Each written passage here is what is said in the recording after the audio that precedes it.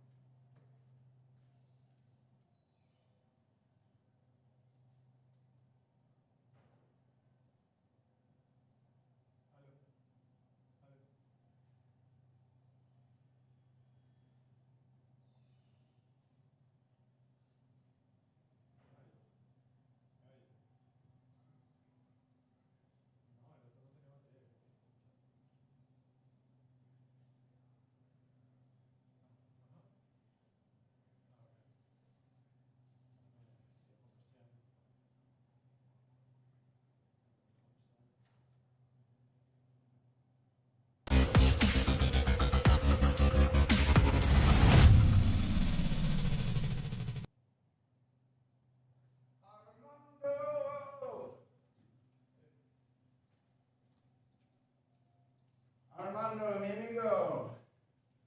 You get me all day, boy. I hope you're ready. Yeah. I got ideas. Yeah. I've been talking to players, getting notes. When do you want to start? I'm already live. We're already live. They're warming up. I'm gonna go to commercial.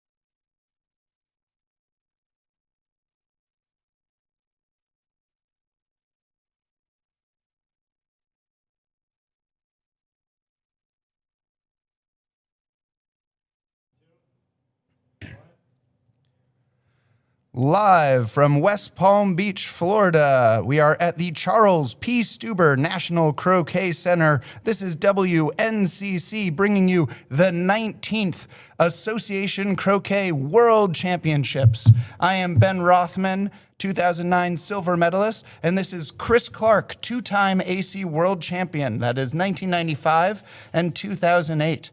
Good morning, Chris. Welcome. Morning, Ben, and we've got two fantastic matches in front of us today. These four players done extremely well. Yesterday we had a fascinating match between Avery and Essex, and that really was high quality stuff. Lots of triple peels. No game went beyond about turn 9, I think. Yeah, I think Matthew thought none of them got to double digits, but that was the only one that went the distance. That went 5 games for a best of 5. And that means Mark has played 10 games over the past 2 days. And whilst he's incredibly fit, it has to take a toll on you. So that is going to be one of the questions. Can Mark produce the level of play he did against Matt? Or is the world number 1, Robbie Fletcher, going to take control and get his place in a final? Yeah, I believe Mark had a peg down from the day before. They were even in game 4 of the quarters, and then they had to finish that starting at 8 a.m. yesterday, so a longer day than any other competitors. So effectively, he played 6 1/3 games yesterday, which is a lot. And I believe he's the oldest competitor left as well, so showing that endurance. Yeah, he's a couple of years older than Reg, but he is very, very fit. He runs marathons, so I don't think it will have a physical toll. He may be mentally drained at the moment. All that concentration really takes it out of you. So I'm fancying the world number 1, Robbie Fletcher, to reach the final. I think it'll be a good match, but I think he'll just have a little bit more than Mark today. The other match we've got is against the 5-time world champion Reg Bamford from South Africa and Logan McCorkindale in his first ever semi-final from New Zealand. And I've fancied Logan in all of his matches so far. I think he's been favourite in all of them. I've tried to explain how much he's improved, winning our top 8 in New Zealand, doing more triple peels than Paddy Chapman, who is obviously an ex-world champion, very, very strong player. Today, I think he's the underdog, and quite a big underdog as well. Reg will be licking his lips at this match. He's gradually just starting to play a little bit better each day, is Reg, and providing he can hit the odd shot here and there, he'll be okay. Logan may outshoot him in the match, but overall, I do fancy Reg to win. Well, it's a close matchup. So Robert Fletcher is world number 1. He's playing Mark Avery, world number 5 currently. And Mark Avery was in the 1989, the very first world championships the WCF held. And he has also been playing well as of late. Very much so. At the McRob, the last McRob down in Australia in 2023, I believe. Was it early? I think 2022. Jamie, wowed audiences with a 15-0 performance in the McRob, but Mark was his doubles partner. They went undefeated in doubles, and Mark lost only 1 single, so he was 14-1, which is another historic record, slightly overshadowed by his doubles partner. So he is world number 5. So even if Robert Fletcher is favored, Mark has been playing exceptionally well these years. And even past them at Robertson Shield, Mark then went on to win the British Open Championship. So I think that was about 2023, and he'd won it in 1987. So that's 36 years apart. With no known victories in between? No victories in the British Open, no. It's a really tough event. Quite the gap, yeah. As you'll know, I mean, you've got a British Open, have you? Yes, 2016, super advanced rules. Far from easy to win. Toss of the coin here in Logan v. Reg. That's going to be our show match, isn't it? All right, excellent. So that will be, that's the other matchup. We have world number 3, Reg Bamford from South Africa, but he plays in Surbiton, England, against Logan McCorkindale, who you spoke glowingly about, world number 4 now, from New Zealand, playing out of United in Christchurch, New Zealand. And there's a big difference in experience in both of these matches, with Mark and Reg being the elder statesmen, playing since the 70s, versus Logan and Robert Fletcher, who have only played this millennia. But yeah, I mean, Robbie Fletcher is a very experienced player. Logan much less so. So I am fancying Reg today. One of the things we should explain to the viewers is we've got a different challenge today. So 8:30 in the morning, and the flags are already fluttering quite vigorously. Normally, it's been a still start, and the winds gradually increased as the day goes on. We're forecast for 35-kilometre-an-hour winds today, Ben. How did you find it out on the lawn when the wind got up? I have a real heavy mallet. It doesn't really bother me. The thing that I noticed was in my second round matchup, it was the clouds provided so much cover. It was a lot cooler than the rest of the week. So it just wasn't bearing down on you in sort of a Camus-esque way. Yeah. You didn't feel the sun driving you mad. And I worried that it was to my opponent, Robert Fulford's advantage, to not be out there sweating as much as the days before. Yeah. And yesterday, with a little bit of wind, it wasn't as much cloud cover, but it's a little cooler, so it's not as bad. And I don't think the wind generally affects the cross breeze too much on the swing. Occasionally, if you had a really fast, dry lawn, you might worry that as that ball is slowing down, it could be affected by a crosswind when it's already moving. Okay. But I don't think it was a major effect. I think that Duffer Tice that Logan's just played, Reg went to the east boundary. Logan laid a Duffer Tice. I think he tried to lay that on the normal east side of the hoop, and it drifted with the wind, I think. And to me, where it's finished is the perfect place for it to finish. I noticed that's where Robert Fulford, your friend and doubles partner, set it against me, where he likes the option to shoot towards corner one when shooting at it. Also, I imagine that hoop being in the way of a rush to one is quite nice. That's my major issue. If Reg shoots at partner, which he always does in this position, he virtually never takes a shot at the Duffer Tice. He'll shoot at partner from A bulk. I often shoot from B bulk in this position.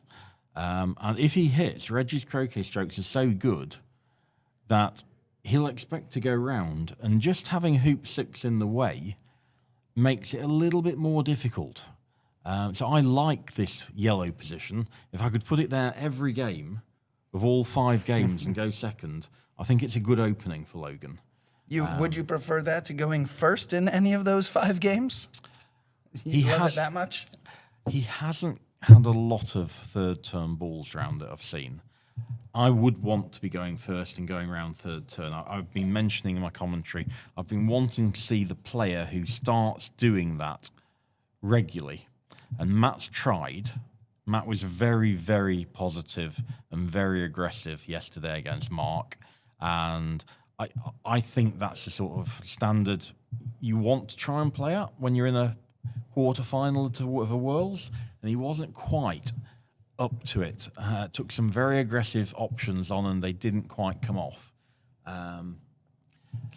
Reg taking his time here. This is all pre-shot routine. Getting his breathing right, visualizing the shot. All right, can we get a little bit of scene setting for the players who are joining us because they heard there's a World Championship abound but don't really know croquet or AC? Maybe they've seen Alice in Wonderland or the movie Heathers or something where it's in popular media. So let's just set some of the basics here. We've got I think 4 balls in the game. 4 balls in the game. I think first of all we need to say about the size of the lawn because people can't really gather that. It's twice the size of a tennis court. So quite a big area of lawn. And we have 4 balls, and they play in sort of teams. So black and blue play against red and yellow. And the idea is to get your balls through the 6 hoops, and then the opposite way around, or the different way around the second circuit. So you make 12 hoops in total with each ball, and then the peg is the last point for each ball. So pegging out is the last stage of the game.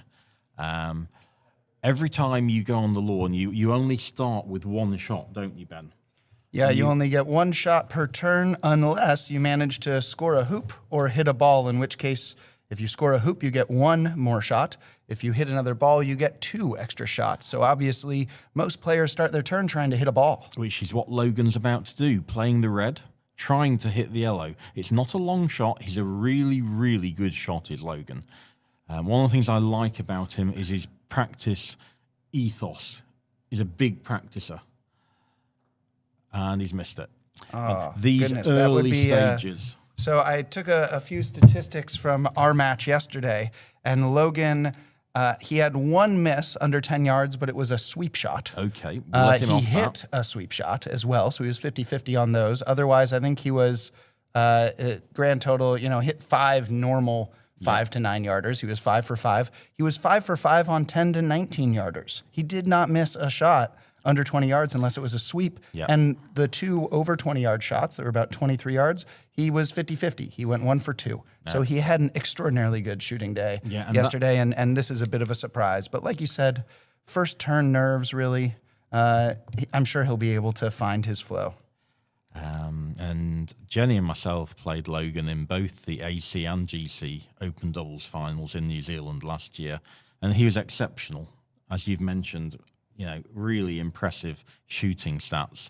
And the thing about this morning, because Logan's never played in this World Semi before, I think he's going to be nervous to start with, and I think this first half hour is crucial. If you can get a quick break under his belt and settle, I think he's got a chance. If Reg starts to just dominate, I think it's going to be such a difficult pullback for Logan to try and get back into the match. Reg seems to have disappeared. I mean, I don't like people not playing straight away. There's no real reason for Reg not being on the lawn. You want a fluent match. It's best of 5. We've already seen that some players haven't been able to finish a best of 5 in a day. Is this a version of the Bob Jackson where you assume that your opponent's going to beat you, so you pack away your mallet? Reg just assumed Logan was going to hit in and run a break, so he went off to the loo? I don't know. I mean, maybe he just forgot something, like he hadn't got any sun cream on, and I better go and do that. But he's down now, and we'll see for the first time here someone make a Croquet and get those 2 bonus shots that we talked about. And Reg playing black and blue, at the start of his turn, he's allowed to play either ball. So doesn't go in a rotation. If he wants to play black, he can play black. If he wants to play blue, he can play blue. Yeah, that is the either ball rule that they introduced in the early 20th century. That's right. And it certainly improved the game. It makes it so hard to play defense because you can't just put one of their balls out to a useful position. They could always play it away. You have to put both their balls to a useful position, and then they will still take one away. Yeah, and that's a really good first rush. That's hitting your ball into another ball. Because Reg has not only got it up to the north boundary, he's got it perfectly on a lovely rush line. So his black's going to be travelling towards the yellow, and he should get a rush to either red or hoop 1. Yeah, with the hoop in the way, I assume he'd want a rush to red to avoid getting too close to that hoop 6. Exactly. Again, some of this jargon, Chris kindly explained the rush shot. These are croquet strokes where we move both balls. There's a wonderful glossary. If you just Google croquet glossary, you can find it on the Oxford site that will explain some of these terms for those of you trying to follow a friend or a family member. And your otherwise introduction to croquet was, say, Alice in Wonderland or Heather's or garden croquet with, 9 wickets and 2 stakes, and you're just not really sure what we're talking about. Feel free to pull up on your phone or computer the croquet glossary to make some sense. Otherwise, we'll try to make sure that it's understandable for everyone. But of course, Chris and I can very much go in on deep dives on nuance of the game. Yeah, so lovely. Yeah, it's the second one. Lovely croquet stroke by Reg there. Full control of the striker's ball, and he's got a really Reg and short Logan. rush. Because I'm doing both. I Pointing can at the swap red. them if you want. He'll be disappointed with the blue. Blue's not in front of hoop 2. No, but But he the primary- he got pretty close to hoop 6 there on a relatively wide split. Yep. So I imagine striker balls almost always the priority, and avoiding hoop 6 was a huge, important part of that shot. So I'm sure he's happy to manage with a 2-yard pioneer on the wrong side of the hoop. The key is making hoop 1, isn't it, Ben? And he's rushed that yellow right on top of the red. and he'll be able to get a very short rush pointing at hoop 1. All right, so yeah, the first hoop of a turn is often the most difficult, and these top players, they're not trying to just make one hoop on their turn. Reg is trying to set this up, maybe adding a little risk with that split, trying to get blue ahead to hoop 2, because he's trying to make a wager to make multiple hoops on this one turn in order to minimize the amount of turns he gives Logan. So on a good day, how many turns do you think it'll take Reg to put this game away? Well, this is the 5th turn of the game, and unless Logan hits his lift shot, I expect Reg to finish it on the 7th turn. But equally, throughout the tournament, we have seen the top players in the world fail to finish on-time triple peels. That's going around 12 hoops with your ball and peeling, getting your partner ball through their last 3 hoops. So there have been errors. As we've moved deeper into the knockout, these top players have started reducing that error count. Yeah, so Reg was 6 of 8 in the block. One of those games against me, he didn't take Croquet, but in his 6 wins, he had 4 triples.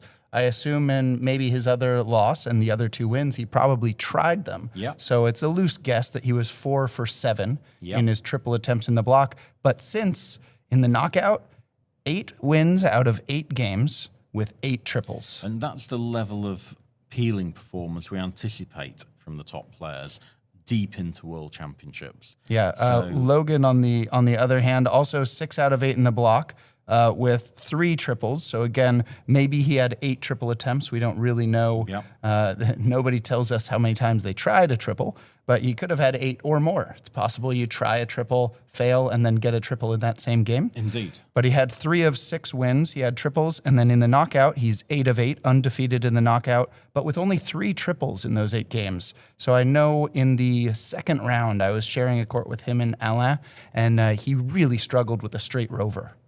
Absolutely. One of the things, we should go back to Reg here, and he's tried to get his black ball behind the yellow so he can hit it up towards us, the commentary section at the clubhouse. But he hasn't got that rush, and it's going to mean he's got to play a little bit of well, that's a very good cut rush he's played there. Yeah, That is so a super shot. Because that blue ball was not properly in front of hoop 2, he really wanted to get a rush north of it. Towards the north boundary behind hoop 2 and 3. That way he'd be approaching the blue ball from the north, able to rush it south of the hoop. And so, yeah, that cut rush should really help him. This is a little bit tricky, though. Do you think he's going to try to do some odd pass roll or just take off? He'll take off here. He'll say that yellow's good enough. It's near enough hoop 3. I'm just going to make hoop 2, get control of it. And we're talking about the Invictus balls. I think they've been really high quality balls. We had a wonderful thank you this morning to the grounds crew, and part of the comment there from referee David Malouf was the ability to set these hoops so tight, where our manager was telling us they were hoping to get to a 64th of an inch clearance. Part of that is because the balls are so regular in their shape that you can get to such a tight tolerance on the hoops without worrying about that the odd ball is a bit egg-shaped and gets stuck. Yeah. So these Invictus balls have been really consistent on distances and really good in just their overall quality of size and shape so that they are reliable. Yeah, they are the roundest balls I've ever played with. And as tournament referee, I've been going around the lawns testing the hoops each day. And the accuracy of the hoop setting has been fantastic. When you try and get down to a 64th of an inch, that's basically a sheet of paper. And normally you'd anticipate, if that's the attempted hoop width, you'd have 3 or 4 lawns which needed a hoop resetting because it wedges. We haven't had that. The ground crew have done a fantastic job. If anything, I think Logan and I experienced yesterday, after a couple of hoops run to the boundary, like we might see here at hoop 2, you see a lot of vibration as the ball hits the hoop, even if it makes the hoop well from straight on. And that just tends with a sand-based court to allow the hoop to change a little bit of that width. Yeah. So I would not be surprised if we checked that hoop before Red shot it. It might be right up there, 32nd or 64th. And after he hits it, what is the default width of these tournament set quadway hoops? 32nd of an Okay, inch. so it might have gone from a 64th to that Towards that natural setting yeah. at 32nd. So we had the hoops reset after game one because they got a little bit wide. Sadly, they were a bit wider than the 32nd for sure. And so I think they reset 4 or 5 out of the 6 hoops. They did. Yeah. So again, I'd like to thank our hoop setters, which are most of that muscle work done by Adam Peck, who is out there sporting, the biceps of somebody who has set 12 lawns a day for years, even though he's actually just relatively new at this. And Michael Albert out there with a drafting square to get everything plumb and true and square. And Tom Cooper's also been helping with those hoop settings, and David Malouf. But I'd like to give a huge shout out here. We got introduced to our grounds crew. We have 5 wonderful gentlemen who have been out as late as midnight and up as early as 4 a.m. to mow the lawn. So thank you very much to Omero Garcia, Omero Garcia and his crew, Leandro Linara, Alfonso Lopez, Alfonso Garcia, Efron Guillermo. The 5 of them have done a wonderful job with these courts over the years, but specifically for this tournament early in the season to get them to this quality. Yeah, I thought we've had 2 World Championships here before in 09 and 16, and I thought the lawns on day 1 were clearly better than they were for either of those tournaments. They were immediately what I would call day 5, day 6 lawns. They'd got some pace about them, still fairly uniform pace. And I think, which I find fair. I don't love when your some areas are 14 seconds and some areas are 11. And I like that differential because it creates that extra challenge for players. But equally, from a World Championship point of view, what we want to do over a decade is test all the players in different elements. So sometimes we want quite easy playing conditions that favour the peelers, and sometimes we want very challenging conditions that challenge the tight break players and also the tactical players, where there's more opportunity to play defensively as well.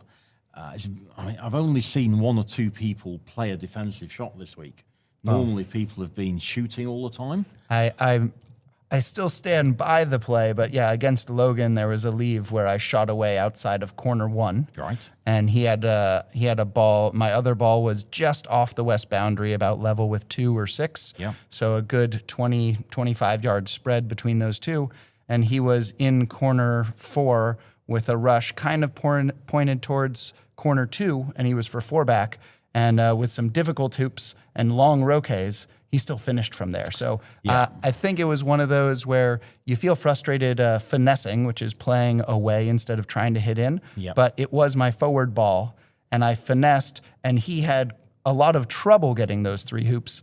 But in the end, he did get them and peg out. So it's one of those you stand by, you're kind of dead right, where you were right to do it, and they had troubles, but they hit all the 7-yard return roquets. I think he might have had a 15-yard return roquet in that scenario, but he hit all the shots. He made a tough angled hoop, and it was all of the opportunities to fail, but Logan just put on such a dominant performance that he finished that turn anyway. Yeah, no, you're a very, very strong player. Well, you just keep you updated always on the semi-final on the other lawn, and Robbie Fletcher's got the first break. And he's a lot further progressed than Reg. One of the things I've noticed about Robbie this tournament is compared to, let's say, a decade ago, he's playing a lot faster. All right. Do you happen to know who started or what colors they are? Yes, so Robbie is playing red and yellow. And I didn't notice the opening. Sorry, I was focused on this game. But, red and yellow for Robbie. And Mark, black and blue. And Robbie's already up to hoop 8 on his first break. Let me So go ahead and fix the scoreboard now that I have that information. And which ball is Robbie running, and what hoop is he for? Yellow for hoop 8. All right, the scoreboard is up and running for the other game for when we switch over there.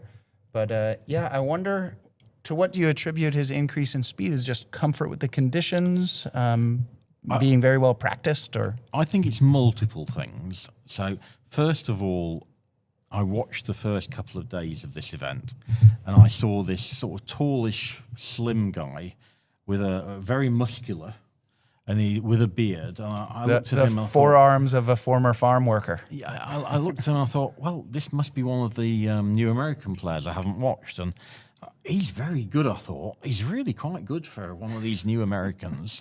And eventually I worked out that it's Robbie who's probably lost 2 or 3 stone, put on a stone of muscle, and grown a beard. So he's completely different. For those of us who like, any measuring, system other than the metric system, can you help us with stone? How many Big Macs is a stone? 6 kg in a stone, about. Okay, so 14 pounds. Yeah, all that right. sort of thing. Yeah, he's. I think part of that has come down to his, around 20 years old, diagnosed with diabetes, and so part of the way to get a hold of that is he's been really regimented with his diet and exercise routine because that's improved his health vastly. Correct. So he's actually, much fitter than he used to be. But I also believe he will have taken note of perhaps the odd critical comment from people like me who say, I don't like slow players. Reg is a bit slow, Robbie's a bit slow for me. And now he's playing at a good pace. I think it's much more attractive to watch. I think he's doing very nicely, looks in full control still. And equally, when he's got a particularly difficult shot to play, he will still take the time and effort just to focus on that. But for these routine little roquets here and there, he's much faster. Yeah. Anything under 4 yards, quick and gentle and under control. Yeah. We're going to hope that Armando and Marco can possibly help us. If Rob Fletcher's going to set his leave first, we might get a look at that and hopefully watch Mark Avery's hit-in attempt, and then we'll be able to check back in with Reg. So we're going to keep an eye on that out the window as Reg makes a nice controlled hoop 5. So, we've moved over to Robbie's lawn, and you can see this is a really good leave. Both blue So and the stay on black this for a minute, but switch scoreboards. are about 4 inches away from the hoops, and they're both pretty much perfect. Can you go to the far lawn for like the next 2 minutes? And if possible, switch the scoreboards. So we're back onto Robbie again. My only thing I'd like better is I would like blue almost on the wire of hoop 2. But otherwise, this is about the maximum distance leave you can make. There is no shot on the lawn that's shorter than about 18.5 yards. So he's maximised the distance of Mark's shot. Lovely fluent break. He's managed to get all his hoops made up to hoop 10. So that's the first 9 hoops. Right. So Well, Reg is on hoop 6. Yeah, if you get that hoop 2 ball right up on the wire, that's kind of the Malm standard position. Yeah. That way you can hit that ball from a couple of yards and it won't ever be a bad ball at hoop 2. You can hit it with some pace and it should stick around. Yeah. Alternatively, does it help that it's unrushable to 1 for the opponents hitting in? It does, because if the natural defensive shot is lifting black and going to corner 3 area and shooting through red and yellow down to corner 4.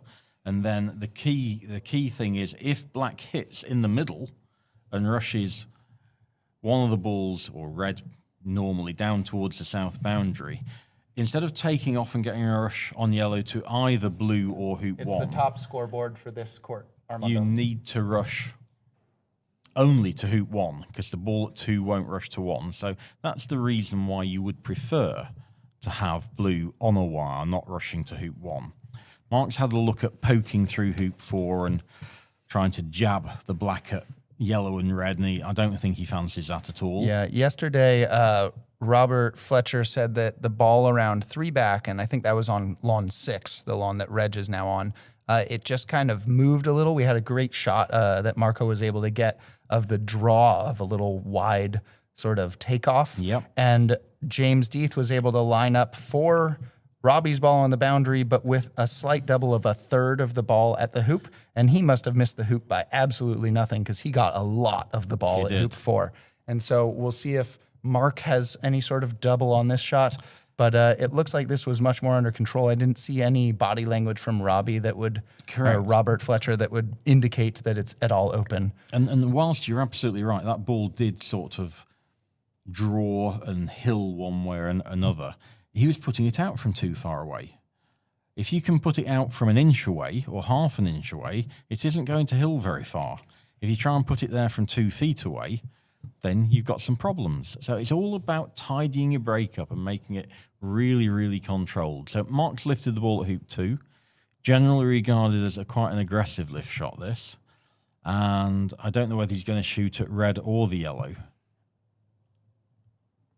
And it hit the red. So he's done that very nicely, and there are various options as to how he can pick the break up here. So he's hit like probably a 16, 17-yarder, or be was that up near max distance? It's near max distance. That's a good 17, 18-yarder. 18-yarder for Mark, so that's a good hit to make sure that he gets some play in this first game. You don't want to go down a game and not have taken croquet or try to rush even. Yeah. So this will allow him to be a bit interactive, and we'll see if Armando can get us over to the featured court now, back to see where Reg is in his first break. All right, thank you so much for the coverage, Armando. We're going to check back in to let you know how Mark does, if he just runs his 9 or does any pops, maybe tries a TPO. Anything goes with these players that are tripling well. They have a lot of options once they get the balls. A lot of options, and I think there's been just a tiny bit too much of not trying to do more with the break. I used to just take this break to 4-back most of the time, but there are just certain match positions where I think you need to change up a wee bit. So James yesterday was 2-0 down. I did mention that in the commentary, maybe going for a TPO just to sit his opponent for an extra 30 minutes. Exactly. I would have TPO'd then. I hardly did any TPOs in the last 10 years of playing, but when I played Robert Fulford in the Worlds in 2008, I was 2-0 down and breakdown, and I just feathered my lift shot. I hit it by the smallest amount possible. As Robert Fletcher had a nibble at James Deeth's ball. Yeah. Just it wiggles and maybe moves an inch, maybe just moves and settles back in the same spot. But you didn't exactly center ball, but you just got in. Just about feathered it. And I felt playing against Robert in the semi-final of the Worlds, 2-0 down, breakdown. I needed to do something different, just to take the rhythm of the match away. So I TPO'd there, which I very rarely do. So part of it was not just a game-winning tactic, but a match tactic to get them sitting down and to get you some actual peeling practice. And particularly at United, the lawns change pace constantly during the day. They're getting faster and faster and faster. And I was 2-0 down by, well, probably 11 o'clock. But by the time I'd won the TPO'd game, the lawns were absolutely brutally quick. So much more difficult to come back on the lawn, get your pace right. And it's just taking the match a little bit more under your own control for a while. So Reg now through the first 8 hoops. He'll make 1 more this turn. Already got yellow as the pioneer. He's got red up by the peg, and I expect him to make a diagonal spread. There's very little variation in what Reg does. He's a diagonal spread man. Meanwhile, Mark's got in front of hoop 1, and he's got about a 2.5 foot straight hoop. He does sometimes poke his hoop 1 shot into a wire. This time he's run it cleanly, and he's got a 4 or 5 yard return roquet. So Reg puts partner up towards the peg, and he'll rush red closer to the peg and then go back to the yellow ball at 3-back.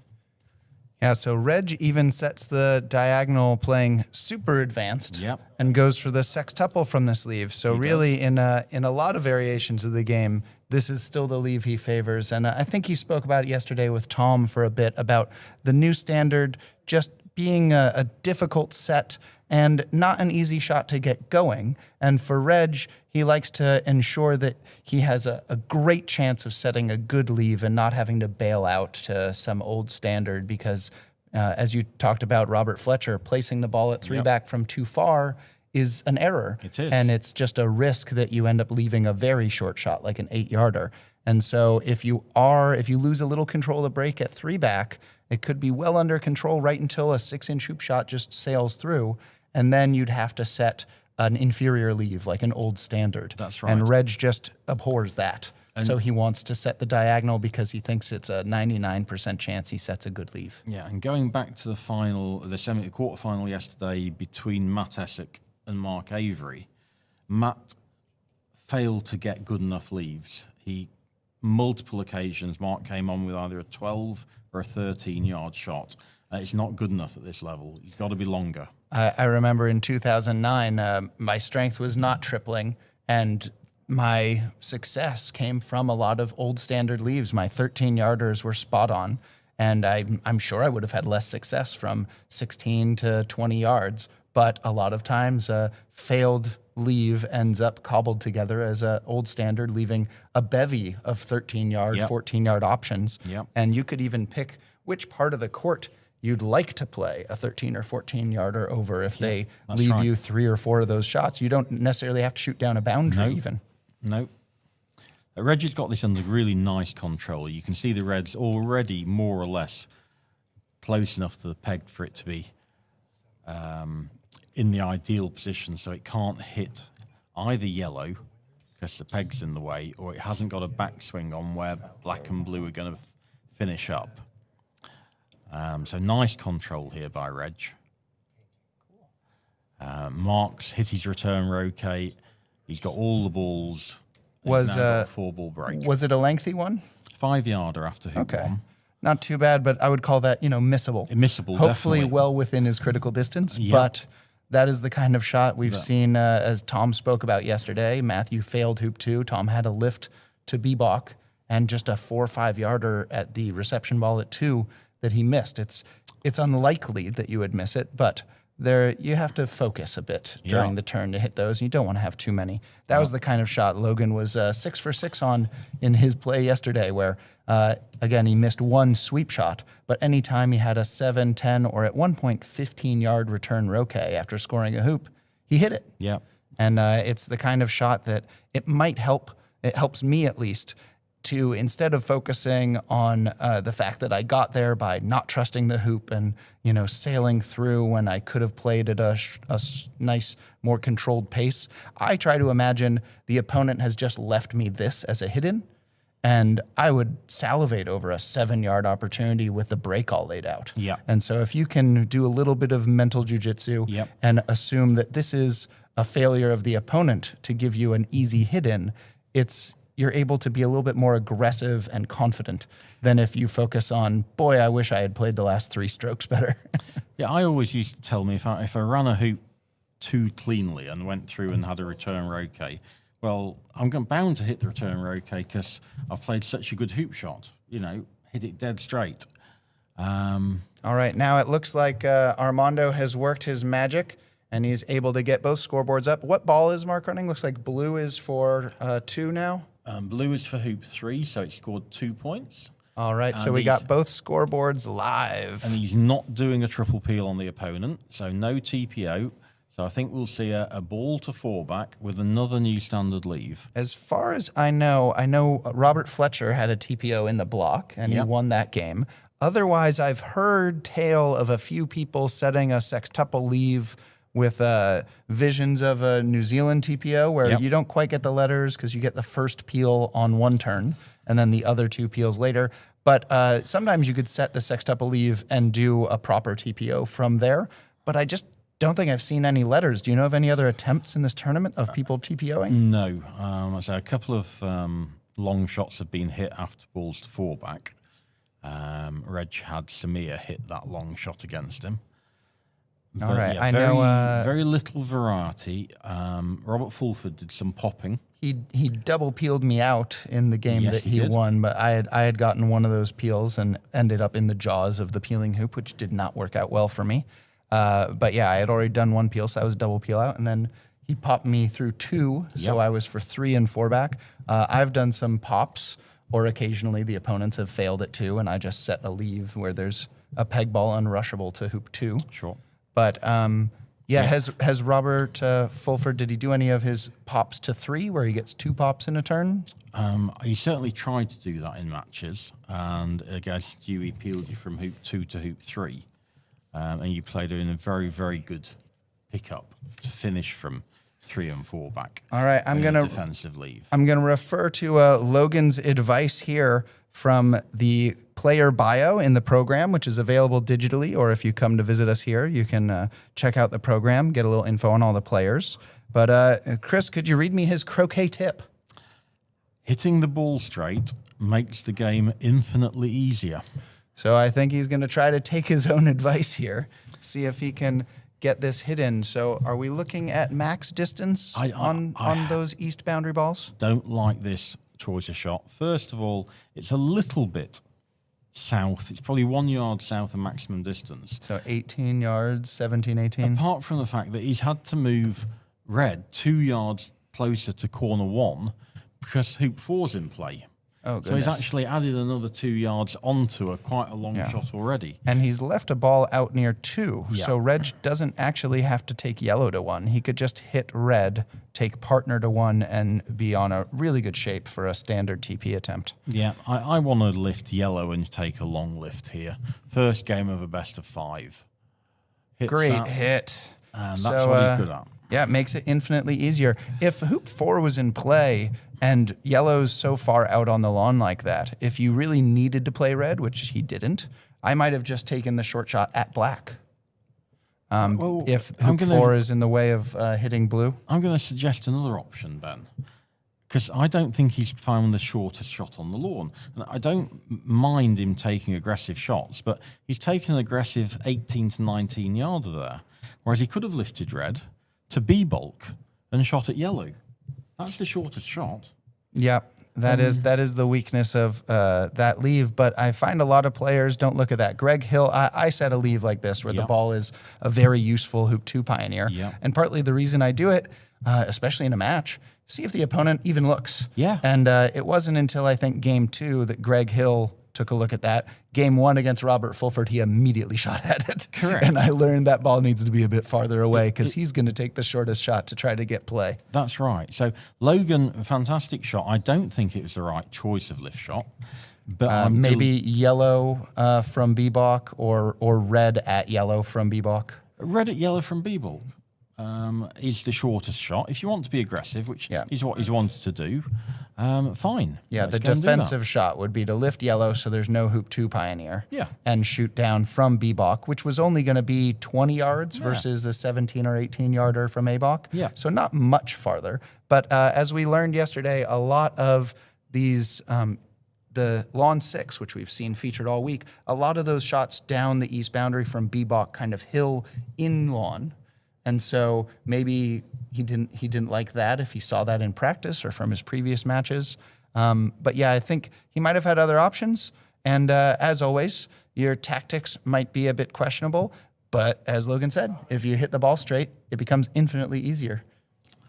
So, how often has Logan played on this lawn? Did he trust his knowledge of the court's curve? I don't think he's played a lot of games on here. The manager's always trying to allocate the lawns to make them a fair distribution. I think he's done a good job of that. Yeah, certainly not in the last, not yesterday, not the day before. If he has, it might have not been since block play. Yeah, I do think this long shot does hill about a third of a ball left to right, but that's pretty flat, really, isn't it? Yeah, a third of a ball over that relatively, for distance. sure. It's one of the bigger breaks on these lawns, which again, credit to Omero and his crew for getting these lawns to be playing nice and flat. And as you said, a consistent pace, which is wonderful, high quality work by them. And Zach Watson, who's been the pro here for the last 3 years, ensuring that they don't have any bad spots on the lawn, because he would know, as he's a very top tournament player. He got to number 4 in the world this week for a hot minute there. And was a big favourite for some people before losing that thriller to Stephen Forster. You and me both. So we should say a fantastic rush to hoop 1 by Logan, and that should just make him a little bit more comfortable. Every shot he plays this turn, he's going to start relaxing into the match. Yeah, these top players, you can see the ball is not on the greatest position at hoop 2, but it's within a yard of hoop 2. And so the hoop 2 play will be so much easier than this hoop 1 play. The rush from a long distance to a hoop should be the hardest play of the turn. And once he's scored hoop 1, this should be very easy and to form. And we did get a question in the commentary of, will Logan TPO? And I don't think he has a history of TPOs. He doesn't have a lot of experience. Again, these experienced players, Reg and Mark, will have been on both sides of many, many, many TPO turns and peel out turns. They know the 2-on-1 game. They play untimed. These younger players, Robert and Logan, despite their having played for a couple of decades, I don't know that they have that experience or that interest in getting into one of those 2-on-1 games. Yeah, I played Logan in the open doubles final in the New Zealand.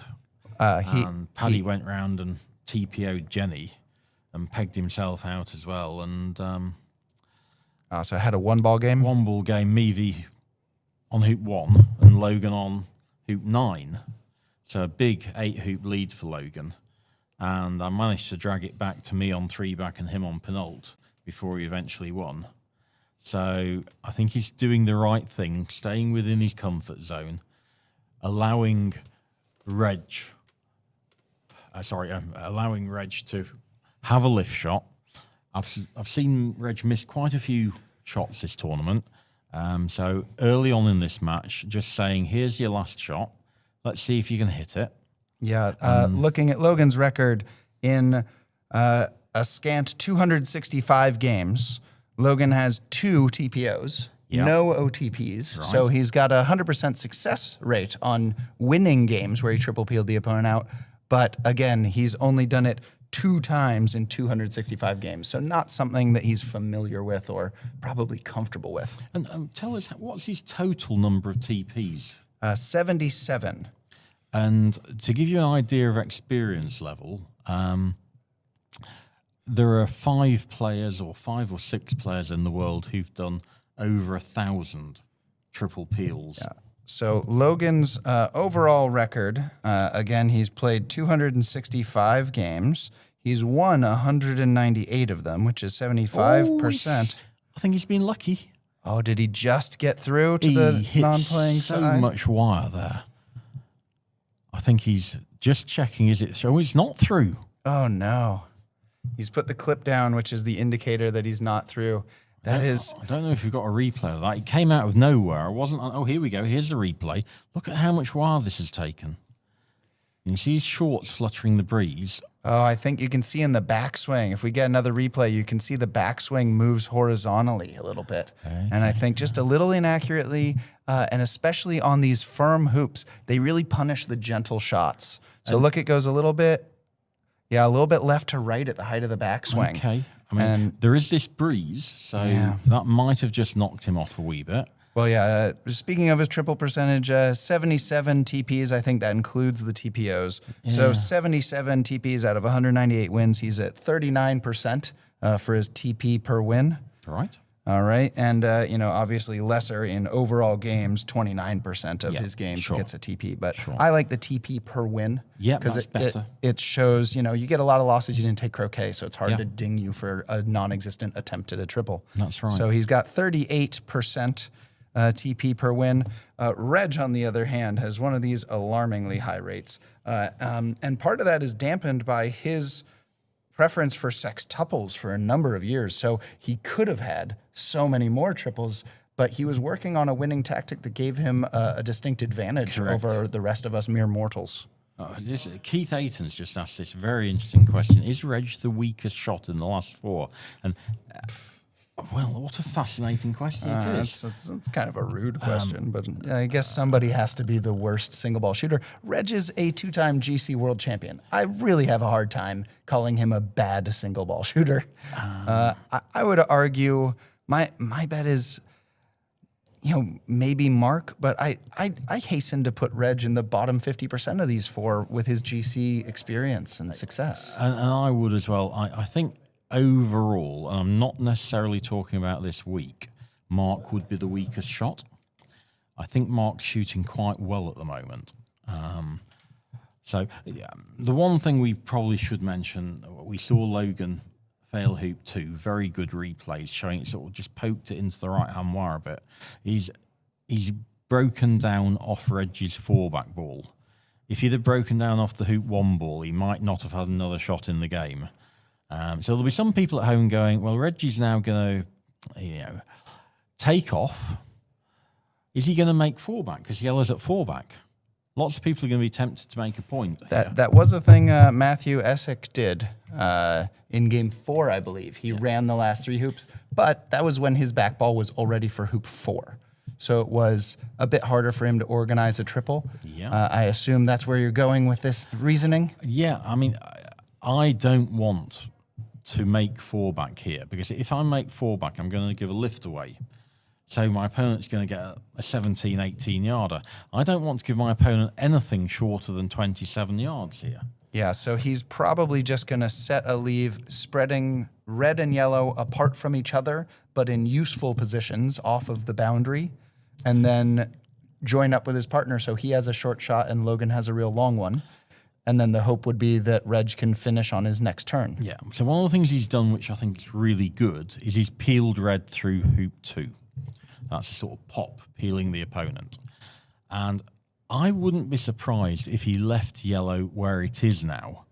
Because whilst it's a bit of a short shot for red, if he goes and lays up tight in corner 1, if red hits yellow, it's quite a tricky turn to pick up a break.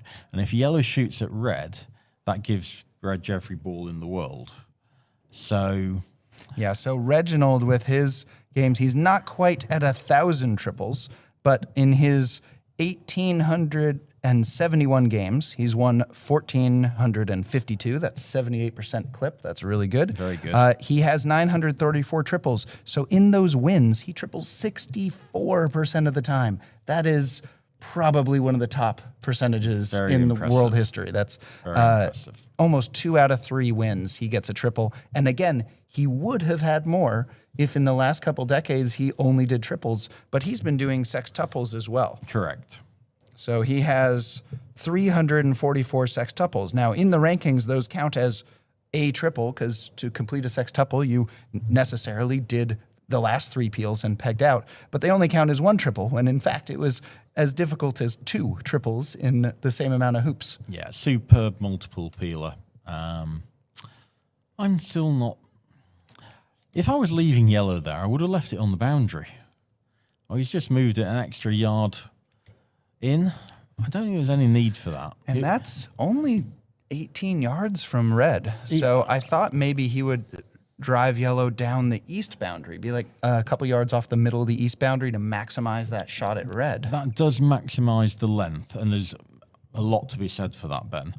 I just thought if he left it on the boundary, red might shoot at yellow, and then it's a really difficult pickup having hit that.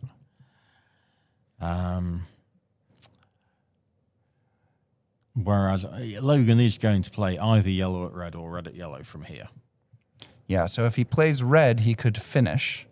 The idea would be to try to get the triple peel going, even though he's all ready for hoop 3 now. And so I assume it would be delayed. It would be quite odd for him to be able to hit in and immediately get a back peel before really building the break. Not impossible, but just quite odd.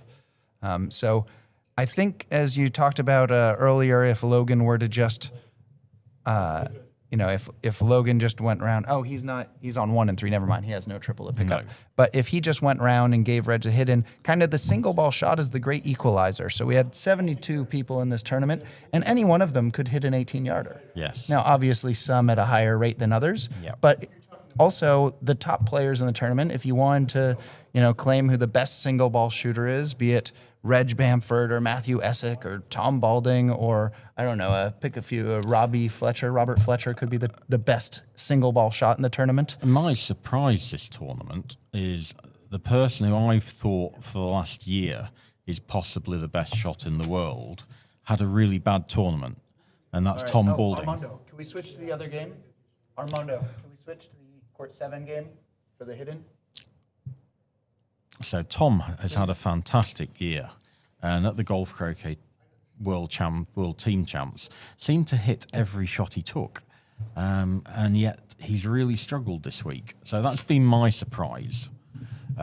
Tom's imperfect performance. But even Tom hitting at a high clip, again, the single ball shot's the great equalizer. So while any of these 72 players can, and I would assume almost all of them after 10 to 15 games hit a shot that was 18 to 20 yards, even if you take the best shooter, that is probably under a 50% shot.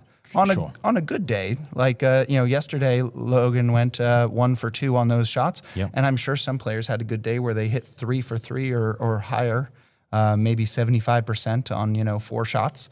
But it's a great equalizer because it's not only missable, it is probably on the long run under 50%. Absolutely. And so even if Reg is the best single ball shooter left, leaving him one shot that if he misses, it's an under 50% shot. If he misses, you have a good chance of finishing, is a great tactic. You don't have to do the TPO. So 2 big shots about to happen. Red at yellow by Logan, and he's hit again. You can see Reg, a slight sneer there, but trying to treat victory and tragedy just the same, or however that Kipling quote goes. Robbie Fletcher has taken his lift shot. He's hit it really hard, Ben. Absolutely monstered that. And he's flicked the black ball very, very fine, and he still moved it 4 yards north. Wow. So that ball was travelling. He gave that some stick. And let's see, which game? Well, yeah, we'll stay on this one. Yeah, so we're still working out getting all the coverages we need. So Logan had a great hit in. That was 17, 18 yards? Yep.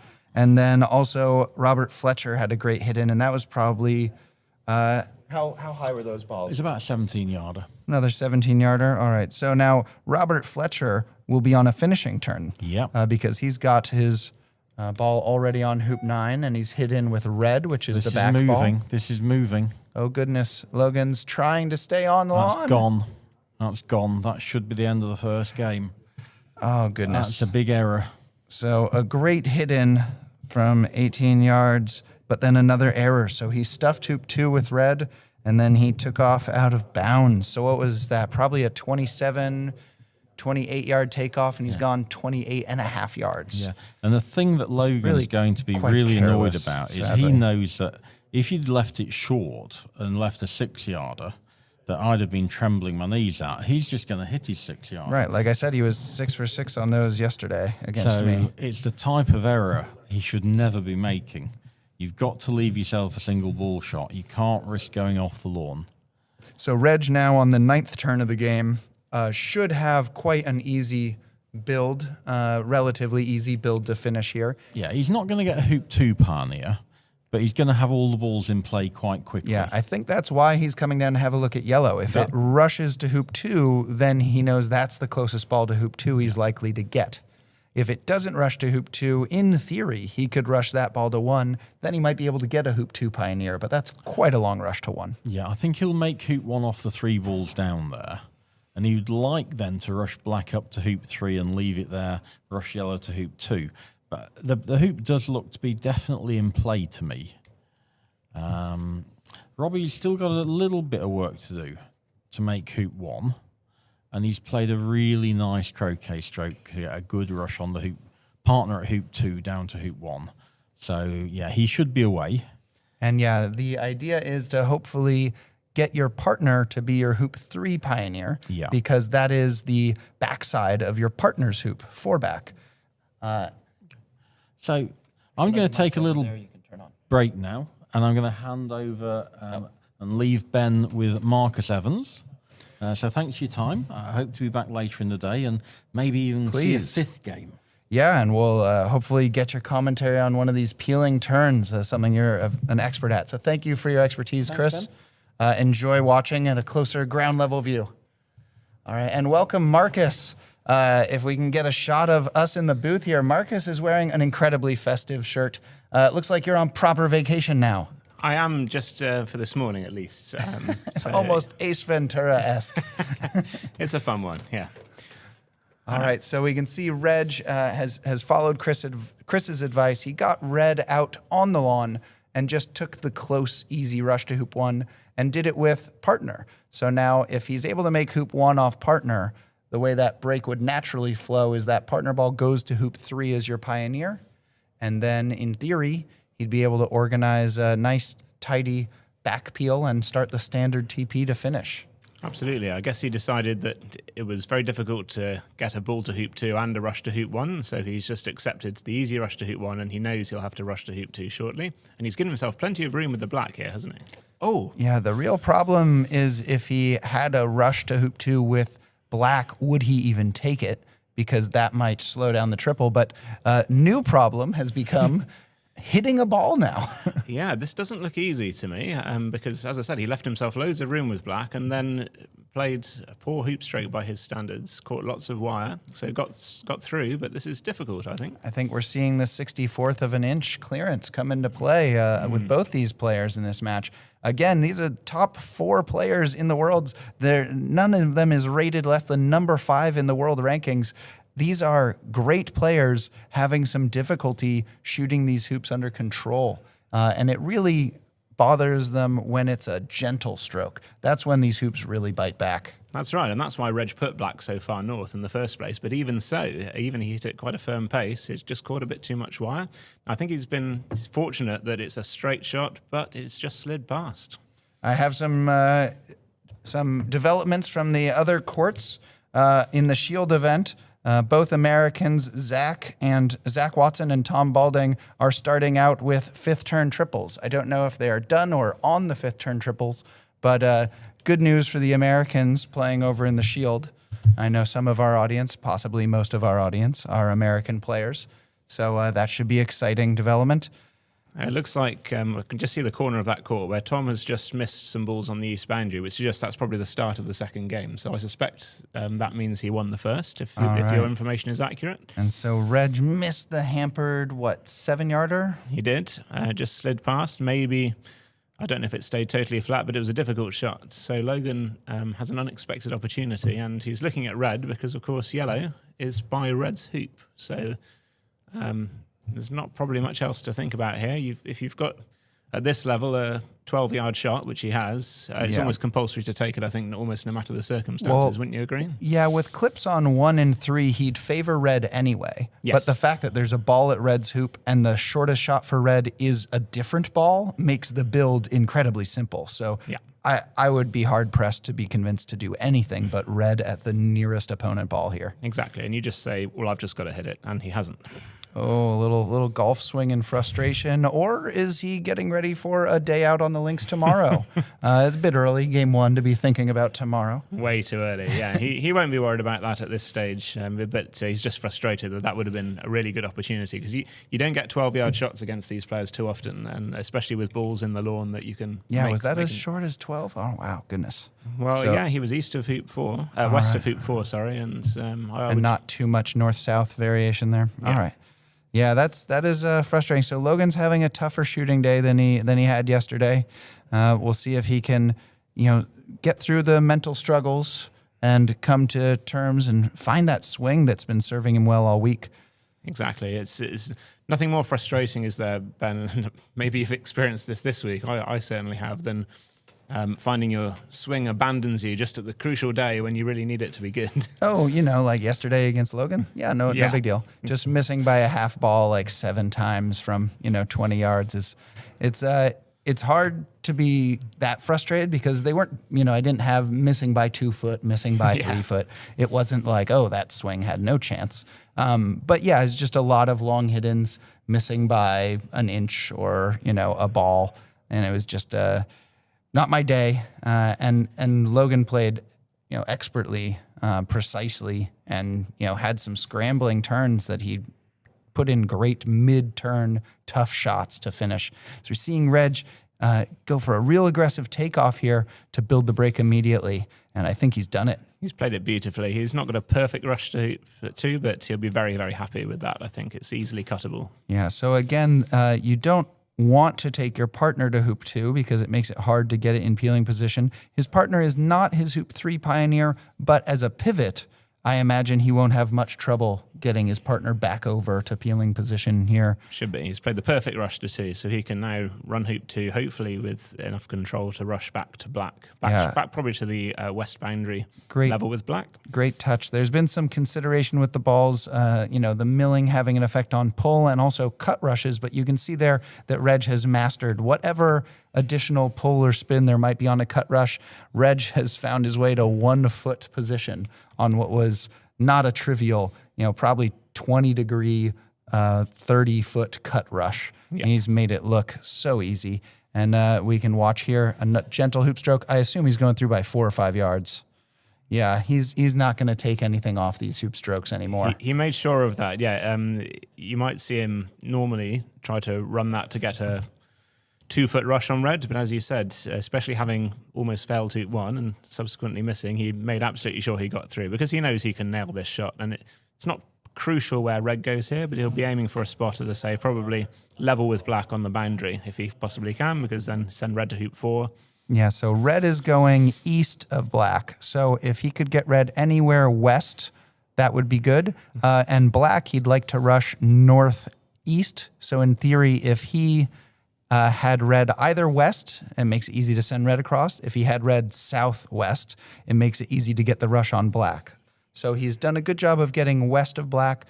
He'll split around it a little bit so that he gets on the southwest side here.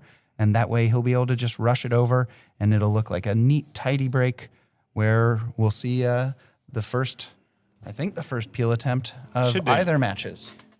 Robbie is actually currently attempting the back peel after hoop 3. I keep saying Robbie out of habit. Rob is attempting the back peel after hoop 3, so he's just 1 or 2 steps ahead of Reg. And what will be a nice tandem of turns. If we can get some wide angle, we might be able to see them kind of hitting the same shots at the same time. We might, yeah. Although Chris did say Robert has increased his pace of play, so it's possible that he's a bit faster than Reg, and we might see a big differential here with like a 5 or 10 minute difference in peg outs. They're both known for being quite steady in pace, aren't they? Unlike perhaps Mark or other faster players. But I was just going to say that Reg here has got yellow in a very good position because wherever he rushed black to, he was probably going to be able to put it to a peeling position while getting a rush on yellow. And it's not ideal where it's turned out. He's going to have to play a good pass roll. And in fact, he's putting black very deep here because, as we all know, if you're trying to approach a hoop to within close from the side, if you're a little bit off your pace, then it will be impossible. Whereas if you go further back, it gives him more options, and he's played that quite nicely. We all know that, huh? That is, you have just a great faith in our audience that we all know these things, Marcus. You're quite an expert here. You got to maybe give our audience a bit more instruction on Sure. what you mean, but just some room for the shot to play out without having to hit a great stop shot ratio, something like that. Well, what I'm talking about is much easier to demonstrate visually, which is tricky in this position. But sometimes some coaches call it the fan of success. If you imagine 2 diagonal lines fanning out from the 2 hoop legs, and that's almost a triangle shape, and the point of the triangle near the hoop is a very small margin for error if you're trying to land a ball there, and the fan gets wider and wider the further away you go. So that's what Reg was doing there. He was aiming for a wider part of the triangle with black, rather than trying to aim to get it as close as he would have done if he was more in control. And it's worked out just nicely for him. He'll be aiming to run this hoop to just past the black and then rush it closer to the hoop if he can. So let's see how well he does with controlling this shot, because this is the real crucial one to get things set up. Well, the thing that bothered him was trying to go through gently. And so he's put black deep enough that he can go through. He wants to go through past black, so he doesn't have to baby the hoop. If black were at 1.5 feet, a little off center, he'd really want to make the hoop by less than a yard. Yes. And by putting black deep, he gave himself the freedom to take a bigger swing, which hopefully allows the hoop to have less of a chance of really biting him. And now he's rushed black back, which is good control. I would not be shocked. Again, we've had a lot of reports of the pull on these balls being a bit more than people are used to with maybe the older, worn-out, smoothed Dawsons or other balls that people play with. And so I would not be shocked to see Reg hit a nice straight drive shot here. Yeah. He's got yellow well positioned for it. Yellow is absolutely perfect for it. So what you do there is you accept the fact you'll leave yourself with a cut rush on yellow instead of a straight rush, but we've already seen he's expert at cut rushes, and he's done exactly as you said, Ben, although still didn't get the peel. It might be good enough to rush peel it later. That's what he's looking at now. But he has got the rush on yellow, so it's not a disaster. Yeah, it's maybe just encroaching into the jaws, but only slightly. I think it's rush peelable as long as it's not right up against one of those stanchions. And even then, possibly from some angles, still rush peelable. Yeah. But he's got to be a bit disappointed because giving up a nice straight rush on yellow so that you can have a nice straight drive shot there, you really hope that that ball at least gets halfway, half 50-50, so it's in the jaws, an easy rush peel.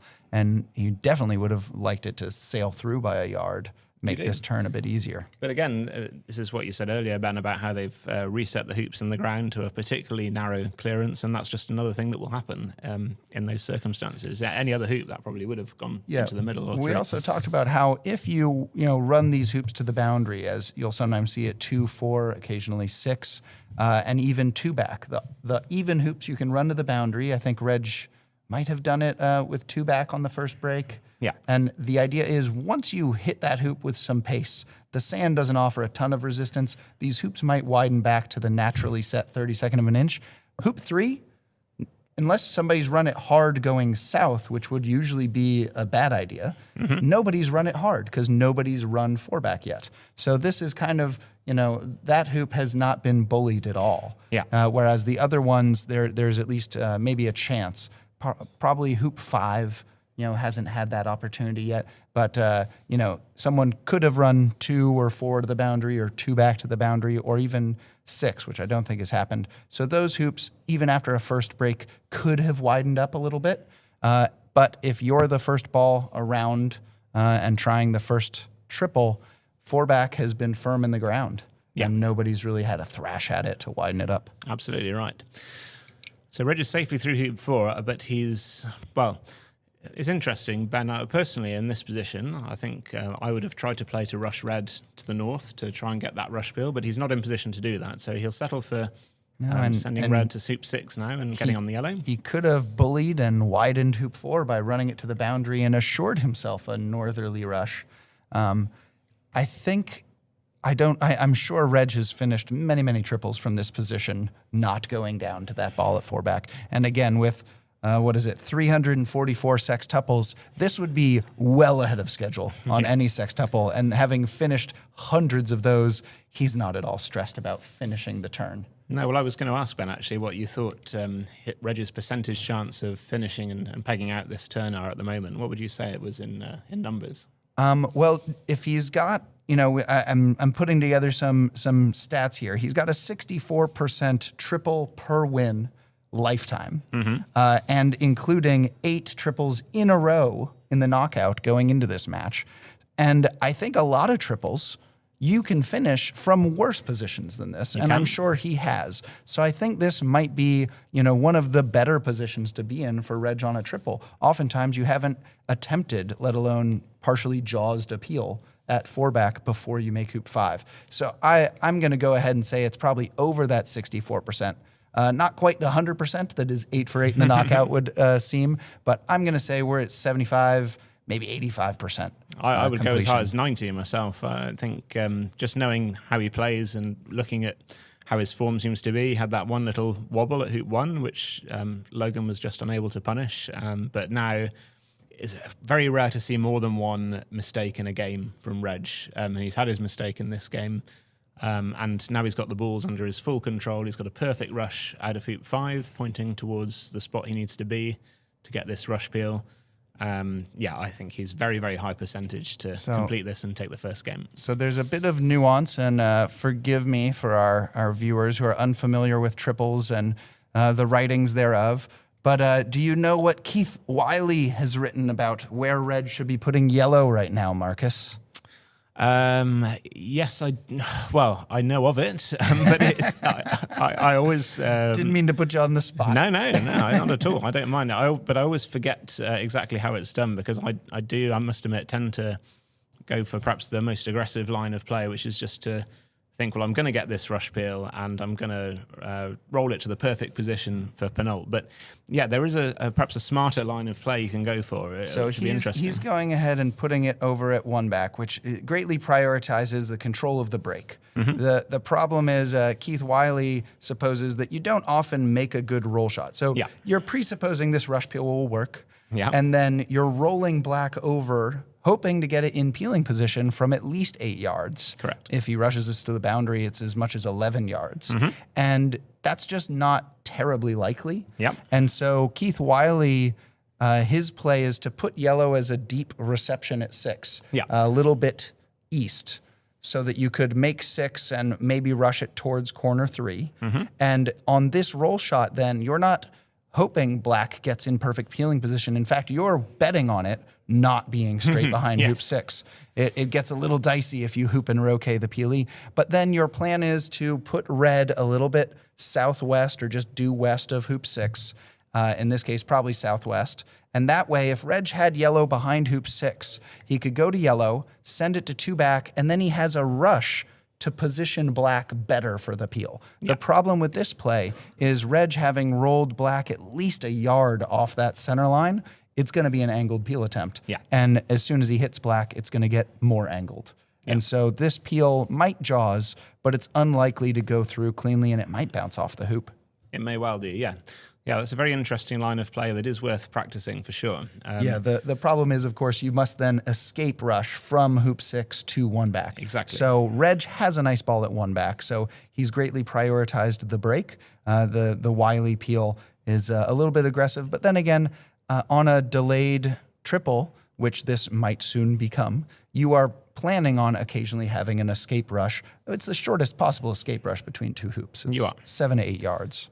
And I wouldn't question Wiley by any means, but it's worth remembering that he wrote about that in the can't, he's days. dead. Indeed.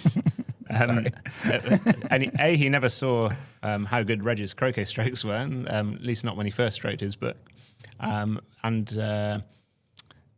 B, he played in a time when sextuples were almost unthinkable. There had been 1 or 2 completed at that stage, but including by himself, but they weren't thought to be a winning tactic for anybody. They were just a bit of fun. I think in the book he even wrote, I'm not going to tell you how to do a sextuple. If you are willing to take them on, you can sort it out yourself.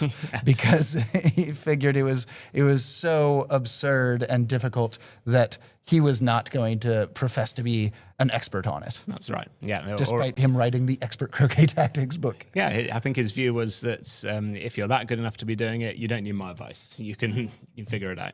Anyway, interestingly, Reg here has put red in an unusual escape ball position. Normally when you're doing the penult peel after hoop 6, you have red quite well south of the hoop, so you can do a firm peel. But Reg, because as you said, Ben, he didn't have black in a good position, he decided to again play a straight peel attempt.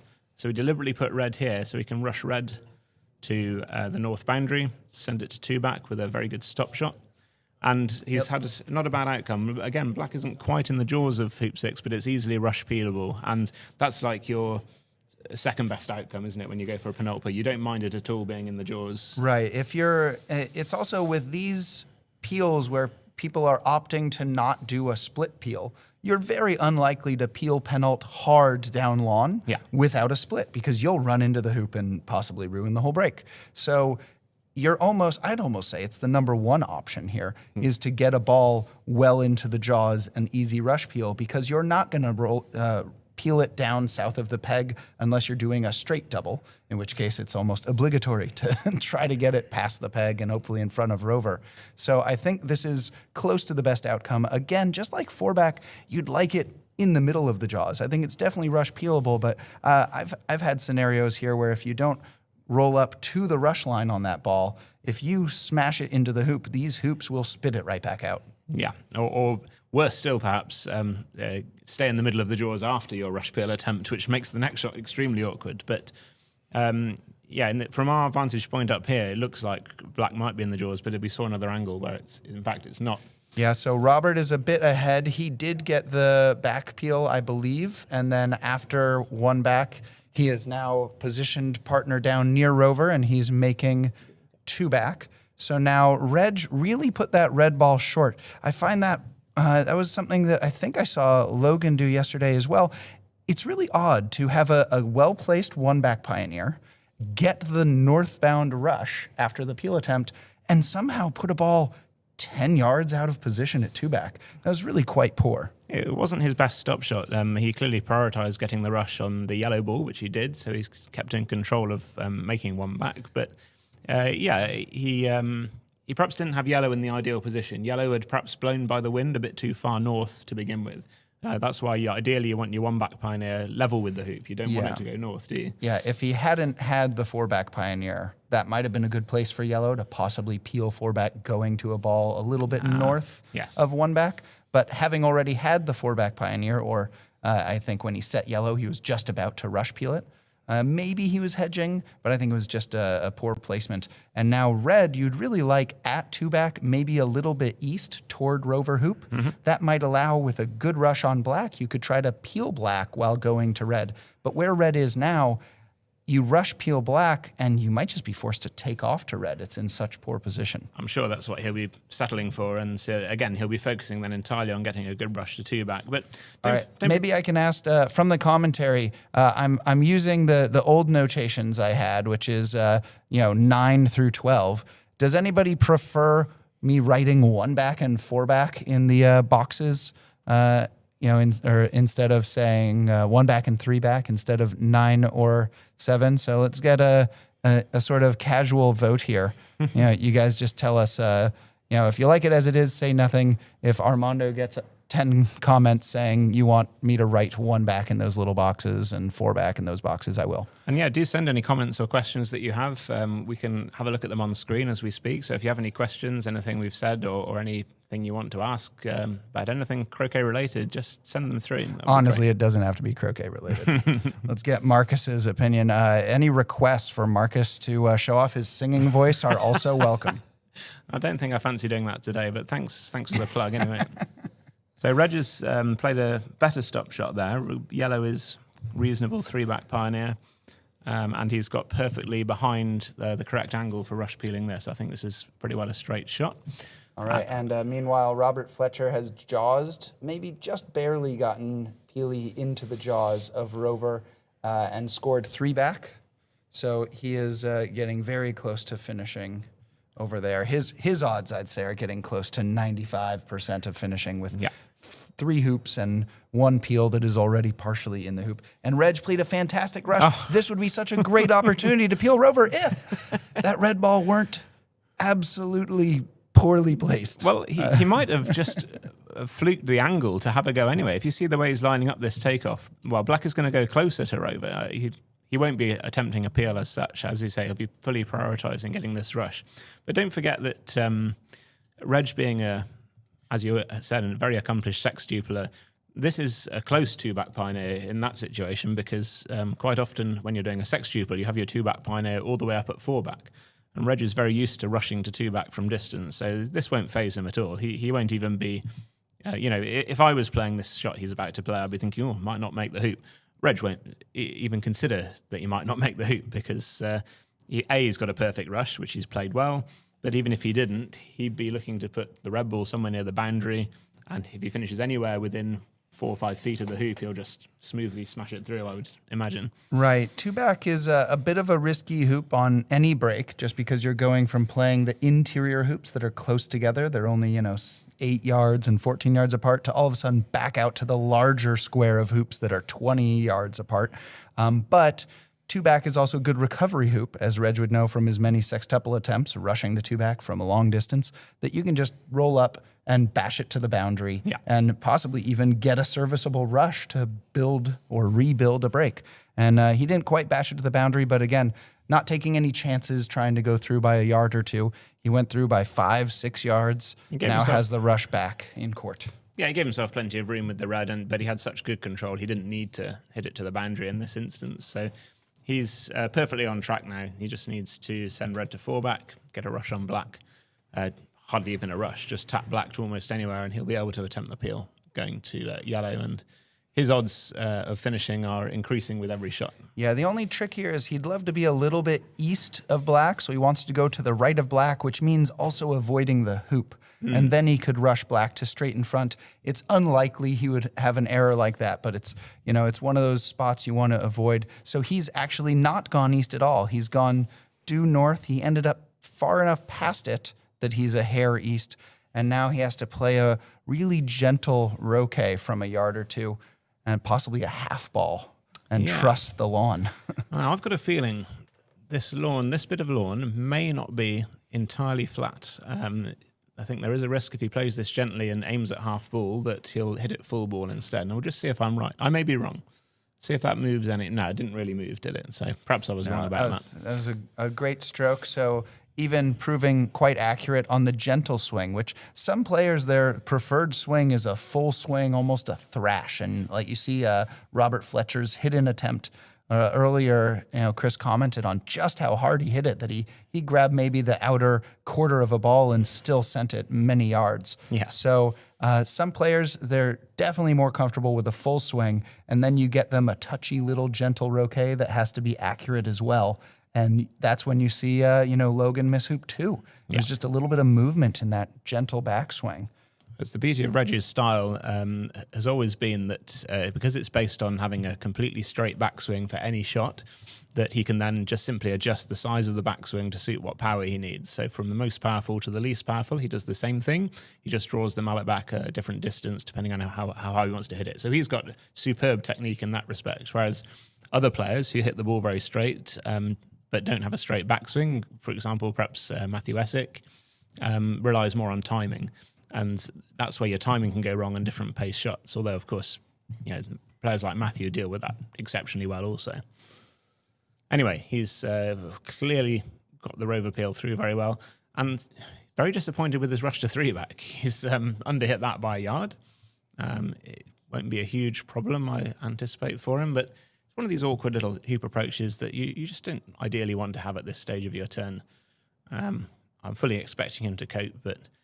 I know, I don't know if you have this in American sports, but in cricket, they have this win percentage for, sort of a bar that goes up or down depending on which team is more likely to win the game. Oh, certainly when I follow sports on the ESPN app, basketball or football, you can see, they have a graph going over the course of the game. You can see that, who's favored at what point. So if we had that for this game, it would have slightly dipped for Reg at that point of that shot, but now he's safely through and it'll be rising back. Right, down to 75 or something, nothing major. When Logan was in play, then you see it maybe get closer to 50-50, but Reg was still up a break at that point. Yeah, exactly. Robert is now finished the peels. He is for peg and peg. But he's rushing to the peg from Byrover now, and he's rushed to within 4 feet, so... So I'm going to change a little bit on these scoreboards here. It's a bit easier for us to talk about. We say the balls are at 1 and 4 back usually when the clips are for 1 and 4 back. So I know we've been using some of the numbers of 0 and 9 to show the hoops made, but I've gotten some feedback from the commentary, and I happen to agree with it. It's a lot easier to say, Logan is for 1 and 3 with his balls, and the hoop 1 ball is yellow. So I've now changed it to clips. And you can see that, Reg having made 3 back, now his clip will be 4 back. That's what the 4B means. Mm-hmm. And his other ball started at 4 back and is now 2 hoops farther along, 3 hoops farther along now. It is, yeah. He got that Rover peel. So that's how we're going to do this notation. Again, feel free to ask questions in the chat and we'll happily clarify. But Robert has now taken game 1. It's... plus 17 TP, a pretty standard score. It is. He hit his, they both hit lift shots, didn't they? Mark hit the lift shot, but then Robert hit the lift shot back. So. Do you happen to know what turn Robert got his first break? Because I kind of missed the opening with the window shade in the way. Yes, I do. It was a Duffer ice opening that Robert missed on the 4th turn, but Mark then attempted to get a rush and fell off the lawn on the 5th turn, which gave Robert the chance to go round on the 6th turn. So it was 6th turn he went round. So that was an 8th turn triple. It was.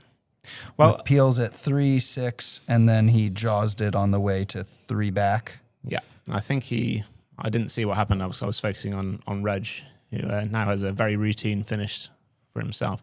Ben, I'm going to have to leave you, I'm afraid, for a little bit because I said I would help with a little bit of refereeing and then I have to be somewhere else. So I'll leave you to carry on for the time being, and I'll see if I can send somebody else in to join you. But that would be great. Yeah, maybe Tom Cooper could join me for a while. You could maybe find, I know Bev Cardo might come back later if you see her, or really dealer's choice. Send me somebody to talk to. That'd be great. But thank you so much for your help, and thank you for helping referee. Pleasure as always, Ben. I'll see you later.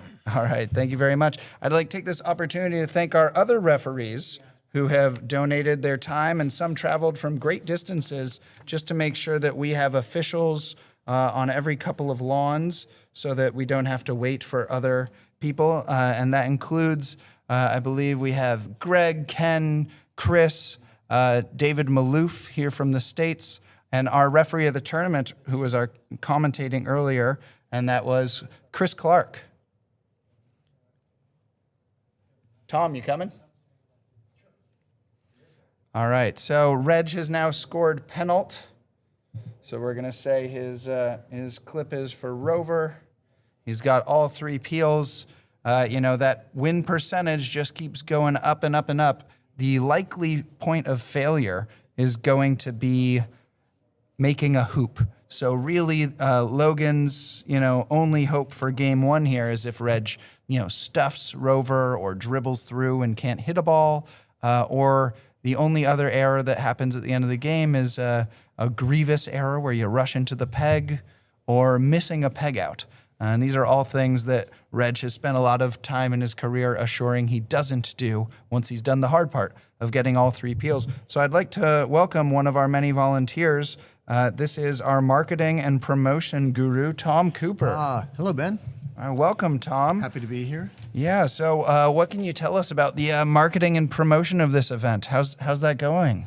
Well, we've really pulled out all the stops. We've gone to a wonderful public relations effort that's brought in all 3 major networks to visit the site, the venue here at the NCC, trying to generate some spectators, which we have through the weekend. The semifinals and the finals always gathers a great crowd. So that's been very positive. We'll see. Have we been doing good numbers on this live stream? I think it's phenomenal. We've been up toward 300, which doesn't sound like a huge number when you're talking about major sports, but for this, I think it's pretty good. Yeah, I think that's great. Thank you for your efforts. It's been great. I'd like to thank some of our supporters. We have support provided by the W.P. Carey Foundation, which is doing good while doing well. I believe I got that right. Yes. Yeah, all right. Didn't mix it up because it's very that's good. a very confusing. I could easily mix it up, and I think there is some debate amongst Will and Jay and others in the organization whether to say doing well while doing good or doing good while doing well, because I think both statements work for sure. Interchangeable. We also have support from the Palm Beach Sports Foundation here locally in Palm Beach County, and they say just bring your game. They'll handle the rest. They have been fantastic, absolutely fantastic. They have helped us connect with some vendors, including I Do Beach Tennis, our video streaming. Yeah, and they've been crew. great. That's I Do Live Streams at idolivestreams.com. And Armando and Marco and Michelle have been doing great work, including bringing you these multiple angles. You can see Marco out there in the gray. Now we're seeing what Marco sees, getting a great close-up angle in high definition of this peg out. You can see on the bottom of the screen Chris and Karen Weiss, who have also been great supporters of this live stream, as Reg finishes up with a triple peel. So we've got 2 games in the books, and we got 2 pretty classic scores. We've got plus 26 TP. Oh, well, no, plus 24 TP. Not a great classic score. It shows that there was some errors there by Logan. And then plus 17 TP, which is another totally classic score that shows that Mark got a break around exactly where he wanted it, but Robert hit right back in. So we're going to have a little bit of break in play while the players, figure out who's going to start the next game and how. And we can thank our other supporters of this YouTube channel. Yeah. I'd like to thank Chris and Gail Barley, who have been loyal supporters of the YouTube channel. Don Oakley at Oakley Woods Croquet, fantastic supporter of the USCA and the YouTube channel. Chris and Karen Wise. I want to add that Karen is an artist and is going to reward the champion of this tournament with one of her original paintings, if that has not been mentioned. Thank you, Karen. Beautiful painting, slightly abstract. I would want it on my wall. And Jay Carey, our anchor supporter, the Carey Foundation, a maker of very fantastical high-tech mallets. And he has prepared and manufactured a very special mallet for the champion of this event. And boy, very lucky will the winner be. Yeah, it's actually, it's a great design. I can show it here on the camera if we get the camera here in the booth. So this is kind of the ideal end weighting scenario of a mallet. So we talk about end weighting. You see a lot of the players out there have brass ends or at least brass weights in the mallet. That gets this peripheral weighting all the way at the ends, almost like a fancy golf club driver. And that makes it hard to twist the mallet. It increases the moment of inertia for those physics nerds. Check other YouTube channels for physics about moment of inertia. So he's got all that end weighting, but also you can see these posts where all of the weight in the actual like rest of the mallet head is also peripherally weighted to the four corners, which means that if you hit a little bit off center, there's not like a centrally located weight. So it's a little less torque even when you hit off center. Right. But you can see he's made some wonderful inscriptions here where it says the AC World Champion right there on the face of the mallet. And it's a beautiful mallet. I talked to him about like it's possible for commercial purposes you'd want to wrap this, as a lot of people like having that carbon fiber or even Kevlar wrapping. But for wind purposes, this would actually allow less impact from a cross breeze for those of you worried about wind. Yes, wind resistant. Yeah, so it's a beautiful mallet and really well constructed. And so the winner gets this as a keepsake or possibly as their next mallet. Absolutely. Jay says that this is the best jumping mallet of anything he's ever played with. So, all right. So we've seen now a super shot opening from Logan. So he's really going to lean into his hitting prowess despite missing a couple shots in that first game. So Logan missed a 9-yarder at the beginning of the game. He hit an 18-yarder.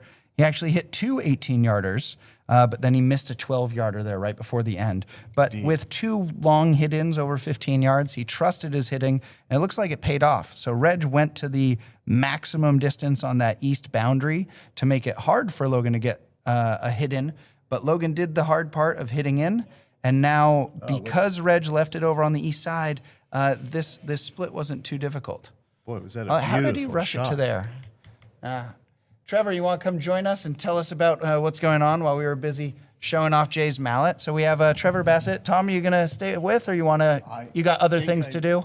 Yes, I do. And All right, well, Trevor will do a great job. thank you for your time, Tom Cooper, and thank you for all your efforts in promotion and marketing. And now Trevor, an expert, one of those players who must be getting close to, if not already past 1,000 triple peels that Chris Clark was talking about. And so, Trevor, you were paying better attention than I was to that opening. How did Logan hit in and almost rush yellow to that easy drive shot position? That's exactly what he did. So he shot from corner 3, caught a half ball and cut it up towards hoop 4. So it was a defensive maximum east boundary shot, just a great hit in that made the croquet shot even easier. Absolutely. Wow, well done, Logan. That is a great. So that's about a 19-yarder. That makes it he's 3 for 3 on those shots between 15 and 20 yards. So he's having a great hitting percentage on the big shots. He missed a 12-yarder and missed a 9-yarder early, but he's gonna keep playing aggressive from what I saw yesterday. Yeah, it certainly looks like it. And I don't think Reg is going to give him any 8-yard lift shots, just on the hope that the short shots are the ones he's missing.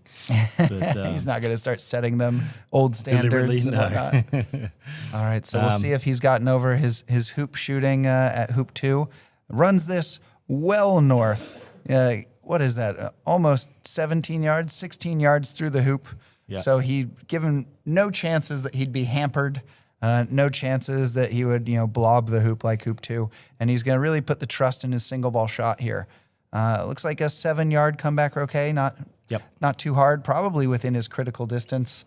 Certainly if he's, 3 for 3 now on 15 to 20 yarders. Yeah, that's right. Trouble is, if you're missing the 9-yarder, missing the 12-yarder, you wonder if it's a focus issue or an expectation issue. Have you ever had that where you're missing some of the shorter shots but hitting the long ones? And has that come up with you? Yeah, no, definitely. I think most players have been through it at some time in their careers. And yeah, like you said, it's just that focus. So it's sometimes you've got to treat the short ones like they're long ones, whether you're slowing down your swing or trying to hit it more gently. We can see Logan's actually hit this quite well and rushed it all the way back to hoop 1. So again, this split shot should be comfortably in his wheelhouse, and he should be off and running on a third turn 9, which is a good comeback for after losing the first game. So yeah, it's great to not have to keep sitting in these long matches. You want to be able to get up there and make your opponent sit for a while so that they just kind of don't stay in the groove, stay in the zone. You want to make them as uncomfortable as you can without getting to gamesmanship. yeah, spot on. Yeah, and just quickly on the other court, we've had a standard east boundary opening from Robert. Mark has gone just out of corner 2. Robert has missed his partner ball from A-Bork, and Mark has missed the double from B-Bork. And they've switched colors. So I've switched those colors on the scoreboards. You can see Logan now playing the black ball and in play, and Robert is playing blue? Black as well, No, I think. he's playing black. Okay. Yeah. And we'll see if he gets a rush to 1. Logan's out a little bit ahead, and Logan's on a third turn. This is kind of the aggressive play Chris Clark was looking for, to see if people aren't going to do sextuples, we're not going to see TPOs a lot, then really, he said the differentiator is probably who's going to really trust their shots and their 3-ball breaks and go third turn breaks to try to minimize the hit-in opportunities in the opening. And looks like Logan is going for that here. Yeah, and I think that was one of the highlights yesterday, watching Matthew and Mark play. It was quite an aggressive match. Went to 5, but it was both players are quick and they were taking aggressive lines of play, and obviously only one person comes out on top at the end of all that, but it was a good aggressive match, I thought. So yeah, really interactive, and they were both hitting really well to not really give extra opportunities to the opponent. Game 1, both Reg and I believe Mark played, east boundary openings, and we got duffer tices from Logan and Robert Fletcher. So even when they're the second player, they're playing an aggressive opening, putting a ball out in the lawn and trusting their shot to hit in. And neither of the veterans took the bait shooting at the duffer. Neither of them trusted a gentle 9-yarder to start. And, it worked for both of them. It worked for both of them, because both Logan and Robert Fletcher missed the following 9-yarder that they had hoped for. Yeah. So again, not babying the hoop. Logan runs it to the boundary. That was the hoop that bit him in the last game, although he's switched colors now. So I think he prefers black and blue. It matches his outfit. It does. And in fact, yesterday in game 3, I switched colors. I generally prefer red and yellow, especially seeing that the black ball, I think, was the larger of the 4 balls that they were using to size hoops. So I played red-yellow, and then he stayed blue-black in game 2. So game 3, I thought I'd switch it up. It was the only time I saw disappointment on his face the whole match, was when I took his black ball and made him play with red and yellow. It didn't slow him down much.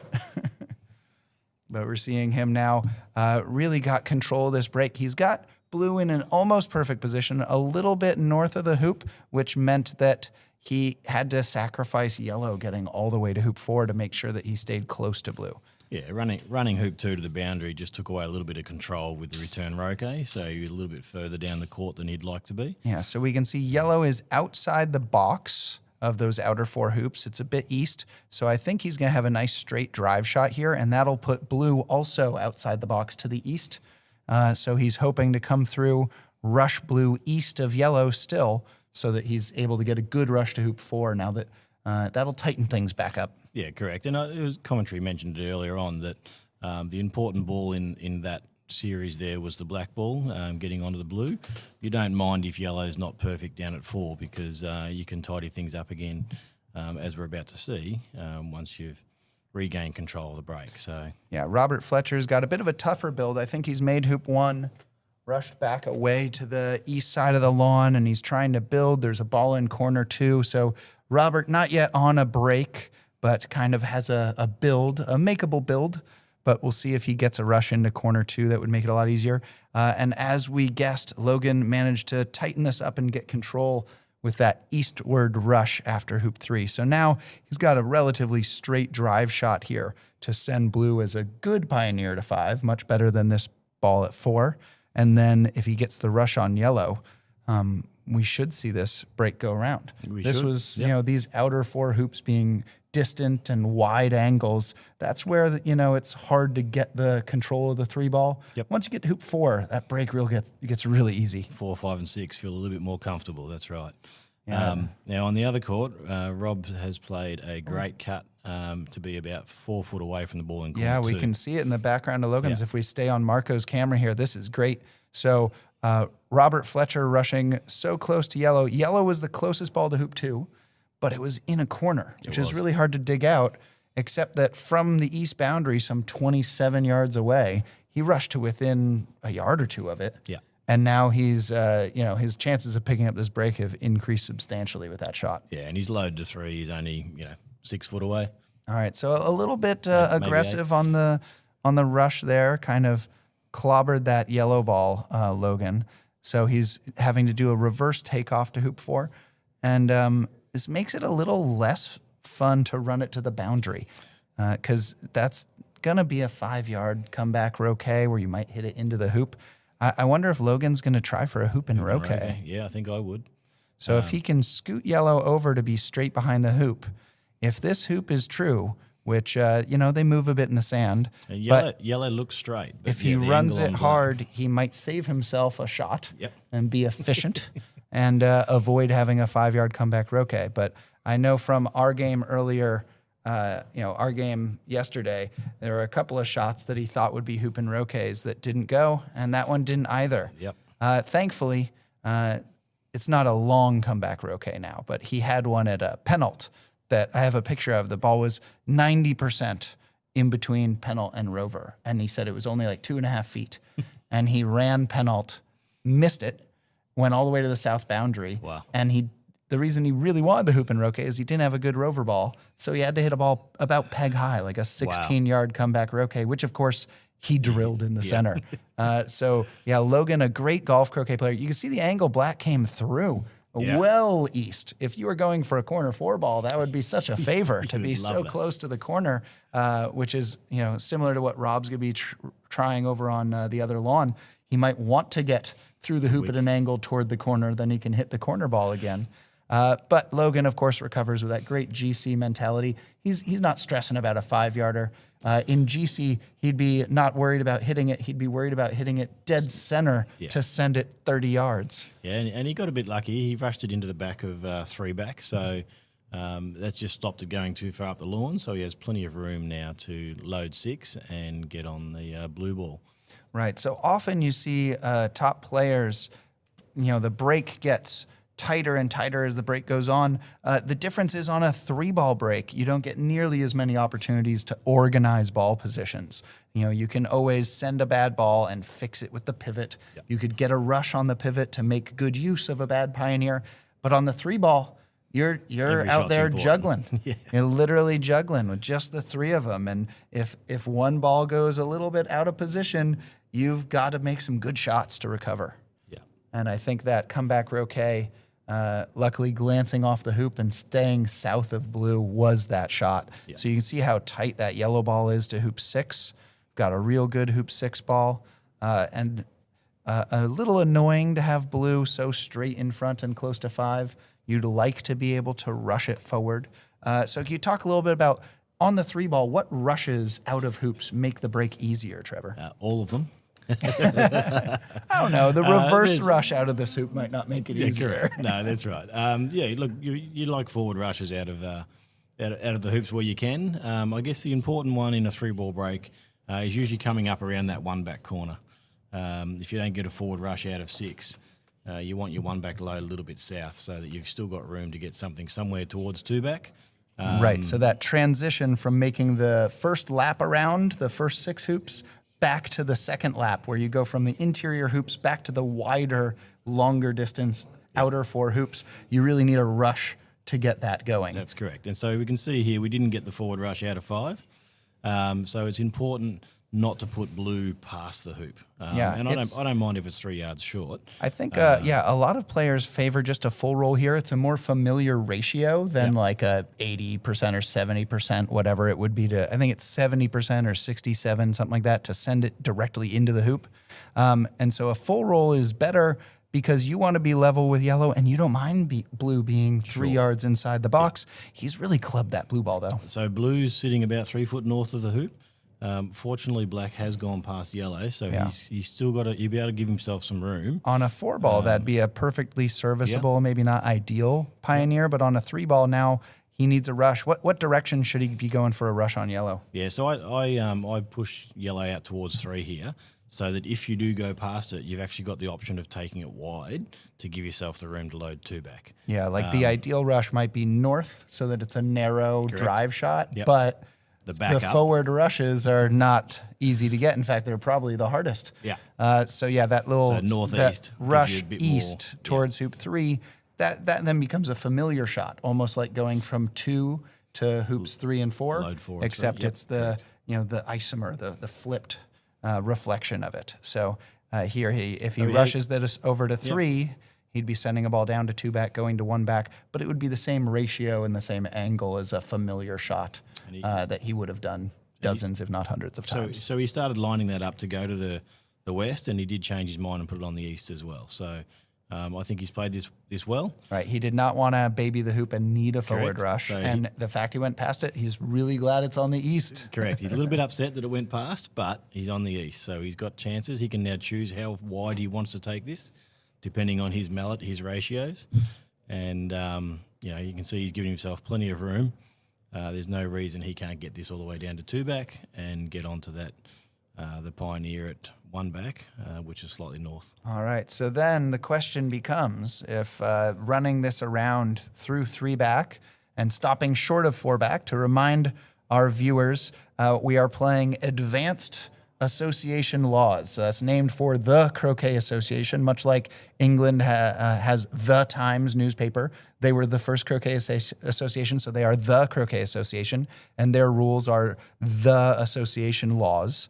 And in that game, we play the either ball rule and the advanced rules, where you give lift shots away if you make 1 back or 4 back.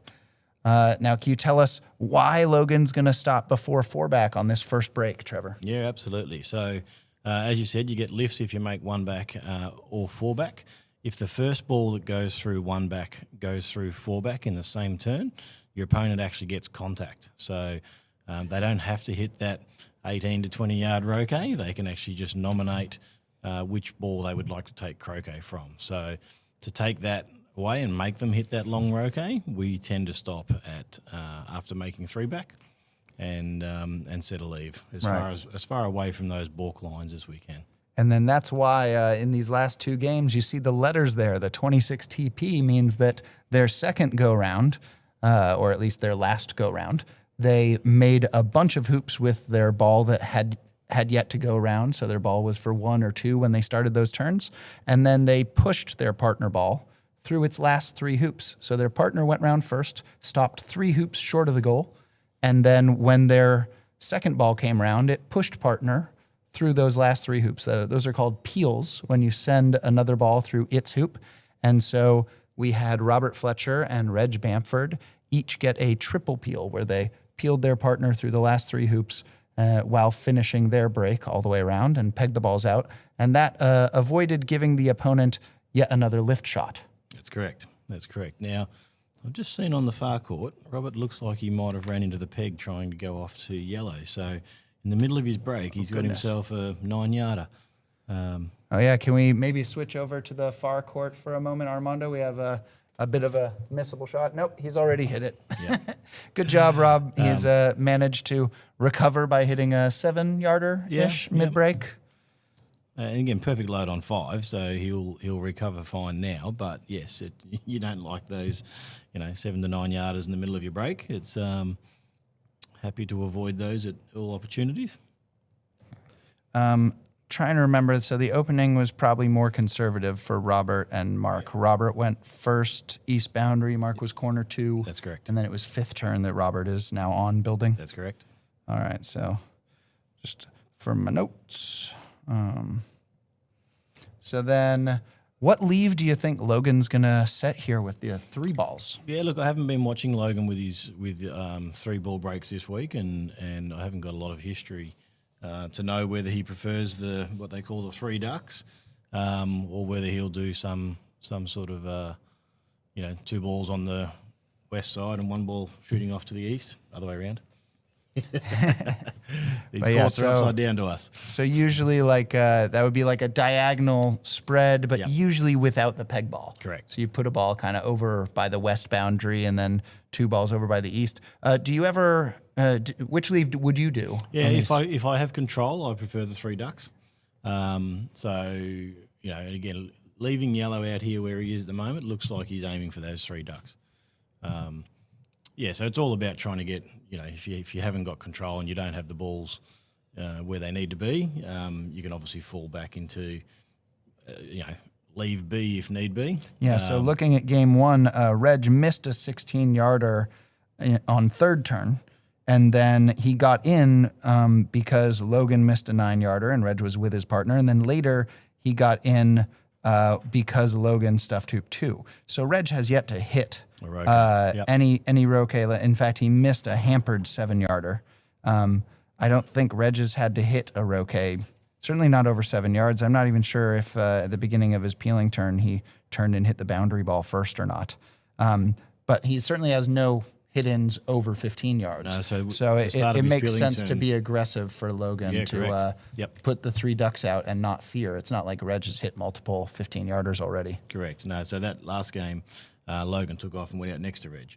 So he didn't have to turn on anything. So. Well, no, the Reg then, after the takeoff out of bounds, Reg made hoop 1 and missed a hampered 7-yarder. Oh, correct. Then Logan missed a 12-yarder across. It's then that I'm not sure he hit his partner. if Reg, he hit like a 4 or 5-yarder. Yeah, so nothing over 4 or 5 yards yet for Reg. So this makes sense. If your opponent is hitting really well, I fancy that diagonal spread, possibly with striker ball being the ball on the west side, so that your partner is taking peely to hoop 1 to build, and then you have more chances at a standard triple. Now, interestingly, Logan hasn't got a rush out of this hoop. So if he is going for the 3 ducks, it looks like it because he's only hit that gently, this is a big shot. These are big distances that you don't really want to be covering when trying to set these balls. Yeah, so in theory, you'd probably want black to be the ball most on lawn if you had gotten all the balls over to the west side, because black is the ball you want partner to take to 1. And that the closer to the west boundary, the longer the shots that Reg will face. So if blue, the ball that is likely to be playing on Logan's next turn, is the ball that's farthest out on lawn, then Logan has to worry about trying to leave blue a shot at the ball near the line and trying to leave the other ball on lawn enough to rush. So that is, if that were level with hoop 6 and between hoop 1 and 2, it would be like 11 yards. So that looks like it's at least 14 yards. Yep. So it's not bad, but yeah, you'd love these to be 17 to 19 yards, absolutely. right at max distance. Yeah. We have a comment from Chris Patmore. Which shots does Logan typically use Solomon grip for? This turn, hit in rush, but not all single ball shots, not all hoop runs. Honestly, I'm not sure I've seen him use Solomon. I hadn't noticed a change. I'm wondering if there are croquet strokes where he sometimes shifts. I don't think I've seen him on the hit-in use a Solomon grip.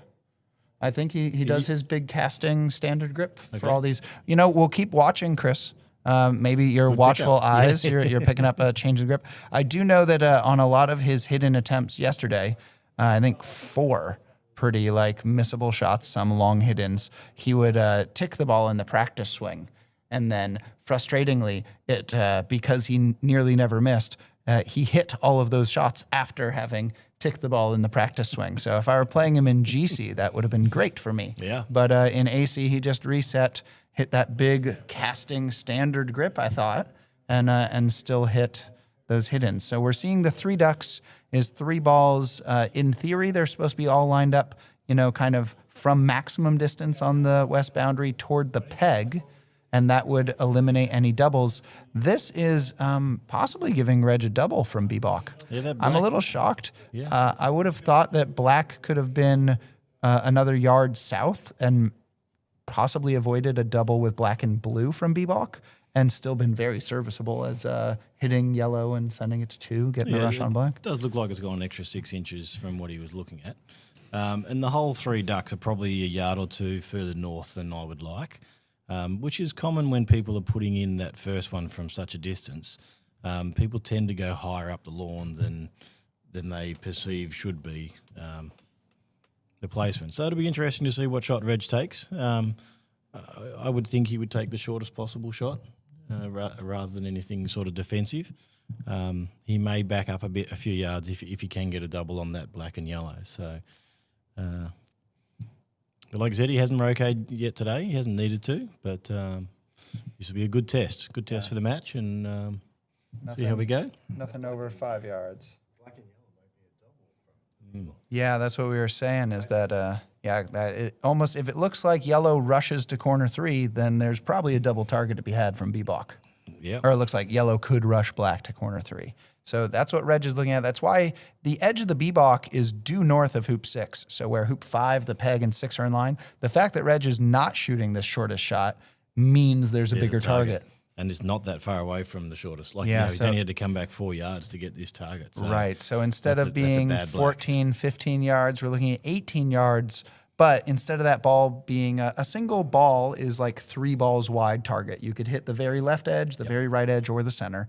A 2-ball target gets to be 5 balls wide. Yeah. There's a ball on the very left edge of black. There's the center of black. There's the just less than a ball between them, hopefully, if you line it up right. Then there's the center of yellow and a ball right of yellow. So the target size increased by 66%. Yeah, phenomenal. And he only had to move like 4 yards yards. back. Yeah. So I think that is a bit sloppy from Logan. Yeah, agreed. But once again, forcing the opponent. I don't think Logan would have wanted to encourage a shot from Bebok. The defensive shot is from Abok and missing into corner 2, but doesn't really slow down the build much. Correct. And so I don't think there's any reason for Logan to have incentivized Reg to shoot from Bebok, but this certainly did it. And a great single ball shot, the center of black. So the left... a left ball in the 5-ball target, but still probably a good enough shot would have hit a single ball from that distance. Yeah, correct. So great striking from Reg. Rumors in the commentary of Reg being a weak single ball shooter have been greatly exaggerated as he hits a wonderful hit in and a critical hit in to avoid the match becoming level in a best of 3. Yep. So that'll be interesting if we get anything other than a break of 9. Based on Reg's comments last night, I don't think so. I think we've got 9 coming up with a diagonal spread. That seems to be his preferred. Right. If you were down a game, you could, Chris Clark and I talked about earlier that sometimes doing the TPO is just an excuse to sit the opponent and get yourself a lot of shots. Yeah. You're also only playing it because you think you have a great chance of finishing the TPO. But even if you think the game then becomes 50-50, the idea is you might have better chances in the match by sitting your opponent down for 45 minutes or an hour rather than running 9 in 20 minutes and having them come out having not really cooled off or gotten frustrated or in their own head. And they just come out, hit in, and finish. But I could understand. Reg is up a game. You run 9. So we might be switching lawns I believe we have Robert has finished and set a leave. Can you see what we got over there, Trev? He's just working on his leave at the moment. So he's run 3 back and he's left red where it was. So he's obviously happy enough with red's positioning before he ran the hoop. So he's ran 3 back. He's just roquet partner and he's just trying to work out how far up the lawn he needs to go to not leave a ball on a tickle and to get to his 19 yards, no doubt. And in this time, yellow is out quite deep. Oh, great camera work, guys. Oh, the only issue is we have the scores over the wrong pictures, but I'm sure our viewers can work it out. Most of our viewers. Oh, perfect. So yeah, we have Reg and Logan on the left screen where Reg is starting his first break of game 2. And we have Robert Fletcher having finished setting his new standard leave over on the right half of your screen. This is not a traditional new standard. That yellow ball is almost on the boundary. It's almost on the boundary, and it's actually quite far north. Might be a boundary ball. Yeah. So that's a little closer to B-Bach than it is to A-Bach, but still 16 yards for sure. It's about level with 6. And I think part of that is if Mark takes red off of hoop 4 and shoots a defensive shot, down the B-Bach, if he hits in well, he might have a hard time getting going off a ball on the boundary. Correct. Yep. So interestingly, Robert has actually croqueted towards the ball at 3 back. So obviously it wasn't in perfect position when he ran the hoop, but he didn't run the hoop with sufficient control to tickle back at it. So he's opted to take partner out, split that up, going back to red, and now he's trying to tidy up red. The risk with this is you're either doing a very fine takeoff over distance or you're lagging 6 yards to try and position the black, which is a risk of leaving a double with yellow if that's where you're trying to leave your rush. All right, we can see on screen support provided by Invictus Croquet. They are the makers of the X ball that we're using, as well as Robert Fletcher, his mallet is a mallet he made. That is the RF Pro, I believe the aluminium version. And I got some coaching on that pronunciation. He actually has some composite end faces. So some of the early versions had brass end faces, like a lot of mallets. He still has the brass out there for end weighting, but then he's got an extra little bit, maybe like a 1/4 inch, probably 2 millimeters of composite facing there, which he said customers like, and I think it will increase the durability of the mallet. Maybe I think he just said it was it worked better. He didn't really give me any justification whether it was noise based or accuracy based. But he's playing with an Invictus mallet. Another sponsor there, you can see Croquet Store by Oakley Woods Croquet. So they have been a proud sponsor of the USCA as well as this live stream and this tournament. So Oakley Woods mallets for all your croquet needs. Don Oakley uses various woods to make mallets. It's all in the name. Oakley Woods mallets featuring the Arrow mallet there's a version designed by David Maloof and then a slightly different profile designed by Kyle Maloof. They're both available at www.croquetscore.com. And now Reg has got this pretty well underway. Looks like he's sending blue to 3, going to make 2 off of black, and that probably shows that he's true to his word and not going for that TPO, or he would want black to be a ball at 3 or at least a pivot to organize those peels. Is it possible, Armando, we can see the other game so we can see Mark's hit-in attempt? So here we have Mark lifting to A-Bach. We see Robert really stretched out that shot. I'm guessing red's open if he's shooting from there. Yeah, when he took off red, it did look like it moved a little bit. So that is a really finicky part of the new standard leave is you don't have to put the ball tight to hoop 2. You can. If you put it right up against the hoop, it's that Malm standard position. But the really critical ball is the ball over at 4 because they'd much rather leave you a ball at 4 than leave you a ball at 2 because you're making hoop 1 and going to hoop 2 soon. And if the ball at 4 is at all visible from A-Bach, that's only 8 yards away. Yeah. And so if he has even 2/3 of that ball from 8 yards, it's probably a bigger target than a full ball from 16 yards. or 20. It looks like Robert stretched it out to be a full, 19 or 20 yards from Abok to shoot it blue and black. Is why I think he's shooting it red. Oh no, he was shooting it blue and black. Yep. Oh, he looks like he thought he had it Yeah, too. those are right up at max distance. So at max distance, maybe Mark doesn't want to shoot down the sideline. boundary, There's yeah. a bit of break there. But usually, if they're all else being equal, you'd want to miss into corner 4 on the lift shot if they're the same distance. Yeah, and I think I heard Chris Clark mention in commentary the other day that if you're going to take the short shot, he likes to lift the ball from 2 when parity is not an issue. Because at least, it depends on which way Robert wants to play, but a lot of times people will turn around and rush that ball into corner 4 anyway. So if you're going to take the short shot, do it with the ball from 2 rather than the ball from 3 back. Yeah, there are some debates on what the best way to take advantage of someone missing the short shot on an NSL is. And for players who set the NSL, I would hope that they've practiced coming up with some solution to the problem other than just having an extra rush to get a ball into corner 4, which seems like if you've created work for yourself and given them a short shot, which is a bad combination. Yeah. Do you have any builds that you fancy? Do you set that NSL? I do set the NSL, and Robert's almost got what I did when I played Ben on game 1 all the way back to last Saturday. Was I was able to tap the yellow and use that to bombard partner across to 1.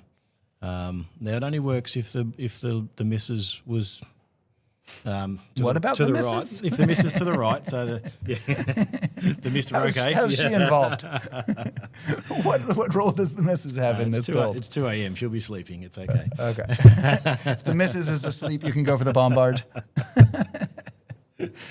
All right. So yeah, if they've missed to a beneficial position, you might be able to get like a 1 yard bombard correct. option. Yeah, and again, you don't have to get it all the way to 1, but if you can bombard that out into the middle, whilst you go across to the ball on the leg of 3 back. Yeah, I'd say at least hoop 5. Yeah.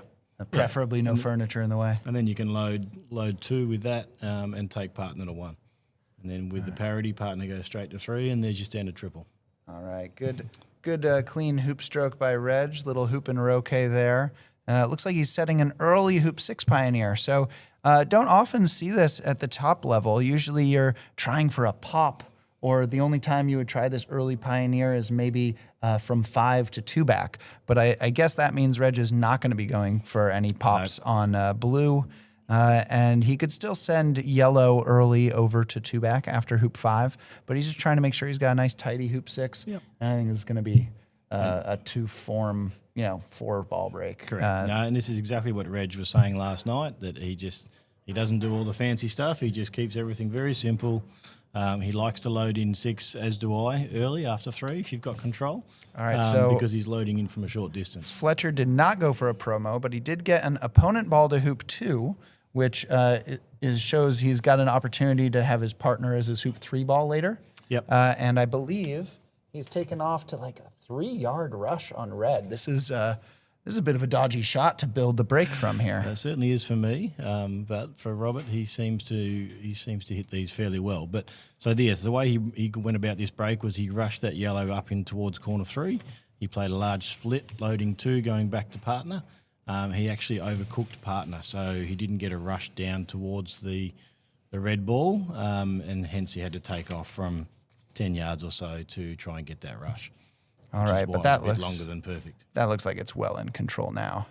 So that hoop 2 pioneer is a little bit east, but that might not be a problem if he's coming from black. Yeah. So that's actually easy to then, so long as he stays short of yellow, he'll have a rush to his hoop. Reg making 4 with control, not clobbering it to the boundary. So we can see he's kind of found his rhythm, found his form here. Yeah, and like you said, I expect yellow to go out to 2 back after he makes 5. So black will head out that general direction now, just so everything's a little bit shorter. Robert Fletcher with a nice drive shot, getting himself an easy hoop shot at 1, putting the reception ball a good 10 yards past. Yeah, He's not going to be gentle in this hoop stroke. Again, the first hoop of the break should be the hardest, because usually you don't have a ball sitting at that hoop. Coming in from distance. Hopefully the rest of the break, you've got a pioneer, if not within a yard or 2, at least closer to your hoop than any other hoop. And that would make them a bit easier than the first hoop of the break where you normally have a long rush. So these players, the break tends to get a lot more precise as it goes along. Sort of intermediate players will maybe start with a perfect 4-ball break, and you see balls get a little out of shape here, a little out of shape. All of a sudden, it's a 3-ball break, and it just kind of Breaks down. slowly falls apart like sand drifting through your hands like a sieve. And like, I had a 4-ball, now I'm on a 2-ball somehow. So- I've left it all behind. Interestingly here, Reg, when he rushed over to the yellow, he landed right next to 5. I was surprised that he actually just took the hoop 5 because that meant he's now run a hoop and Croquet, so he's not going to have partner at 2-back. You can see the gears turning. He's having to improvise. Yeah, he's like, that's not what I wanted. So he wanted to look at the clips and see which of Logan's balls was the forward ball. So Logan has the black ball round to 4-back, and so he was trying to figure out if, the forward ball made a good 2-back pioneer, because it changes a little bit about the polarity of a leave. Does. He's probably setting that diagonal. Yep. And whether, he wants there to be a ball at the peg or a ball over on the west boundary is critical. So the ball that you make 2-back off of, in this case, black, that ball's probably going to be the peg ball. And so he wanted to check the clips, make sure that he was okay with putting Logan's forward ball at the peg. And that means likely that's the ball that will be left for Reg to build off of on his next break. Yeah, and I actually think he's going to bring blue down and load 2-back better than what it is now. Because he had an option to put black closer to 2-back. And like I said, once he'd done the clip check, yes, it's nice to have partner at 2-back because then you've got full control. You're guaranteed not to have partner at 3-back. All right. He has Checking an back option. in, with the other game, Robbie's got the PLE all the way to 3, and he's got control of the break. He's sitting right in front of 2. So we're likely to see another standard TP go for Robbie. Again, if we look at his career numbers here, he's got 1,268 wins out of 1,493 games. That's 85% win percent lifetime. And he's got, I believe, 855 triples, which his triple per win percentage is 67%, higher than even Reg. So we're looking at, in every win Robbie's ever had, including his very first wins before he might have even known what a triple was, he has tripled in over 2/3 of his wins. So he additionally has, 67 TPOs, 13 OTPs, 25 sextuples, but this standard triple is a very high likelihood of finishing. We're probably over 70, 75%. Yeah, but particularly in these conditions. So, across that lifetime, you've played on some rough courts. You've played on some tougher conditions than this, and he's still been able to maintain that. So, both players and probably all players at this level all have good percentage of tripling. And, these conditions don't seem to be putting up a lot of resistance. We had a bit more rain. Just keeps the courts at an easy pace. Yeah, A good pace, but an easy pace. Our top players, world number 1, Robert Fletcher. Again, his triple per win percentage lifetime, 67. World number 2 is Jamie Birch, who is not here, and the top English player. World number 3, Reg Bamford, and he is playing in the other semifinal. His lifetime tripling percentage is 64%, which I did qualify with. He's got 344 sextuples. So that's a lot of games he was going for sextuples when I'm sure he could have finished a triple. Yeah. And so maybe that 64 is, it's lower than Robert Fletcher, but that might be because Reg has spent a couple decades focusing on the sextuple. World number 4, Reg's opponent, Logan McCorkindale, only has 77 lifetime triples and a 38% triple per win ratio. Mark Avery, world number 5, I think he's got the most games of anybody in the semifinal, 2,695 games. He's won 1,821 of them, and that's, I guess, one less now, 2,696 games. But that was a 68% win percentage, and he has 999 triples. So if he gets one today, it'll be his 1,000th. That puts him at 55% triples per win. So, we have Robert Fletcher with the highest, over 2/3. Reg right up there. Yep. And again, his is maybe a little low because of the sextuples. Then Mark is at 55 and Logan at 38. So you can see kind of why Robert and Reg are the favorites. They are not only ranked 1 and 3, but they just have such a high likelihood of finishing in 2 turns. Yeah. Yeah. And not giving up extra shots. And Logan's early in his career. I'm sure those percentages will improve over time. I don't know exactly what he's done this week, but I feel like he's done more than 38%. Right. If you this want, week, I could very slowly and meticulously go back to everybody else's first 265 games and count their triples and tell you what their ratio was at that time. Honestly, I don't have the time. Any of you viewers want to comb through, that is bootdoc.com has all of the records. That's BUTEDOCK.com. Thank you, Chris Williams, Stato, for all of your help this year and over the many years keeping track of all these things so that we can get these stats for our viewers. And honestly, it helps me scout opponents because you're playing somebody from, 10,000 miles away, the other side of the globe. I don't know how they play, but you look at their records, you get a little feel for how often they, try TPOs or how many TPs they have. How many games they play. How many they had recently. Yeah, how many games they've had this year. Oh, he hasn't played in 18 months. Interesting. That kind of stuff. Right, so Reg has rebuilt that break. He did go back and swap that blue down to 2-back. It looks like Robert Fletcher has got a peel done after hoop 3. And so he's well on his way. And Reg is going to be setting that leave that we anticipated. It looks like he did do the swap you expected. So he traded an okay Pioneer for a good Pioneer, at least better. And now he's going to be putting Logan's back ball at the peg. So Logan's hoop 1 ball will be at the peg. And I think that's going to allow Reg, he could send black closer to the west boundary. Yeah. And then it's possible if Logan shoots down from B-block that it'd be a harder build because Logan has to get a rush all the way across to a ball tight to a boundary. So I assume this is kind of a defensive choice by Reg to make sure that he's putting the back ball at the peg to make it a little harder for Logan to get started. Having played Logan, I think he's going to build it either way. Yeah, he had some stupendous builds yesterday and, really he succeeded even when having some missable shots in the middle of those builds. Yep. Because he was superb shooting. But I could understand why you want to test your opponent. Yeah. Make it a little harder on him. And again, Reg was saying he only sets a diagonal spread, and I guess the downside of that is when your opponent has made the first break, you sort of can't do any sort of forcing leave. Whichever way, whether the ball's at the peg or whether it's on the west boundaries. If we look at these 2 camera angles, I'm starting to understand why one of our players with color blindness was mixing up the red and the brown ball. Because from one angle, it very much looks like brown is playing with blue. Yeah, it does. The other angle, it looked like red. So the camera might be suffering from the same chromosomal issues as our player suffering from color blindness. But yeah, Reg has got this well under control. We're going to see him, again, he favors that diagonal spread because it's just so reliable to get a good leave where it's partially wired, the cross wire there, partially hampered on the backswing toward opponent. It's just a lot less finicky.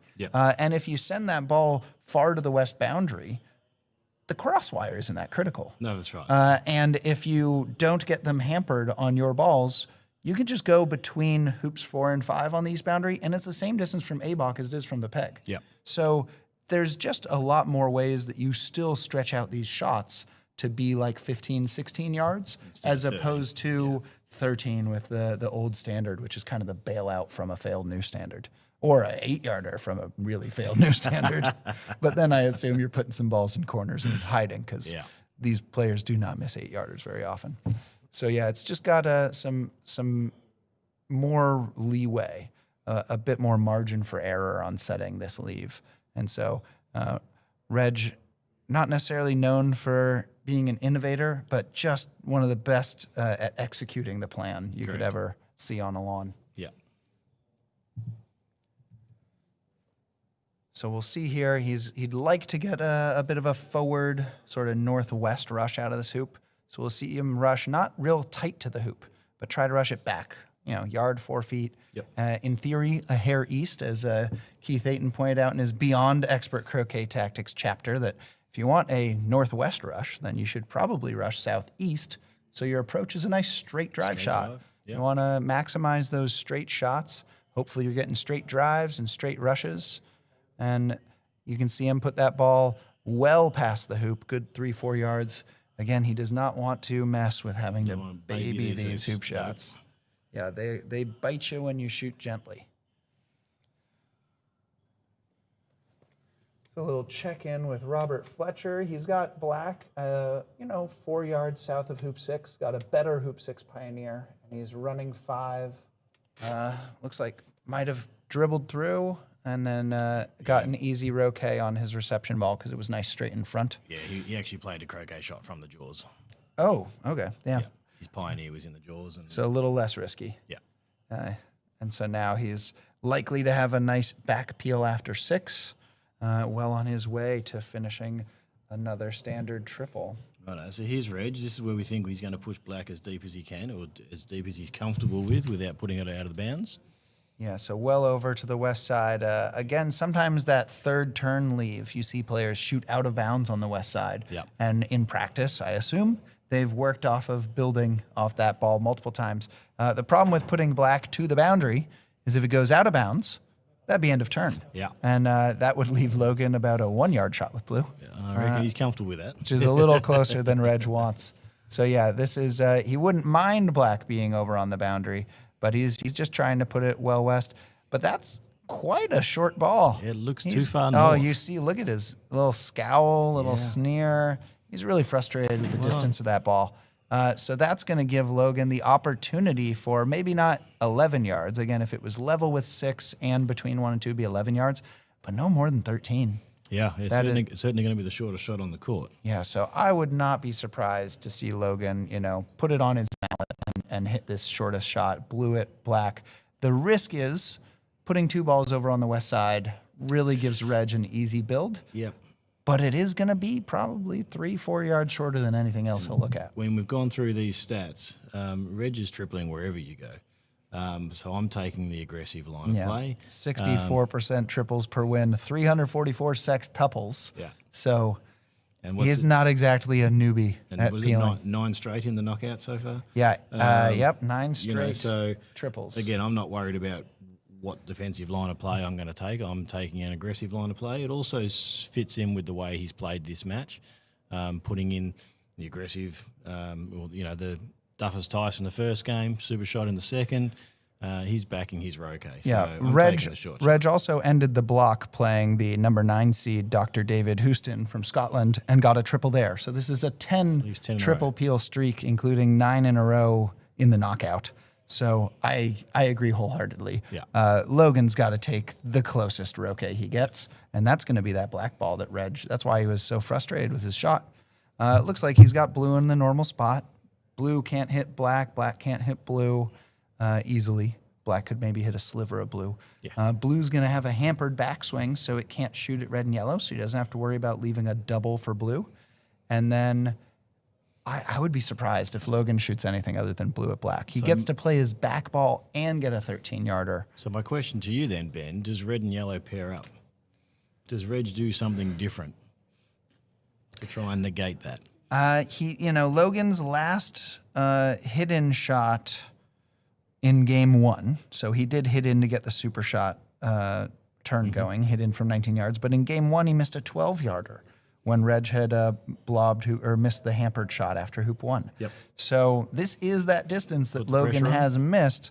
I would probably have to guess that whatever you think your opponent's critical distance is, that they have 50-50 chance of, if 13 yards is shorter than Logan's critical distance, you think he's got a 55% chance more than likely of hitting it, then you might want to split up 6 yards apart. Yeah.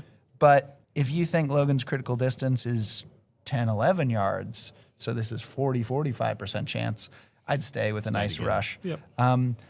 The question is, if he shoots that and misses, if you hit a 6-yarder and knock red anywhere down court, doesn't even have to be like out at hoop 3, you're going to build the break easily for 1 and 2 off opponents and be able to clean red up. So hitting a 6-yarder is a perfectly serviceable way to build the standard TP, and it takes away a lot of the risk of Logan hitting this ball. And a 6 yard is certainly within Reg's, critical distance length, so that's Yeah. fine. You So, could yeah, even so- go level with 4 and 6 yards up the east boundary. So you're not in corner 4 giving him a different 13 yarder to shoot at.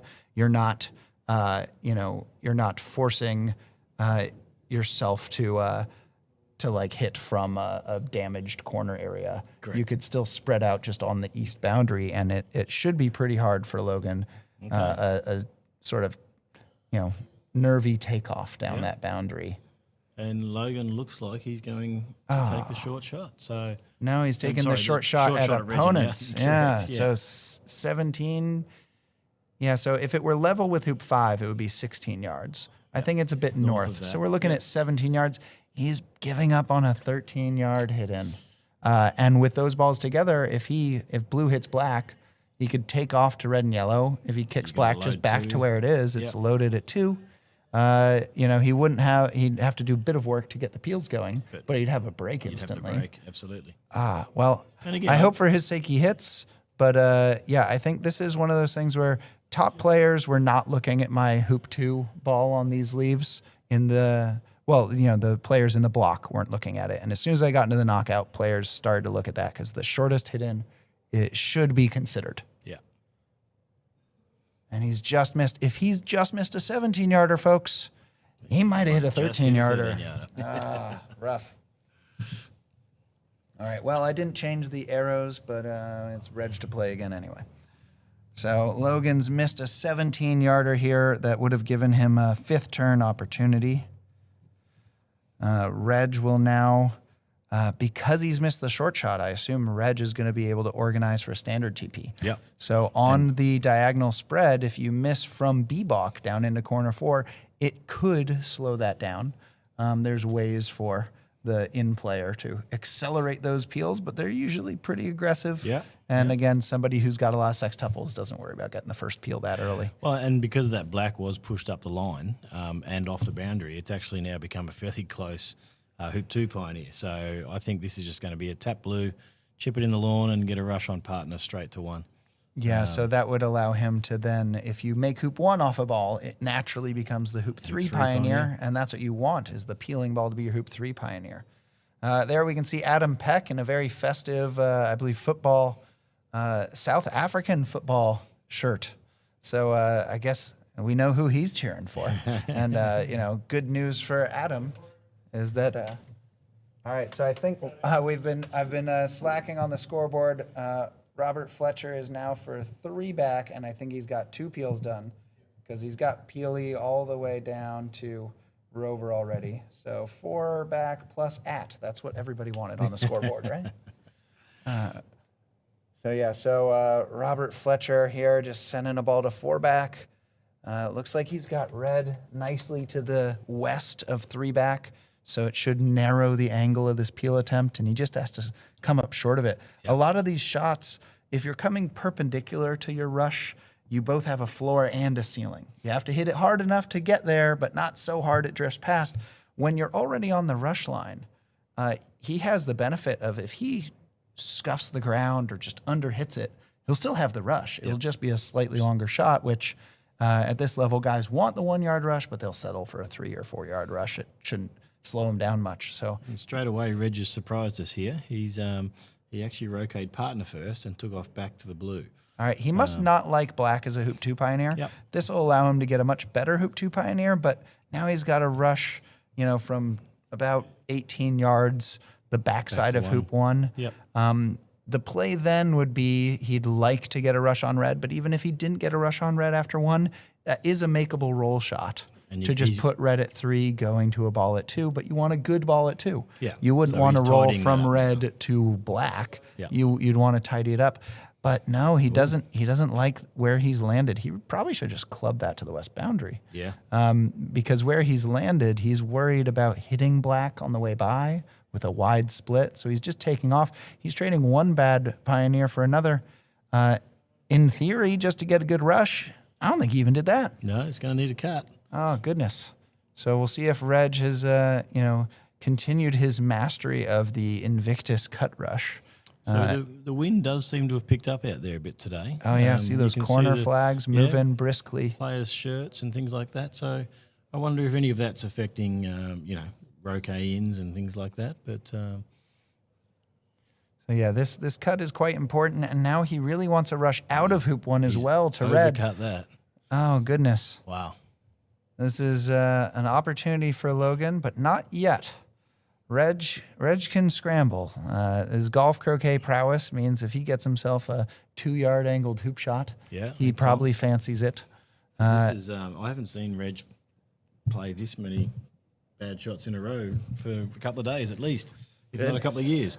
All right. It's, Meanwhile, Robert Fletcher has gotten the peel on the way to 3-back, and now he's come back to the ball. He's taking off to his Pioneer at 4-back. So he's got all 3 peels done. And Mark Avery, world, dang it, 4+ hashtag. Perfect. Good job, Ben. So Mark Avery, world number 5, is looking at an 0-2 deficit here to the world number 1. And Robert Fletcher must be quite happy that he's not playing Matthew Essick in a semifinal again.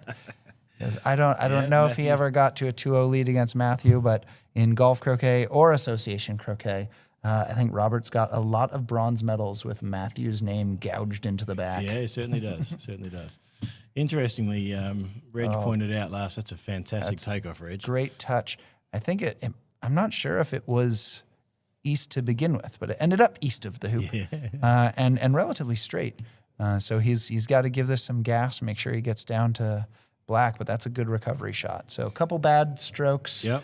led to good shot. one good / great shot, and now another good / great shot, and he's right back on. So a lot like Logan, I think Logan had this from hoop 1, where you make it down, more than halfway down lawn, but because you put the reception ball deep, it's less than a 7-yarder here. We'll see though. Blue is Blue's closer. only- yeah, Blue's only so got a nice 3 replay. We'll see Reg kind of tips the mallet back and then does a smooth, slow backswing. We're gonna see him reassess. It's sometimes hard to take on a 7 or 8 yarder when it can still be built by hitting the 3-yarder. We'll see. I'm not sure if this is going to be going to red at all. And then he could send this to 3, going to red, and then he just has to take off to black. But like we talked about, he'd have a floor and a ceiling for that shot.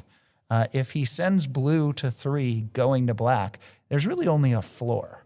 I mean, the ceiling is 7 yards past black. Yeah. You don't want to have another 7-yarder. But if you get past black at all, he should have a serviceable rush to hoop 2. Correct. As we talked about, those even hoops, easier to kind of rebuild the break off of, Trevor. What would you do if you had kind of a suspect rush to hoop 2? Yeah, and look, even this one, even if he pulls up a little bit short, he can possibly have a rush to red. So, but to answer your question, yes, if you've got a suspect rush to 2, you're just trying to roll in there nice and deep, and you'll just club the hoop 2 through to the boundary, because you've got the boundary to stop the ball going too far away, and so at worst case you end up with a 3 or 4 yarder on the other side. Yeah, you presented a nice secondary option there. It would slow down the peels, but had he stopped level with black, he could have just rushed it over to red, taken red to hoop 2, and then with a good rush, he could still try the peel, but that might slow it down. He's kind of ended up in no man's land. He's got the rush to 3, so he's cutting it toward 2, and I think we're going to see kind of a roll that ball deep and club it to the boundary. Yeah. Again, a golf croquet player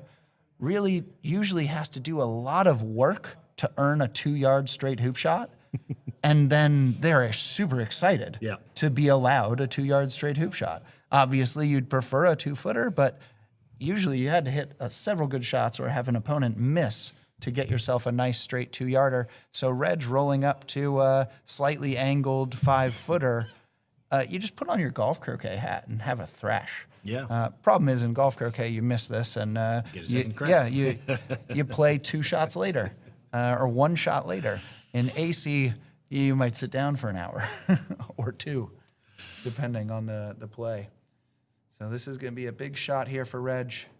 Oh, Beautiful. unfortunate hoop and roquet, but I'll take that. he should be just happy he's through, because this is a rebuild at this point. we are rebuilding from running hoop 1 well past black and deciding to take on the easy roquet. Meanwhile, Robert's up to 99%. He's through Penult. He's already peeled Rover, and yellow is sitting a foot in front of Rover. All right. It's a fantastic Pioneer. So, we're only a couple of minutes away, and Looks like that'll be two zip. And without Mark taking croquet, I believe, So, yeah, that's going to be just a long time Mark's been on the bench. He missed a 16-yarder in the opening, and then he missed the 19-yard hit-in attempt. So no Croquet in game 2. Yep. That's tough for the match to then come and find your pace and find your touch and get everything back in game 3 when you've sat down for a whole game and then, possibly lunch, although it's a bit early. So if Mark gets in, after Rob has a break around in game 3, I would fancy a TPO. Yeah. That's the kind of scenario where Robert's up 2-0 and he's been hitting well and you've been off lawn. If you can get in, you might just try to sit him down for a long time, get a lot more shots in, and hopefully complete the TPO to even if that makes it a 50-50 game at that point. Because a lot of these top players don't mind being pegged out. They're used to the 1-on-2. Yep. And with the court having like good consistent pace, they're okay with long rolls to hoops, and long hit-in attempts aren't hilling off much. The real trick is the hoops, and while you'd love a 4-ball break, if you're the 1-on-2, you'll definitely take a 3-ball break to finish. Happily. All right. So Reg is he didn't get the rush on his PLE, so he's trying to roll PLE in from distance here. Now the trick here is not to try and get PLE too close. You don't mind if PLE pulls up 3 yards short. It gives you a bit more range on the angle, and if it does end up straight, you still got a chance of running 3 long. Right, and then rushing partner back in a bit closer. So. Game 1, the PLE was a bit deep, but after Reg having groveled through 1 and missed a hampered shot, I think he was happy to be able to take a medium-paced swing at the hoop, and it sent his striker ball past PLE, and he was able to rush it back. So here he's made just that error you were warning about, is he's tried to get too close, like Icarus to the sun. He's tried to put it right there within a yard, and it's gone to an angled position. So unless he does some fancy cannoning bombard, he's likely to come through and hit Red and have even worse angle than where Red is currently. Because and the current risk is, Red's actually blocking where you want to rush Blue to. So if that Red had been a yard or 2 shorter, you've got a nice open shot on Blue to your hoop. He's actually done that quite well. All right, and Robert Fletcher has finished on lawn 2. So we are looking at a 2-0 lead in that semifinal. Oh, wrong one. No, that's the right one. Robert Fletcher's up 2-0. We're good.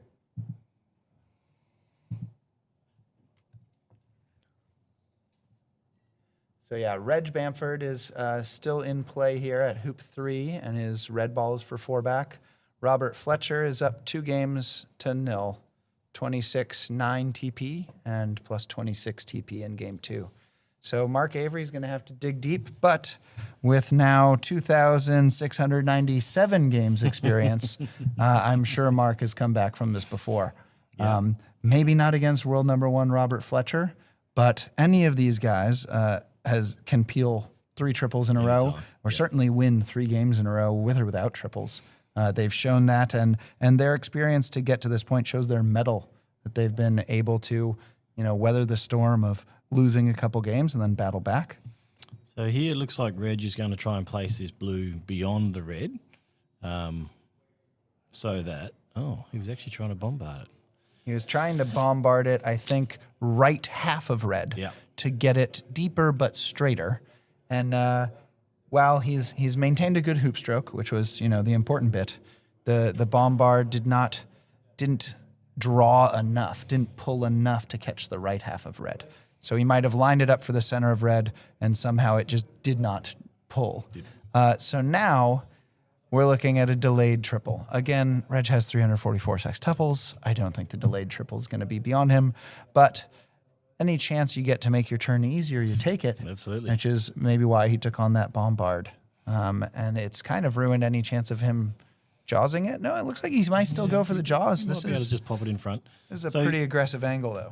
So I thought he was just trying to put blue past the red so that when he comes through and hits red like this, he can just play his straight peel attempt or jaws attempt, and the blue will be sitting behind him for a nice rush down the lawn. It's entirely possible, he was hoping it would squeak by red, and it pulled so much that it bombarded. He spent a lot of time lining it up, so I think he that was makes going me for the think there's the bombard. bombard, But yeah, for those back home that don't want to try the bombard, I don't mind just putting that blue just beyond the red, so that you can just tap this shot, trying to jaws it. Have you tried the Aspinall peel ever? Yeah, I have. This is kind of the angle for it. These hoops, I think, are the wrong hoops for it. Yeah. You want hoops where if you hit the far stanchion, that ball just thuds to a stop. These hoops, the ball's likely to bounce back. The Aspinall peel is a very aggressive angled peel where you do a bit of like a 3/4 roll. Try to get PLE to, thud into the stanchion and sit in the jaws. And just as it stops, your striker ball comes along and hits it half ball on the playing side, knocking it through. And then hopefully your striker ball comes off cleanly away from the PLE and the hoop so you can hit your reception ball. I think that would be a very aggressive play. And so Reg, somehow he missed everything with that. Didn't get the pull. I think he was just sort of going with weight. I think he just wanted to land it in front. But yes, I do remember going for an Aspinall against Bob Jackson in a Trans-Tasman many moons ago, probably 2004 or something like that.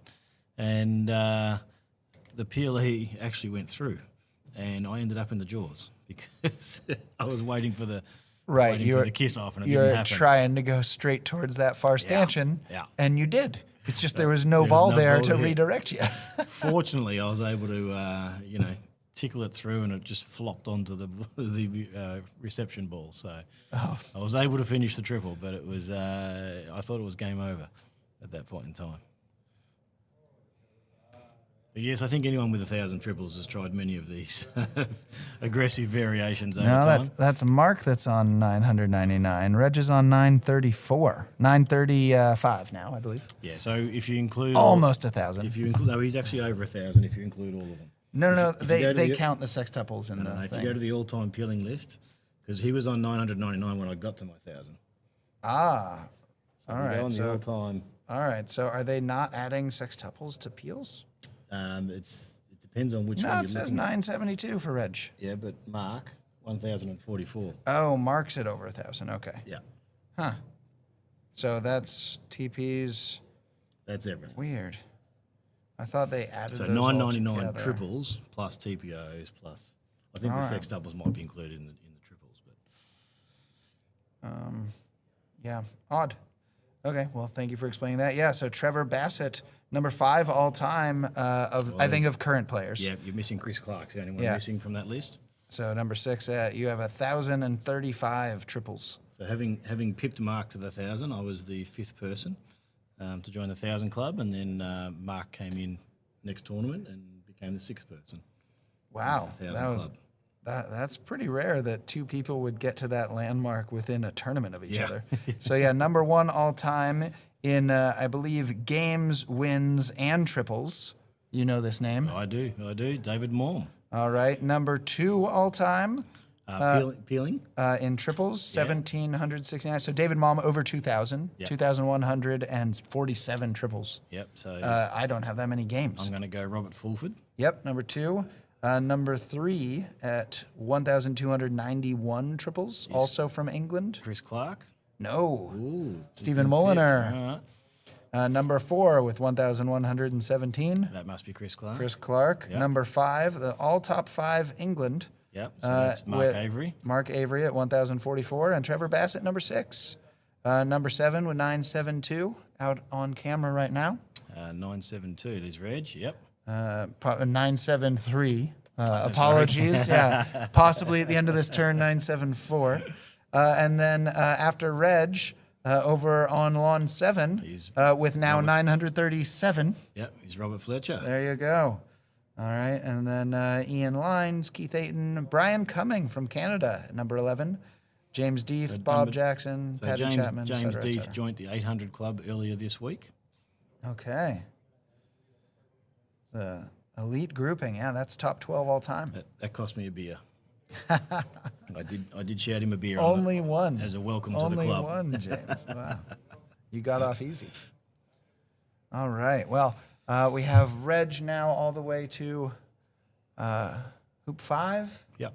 And he's got All the with, balls nicely set up for a delayed triple peel. Now, the only problem with that is with these balls, we've seen a lot of people try for a straight drive shot, Yeah. and he would have wanted black to be another yard or two north for that, or south for that, sorry, away from us.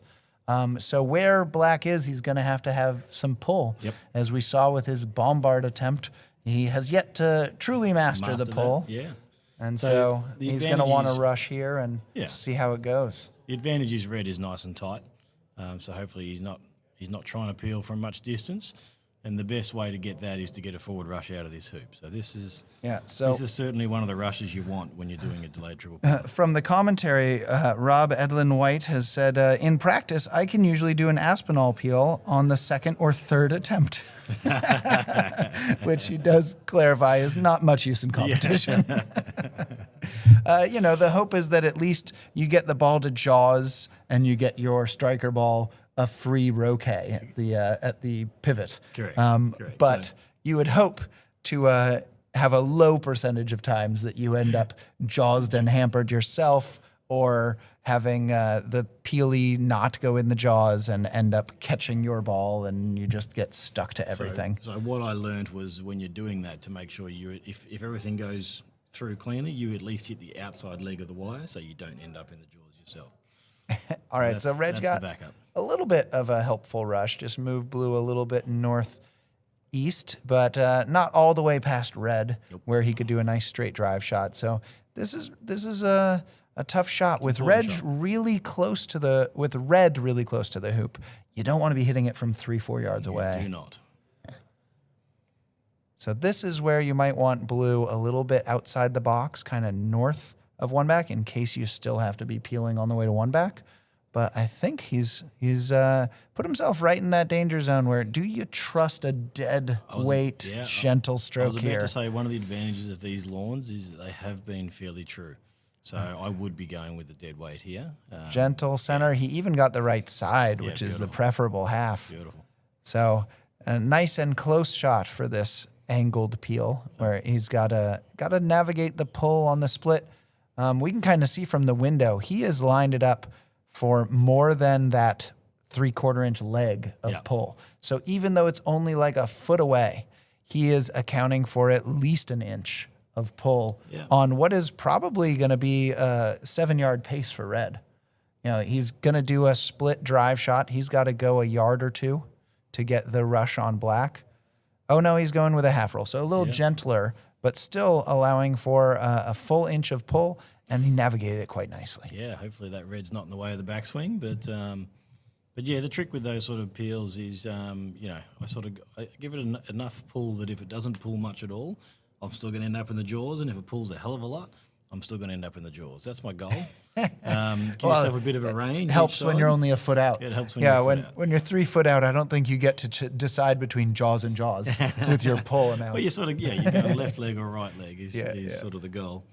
And it's possible that as these balls wear and tear over time, they might smooth out. Like a lot of the times, you're playing with balls that knurling, that milling has gotten less over time. So a lot of this discussion about how much pull that might ease over time. Yeah, it also could depend on the court. Yeah, we haven't used the balls haven't been around long enough to have any duration statistics out there. So he's had just about a perfect rush to hoop 6. So he wanted to be just southwest of the hoop so he could put this ball northeast, because the ideal rush now would be to corner 3. Yeah.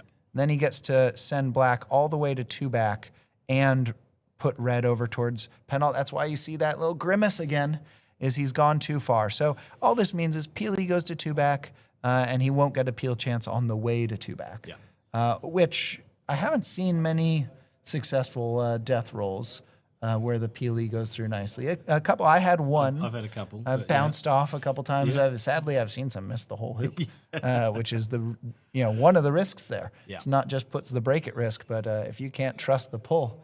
Oh, we might see a really wide split shot here. He might be really chasing this penalty attempt.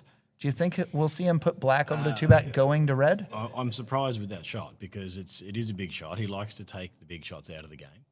I feel like where he's landed there, he's not going to be able to load 2 back and get onto red.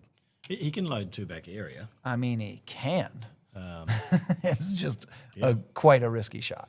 Well, and the other thing is, if you might focus, you don't have to be. We're upside down again, aren't we? You don't have to be on the east side of red. You can just hit red. And, Right. You just got to roll it in. avoid that hoop getting in the way. So yeah, it looks like he's kind of hedging. He's going to send black back over to the west half. No, it's all the way toward two back. It's not a load though. I think he might count it as a two back pioneer. He's kind of hedged though. Like, some people, it's fallen out of favor. Some people put a ball tight to penalt as an escape to two back. Which I don't mind. It's a long rush, but again, we talked about the even hoops. You can just roll a ball deep and club it to the boundary, and two back, that works sufficiently well. And that's certainly Reg's strength, is rushing. Alternatively, on the death roll, if you're rolling two black from, usually if it were at two back, it would be like 19 yards away. Yep. You want it tight to the hoop so that you can hit it from all sides and have a good pioneer. He's kind of hedged now. He's halfway between. He doesn't have it as a close escape from penalt, and he doesn't have it very close to two back. And now having jumped that rush, we might see Red go to two I think back Red's anyway. going to two back now. So I think he was playing it. If he had rushed that nice to penalt, Yeah. he would be going for this kind of half-measured roll with the death roll where he needed to stop short of black. And again, this hasn't been the ideal Oh, break for Reg, he's but pushing. He's got the blinders on. He's Wow. pushing this triple. So this is Reg. I think this is showing some respect to Logan. this is sextuple mode. Yeah, You don't care where your loads are. You're just going to keep focusing Well, on the he's tiers. not playing it to maybe get a delayed double and maybe set a leave. He's playing it to finish. I'm finishing this. And yeah. he is taking some risks on the break to make sure he gets another peel attempt because he wants to finish. Yeah. We'll see if the chasing costs him. But again, a 10 game triple streak, 9 in a row in the knockout. These are kind of the Not gonna liberties. give it up easy. Yeah. These are the liberties you get to take as, with over 900 triples, over 300 sextuples, and knowing that he wants to take away Logan's chance of leveling the match here in 2 games. He wants that 2-0 lead like Robert Fletcher's sitting on. And so he's chasing a little bit. Makes for a nicer lunch break. Yeah, we can all take a lunch break. And I'd like to mention for the lunch break, Sandy James, Fine Foods and Events, the exclusive caterer here at the National Croquet Center. And that is the Charles P. Stuber National Croquet Center. I'd like to thank the Croquet Foundation of America, which owns the center and has donated the lawns so that the USCA is using them for free.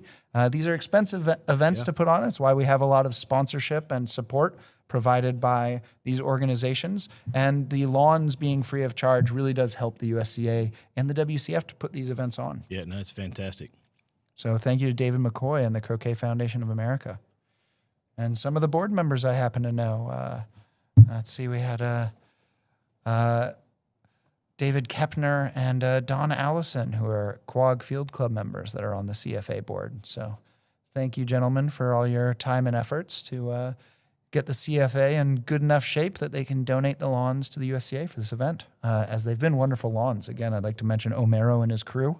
We got introduced to them this morning. We were able to give them a cash tip we had been collecting all week and thank them in person because they've been out as late as midnight and as early as 4 a.m. to double cut and, mow and roll these lawns to get them in ship shape. Yeah, no, it's certainly no small feat to reset such vast number of hoops every day and relocating hoops, and it's no small effort. Yeah, so now we will see Reg try to put a good ball down to 3-back. You don't necessarily mind it being close to Rover, just so long as it's east. Yep. Again, that would allow for you to try to peel Rover and escape to 3-back. Based on Red's position, I'm not expecting Red to be at 3-back. So this, be at Rover. Yeah. So I assume this blue ball is going to get a lot closer to 3-back than black is to 2-back. This is where Reg kind of tightens it up, pulls it together with a couple of good shots. Correct. Yeah, we're not entirely sure how good his stop shot is, whether he's got enough room to get it all the way, but you'd certainly be getting as close as you could. All right, so see if blue has a carry. It's I always say inside the box, and you want it closer to the hoop that it's meant to be your pioneer than any other hoop. That might be closer to Rover. Just. Again, if if red were like already in the jaws of Penalt This would be or a highly likely roll peel, like it was a yard in front, you'd say, oh, he's just expecting the peel to go. But we're still making assumptions on this Penalt peel. Oh, we're going to get a replay of this reaction. Get another grimace. Oh, head down, check the mallet. Yeah, clean the sweat off those hands. Not happy with that shot.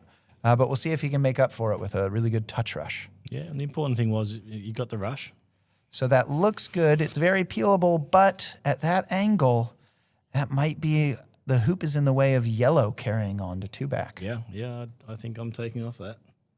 So this is where blue being close to rover doesn't help because red's not going to be for rover.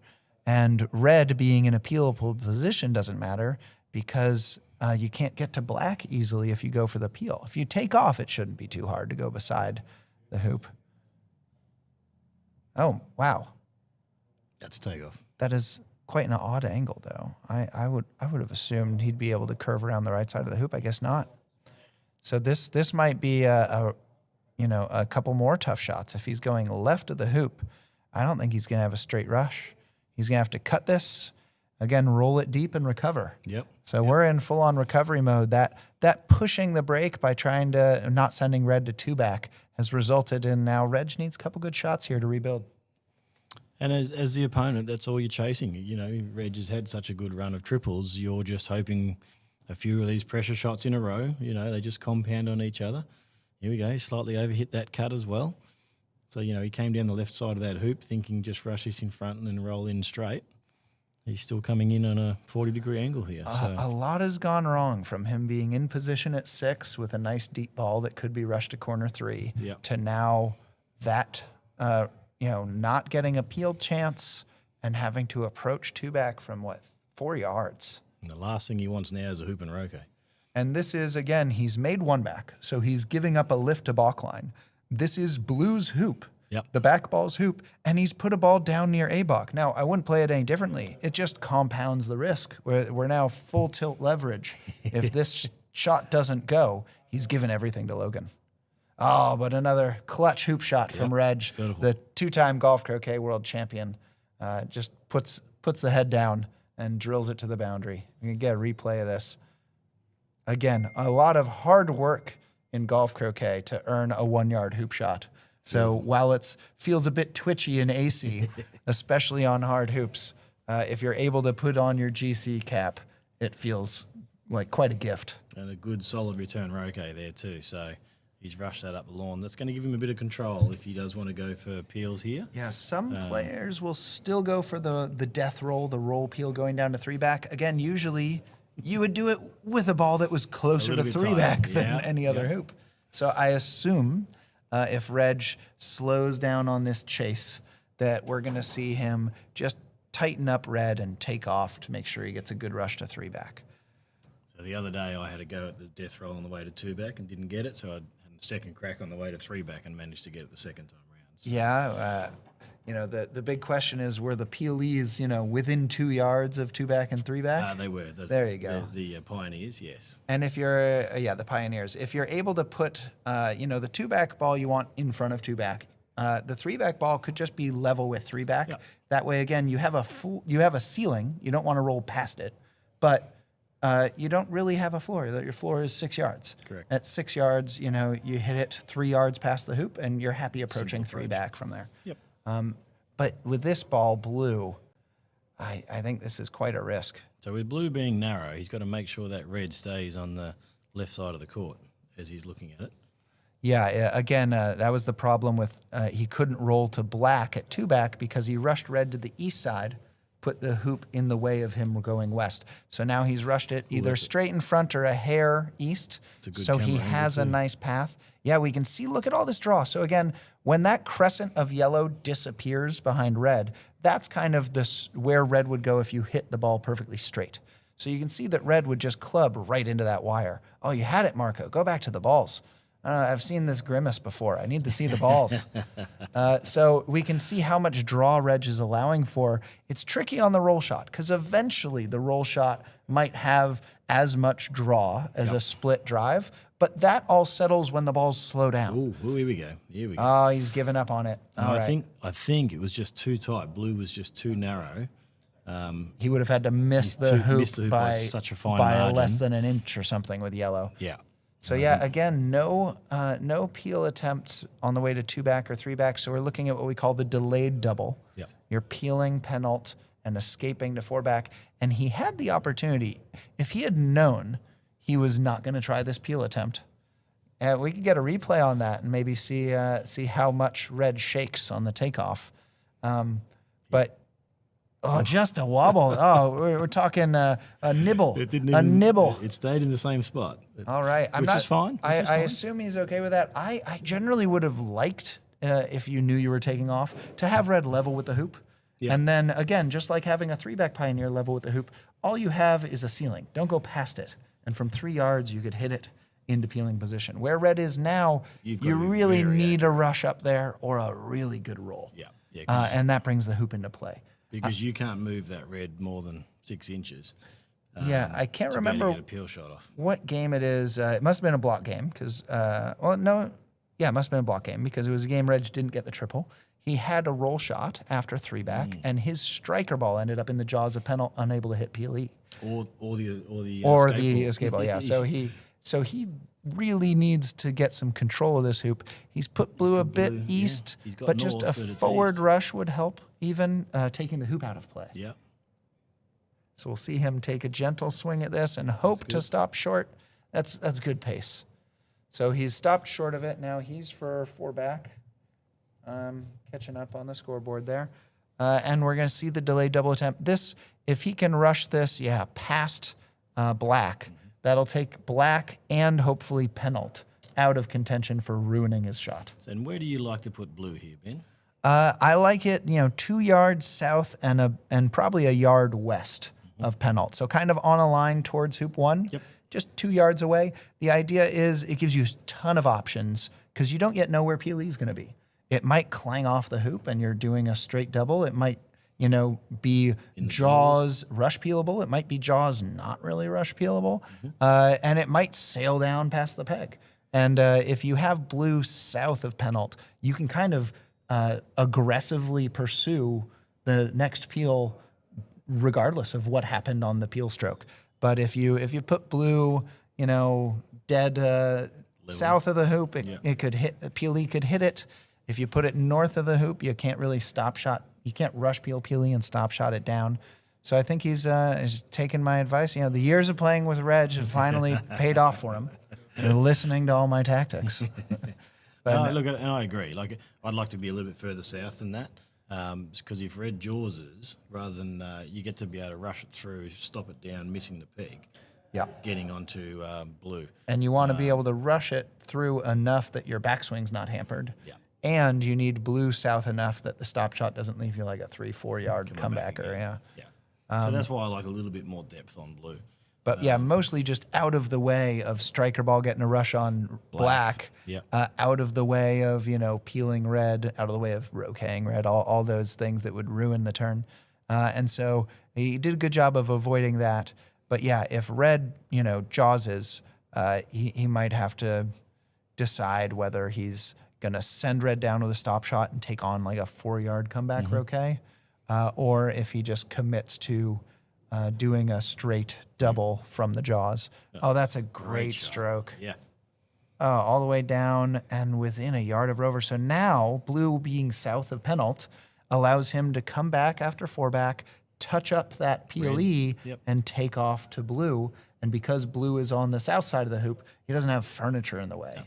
He's got a ceiling, but he's got no floor. There you go.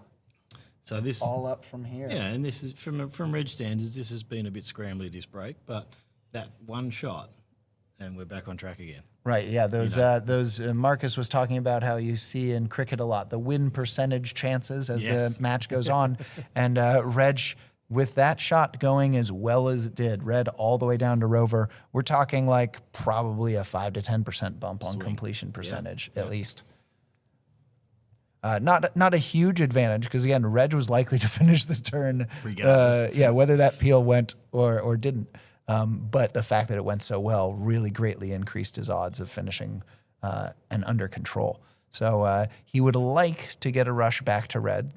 I don't know if we'll see him run this all the way to the boundary, but probably with enough pace, he wants to get past the black ball. Yeah, agreed.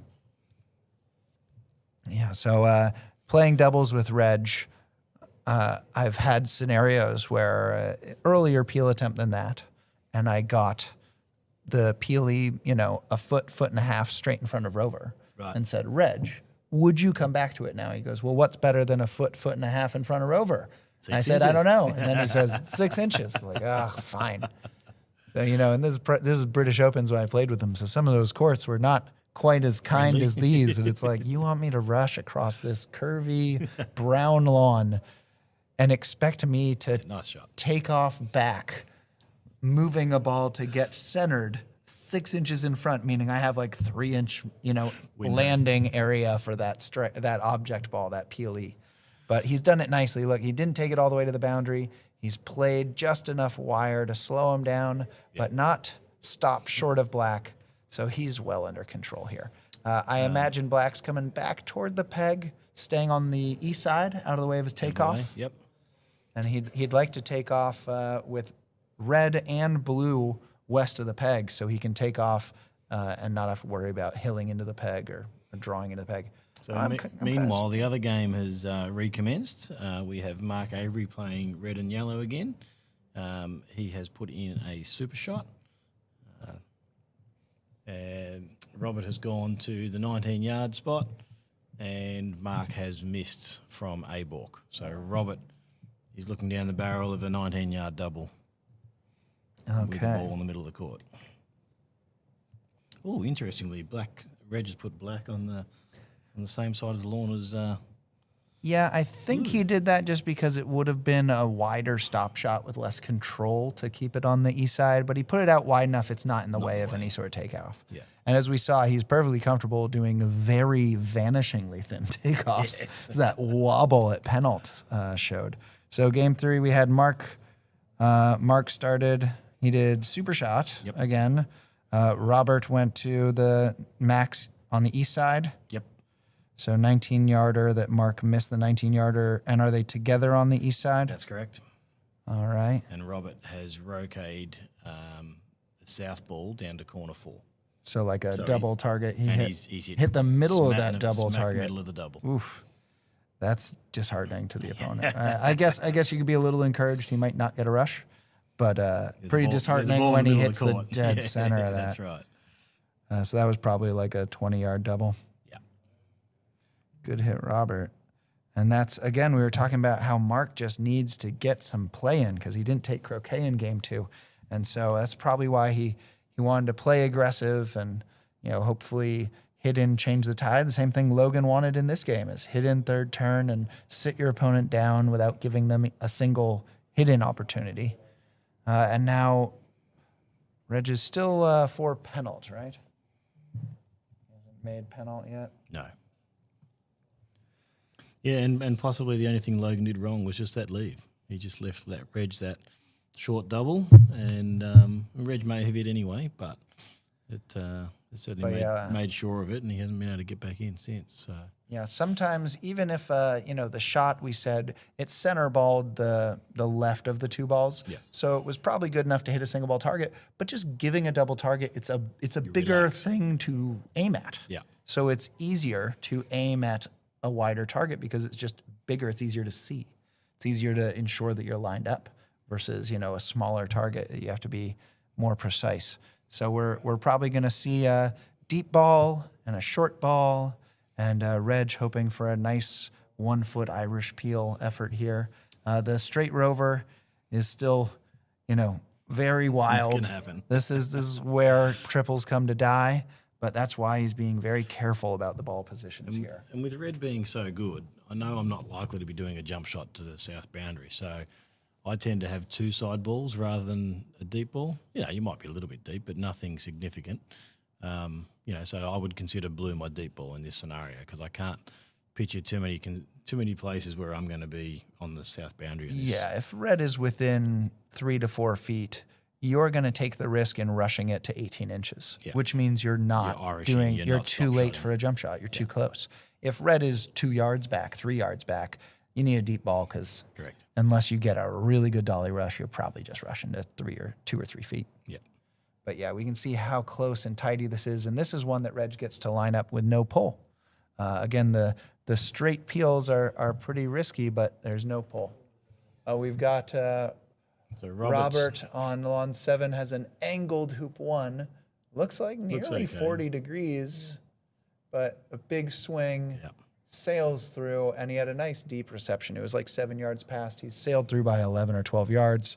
Very, hittable. So his Croquet. takeoff to get a rush on the super shot ball went a little bit far, so we had to play a good cut to get it to the south boundary, and he rolled up to hoop 1, which is why he had a bit more angle than he might otherwise have because it was a 6-yard approach. But he's comfortably hit the return Croquet, and, he's only a half decent shot away from Great having an angle. established break. So the Irish peel is one where you hit it with enough pace for both balls to go through on the same shot, as Reg has done here. And the real danger is if yellow goes through by just a whisker. And that's why, as Trevor said, you wanted kind of 2 short balls, 1 on each side, so that there's hopefully something you can hit other than PLE. Partner. If you hit PLE first, then you have to try to peg it out from wherever you've rotated it. And so hitting one of the other balls first allows you to then rush PLE up to the peg, get a nice easy peg out. And so we are looking at another TP for Reg, this time plus 17, because Logan got that third turn break around to 4 back. So that'll be a 2-0 advantage for Robert Fletcher and a 2-0 advantage for Reg Bamford if this goes well. And Robert's playing black. Yep, Still for hoop 2, still building. correct. All right, so a nice rush past red, so this should be very easy. So Reg brought out some interesting results last night. So Robert has never failed to make the semi-finals. Robert Fletcher, Robert Fletcher. He's never failed to make a semi-finals. at the Medaled World in Championships. every Every Worlds. single one. he's won one. Has he He's been in a he's finals? Yeah, he lost the final in 12 in Adelaide. Okay. So he's got all the colors of the medals. He's got all the colours, yeah. And but yeah, so that's starting in 2009. It was only his 3rd season of playing croquet. My gosh. Well, according to the ranking list, he's And there's his 2007 was company, first a ranked game. supporter of our live stream, Invictus screen. Croquet. And semi-finalist or better. It's a phenomenal record. So 9, 12, 16, No, 14, there was- 16? He didn't play 16 or 18, 19, whatever. He missed two in a row. Okay. But yeah, so 9, 12, 20, 23. And now 25. 25. So 5 5 and 5. worlds, and he's won one. Runner-up one. Runner-up one, and now couple of semi-finalist Matthew Essexes. 3 times. Yeah. At least 2 of them were Matthew, I think. And Reg gets the peg out Hold on. for the plus 17 TP up 2-0. That is going to do it for game 2. Let's see if we can maybe get somebody to sit in for a spell and they can commentate on the Fletcher match that's going on, and I can get a bite to eat. Yeah. So Robert's just run hoop 2 to the boundary. He'll have a 2-foot rush on partner. He has a load on 3, and yellow's a good enough pivot. So he has an established 4-ball break from now. So yeah, we'll take a break, and Thanks for sticking with us. thank you.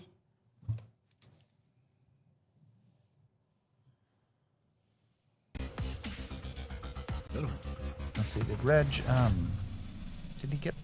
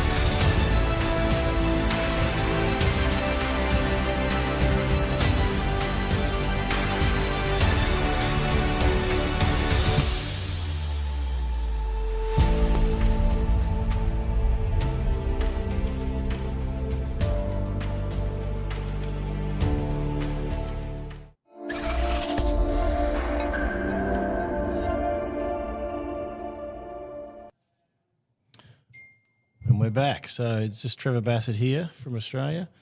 Ben's just gone to find someone to relieve us. Ben certainly had a longer stint than me, so I thought I'll hang around for a little bit. So just a quick reminder, this is Game 3. Robert Fletcher is leading 2-0, and this is the 4th turn. So Robert's established a break nice and quickly and seems to have all the balls where he wants them right now.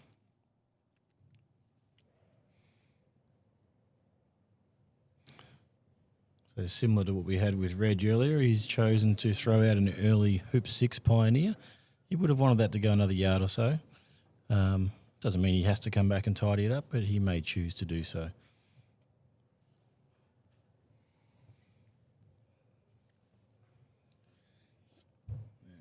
Let's see if I can reach this computer. That's right. Thank you. Beautiful pioneer to 5. Nice little rush into hoop 4. For those who've been watching for a number of days, you would have seen this many a times from Robert and all of our top players.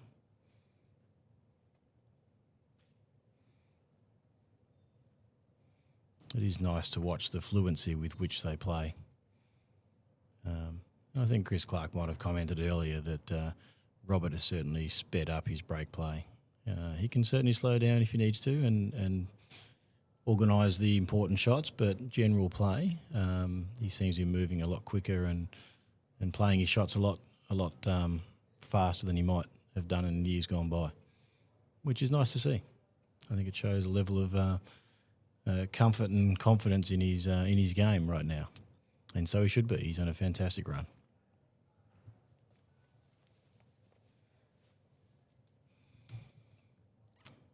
So he's put up the blue ball as a reception ball for hoop 5, likely to load that to 2-back early as well.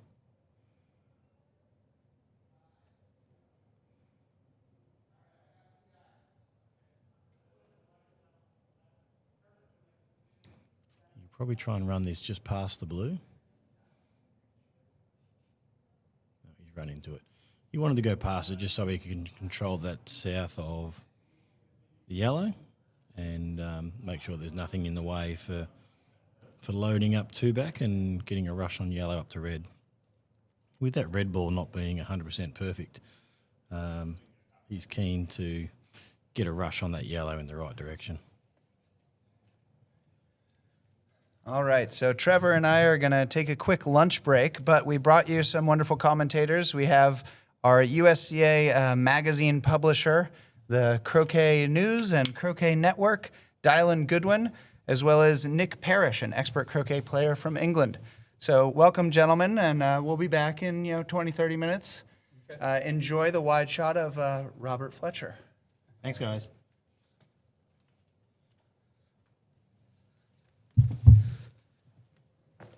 All right, so we have a good view. I've been taking photos for 3-4 days here, and I've only looked at things from the ground level. So interesting to see the overhead here. Yes, it's great to see it from up here. So we have Robert Fletcher. I think he's probably approaching hoop 6 in the first scoring turn of game 3. Yeah, have you been able to watch much of this match? I've sort of kept half an eye on it, and I know that I think he won the first game 26-9 with a TP, and the second game maybe 26-0 with a TP. Yeah, and he had one error. I don't remember if it was game 1 or game 2. He was getting across court, a croquet shot across court, trying to get to it, set a pioneer and get to his pioneer, and he hit the peg with his ball, but he promptly fixed it by hitting a 7-yarder, and then that's it. That's the only thing I could see all day. I wish I could hit 7 yards like Robert Fletcher. It was probably longer than 7 yards. I'm not giving him enough credit. So he's setting up his leave here. People who've watched him play this week more than I have will probably know better what his preferred leave is, but this looks like it might be a Morm standard leave. I think he's done an NSL almost every time I've watched him. Does he leave a ball on hoop 2 or? Not no, not on hoop two. Okay, just a bit usually wider. wide. Watching him yesterday, he had one for the other ball on three back that rolled forward and was open for his opponent, and James Deeth, and he hit. And then another one where he left it a little too far north, and James backed up on a balk and hit that one. It does seem that, if you leave them open from A-balk, it feels like they always get hit. Yeah. But yeah, exactly right, Dylan. He's just doing a new standard leave. And Mark Avery will then need to hit what otherwise could easily be his last shot. Yeah, it's getting down to it. And Mark, in the play that he's had, he looked excellent too. I mean, he hasn't done anything really wrong that I can recall, or had any errors, I guess I should say. Yeah, but at this level, once you're in the world semi-finals, then it's not there's- enough. You've got to be able to hit. The margin gets thin. Well, it's interesting because the hoops have definitely caused a lot of problems this week, and we've seen much fewer peeling turns than we would normally expect. We haven't seen a single TPO in the knockout stages of the main event, or sextuple, or even a quad. So I've seen a lot of players clang hoops, but at this very top level, it doesn't seem to be causing the same problem. Players seem to be getting in and then completing their TPs, so it is very much turning into a shooting contest. Yeah, I've saw a lot of rejections on peels as well, and some stuff hoops over the past few days. But today, these guys are the select few that have made it through and seem to be in great form. Yeah, absolutely. It's quite a bit of wind you can see out there. It's like when you're sitting out there, it's like feel like you're in a storm almost. Yeah, a lot gustier and a little bit cooler today, which I've certainly found welcome.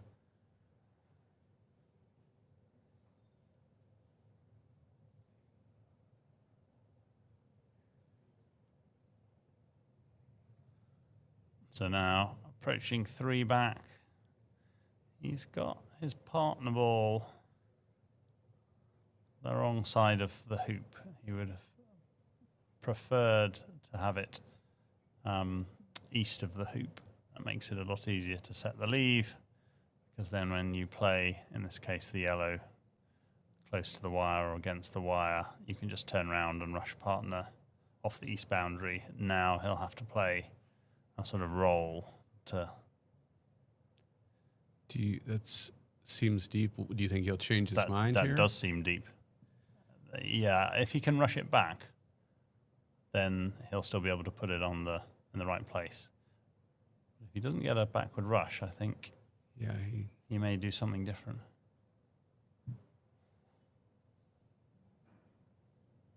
Okay.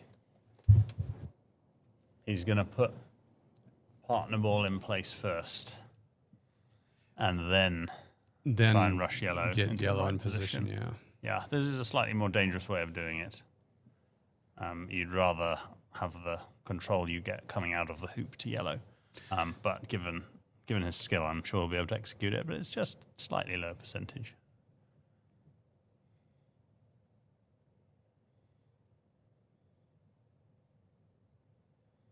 And the other thing about playing it this way, of course, is that rather than rushing partner blue off the boundary and then being able to put it to perfect position, you have to croquet it there from 6 or 7 yards away. But again, that looks like a very good effort. It looks like he's got it to a very good place. That seems good, right? Yeah, it drifted a little, but I think he should be able to... I don't know whether he wants to take off back to blue here, which again makes it more difficult, or if he'll just concentrate on putting yellow into position and then hammering it off. Remember, the important thing here is it can rush to hoop 1, but it can't be seen. It's not visible from A-balk. That's not normally a problem if there's a tiny bit sticking out, but you definitely don't want to leave a full ball from A-balk. As far as I can tell, looks pretty good. Yeah, he seems relatively happy.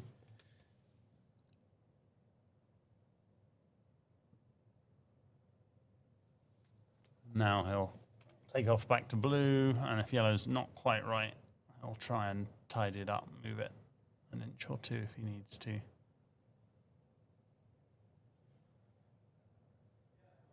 And he's already roquet blue, of course, so he just needs to put black in the right position.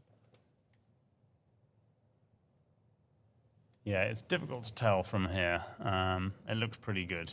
Yeah, it looks. Yeah, I think he's in good shape. Yeah. I think the only slight concern you may have Yeah, is he could. I don't think it looks really straight on to red, so I don't think he has a double that way. No, and it's such a long shot from red. Yeah. It's rare that people would take that shot on, even if it would have to be a very juicy double. I wonder whether yellow rushes to hoop 1. It might be right on the wire, but It is really hard to tell from here, right? yeah, we'll just have to wait and see, I think, with that one.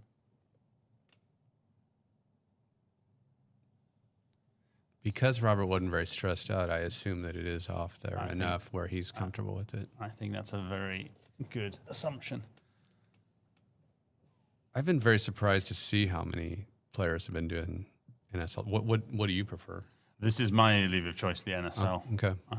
As opposed to the diagonal spread, do you mean? Yeah. Yeah. I mean, the advantage of it doesn't make so much difference when you're first ball round. It's got a big advantage if the opponent's got one of their balls around because it's a polarizing leave. The opponent wants really to lift the ball at hoop 4, whereas the diagonal spread has no polarity. Right.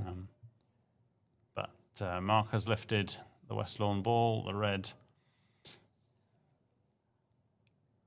That's on the thinking, I presume, that No, are you shooting at black or blue on this? I'm shooting at blue. It's only a yard long further, and it makes the turn a lot easier if you hit it. Sure. So this is really important. It could be his last shot if he misses. He's got it. He's got it.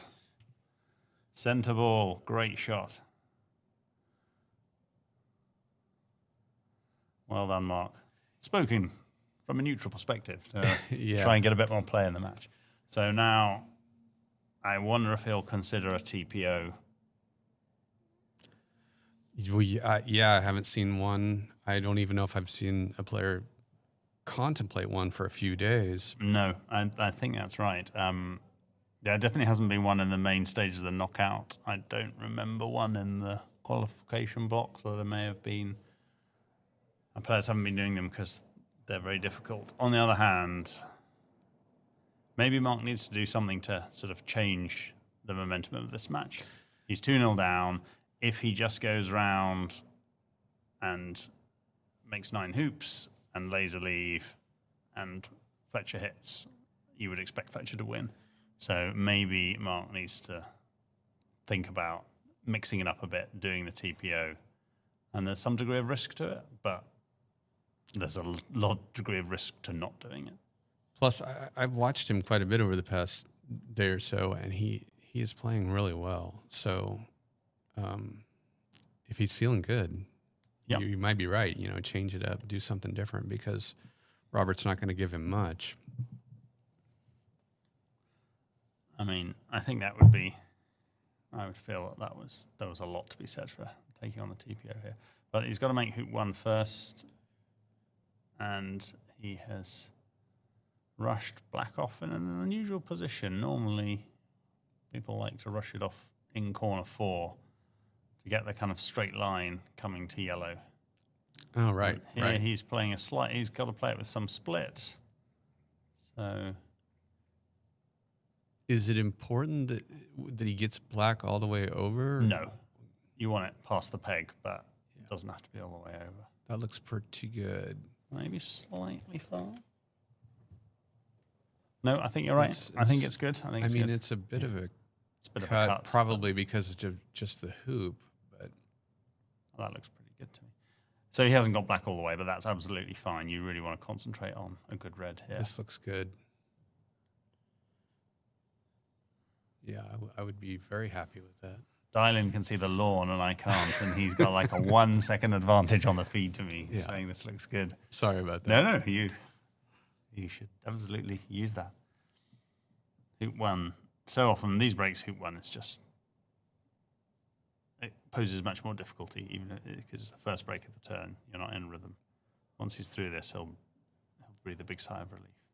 Looks straight on. Almost Almost straight on. Slight angle, slight yeah. angle.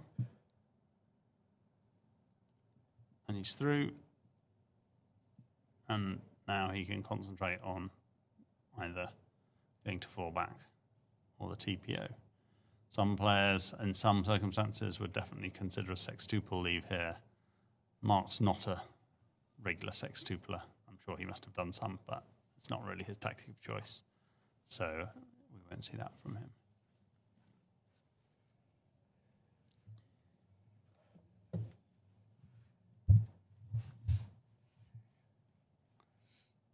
So the other slight issue with the TPO is that which ball has gone to 4-back? I can't make out the clips. Is it black that's a 4-back? It looks like black, yes. Yeah. So that is the other issue. He would need to get black over to 4-back, and black is the ball he's making hoop 2 off. So then you need a rush out of hoop 2.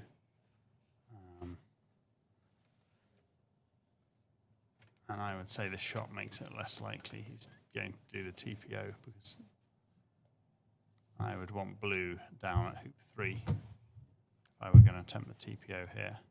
This is, for me, this is a shot of somebody who after this hoop is going to send black to hoop 4 as their pioneer. Yeah. At this point in the match, I would want to just get around and set a leave. But, of course, it's Robert, so you... Well, I think that's exactly the problem. You know, there are a lot of players getting around and setting a leave is great, but when you're 2-0 down, I'd have liked to have seen him mixing it up a bit. I mean, he could still rush black across, but the trouble is, then how do you get your pioneer at 4? You can't. So that's why normally when you're doing a TP and you're making hoop 2 off P-Lee, you would like to have the other balls fairly close to 3, and then you try and rush the P-Lee across. And then there are lots of options for getting one of the other balls that's already there down to 4. Only he's got a hoop and Roquet there. Yeah.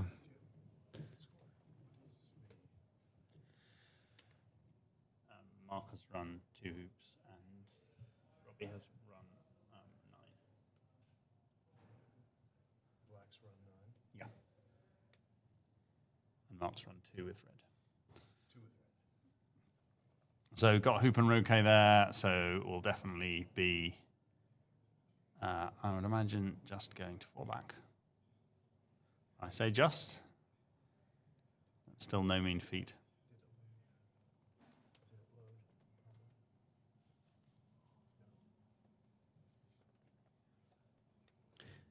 Yeah, so that means the TPO is off for sure, right? Yes, yeah, absolutely.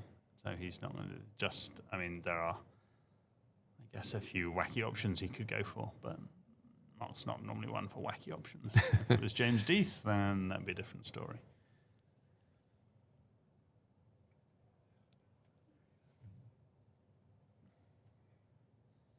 I'm sure this has been said by others, but I'm extremely impressed by the National Croquet Center here in Florida. It's been a wonderful place to play all week, even though my croquet has been shocking. There has been some consolation, the lovely building, the bar, the catering, the fabulous staff, I must say, who are all really lovely. So I've thoroughly enjoyed my week, despite some, let's be generous and call it indifferent croquet. Yeah, this is my first time to be it's at a your world first time? championship, Yeah. and I'm just here as a photographer journalist. But it has been fantastic to witness the event, watch the play. It's been the days go by so fast, even though just watching croquet.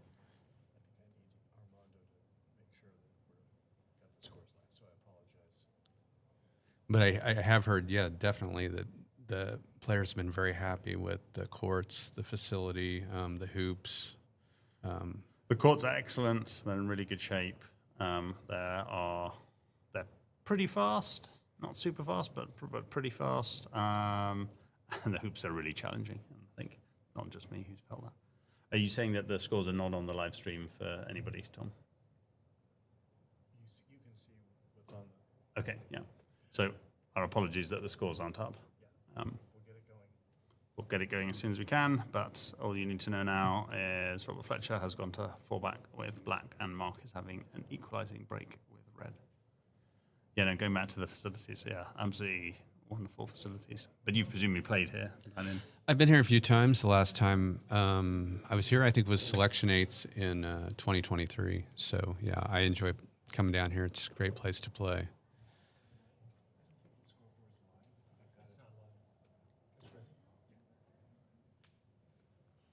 James and I measured the speed last night, and we were hitting 13. Wow. So apparently the lawns were measured at 13 seconds last night, and the score is now There are up the on scores. the screen. So thank you. No, 13 seconds. Wow. It didn't feel that to me, but that is, it's a very good speed to reach. But I mean, I would definitely say once you get the speed of it, probably because they're really consistent, they're very consistent, the lawns. So it's not like fast patches or slow patches. In game one of this match, Mark did get into that area, the brown area right next to the cabana where the players sit, and that rolled off 3 feet, rolled him out of bounds. That's what got Robert started on the south boundary there, right in front of where John Graney, the cameraman, is for the YouTube footage, the archive footage, I guess, is sitting. That's got to hurt. Yeah, I found 1 or 2 side boundaries on 1 or 2 lawns. I've just come off lawn 12, and the side boundaries a bit dicey. But, overall, yes, incredibly high standard lawns. He's made 4, yes. Mark has made 4 hoops. And either he's stopped or my screen has stopped. No, he's still going. Right. Yeah, the screen has stopped. I wonder if hopefully we're still have our audio going.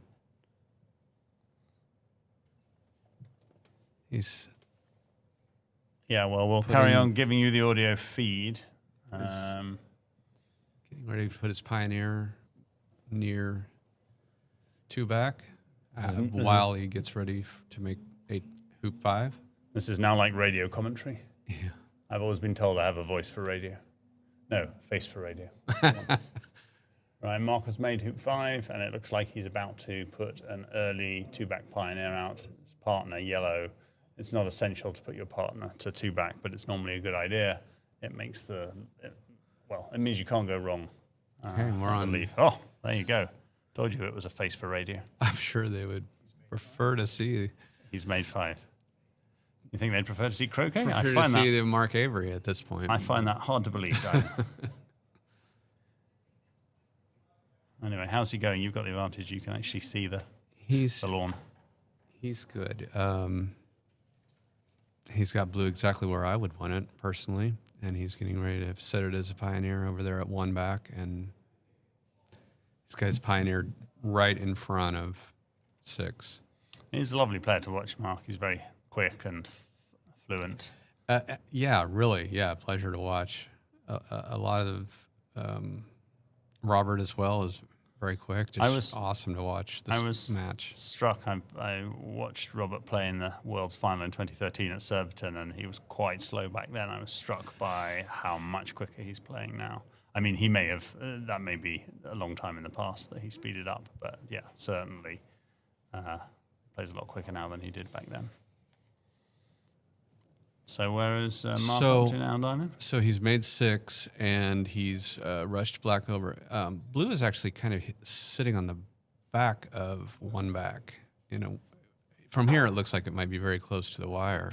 Right. But I'm sure that's not necessarily a problem. No, you can get into problems if you take Croquet from a ball that's just the wrong side of the hoop by an inch. He's hit it to an angle, and he's going to be able to get it. But as long as he's not taking Croquet from there, that'll be fine. Yeah, he's in good shape. Still going. Getting ready to do his Croquet shot.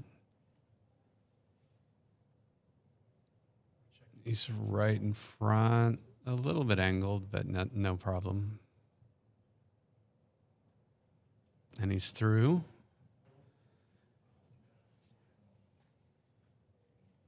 And what leave has he been doing? I think he might be an NSL player as well. Or... Yeah, I've seen him doing the NSL, definitely. And now he's walking over to B-Balk to get an idea, I think, where he's going to put blue, probably. Okay. If he leaves blue where it is, then that will be more of an MSL, a Morm standard leave. Oh, right. Yeah, he might be thinking that way.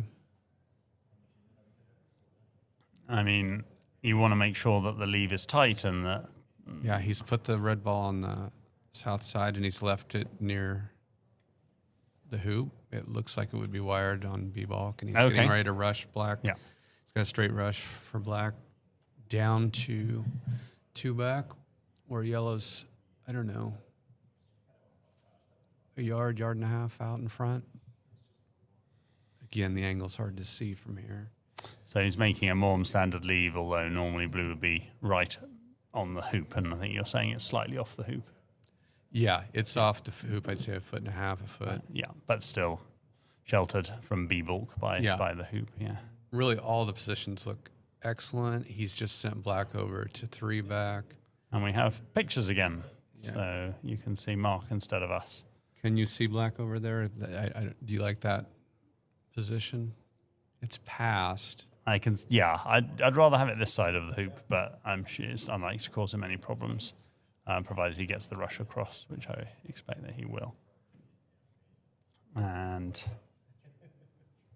so a very tidy break round. The trouble is, if Fletcher hits, it's likely to be his last. But at least he's asking the question.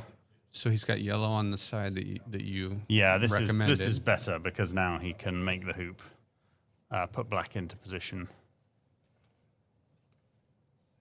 and then rush partner off the east boundary. Or Now he's got it back to the other side a little bit. yeah, Might have been If a it's- bit strong. if it's very close to the hoop, it's not normally a problem because you can just take off to it. The only problem might be you don't want to run the hoop into yellow. That would be problematic. Then you'd have to. Then it would likely be a substandard leave. He's pretty close here, so hopefully he can run with control. I think he'll just about be all right.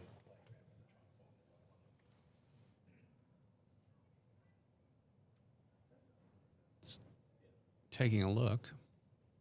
Yeah, I think he's trying to make sure he doesn't run the hoop into yellow. Yeah, he does. Oh, he's a little bit more angled than I thought. Oh, he's And touched it. he's run it into yellow. Okay, not a complete disaster, but not great. One possibility is black might be okay already where it is, in which case, not a problem, roll them both off. Yeah. But the way he's looking, I don't think it is. I think he wants to have a look at black and adjust it a bit. Yeah, so like Fletcher, he's ending up having to make the last ball. He croqueted the ball at hoop 4, which just makes the last takeoff back to partner a bit more dicey. But like Fletcher, I'm sure he'll be able to cope.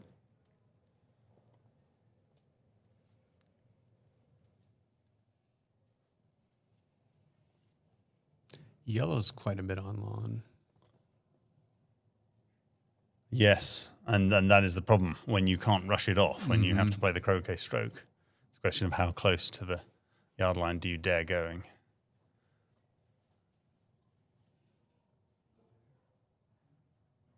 And against Robert Fletcher, you really want the maximum yardage possible.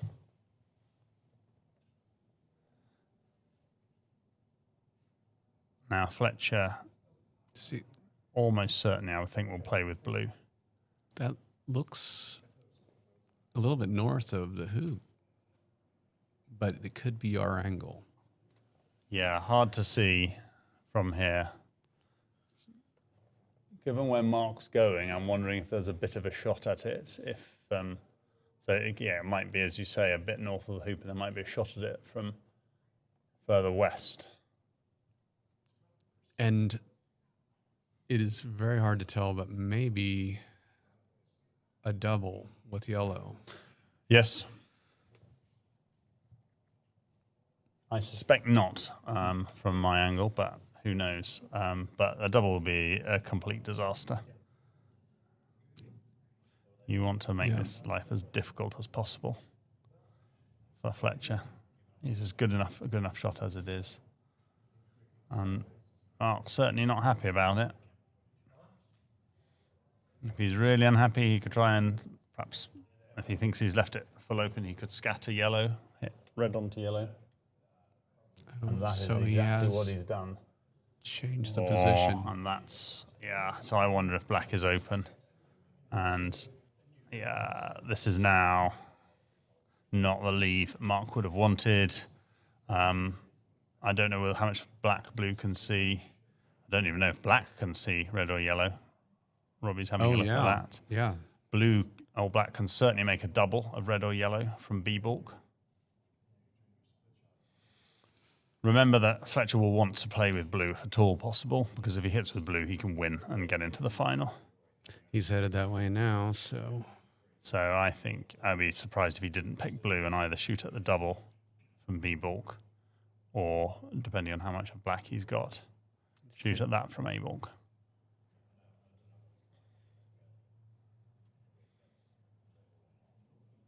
It's still a long shot, either way. And he's lifting blue, and he's taking it down to B-balk. I imagine he'll take on the double here. If you can make yourself a perfect double, which you can when you're taking it as a lift, because you can adjust it as you like, that halves the distance of the shot, in effect. So if this is about a 18 or 20 yard shot, it becomes the equivalent of a 9-yard shot. We have a good view on camera there. We do. How We do. of Cameras the are right double. behind it. Now, the hoop is a little bit in play, but I think he's all right. Yeah. he would have to be pretty far off to hit the hoop.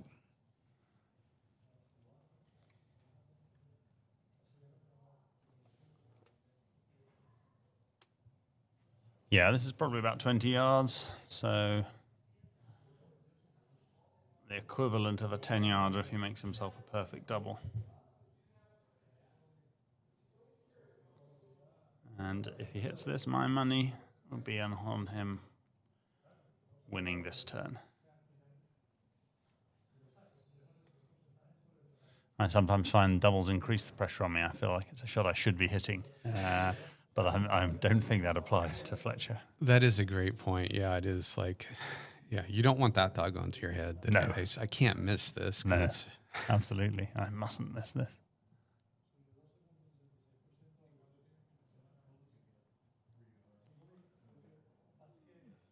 And Fletcher taking this shot.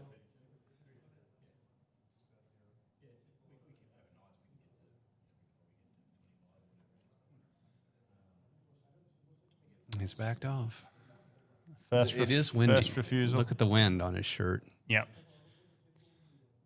Well, flag's not fluttering quite as vigorously as they were earlier. If you look around, you will see some of the flags, straight up, and some not. There's different areas in here that catch wind. Yeah. Yeah, you're right about his shirt billowing.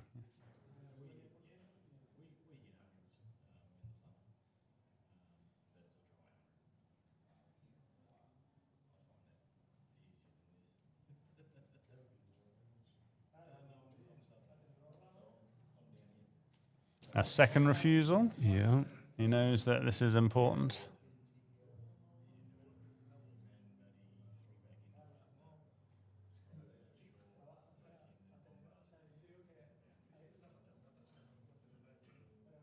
No. He has missed. So Mark Avery has a life and has a chance to rack up his first score with a triple peel. And are the co-commentators ready to retake the helm flag? Whichever you like. Happy to carry on. So Robbie missed that shot, which I am surprised about. So Mark could start off by hitting blue or by hitting red Hitting blue would allow him to send blue to hoop 2, getting the other side of red.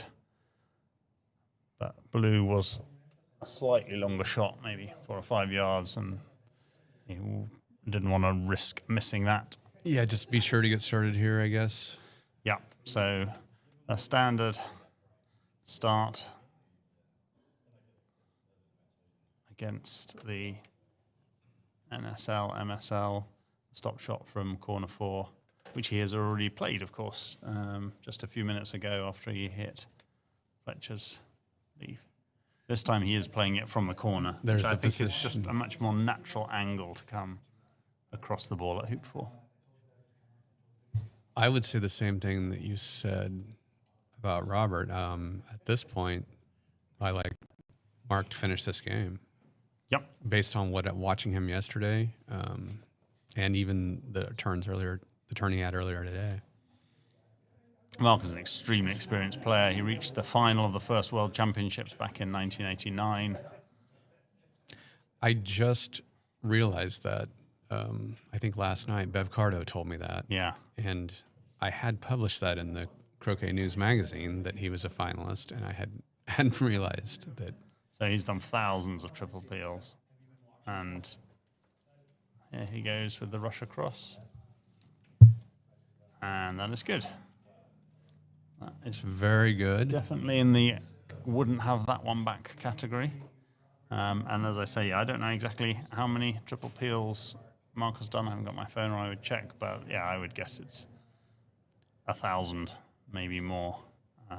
Very regular triple peel. So this is nothing he hasn't encountered many times before. And that's perfect position in front of the hoop.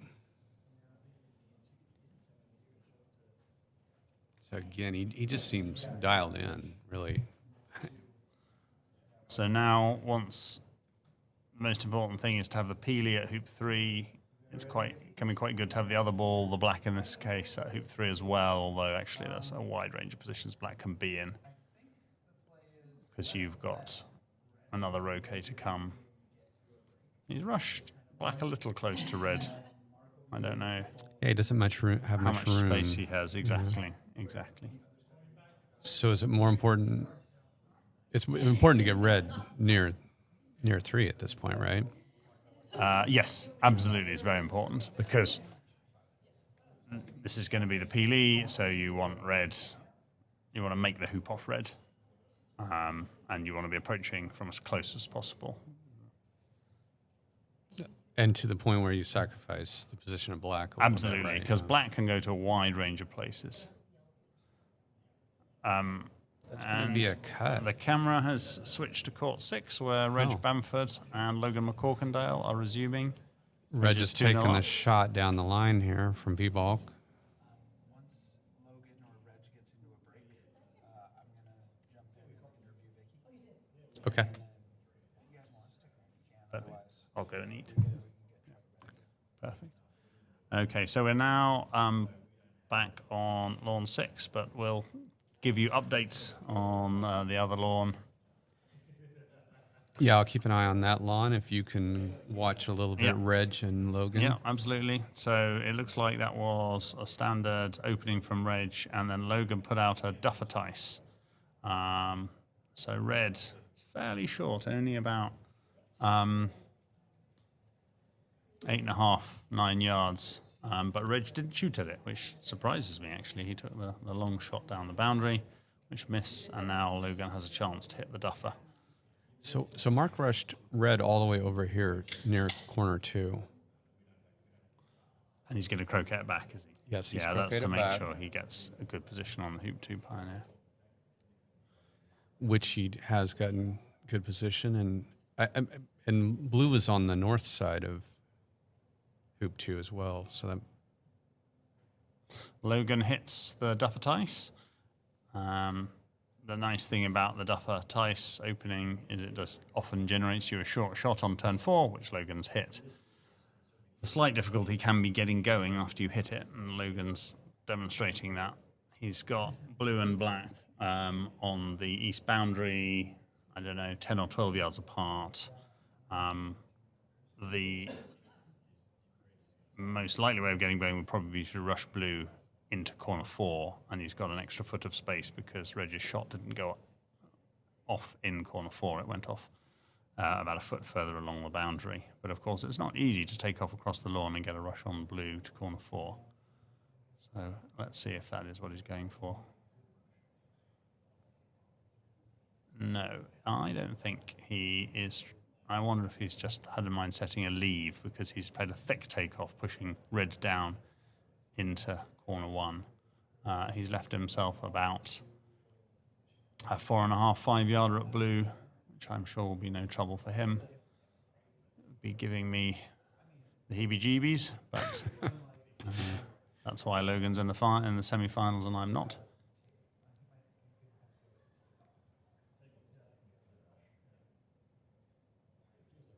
And he hits.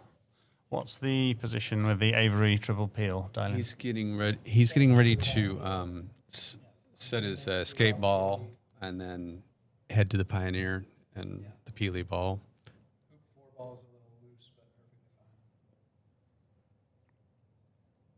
So the Avery triple peel is just about to get going. Wow, and there's a message on the screen that this would be Mark's 1,000th triple peel, which would be No way. quite some amazing to achieve that in a World Championship semi-final. Well, that's quite a guess that you said 1,000. Well, I thought he would have done more given how long he's been playing, but I think he's executed the croquet shot just the way he would want. meanwhile, He's through. Oh, he's through the hoop and setting up for the peel. Meanwhile, on this lawn, Logan, I think, is just setting up a leave here, which is often a good thing if you hit the Duffer Tice. Read Keith Ayton's wise words in Beyond Expert Croquet Tactics on this, which I was doing myself just the other week. I think often the right thing to do. The only problem with setting the leave, of course, is when you're playing Reg Bamford, who's a very good shot. You may be asking for trouble. But Logan will be sending black down towards the hoop 2 area and going back to red and leaving a position where any missed shot by Reg will give him a break. He might even try and get in front of hoop 1 on this roll. It's sort of a free go. If you get in front of hoop 1, you can try and make the hoop. And if you don't, you haven't lost anything. But that looks short. Black is a little long. In fact, black is very long. So the peel is in the jaws. Mark is carrying on with the escape ball.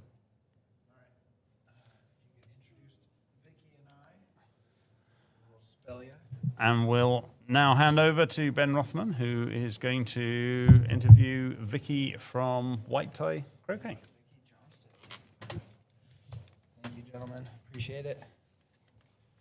Thank you very much to Nick Parrish and Dylan Goodwin for giving Trevor and I an opportunity to eat some lunch and enjoy these games from the ground level.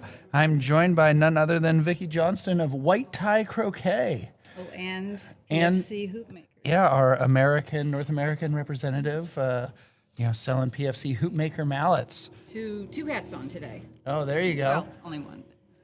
All right, PFC Hoopmaker mallets. Where's the manufacturer for that? They are in Forster, Australia. Can't say I know where that is, but it's about 4 hours from Sydney, I believe. Okay. And Peter Coles founded the business in about 2014. He's a retired precision engineer, and so far I think he's sold about 7,000 mallets, about 1,000 a year. My goodness. I think I've sold 2,000 of those for him. Congrats. All right, those are good numbers. So tell me about the new Formula One mallet we've heard a bit about. That. Yeah, it's a slightly different alloy. Doesn't have a name. We can't use the A word anymore, which would be aluminum, because of the tax implications. Apparently, that's the highest taxed component that there is. Well, they don't like us using that word anyway. They call it aluminium. Aluminium. So it is a new composite. It has a higher power transfer, meaning less effort for more power. There's the same face plates as on the original ones, but they've been hardened up so they don't chip. Oh, good. The mallets are warranted for 10 years, and I think they perform really well. All right, excellent. Who in this tournament plays with a PFC mallet? Have you seen those out there on the lawns this week? Paul Bennett. Okay. And Paul's also representing them on the West Coast. Oh, all right. So he and Peter met up last year at the Worlds in Virginia. And since then, he's been helping out. All right, great. And we've seen some wonderful white tie croquet gear. I think you supplied the Quag Field Club with a lot of their croquet gear I do. This year. That was the club where I taught this summer. And I've heard that you have a wonderful way of personalizing the items for various clubs that want new croquet gear from around the world. It's a nice niche in the business, and I think it's sort of my value added to the sport. There are a lot of small clubs that don't have pro shops, or their pro shop for tennis and golf just doesn't want to carry croquet items. So I probably help about 15 or so regularly. And then for certain tournaments, there are team groups that want to have their logo on a hat or a shirt or something. Okay. Do you help them to design the logo, or you take the design No, and apply it? They have their own design. They usually have a committee. All right. Are we talking embroider or like screen print or It's both? Embroidery. Chris Barley has had me look into the screen print, but I think most people prefer the embroidery. Okay, wonderful. And what kind of items can people get over on the south side of the veranda? What did you bring to the center for people to buy this week? It's a good selection of anything for sun, wind, rain, good selection of whites. All right. Excellent. Well, you heard it here, folks. If you want some new white shirts, pants, jackets, outerwear, hats, even some individual custom logos on those And lots of croquet good gear. bargains over there. All right, yeah, come on out and get some good bargains here at the center this week. Thank you so much for joining us, Thanks, and thank you Ben. for being a proud sponsor of the 2025 AC World Championships. It is Peter's and my pleasure to do this. All right, we really appreciate Bye. it. Thank you, Vicki. All right, so we saw there, Mark is on the triple. We've been reminded that he is on a chance to get his 1,000th triple. And with that, I'm going to bring back a fellow 1,000 tripler, Trevor Bassett, here to the booth. We saw Reg take a defensive shot there. Didn't look like a miss by much. No, he looked to be watching it for some time, but what was it, 25, 30 odd yards? So it was a good leave from Logan. Yeah, I think with that ball, I want to say, I know hoop 4 to hoop 2 is 26 yards. Okay. And then we were adding at least 4 for black and probably another 4. I think we were over 30 yards for that shot, and that almost hit. Yeah. It was probably a 30-plus yarder. All right. And we're going to update you on the score as Mark is peeling. So let's see. Looks like he's got 1 peel, and he's sending a ball to 7. So I think Mark is for clips on 6, and he's at, we're going capital Bs. All right. Fine. I stand corrected. So Mark's got 1 of the peels done, and now Logan's got yellow through the hoop. So they switch colors again. Let me see if I can get that right. So once again, Logan's run the hoop through to about peg high. So he's looking at about a 6-yard return roquet. He had red deep, but not that deep. So 6-yarder, hit this, load 3, and try and get his rush to 2 to get his break established. Yeah, these are the shots he did not miss against me. He just missed. Commentator curse. My fault, Logan. So yeah, he really wanted to possibly hit that on half ball right. Would have helped him to bring the break together, but it's possible from 6 yards he just wanted to smack hit it it. right in the middle. Yeah, and like I said, he's been hitting his long ones really well, but the shorter ones have been a little bit more testing today. All right, well, frustratingly, that's going to give the 5-time AC World Champ a really easy start here with his own 5-6 yarder, maybe, probably 5. From looks like black at blue over on the east side. Yeah, you can see Logan. He doesn't wear his heart on his sleeve. Some people throw up the mallet, or we saw him do like a golf swing earlier. He was a little frustrated, just a little head shake, disappointed. Yeah, all week he's kept a really good demeanor throughout. Yeah, very composed for a young gentleman. He can't be more than 25. Yeah, no, not sure, but that sounds about right. All right, so Reg is now in play. I can fix some arrows here. So Mark has made 6, but when he's roll across, he didn't get PLE in front of the hoop. So There won't be any peels after 6. But Right. So again, I guess in the commentary we heard that Patty Chapman has said that possibly in Beyond Expert Croquet Tactics, I'm not entirely sure, or maybe just publicly, he has said that the Wiley peel after Hoop 6 has fallen out of favor, but not in my triple tree. Like my decision tree for that is a nice branch I like to step out on once in a while. I'll take a 7-yard escape to one back if I can get a nice controlled peel at penalt. And like you said, even just getting the jaws there really sets you up for success and an early rover peel. And as we've seen, especially Logan saw in the second round, the straight rover can be really annoying. And so if you have a chance to get Avoid that it. penalt peel early so that you can avoid the straight rover, yeah, it just sets you up for success. take it every day. All right, so here comes Reg, a little reverse takeoff, but everything is in good shape. And again, this is going to be his first ball round, so don't know if we'll see him try any fancy popping. In theory, you could pop red through one, and then whichever ball Logan runs to 4-back, his back ball will be at hoop 2. Yeah, I'm betting we don't see any popping. So I wonder if we'll see the diagonal spread with red glued to the peg so that you can't rush it to hoop 2. That's generally what I would favor from this scenario. Of course, that didn't really work yesterday against Logan. He was 2 and 4 back, and he played at the peg ball from south boundary, and the peg ball was peely, so that his back ball couldn't rush it to hoop 2. He hit it so hard it went over to like 4 yards south of hoop 3. Took off to my balls, rush to 2. Bob's your uncle. Yep. Pack up the mallet, Bob Jackson style. It's over. Because he played really well that game. But he's going to have to find that groove again and stop missing these 6 to 9 yarders. They're really troubling him today. Yeah, and look, I guess part of that's that hoop control, isn't it? He's getting himself. He had his reception ball 6 yards north, but he's around the hoop by 12 yards. So he's if you can just sort of dial back that hoop shot, and it's tough. We're down to a 64th. A little bit of variances either which way. You might be a bit tighter than that on some cases. I also did hear some complaint. You'll see him in the background over on court 3 to the right of our shot now. Tom Balding was saying that the wind really is playing with those mallets. And I wonder if that's kind of what got Logan's backswing. We saw that move a little on the failed hoop 2. Yep. Remember when we saw it just kind of like moved around almost teardrop shape at the height of the backswing. And that could easily be from a cross breeze.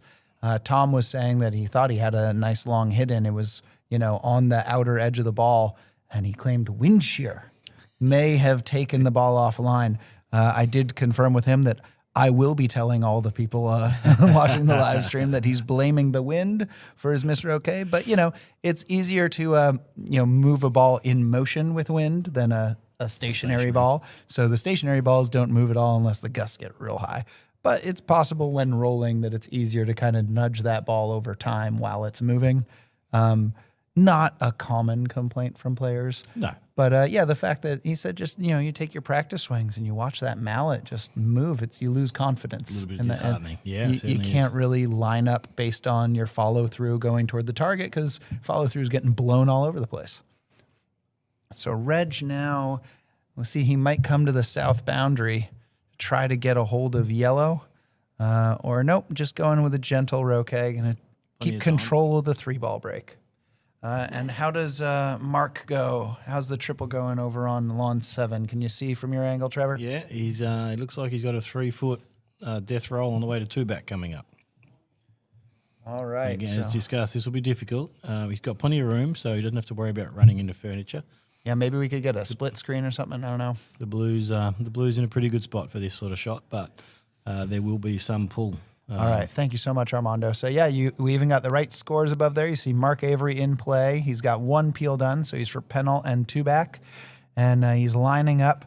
It looks like the way he's looking at it, it's kind of lined up like it's going to 3-back. Yeah, it looks so like he's it. got plenty of room to get past the hoop, but it makes it kind of a wider shot. That's a great peel. Oh, the peel's past the peg. Did he get close to that Pioneer? Yeah, it's not ideal, but it'll play. I think he can hit that Pioneer a yard or two and still have a really easy approach. He just has to not club it to the side of the hoop. But that's a great shot. So that's one of those that really upticks the win percentage there. That ball jawsing or, in fact, going south of peg really gives him a higher finishing chance. And he's even cut the blue into 2-back, so it's absolutely perfect now. All right. Black's in a good spot, so there's a good chance he can have a crack at Rover on the way to 3-back as well. So Well on his way to number 1,000. But many, with 1,000 successful triples, I'm sure there's a couple dozen that have failed from here, possibly more. Possibly a hell of a lot more. He's going to focus a lot. 5 hoops and 1 peel, you'd like to think when you're playing this well this week to get to the semifinals that you're high chance of finishing from here. Agreed. But that's because you got to focus on all these minor ball placements and make sure nothing spirals out of control. Yeah, and I've never made it this deep into a world championship, so even the top players have got to feel the pressure at some point in time. So certainly, it's not Mark's first time, but it's probably his first time in a long time. Yeah, in fact, being the this high. first one, he was a finalist in '89. Correct. It's easier to see tournament wins on Chris Williams' Boot Doc site. Harder to see Runner-ups. how many times you're a runner-up or semi-finalist in these events. But yeah, and combing through Mark's record is gonna take a while. Yeah, there's a lot. He's been active. In fact, I talked to the players a bit, and so both players in play right now, Reg and Mark, our elder statesmen, are playing with trimmer mallets. Reg claims his is 93.5 centimeters. He didn't know how much that was in feet or inches, and neither do I. But he said it's a 12-inch head. Mark is also playing with a trimmer, and Logan has a trimmer as well, but his is Kevlar wrapped. So Robert Fletcher is the only one not playing with a trimmer. I think he used to. He definitely had a Pidcock before, but now he makes the Invictus RF Pro aluminum version. And talking to Mark and Reg, I kind of wanted to know who got them into the game, who was kind of their mentor. And Mark is from Ipswich, England, and asked him who taught him the game. He said there were 2 old sisters there at the club that taught him AC in 1979. There you It was go. when he learned AC croquet. As 2 old sisters from Ipswich, England, got Mark Avery into the game. So he's been playing now in, what is that? That's it, at least longer than I've been alive. 6 different decades he's been playing. Not 6 decades, but in the 70s, 80s, 90s, aughts, teens, and now 2020s. Yeah. Reg also credited a player from the 1970s when he was down in South Africa, Tom Barlow, really helped him get into the game. And Reg now plays out of Surbiton, England. So a long history with these players. And as we said, Reg has over 1,800 games. Mark is now getting close to 2,700. If he goes 5 games today, he will crack 2,700 games played and possibly 1,000 triples, which is just an amazing accomplishment. It really shows to the fact you can grow with this game. Yeah, no, fantastic. You don't have to retire at 41, 42 like your Tom Brady's and LeBron James. The GOATs keep goating. They do. Now, we've just seen Reg split that blue ball up towards 6, and it's glued itself to the peg. So It's a good time to be near the 4th ball. yeah. So it's you'll be able to bring yellow up somewhere near blue, or even closer to 6, depending on his ratio. Yeah, that's the kind of thing that could really ruin a peeling turn. It's a good thing Reg is just on the first break, so he doesn't have to worry about now reorganizing the peel and the peel getting further delayed. He can just throw yellow up there all the way to 6 with a good stop shot, but even just near blue allows him to hit blue, rush yellow to the hoop, or vice versa. And for those that might be newer to the game, the reason we say near blue is good enough is that you can use blue to get yourself a nice, short, accurate rush on yellow towards 6. So 2 balls in the middle of the court, if you can't get a ball to your hoop, is considered a load for people that can rush as well as Yeah. Reg can. 2 balls together equals a rush. That's correct. So, I'd rather, if you have one bad pioneer, instead of, you could send another ball just to that pioneer, or to that bad ball. Yeah. And that way, as long as you get over there, you hit one, rush the other. And if you're not on a peeling turn, you probably don't care which. Correct. Thank So, you. meanwhile, Mark- Appreciate the validation. Mark didn't get his rover peel on the way to 3-back, but got a he good has shot of, full control. Good shot of Marco there in the background. Thank you again, Marco, our cameraman extraordinaire, who's not only filming all this time, but out in the heat while we're enjoying the air conditioning on these hot days. So thank you, Marco, for your your week of braving the Florida heat. Yeah, and he's been out there all day, every day. So Yeah, again, that's idolivestreams.com. They focus a lot on beach tennis, but obviously they're adaptable. They can even learn a weird, nuanced game of croquet, and they've been doing a great job providing this coverage that hopefully you can watch live now or later on YouTube here at our USCA YouTube channel, which has support provided by Chris and Gail Barley, Oakley Woods Croquet, and Chris and Karen Weiss. So thank you, everybody, for your help. Please like, subscribe, hit that notification button. We'd love to have the algorithm pick this up. Yeah, so if we could get YouTube to start suggesting these videos to people, we might get a lot more interesting croquet here, there, and everywhere, even your home club. You might have people saying, oh yeah, YouTube, I watch all these weird long games, and then YouTube said you should watch the AC Worlds final, and now I'm here learning croquet. So that's the dream, folks. So like, subscribe, notify, and let's get some more people, enjoying this lovely game that you can grow old with. That's one of the reasons I got into the game was, I played tennis and, I wasn't very good at, more athletic sports, basketball, football, soccer, baseball, but like I knew this game was one I could put down for a couple months, come back. There were enough tactics that you could think your way out of a bad shooting day, at least at my beginner level at the time. Hard to do here. But the idea was, you have to retire from those other games. You can't play baseball all your life. You can't play basketball or football all your life. You can't even play soccer or footy all your life. You just eventually knees back, something gives out. In tennis, your shoulders, ankles. But with croquet, you could play this. I saw people playing it in their 80s, 90s. There have been, centenarians playing it. Correct. Is that how you say that? Correct, yeah. No. So it's a great game for the whole family. Chris Williams' site shows a lot of those ages of croquet players and their active playing years and things like that. So my father's into his 80s and he's still playing and winning titles. So thank you, Leo Nakora, for liking, subscribing. Leo Nakora, formerly of the Maui Croquet Club, and then Mission Hills. I think he's still down in California, closer to the coast now, with his wife and I think near family there. So good to hear from you again, Leo. Thank you for liking, subscribing, hit that notification bell. And Leo is actually a very accomplished programmer. Used to work for Xerox in the days when Apple and all those companies were stealing their tech.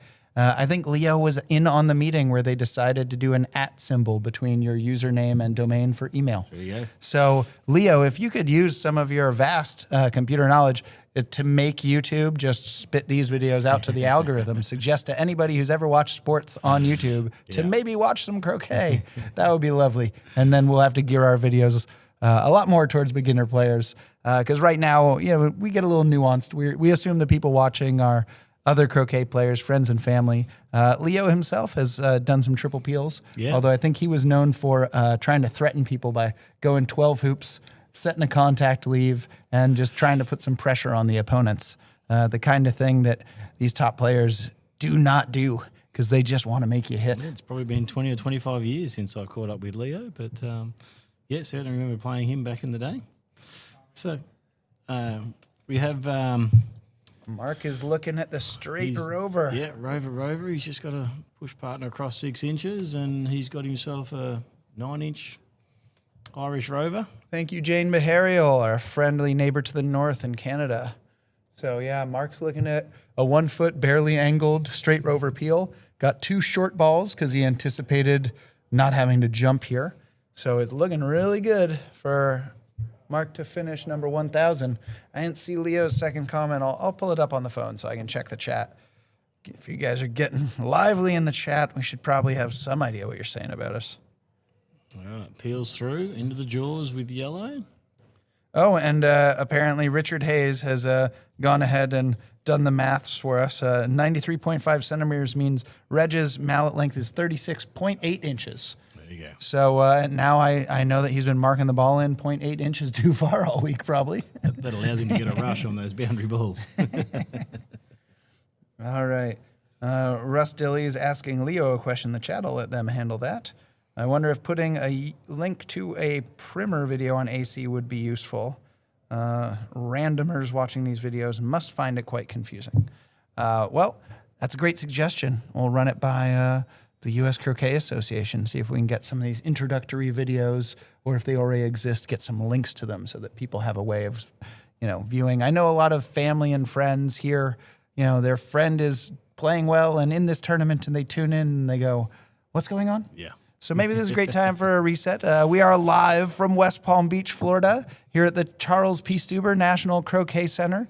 I am Ben Rothman here with Trevor Bassett. We're watching the Association Croquet World Championship semifinals. So this is the game where it's always a 6-wicket croquet with 1 peg in the middle.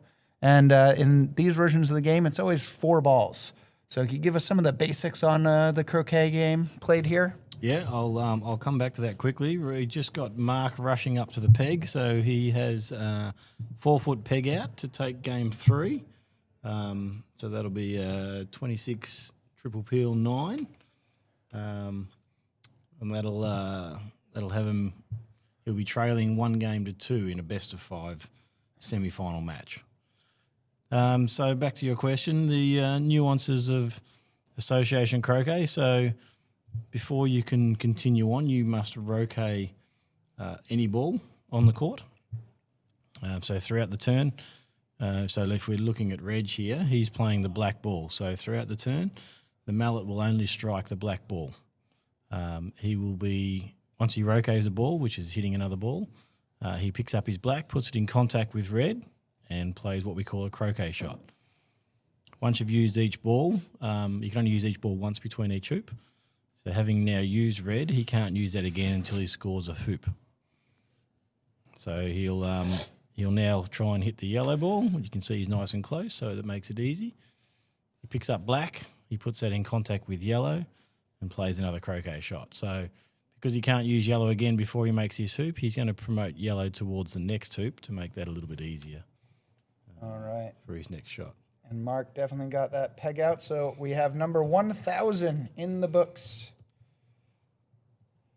Mark has 1,000 triple peels in 2,698 games. Fantastic, Mark. Fantastic effort. Long career, and you've been able to maintain a fantastic level of croquet throughout that journey as well. So yeah, congratulations, Mark, and good luck. He's got 2 more wins he needs. He needs to go now 2-0 against Robert Fletcher to move on to the finals.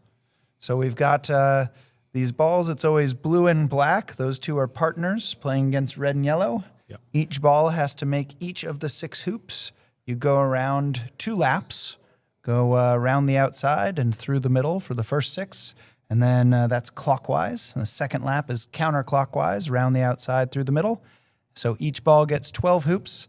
And then you've got to send your balls into the peg to end up with 26 total points, which is why you see in these game scores, all the players are getting to the end of the game and pegging out for 26 points for the win. The letters there, which we've had in all 5 games so far, indicate a triple peel.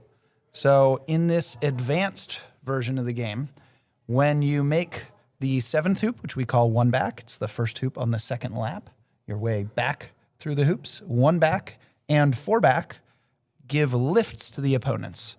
So the idea is you want to make sure to maximize the distance of your opponent's shots when you're giving them lifts. These lifts entitle them to play from the starting areas, which are balk lines on the south boundary and north boundary. But if on your first go-round, if you go through both lift hoops, 1 back and 4 back, you don't just give a lift to the balk line, you give them a lift to contact, which is why all these players run the first break, as Reg is finishing up now. You run it through 9 hoops and do not make the 10th hoop. The 10th hoop is called 4 back. If you make 1 back and 4 back on the same turn, they get that lift to contact. So the great equalizer in this game is having to have your ball hit the other ball, or any other ball, when it might be 40, 50, 60 feet away. Yep. And even the best players in the world, that's usually a less than 50-50 chance. And so these top players do not want their opponents to get a lift to contact. They want to make them hit something. So Reg is going to stop after 9 hoops on this break, and then he would still like to limit the opponent's hit-in chances by finishing the game on his second go-round. So on his second go round, not only will he make all 12 hoops because you no longer give a lift to contact if you start your turn with one of your balls already having progressed through a lift hoop, but if he can get through all 12 hoops, he has a lot of time to try to send his partner ball through its last 3 hoops on that same turn. And each time you send a ball through its hoop, it is called a peel. And getting 3 peels in a turn and pegging out is called a triple peel. So we've seen 5 games, and it's such top-level croquet, we've seen 5 triples. Now, these games haven't been, entirely one-sided. I think game 2, Robert Fletcher did beat Mark Avery 26-0, and Mark did not take croquet. So he didn't hit a single roquet. He didn't hit his ball into any other ball that turn, despite trying twice. But all the other games have had multiple hit-ins, the occasional failed hoop, the occasional leave with no hoops made on turn. So they have been interactive. So don't let the scores deceive you. A couple of them have been, I'm going to have to look through the notes, but I'm not sure. There might have been a game where nobody missed a lift shot yet. I think game 1, Fletcher versus Avery, we had a hit on, we had a missed Duffer Tyson that. So yeah, all the games have had a mistake, whether it's a missed, roquet or a stuffed hoop, failed position. But once the players got control of the balls, we've had a great success with the triple peeling. It shows the level of care. Once they get control, these guys do not put it down. So here's Reg coming up for his leave, and as you suggested earlier, he's likely to tuck this red nice and tight into the peg so that it doesn't rush well to hoop 2, because yellow wants to rush it to hoop 2. All right. Do you happen to remember what hoops Mark got the peels? Did he get the peel after 3? He did the death roll down to 2 back, and then he had a straight rover. So must have been a standard, or did he jaws it? I think he jaws it after 3 and rush peeled it. After 4? 4 or 5? Something like that. We'll call it 4. The fact that he didn't have it in front I'm not at sure 6, it's a huge deal. He may have rolled it across. Hey, maybe the commentary can chime in. Toby Savage from England pointing out that he's got fingers crossed for Mark to get 1,002 triples, because that would mean he's won this match. So any of these guys can rattle off 3 triples in a row. In fact, I believe Reg is currently on, he had 8 in a row in the knockout, 1 left over from the block. He's currently on 11 triples in a row. So any of these guys can get 3 wins in a row. They can all definitely get 3 triples in a row.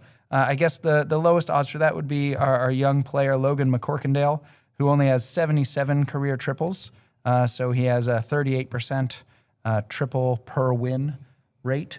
But I've personally seen that he can definitely rattle off 3 wins in a row without much resistance from me or Alain Giraud. And he's won both of his best of 5s in 3 stellar performances, 3 in a row. So he could definitely hit and get 3 in a row. Now, what's going on out here? What is our referee? Is that Chris helping out with? So Reg has just asked. He must have, when he rushed Red in, he must have seen it fall into a divot, an old hoop peg hole, something like that. So he's just asked the referees to come out and repair the court damage or fill up the hole. He's trying to play a fairly delicate shot here. And if that was sitting in a hole, he goes to move it an inch and it climbs up out of the hole, might fall back in the same hole. So he's just trying to get the ground leveled out so that he can play his delicate shot with accuracy. Yeah, when these lawns are as well manicured as they are by Omero and his crew, you want to tap it just enough to go the right distance. And if there's a small hole and that ball's only moving like 3 inches, that hole could really change the direction, and it might hill around and be a ball that it might open up Red's shot on yellow, or open up a Red's shot on the area where Reg would like his balls to be hiding. So on a little delicate shot like that, just a little bump in the lawn could really slow the ball down or cause it to move to the side. This often happens around the old hoop holes, but yeah, like you said, this might have been from a previous rush or something like that, or previous peg hole. So they're doing a good job. Let's see. Ben, what was your longest string of TPs in tournament play? Wow. Talk about lob and softball questions. So glad you asked, Russ. I have the world record of 24 triples in a row from whatever year that was. I was playing tournaments in Mission Hills. It was like the Desert Classic and the Nationals. at the club where I was teaching. And the way the streak, I think I lost the streak because it was Rich Lamb or Brian Cumming. They were conspiring. And I think they tried to do one of the 4-back peels for me, so I couldn't get it.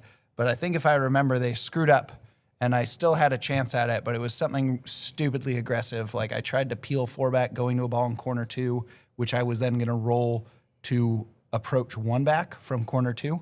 And it was kind of the only reason I went for it was because it would have been number 25. But yeah, 24 triples in a row, I believe, is still the world record. And that was my longest streak. I want to say like 2014, 2015, something like that. 14, there you go. You lost to Brian. Yeah, Brian and Rich, they were conspiring. Was Rich one of the late ones? No. Yeah, I think I think Brian tried to peel my ball through 4-back to ruin it for me. There are a lot of discussions, as they'd be like, "What's the streak at now?" It's like, "I think it's a world record," and they're like, "All right, we're definitely peeling you through 4-back." And it's like, that's not very nice. They're like, "Yeah, you could win with just a double peel." It's like, yeah, but then the streak's gone. So then you've got to start doing TPOs. There you go. All right, so Reg has put that ball right up against the peg. It's hard to tell. It looks like from Marco's camera angle, it's enough away from the peg. It probably rushes to 1. Oh, we get a little replay. You can see just how a hole in the ground could have really impacted this ball. It's only moving like 3 inches. You see the peg wobble there. Sometimes you think a wood peg, it might, bounce a lot back, but we play with the equipment we're given, and I think the wood pegs have fallen out of style here in the U.S. How about Australia? Are there any wood pegs remaining? Yeah, we don't seem to have changed to these ones. But yeah, so they're still floating around. Well, good, because they're wood. They're less dense than water. That makes sense. All right. Righto, so we can see Reg, he's rushed off to pretty close to the 19-yard spot, so he's going for maximum distance between A balk and B balk. We've got some criticism in the chat. Blake Fields, 2024 GC World Champion, claiming that only 24 triples is not that good.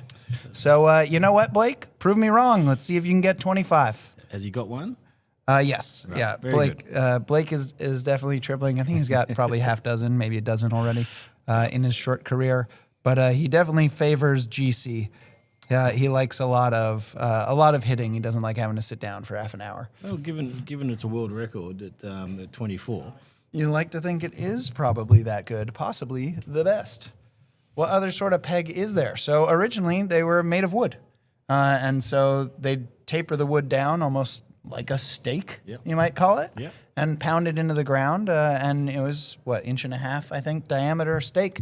And those wood pegs, even in sand courts, but definitely in clay courts, if that ball touches that stake, it comes off. Yeah. It does not settle on the stake easily without a perfectly placed shot. So hitting a peg, if you sail through a hoop or if you're sending a Pioneer and it hits the peg, it almost never would stop within a yard of that peg unless you hit it bang on in the center.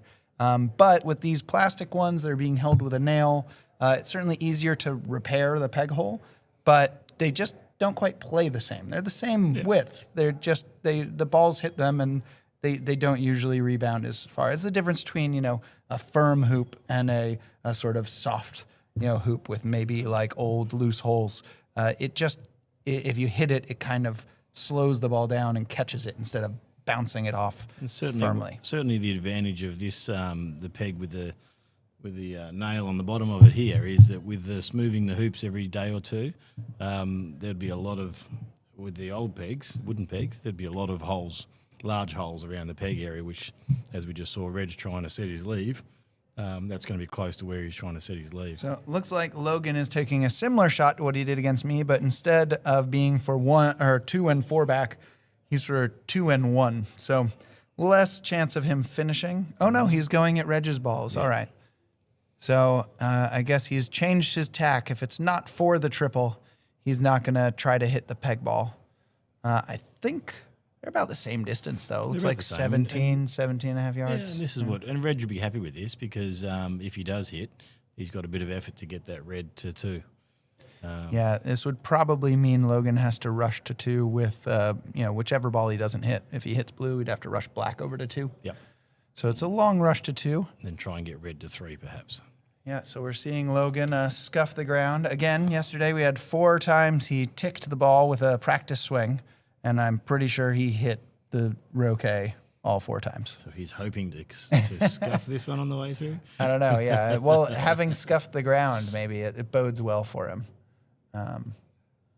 But yeah, if you hit the ball straight, the game gets infinitely easier. So we'll see if he can make it infinitely easier.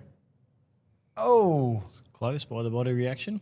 yeah, getting a little bit more reactive as this match goes along. I think he knows that might have been his last swing of the mallet. He's correct. So if Reg can get his 12th triple in a row, he will be moving on to the finals. Again, I'm not sure. So he's won 5. How many has he lost? World Championships. It's a good question. Again, it's harder to look up. Harder to look up. Hey, go Absolutely. for it. People in the chat. We got Chris Williams in the chat. You could definitely look that up. Yeah. Let's see. Most of these peeling figures can be seen in the interactive rankings by selecting the highest grade /index /percentage wins, etc. Near the bottom of the page, longest peel run is one of the options. So again, that's bootdoc.com, BUTEDOCK.com. And thank you again to Chris Williams for that. And thank you to Tim Murphy for croquetscores.com, where you can look up all the results in this event, the bowl, the shield, the plate, the ramekin, the manager's invitational, and the XXV, whatever that event is. Those are all going on as part of these World Championships. You can find the scores and results on croquetscores.com. Thanks again to Jeff Sue and Elaine and Rocky Smith for their help, and Eileen Sue for her help in managing this event. They've really made this easy for us players. Great communication and transparency as to how seedings are occurring, who's going to play when. So we really appreciate all their work in making this event a great success and just easy for us to know what's going on at the right times well ahead of time. So thank you to the absolutely. management Yeah, of this fantastic. tournament. Great shout out, Ben. So we're going to have Reg still getting ready. Maybe we can see, is there anything on the other one yet? No? All right, we've got a bit of a break. So, we're going to throw to a commercial here, and we will get back with you folks in 1 minute.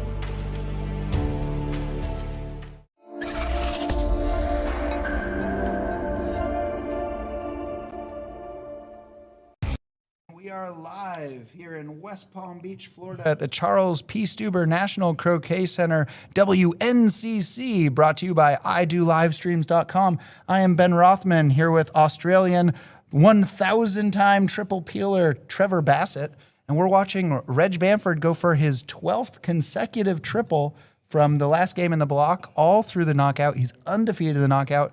If he wins this game, he's going to be a finalist tomorrow. Fantastic effort, fantastic. So, as we just saw on the other game, Roberts just dropped his first game in the knockout.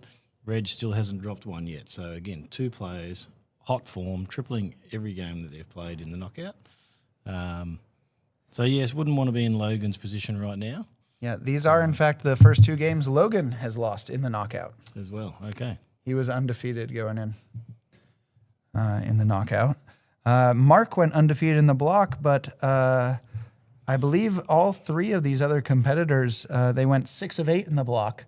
So we had a couple of really strong third seeds in the block do a great job going undefeated. I know Kyle Maloof and Greg Hill. I'm trying to think. You're gonna have to look it up on croquetscores.com. It's failing me. Trevor will correct me soon, but we had some great performances from block players. But then a lot of the knockout has gone to seed.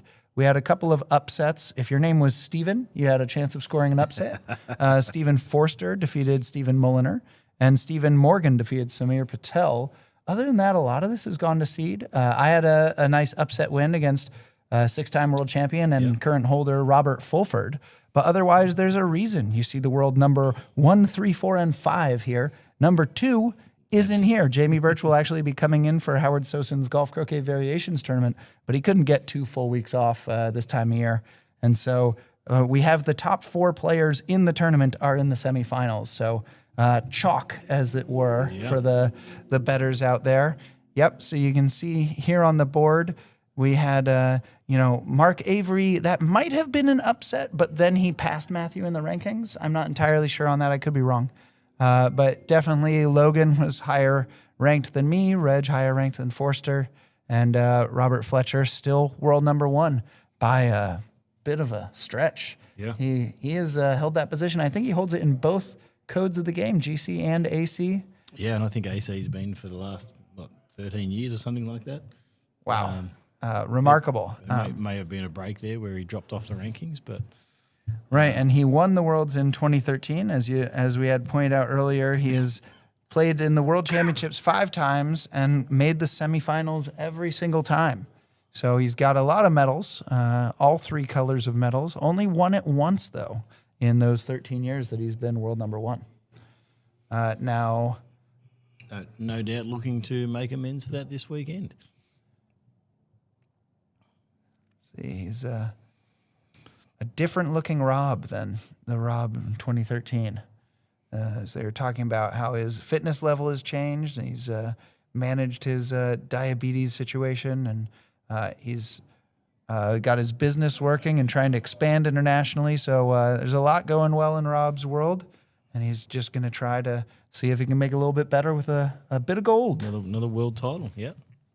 All right, so Reg has got this going. So this is a little bit of a pass roll that some people find intimidating, but because of the wide split, it's not much more than hitting a full roll.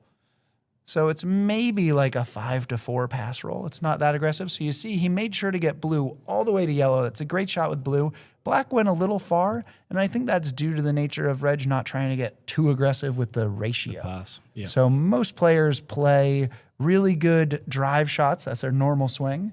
They know how to hold the mallet to get exactly a half roll, and then a full roll is pretty common. Sometimes you find the 70% roll comes up a lot, and then rarely, but occasionally, you'll use a pass roll where your striker ball goes farther than the object ball, and there was one such case. Yep, and so you got blue perfectly, but he also got black very close to there. We had a fantastic pioneer in red already. There's a little bit of a specky peel attempt, people sort of go, you're not really aiming for that, but using the furniture to stop your ball is not terrible. You're not aiming for it. Correct. You're just not expecting it to go. Was it Reg yesterday? Who was it? There was somebody that sent... Robert Fletcher sent the opponent ball down to 4-back, and it peeled. And we joked about how that is just the dream if you're sending partner from this very shot that Reg just did. You're sending partner in, and it just dribbles through, and you're like, oh, well, now I can't fail. Yeah, I'll take it. It's just so much easier. It's basically turning into a double. Reese Thomas says hi and wants me to take this on as a new career. I'm pretty sure the only type of broadcasting I'm interested in doing revolves around croquet. So appreciate the compliment. Just trying to make a good product here for people watching the live stream and learn a bit about croquet, or those of you that were going to watch it anyway, try to make it a little entertaining. Yeah, thanks for tuning in, Reese. It's probably been 20 years since we caught up as well. But I do remember those fun times that we had. Care to elaborate? I went to Portland, Oregon, played Resort at the Mountain a couple of times. Was that a Tremaine Arkley hosted event? Yeah. Yep, Okay. Yep, and Sonoma Couture. So, yeah. And that was Bryce Jones. hosted event. Probably was back then, 2001. So Yeah, I owe a lot of my credit to Damon Bidencope, who we recently had Yeah. a celebration of life. Yep. There wasn't a lot of time for speakers, and many people knew him longer than I did. But my whole croquet career is based on Damon setting up in Northern California. The fact that Meadowood Fantastic. was a thing, and he got Bryce involved. I went to the World Championships in Sonoma. That's where I got my first real mallet from Brian Dawson, and met yeah. a lot of the competitors, Tony Stevens and them. And then, in fact, my uncle, Larry Stetner, who taught me croquet when he first started playing American rules, he was playing in Detroit, and they had these dead boards that you see out here for American rules where you mark which ball is hit which other ball, and they were using them completely backwards. So there's an area where there's a column of blue, red, black, yellow, and then the rows shows which balls blue has hit. You can see it on the screen. My uncle, they were using it in Detroit where who has hit blue? And they would open the little window to see who has hit the blue ball. And Damon was on a CFA, Croquet Foundation of America, sponsored trip to bring croquet pros to new clubs. And he went to Detroit and said, okay, you've told me enough by showing me how you use the dead board that we're going to begin at the beginning. And he got them going and got them off on a better foot, so that then my uncle taught me everything I needed to know to how to learn to play croquet. That's fantastic. And so, eventually he taught me American and golf croquet. Eventually I taught him association rules because I had learned from all the Northern California players who didn't like having to fuss with a dead board. fantastic, fantastic. No, So I owe a lot of that to Damon Bidencope and those fellows you mentioned, Tremaine Arkley and Bryce Jones, those Ellery McClatchy, those great supporters of the game, and the Croquet Foundation of America that I think used to have a lot more programs. Now a lot of their focus is here on the National Croquet Center, which again, we like to thank them for donating the lawns to the USCA so that we can use them for this wonderful event. yeah, no, it's been a fantastic week. So Wow, we got 3 angles on Reg. My goodness. Have you ever seen so much Reg? We're going to get every angle of this peel of this. No, this is just the approach shot. Yep. But he's being very careful about it because he wants to put black in a good peeling position. With this kind of approach, I'd probably assume he's putting it 1 to 2 yards, pretty deep. yeah, so he's still live on red. So he'd be playing that black pretty close to the hoop line. Oh, okay. And so he just wants, he knows it's going to draw away from the hoop. So that's why he's just focusing on getting that line as tight as he could to the hoop. That upper left camera, you could really see how black curved to the right on that shot. Yeah. And that's the draw. That's the pull we're talking about, where these balls have a milling. It's almost like a grid, like a hatchwork. And if it kind of hits the other ball in that exact same hatch, they'll act like gears. Yeah. And it'll just give it spin. And so as one ball pulls away from the other, it has this sideways spin. And so the balls tend to draw toward where the other ball was going. And so you could see, he probably wanted it to be a bit straighter on. That draw really pulled it a bit west. More than he wanted, yeah. Yeah. But you saw him lining up, looking before he played the rush on red, where he wants red to be. No when he's bombard approaching the this hoop. time. No bombard this time. Ah, see, now he's at least on the correct side. He could hit half ball right and try to knock black straight in front. But I think he's a lot less angled than that last Yeah, turn. he's got a bit of depth on black this time. We didn't have much depth last time, so. He's worked out where he wants the red so that he can just play a nice drive on the peel attempt, and still hopefully hold a bit of a rush down the lawn. So. All right, so Reg had 934 triples going in. He's on 936. This would be 937. So not quite to the 1,000 club, but you said you got to add the TPs and OTPs, and he's all right. about 970 something. All right. I didn't put those down here. Why? I didn't put his. I have too many stats for Reg. I had to put all of the years he's won. He is a 5-time AC World Champ. Oh, Marco got a great replay of that gentle hoop stroke there so that Reg didn't have to clobber black from 4 yards away. So Reg is a 5-time AC World Champion, including 2001, 2005, 2009, which can be erased from memory, 2012, and 2020 in Australia, your home country, against Matthew Essick. 2012 was in Australia as well, so I was actually present for all but the one that we're not talking about. So Good. Let's not talk about it. So this is so with the 2 triples today, Reg's career tally is 974. Okay. Including the TPOs and OTPs. So he'd be at 975 if he could get this one. That's correct. All right, and if he, if he fails this one, but gets an OTP and a TP, he could bump those numbers up. But you'd have to attempt an OT or a TBA. And he's not doing that. He's just been fair. going to 4-back, setting his diagonal spreads, and Yeah, you can see he's that workmanlike. he so- didn't give himself a good clean rush to yellow because he wanted to avoid that pull. Yeah, So he just focus hit on the that black. nice and straight, and that is his best Jaws peel so far. The other ones were possible to rush peel, but they had bounced out a little bit. This one is perfectly like halfway in the hoop.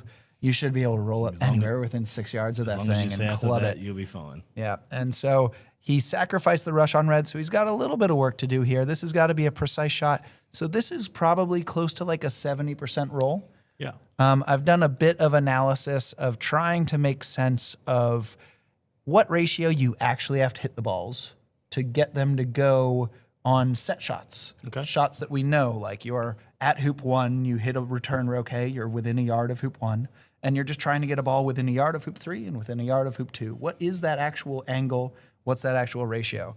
And I don't think it'll work on camera, but I'll show you. I've got a ton of these little diagrams where I did the trigonometry to try to actually get the math right. So when we're talking hoop 1 to hoop 2 and 3, it's a 34-degree split. Your ball goes 21 yards, object ball goes 26, but you actually want to hit it as if your ball's going 17 and a half yards. Okay. And then, so that is actually a 67% roll. So Reg hitting that straight shot he had right there was close to the same ratio you would use after hoop 1, Just doing a softer. big roll shot Yeah. on a 3-ball break. So the idea is to kind of come up with familiar shots, familiar ratios, so you don't have to learn all this variability. Because in theory, you could hit anywhere between, I guess, like a 0 and 1 to 100. 6 stop shot and a 2 to 1 pass roll. Yeah. And there's just infinite possibilities of different ratios. But that's really hard to learn infinite possibilities. You want to learn, the 67%, 30% after hoop 2, 100% from 3 to 4 and 5, 30% again from hoop 4, Yep. and another 70% from hoop 5. And then the patterns kind of repeat. You can see that hoop 6 does not have a good shot. Yeah. But then focusing on which roll shots you need. And so Reg has made it so he doesn't need a roll shot on this particular shot. This should be a nice straight drive shot, his normal swing. No, so everything looks well set up here. So the only thing I like to do a little bit different here is I like red to be slightly north of 5. So when I'm taking off down from black, I don't have to go past the hoop line. So again, I think beside hoop 5 is nice because you want a forward rush out of 5. Yeah. So long as you stop north of that ball. so again, you talk about your ceilings and your floors. Right, yeah, no floor here. yeah. If you hit that ball from 4 yards, it goes 1 or 2 yards past, Yep. I'm happy. That's fine. Because then you're getting your forward rush. If you wanted a nice tight rush to 5, then you'd probably have to land beside it in that case. Yeah. And that would be more for me if red's like a yard in front. Then you really need to get the distance right. Yeah. But from here, I think he could take off. This is actually a shot I like. I did make a diagram of because I am a croquet nerd to the fullest. So do you this pass- is do you my pass pass roll roll. this one? You Yes, pass roll this every one? time. Okay. So here is that pass roll. Let me give you some brightness so you can see it. That pass roll is actually a 2 to 1 pass roll if you want it to stop at hoop 6 Yep. and go all the way to 5. And this is from 2 yards north. Yep. So if you can hit a 3 to 2 pass roll, you get black about 4 yards southwest of hoop 6. Now, if you can get black to hit hoop 6 or hit yellow, Yellow, it's yep. right there. Yep, perfect. And so I love this pass roll, especially with a red as tidy as it is. And that's another reason why I want red to be north of the hoop, so that the pass roll, you're not trying to go south. You're taking off a little bit of that pass. But I like Reg. I'm happy just to take off this ball. I also deliberately push blue left here, so that even if I've got room to push it right, I like to push it left. Oh, he's actually not. He's going the right. The reason I don't like leaving black there, if you don't get a rush out of 5, you're now trying to split through the line of hoop 3 or 4-back. Yeah, or Great- you great way. commit yourself to the 7-yard roll Yeah. to get black over to peeling Where position. if you're taking off that on the right-hand side, just push that black a foot or 2 left. When you're rolling up to it, you're definitely rolling wide of the hoop line. Right. Instead of worrying about hitting black or the hoop, you kind of put them on line. You're only having to miss one thing instead of having to miss 2 things. And again, if he gets a rush out of 5, it's irrelevant. But it's just in case. It's what I Hope call the for the 1%ers. best, prepare for the worst. That's the one. So yeah, here he's going to try to get a rush up to corner 3 would really be nice. He could then put a ball over to 1 back and get the rush on black so that he gets a nice tidy back peel at 6. Yep, and that and takes this away is the standard triple attempt where you back peel at 3, you back peel at 6, get a couple of goes at the rover peel, preferably on the way to 2 back or 3 back, and at worst, a straight rover peel, hopefully from, a ball that's been 6 inches in front for a couple of hoops.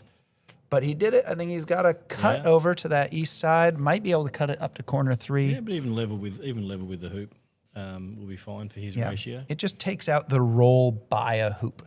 You take the furniture out of the equation, which again, like you said, it's the 1% shots you want to avoid. I've heard that a lot of us can picture the ideal spot that you want. But one of Robert Fulford's superpowers is he knows the 12 spots that ruin the break. Yeah. Like there's 12 spots that will absolutely, cause you to break down immediately or give you tough shots. And so you don't want to be negative or pessimistic. Just avoid all of them. But your plans, you sometimes see him play what looks like a suboptimal cut. And it's not because he doesn't know where the easy drive shot is. It's because he knows trying to get to the easy drive shot, he's passing 2 or 3 of these break failing spots with furniture in the way and, bad ratios.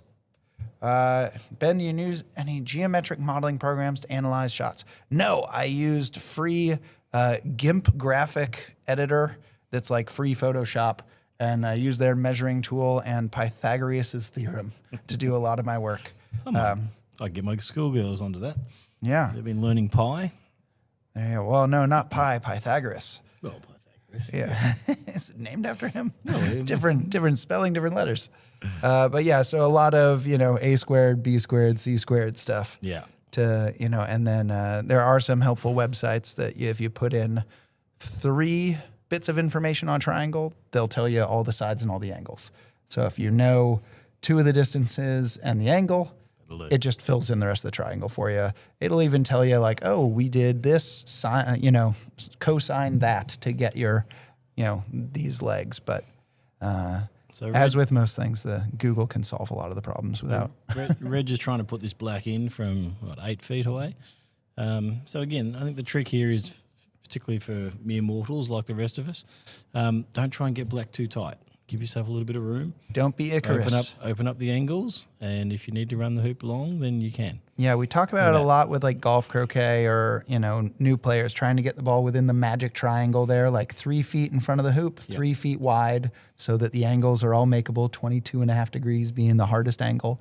For these peels, for these great players, putting that ball within a 6-foot magic triangle is perfectly fine for a peel. And you can see that black. It's near enough to in front, but more importantly, it's gone through 6 or 8 feet, but he's got plenty of room to, and worst case scenario, he should be able to jaws this. Yeah.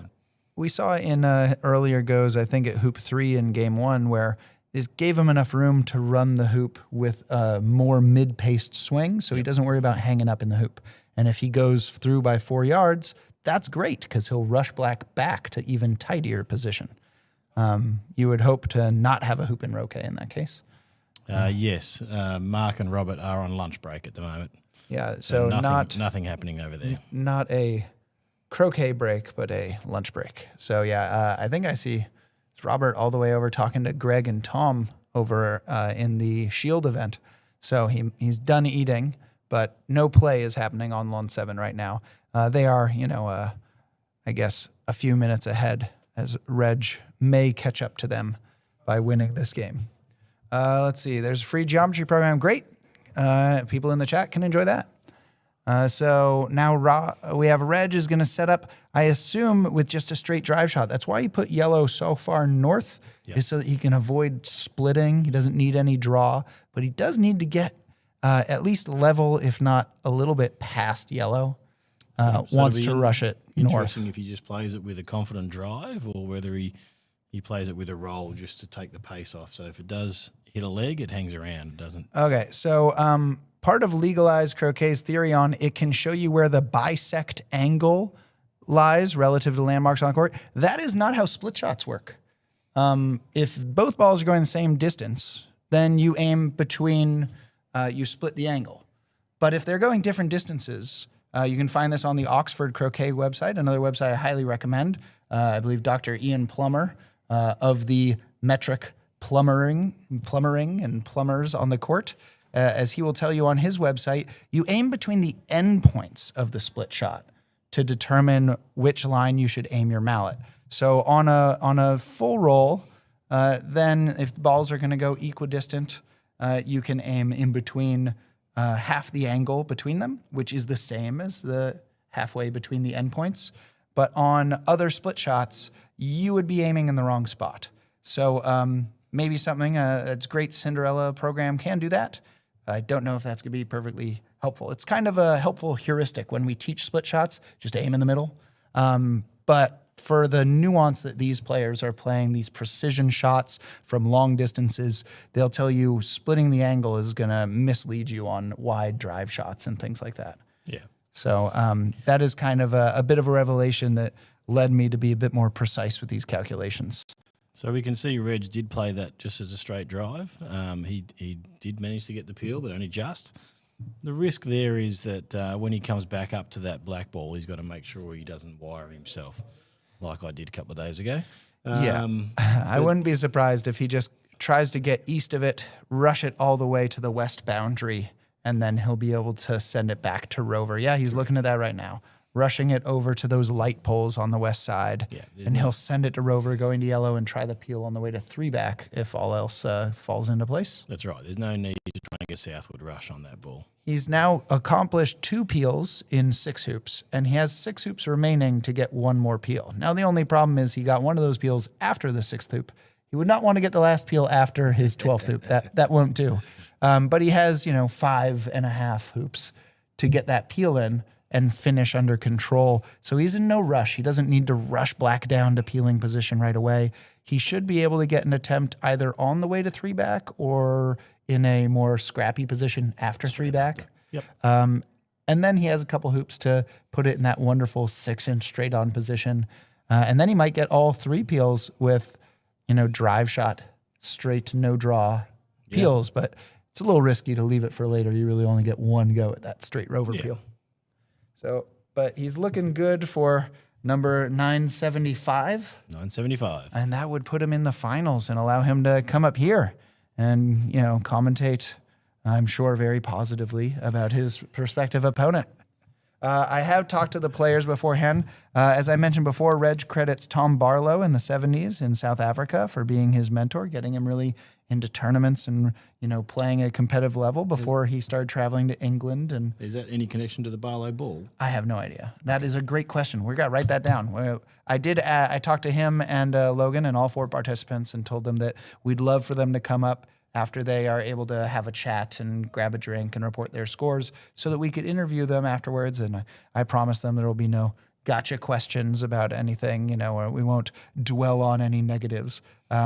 But the hope is that maybe Reg will clarify that for us. So you can see here Reg has happily gone past the black. He's got a good load on 3-back. Happily gone past the black just to make sure there's no risk of cross-wiring himself here.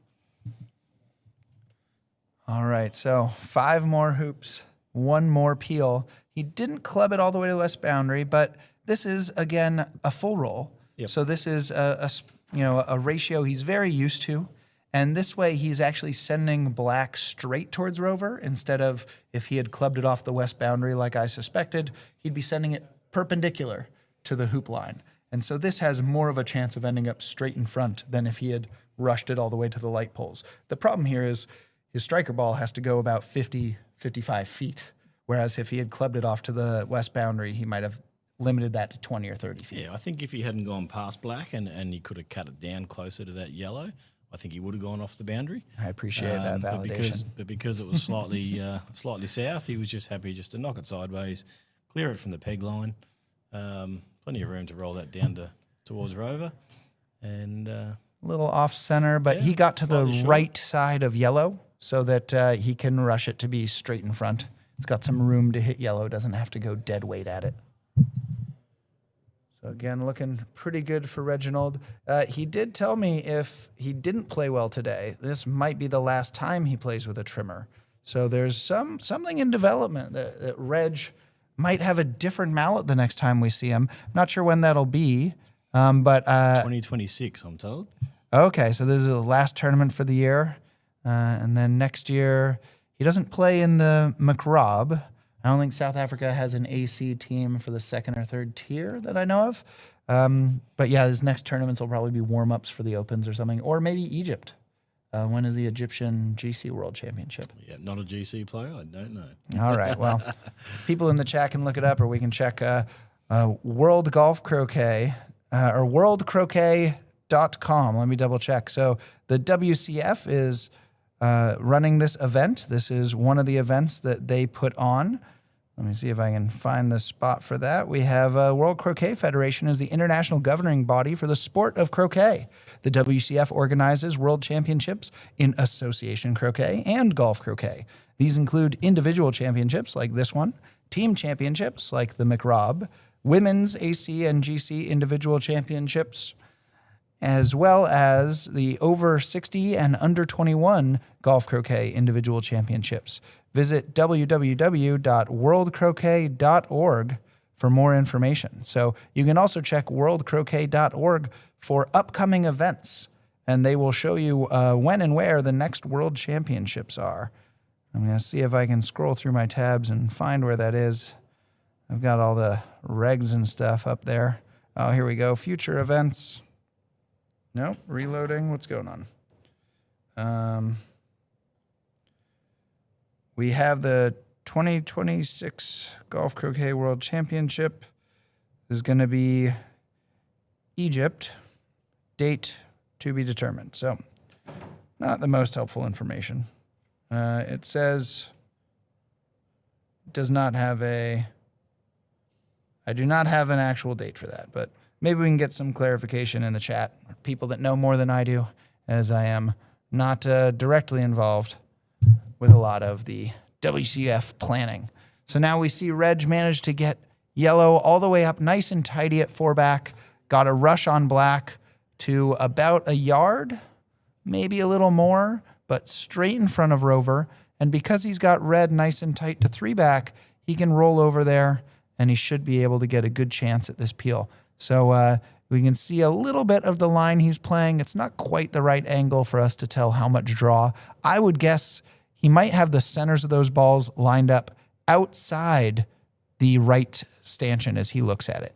So he's probably accounting for more than a half ball of draw. I might be interested in close to a whole ball of draw, even though it's only a yard back and he's doing a bit of a roll shot. So we'll see if this goes. It's another one of those shots that he's still likely to finish even if this peel doesn't go. But if it jawses or goes through, that just kind of bumps up the chances of success probably, 5 to 15%, depending. If it goes through cleanly so that he can rush it up to 4-back, then I'd say that would be ideal, and that would probably increase his chances of finishing 10 to 15%. If it jawses, we're talking plus 5%. But from here, with 974 triples and 344 sextuples, his odds of finishing this turn right now, before we know the result of this peel, are probably 90%. He only has 4 hoops to go through, and those are kind of the sticking points, literally and figuratively, where this break could fail. And this one peel doesn't need to go right now. He still has another opportunity when he comes down to Rover himself. So he's taking a lot of time because he values that 10 to 15% success bump of getting this ball through. So what do you think, Trevor? Is he accounting for more than a half ball? Are we talking a whole ball of pull here? Yeah, I think he might be at least 3/4 pull. This is where I was talking about earlier. That you want to at least hit the hoop. So you sort of go, if I get no pull, it's going to hit the hoop and hang around. I don't think I've experienced no pull this week. But if you only get a 1/4 ball of pull or a half ball of pull, yeah, you want to hit the inside of those stanchions instead of the outside. And if you get a crazy amount of pull, you want to hit the inside of the other. Right. You hope it hangs around there. Yeah. Now, the only problem with red is it's a little bit north. So I think that makes this wider. Okay, so it's hit both stanchions, sitting right in front. That's tempting to rush peel it. It's hard to tell if that ball's an inch back. It's very rush peelable. If it's within like a millimeter of that stanchion that it's closest to, then he might just leave it until Rover. I don't care if it's rush peelable or not. I'm leaving it. All right, fair enough. If I can get a forward rush out of this hoop. Gonna get a replay here, see if it drew too much. I think it hit the near stanchion, or the far stanchion first. I think it didn't draw enough. Enough, correct. Yeah, so our left on that video, the right stanchion in this video, I think is what it hits first. So he gave it a little extra because these, we're constantly adapting. People often think like, oh, well, these top players have such good touch and they know where everything's going to go. And on these breaks, the reason you see it come together over time and get tighter is because we're always adapting. It's like Goldilocks and the Three Bears. You're too hard, too soft, just right. And you're splitting too wide, too narrow, just right. Yeah. You're constantly adapting. And so these guys are running through the results in their head to try to remember if they're splitting too wide or splitting too narrow, hitting too hard, hitting too soft. And then over the course of a match like this, you see them really get dialed in. Yeah. And then possibly the reason it didn't pull as much is because that red was further north than normal. So it was a wider split, which takes out, once you get past a certain angle, you actually start to pull less. So you probably just hit that critical distance. So meanwhile, the other game has just come back from their lunch break. We've had Robert throw out an east boundary Tice. We've had Marco corner 2. Robert has hit partner and taken off to the ball in corner 2. So maximum east distance, and then south of corner 2, and then he hit the 19-yarder, 18-yarder. Yep, on partner. Yep. All right. Meanwhile, Reg has gotten a nice forward rush, and like you advised, he just left that ball alone. So he's not going to mess with the Rover ball. Probably not until he's coming to Rover himself. So the only thing better than a 1 foot peel you said was a 6-inch peel? Well, I'm thinking a ball in the jaws is even better again. Fair enough. So we're going to see a little bit of a 3-ball break for 3 hoops here with Reg. And he even got the forward rush out of 3 back. So that was the important shot. We talked about the odd hoops, odd numbered hoops, 1, 5, 3, 1 back, 3 back, penalt. Those are the ones where on a 3-ball break, if you get a forward rush, that's just less distance your striker ball has to roll on the ground. Yep. And so unlike that long roll he had sending Peely to Rover going to 2-back where his ball was rolling for 50 feet, by getting a forward rush out of 3-back, his ball only rolled 10, 15 feet on the ground. There's just a lot more margin for error there. There's a lot less that can go wrong in terms of distance and angles and whatnot. So once again, he got a rush a little easier out of the even hoops. Usually want a sideways or reverse rush. Yep. So you can rush closer to the hoop. You have maybe a floor, but not really a ceiling to get those rushes. And so here he's going to put this ball, I assume, a couple yards north of black. I would think so. Wants it close so that he can get a really good rush on black because he wants to make sure it's either in the jaws or centered. You don't want to hit black and have it like get stuck to a stanchion. And he's pushed it off the side as well, just so you're not trying to flirt with the peg, trying to get onto that yellow ball. So he's just sort of, keeping things, nice and safe. A lot of these precise positions are just to avoid, the terrible positions that you've seen or sometimes experienced balls go to ruin turns.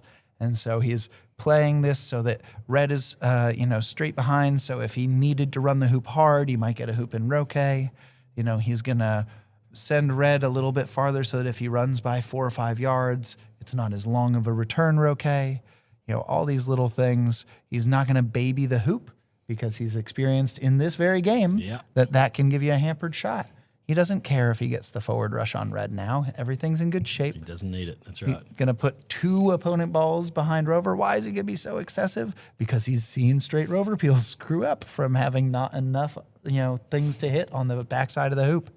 So it's all about kind of risk management.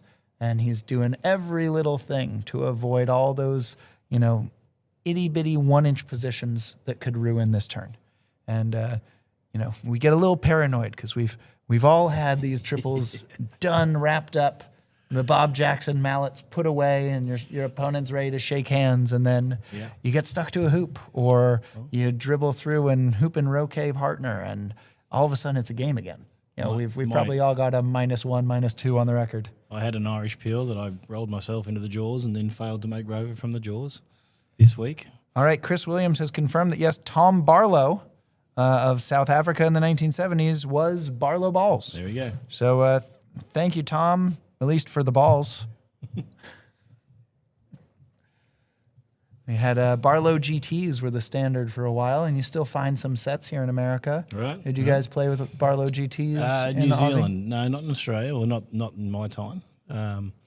We were fortunate enough to have the Dawson floating around for most of my different versions of the Dawson. All right. Oh, we see Reg is a little head shake there. I think he's worried about Rush peeling it. Could be a problem. He really doesn't want to be on the backside of the hoop.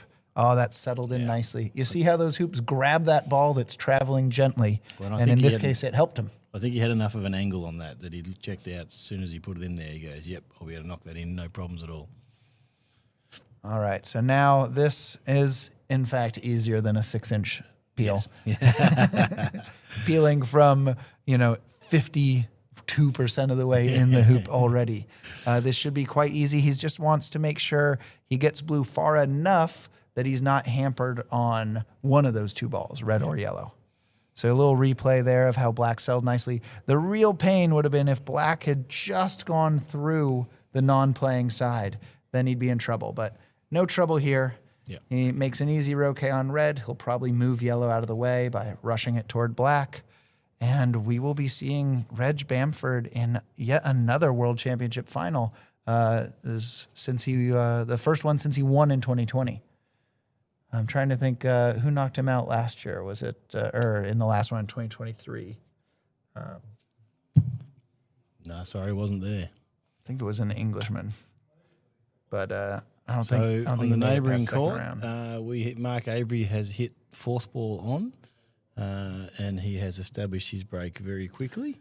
All right, so that was Rob. Last we left, Rob had gone to the corner 2 ball. Yep. So he set some sort of spread. Rolled that in, paired up with partner at the 19 yards, and Mark's hit the 19-yard ball. Wow, so they've third turn 19-yard hit, fourth turn 19-yard hit. We're looking at a perfect game over there for game 4. This could get really interesting since Rob's hit did not result in a break because he hadn't played a super shot opening. Correct. So Rob hit the 19-yarder to get a leave. Mark hit the 19-yarder and stands to pick up a break. So we will let you know how that develops, especially if Reg finishes quickly here. Then that will be the featured match. We might have to have Marco and Armando move cameras to get a better view of that one. And so here's Reg rushing up towards the peg. Nice and short and wide is always the ideal position so that you don't accidentally rush it onto the peg. And I don't think we'll have any problems pegging out from here. So this will be another World Championship final for Reg, another stellar performance. And he's halfway to the record with 12 consecutive triple peels, and he will be into the finals. Now, we have seen these miss before. This is one of those positions that, some people have horror stories of missing a 2 or 3 yard peg out. I know his doubles partner, Tony Lemoynian, had a 1 yard peg out in the British Opens and scuffed the ground. And I think neither ball pegged out. And then he was unable to peg both out with a scatter shot, but no trouble for Reg there. A wonderful showing. This one plus 25 TP. I did miss a 4 yarder for a triple this weekend at the Beach Club a couple of days ago. So, but yes, that was a nice 5 or 6 footer and very well done, Reg. And Logan too. I think Logan should go home very happy with his performance this week. I know we never feel like that straight away, but his shooting's been fantastic, and I think his peelings have improved a lot. So he'll be a lot stronger player next time around, whatever that may be.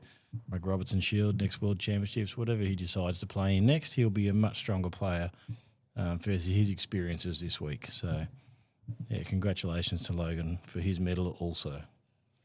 Yeah, very well played, Logan. I have no real shame or worries in losing yesterday because he literally, hit just about everything. Everything between 10 and 20 yards. Missed one hampered 4-yarder, but otherwise hit all of his 5 to 9 yarders. And he went 50%, 1 out of 2 on the 20 to 23 yard shots. And I did not.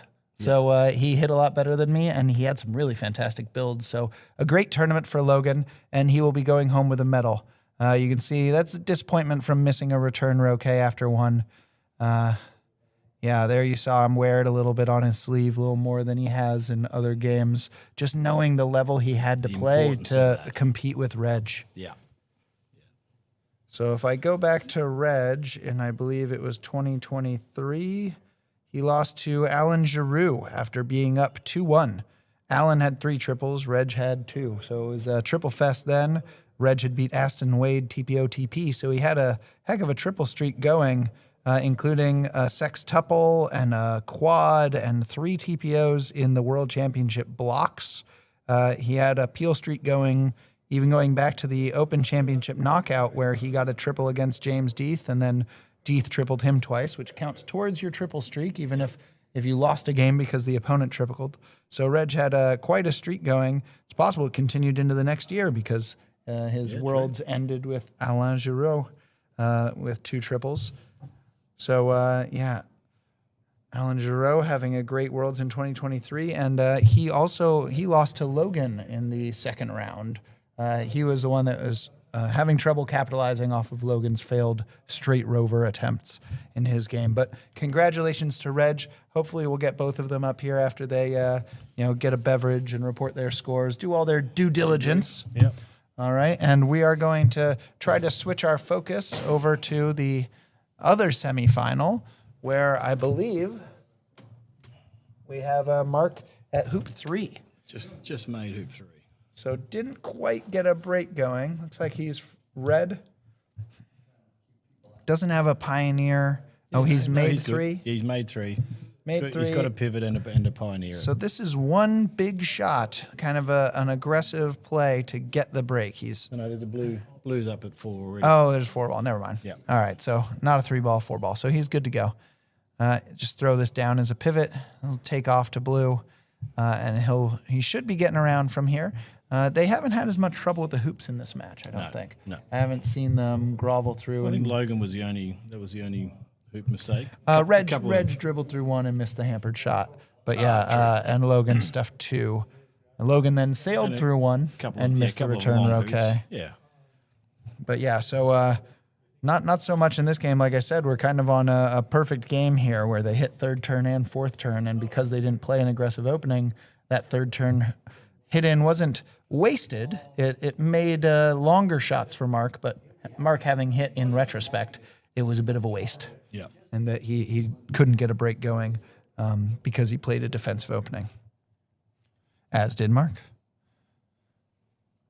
All right. I had spoken to the players beforehand to come on up when they're done. So if you want to remind them, have them both come up. That'd be great. So, they're having a nice long chat. That's part of the camaraderie of the game here is, we're not vicious about competition. We're vicious on the lawn. As soon as the game over, these are your friends that, speak the same weird croquet jargon that you see every couple years at these big events. So Logan and Reg having a nice chat, really kind of enjoying the friendship and camaraderie that comes with, being an elite performer in a sport most of the world has never heard of. Yeah, and I haven't travelled abroad for a number of years, and it's always good to catch up with some old friends, and always there's some new people floating around as well that you get to meet. So it doesn't matter where you are in the world. It's always nice to travel and catch up with some familiar faces. So yes, it is a tight knit community that we live and play in. But yeah, so their discussions continue, talking shot choice, peeling choice, or maybe just where's a good spot for dinner? What happened at E.G. Bradley's last night? Meanwhile, Mark has got 2 reception balls at hoop 5. This is a pretty common tactic to get a nice tidy pioneer at 2 back. Instead of having to send that ball, we talked about going from the first lap of hoops where you're playing interior hoops through 4, 5, and 6 back to the outer hoops when you're going around the second lap. And this is one of the ways to make that a lot easier. Yeah. Is instead of having to send a ball to 2-back all the way from 6, which is about 50, 60 feet away, you just drop a ball at 2-back from 5. Now you're technically on a 3-ball break for a minute, but if you get a nice rush down towards 6, as Mark did, it's a really easy 3-ball break for one hoop. And then you don't have to set, the only long pioneer you have is to set a long pioneer at 3-back, and you're done setting pioneers on that first Well, break. and the pioneer to 3-back is shorter from 2-back than it is from 1-back as well. So, yeah, we're just trying to shorten everything up. Yeah, the less distance the ball has to travel, the less chance, hopefully, that it carries on too far or stops way short. Certainly when the courts are, less consistent in their pace, you can run into a lot of trouble trying to set pioneers from 20 yards. Oh, yeah. So these courts, again, thanks to Omero and the crew and Zach Watson and the NCC, these courts have been playing really consistent speed, which allows these players to get nice tidy rushes like that. Although that black ball carried, Mark just clubbed it a bit. So he should be fine because he doesn't have to send a ball down to 2-back. He can really focus on getting control of black here. He's already got that pioneer set. So he had to 3-ball it for one hoop, but now this hoop, he doesn't have to load a pioneer at all. Correct. So this should be pretty Yeah, easy if you going. if you can get a rush out of that hoop, and again, they're trying not to target too many rushes, but if you can get a bit of a rush out of there, everything's sweet. And if not, it's it's a 7-yard roll. All right, we'll get the in-play thing going. All right, so again, congratulations to Reg Bamford, our first finalist in the 19th World Golf Croquet or World Association Croquet Championships, run by the World Croquet Federation. This is the 2025 iteration here in West Palm Beach, Florida. Ooh, got another second angle on it. I think they're moving cameras and checking it out. So you can see, I think John Graney's already there with a camera. So he's been doing some kind of B-roll filming where we're going to later be able to put this whole match up on the YouTube channel. There's some discussion as to whether or not we can do some post-hoc commentary, maybe get Tom on an off day or me or somebody else to do some commentary for the match so it's not just hearing the wind blow and the occasional crack of the balls. But the idea is we can get more matches up. It's just hard to live stream multiple matches at a time. Certainly, we don't have the capacity for multiple commentating booths at the same time. But who knows, with your support and more support from the WP Carey Foundation, we might be able to elaborate on our commentary setup and get you guys, multiple streams with all the coverage for your friends and family while they're playing, nations away at these World Championships. So this is Mark just having a look. He's rocated black. He just wants to see whether it is visible from a balk. He just wants to make that as difficult a shot as possible. Yeah, I think that's the B-balk, but he's showing the very edge of B-balk where it's only 8 yards from that hoop. So if you're hiding a ball behind the hoop, if you fail, it's only about 9 yards away. Yeah. And that is just too close for these players. Someone Certainly up his standard. Robert, Yeah. whatever his middle name is, Fletcher. You do not want to give him a 9-yarder, especially when he's up 2-1 already. So looks like we're going to have a new standard then. You don't often pre-position that ball on other leaves. So I assume we're going to have him put that ball tight to 3-back. Yep. And that one will have to be hidden from a block, or he might suffer, a similar hit to what James Deeth pulled off yesterday. Against him, yeah, that's correct. So this is good for the match. Robert's leading 2-1. It's I think it's always, from a spectator point of view, it's always good that the person who's trailing gets the first break, just to keep it alive for a little bit longer. Yeah, you see it's a bit of a momentum game. If you sit down too long, you might miss one lift shot, and then, you were up 2-0. Yeah. Now it's level, and you haven't hit balls for a while. So this is, certainly makes for a more competitive match rather than having to see Mark, shoot a 19-yarder for his tournament life. Yeah. Yeah. And we did have Robert miss that the 20-yard double in the last game to give Mark the opportunity to do his triple. Right, and then it's a bit of luck. So yeah, he missed that 20-yard double, which was a bigger target than the 19-yarder he hit third turn, and he hit on a turn that he couldn't get a break. Couldn't do anything. So he missed on a turn where I think based on the score, he could have finished. Yep. He could have had Winning a or standard losing off triple, that, yeah. and then in game 4 when he hit, the balls were not in a position for a break. So you might say, oh, well, his hitting percentage was better than Mark's, but if you hit it the wrong time, it doesn't pay off. It's where a bit of the luck and timing comes in. So we saw Mark come back and just check that black again, just trying to work out whether he needs to come back and tidy it up or whether it's okay where it is. It is a bit further away from the hoop than as the previous couple of turns have been.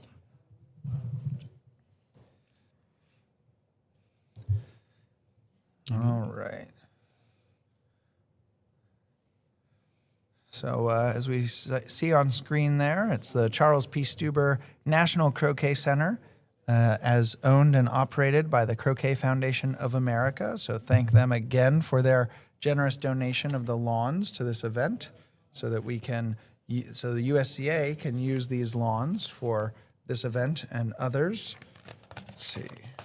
We'd like to thank Frank Munier, who is the executive director of the National Croquet Center, and Zach Watson, who has been the club pro, and hopefully they'll get him sorted out so that they can get him a nice contract so he can continue to be the club pro here. I know he and his family have moved down. It's just a matter of crossing the T's and dotting the I's. So let's get that done, let's get that done here at the NCC. Let's see, we have other people to thank, including Bev Cardo and Michael Albert, who are doing the tournament directing and planning of this event, as well as Tom Cooper, who is helping on the marketing and promotion. And again, thanks to Jeff Sue for tournament managing. And we have all these events going on. The main event, of course, which followed after the blocks with 72 players at 2 venues with, 14 lawns. Yeah. And he managed all that and then sorted us into plate blocks, had a manager's invitational for extra games for players to get practice, and the main event, including the draw with the bowl, the shields, numbered balls pulled. yeah. And then we have the plate, the bowl, the shield, the ramekin, manager's invitational, and the XXV event. So there's so many games going on so that players really get their fill, even if they've been knocked out of contention of one or more of these events. So thank you, Jeff, as well as his assistant tournament managers, Elaine and Rocky Smith, and Eileen Sue, who also helped a bunch at the Beach Club. Yep. Thank you to the Beach Club for donating their 2 full-size lawns so that we could get 8 extra players in this tournament. I know there's some very thankful qualifiers, as well as those players from our member nations that couldn't get a ranking spot otherwise. They're very grateful to be able to have 72. Allows it to be a fuller field for this tournament. I guess we go ahead and thank the WCF president, Jose Alvarez Sala of Spain. Again, the WCF is overseeing the management of these events and the organization and the future planning, and I assume some of the scheduling and funding of these events. So it's very grateful to them. You can see Sharif Abdul Wahab hits it so hard that he managed to get a ball onto this lawn over multiple barriers. So meanwhile, Mark's he ran 3 back and he ran it a bit long, so he wasn't able to tap onto the blue one. But he was happy enough, looks to be happy enough with his position. But he does look like he's going to take off back to black and try and tidy that up somewhat. So all of the scouting of black was due to it not being in a good spot yet. Yeah, so whether he tries to get it tighter or whether he just bails and pushes this out towards the boundary a little bit, I think it's probably the safer option at this point in time. All right, and we have some competitors join us. If you guys could grab, Armando should have a loose mic for you. And you guys come sit down. Hey, thanks, man. You got turned on the bottom. But all right, welcome, Logan. Commiserations. Hard luck. No, that's all right. It happens. Yeah, you wasted all your great recovery hit-ins against me. Yeah, I saved all my. I used all my good shooting. Yeah, it Yesterday. was out. Yeah. E.G. Bradley's didn't fill up your shooting meter last night? No? Last night, no. All right. Well, it was still a great tournament, and congratulations. You'll be going home with a medal unless you want to give it to like a friend you've made in trade for a Team USA jersey. I don't know. I think See I if might. Who you, Ben? And congratulations, Reg, your 975th triple and 12th in a row now to move on to the finals. Thanks, Ben.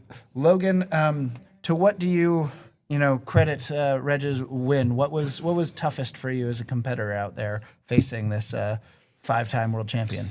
I think I'd put it down to, or actually we talked about it on the lawn. At this stage of the competition, when you're playing good players and they don't make mistakes, if you don't come in to the game playing well, quite often you don't have a chance to work your way into the game and start playing. Work off the rust or not playing well. You don't really have that chance to start playing well. So I think there was a key difference actually between our match. The difference was between like our match yesterday and my match today was yesterday I got first game, got my first break, first game. Yeah. So I had a chance to start playing well and work off any, Yeah, sadly we had some similarities with the missed duffer. I know in our first game yesterday I missed the duffer and then you messed up the NSL. I missed an 8-yarder. And so in your game with Reg, you had the missed duffer and the stuffed hoop 2, and it just kind of spiraled from there. But you really jump-started your match back with a third turn break. I know Chris Clark would be proud of the aggression there. He's been looking to see that, and you got that around. You had some trouble with the leave on the third turn break. What happened there? Logan. What happened? honestly, it was just it was actually just a lapse in concentration. Yeah. I wanted to make sure my inland ball, which was going to be my hoop 1 ball, could see the opposition's ball on the boundary, so then I could load that to 2, taking partner ball to 1. Right, you had to kind of do Orion's belt where they weren't all lined up, so you couldn't miss it. Yeah, and then it was a small lapse of concentration, and I just overhit it by, I don't know, maybe 6 inches. Yeah. And that gave away a nice juicy double, Yeah. Yeah. which Reg obviously hit, because you can't be giving good players like 3 balls worth of double to shoot at from the short boundary. Yeah, it was only like 4 yards longer than I think his short shot. So it sadly didn't stretch him to corner 3 to make a double. No. It was a bit closer than that, and he delivered. So Reg, you had some great shooting to stay in that match to make sure that you didn't let Logan off the hook on his errors, and got some good hit-ins. Yeah. It looked like you had about a 30-yarder there in Game 3 that did not miss by much. Ooh. Was that going to be on? So that was the shot from the north boundary near corner 2. It was actually quite a good leave. Your 2 balls were in corner 1. You had a go at position at 1 from corner 4, but stretched out Reg's shot 30 yards. So Yes. there were no easy choices for Reg. Now that's the leave that I should have done against you, but I kind of left you a sort of 20-yarder. That's right. Yeah. Which you of course hit it, and I should have learned my lesson there. But it missed by about 3 inches, and it the thing was curling in. It was curling in. I really like the look of it, and it was just not enough. You were getting a little help from the court conditions. Well, Logan said to me, I think it was after the first game, because I really struggled with my break play today. I mean, So was that the first game that was you set a leave after you peeled Logan through 2? And then you set a leave, leaving him north of hoop 2, east of hoop 3. That was like 18, 20-yarder. That was you not wished long you enough. had gotten Logan a 30-yarder on that leave. All right. Yeah. So then 2 games later, Logan improved on your leave. I looked at it and was like, that's a short shot. Yes. I did actually look at it and go, that is short enough to justify just shooting at it, regardless of the consequences. I was like, I can just hit To be that. fair, Logan, I was embarrassed when I went to sit down because I thought there was no reason for me to put red there, because I could have rushed it out of the jaws of the hoop and done a thick takeoff, putting it near corner 2. That's now a 30-yard shot. Yeah, 100%. Did you did you want to get the pop per se? Like, was that The a easy thought pop? process? Like, if I can move him to 3? Not really. No, because I mean, no. because it was still meant red was the ball that I had to play because that was like Yeah. closest. Yeah. Yeah, but you were turn. still for 1 with yellow at that point. Yes. So it wasn't for sure that was going to be your That's back true. ball eventually. You could have hit in with red at some point. Yeah, if yellow had been on 4 back, then maybe more reason to stress about the pop. Yeah. Maybe maximizing the distance. The thing was, I didn't actually. I'm really struggling to play the thick takeoffs here because the Oh, I the might have missed striker's a. ball just doesn't go as far as it would with the Dawsons. So that was a thickish takeoff, and of course again I just underhit it again. So I didn't really have the rush, and I played just a tentative shot. Also, what on earth do you do? The ball's up against the boundary there. I've got partner near corner 4 or 6 or 7 yards outside. I was thinking, wait, I don't know what sort of shot to play here, and I just thought leave the damn thing there and just leave the shot and scurry off with my tail between my legs and hope that you miss. Well, it's like insane because the only other option would have been trying to roll yellow to hoop 1 and then lying up. And But that's a massive ball shot. that could go horribly wrong. That could end up anywhere in the middle of the lawn, and you could give away a 10-yarder. No, correct. Yeah, there's equipment in the way, and you said at this at the tail end of that first game, you think this is one of the most difficult courts, and like I thought, yeah, my break play was all over that place. My pioneer for hoop 5 was closer to the south boundary than it was hoop 5, and I couldn't load hoop 6 from the boundary because it was that's how. And like usually I pride myself on where the placement of that pioneer goes. I just didn't know what was going on there. I think there's definitely a slope across hoop 5. Well, yeah, you almost had a slowdown in your peeling turn because you got the peel attempt after 6 and you rushed to the north boundary, and then your 2-back ball was 10 yards short of 2-back. And that was that almost really slowed down your finish because it wasn't a sure thing to get control of the rush to 2-back. I think you ended up not being able to try any of the death rolls on that turn. Yeah, the thing is, I don't have much of a stop shot, so the best that I can do is sort of at best 5 to 1 with that trimmer mallet. You say, yeah, and maybe it's a technique thing, and I haven't practiced enough with it, but I really can't get much more than. You haven't practiced the loose wrists. No. So with these new Invictus balls, where you can't really do those sharp cut rush, those hard sharp cut rushes to give yourself some distance. I'm finding I'm just a bit too tight all the time, so I can't load those damn pioneers anyway. You seem to have managed. All right. We did look up that you have 344 sextuples. So whenever you're peeling slow down, it's like, I think he's finished 344 peeling turns from worse position than this.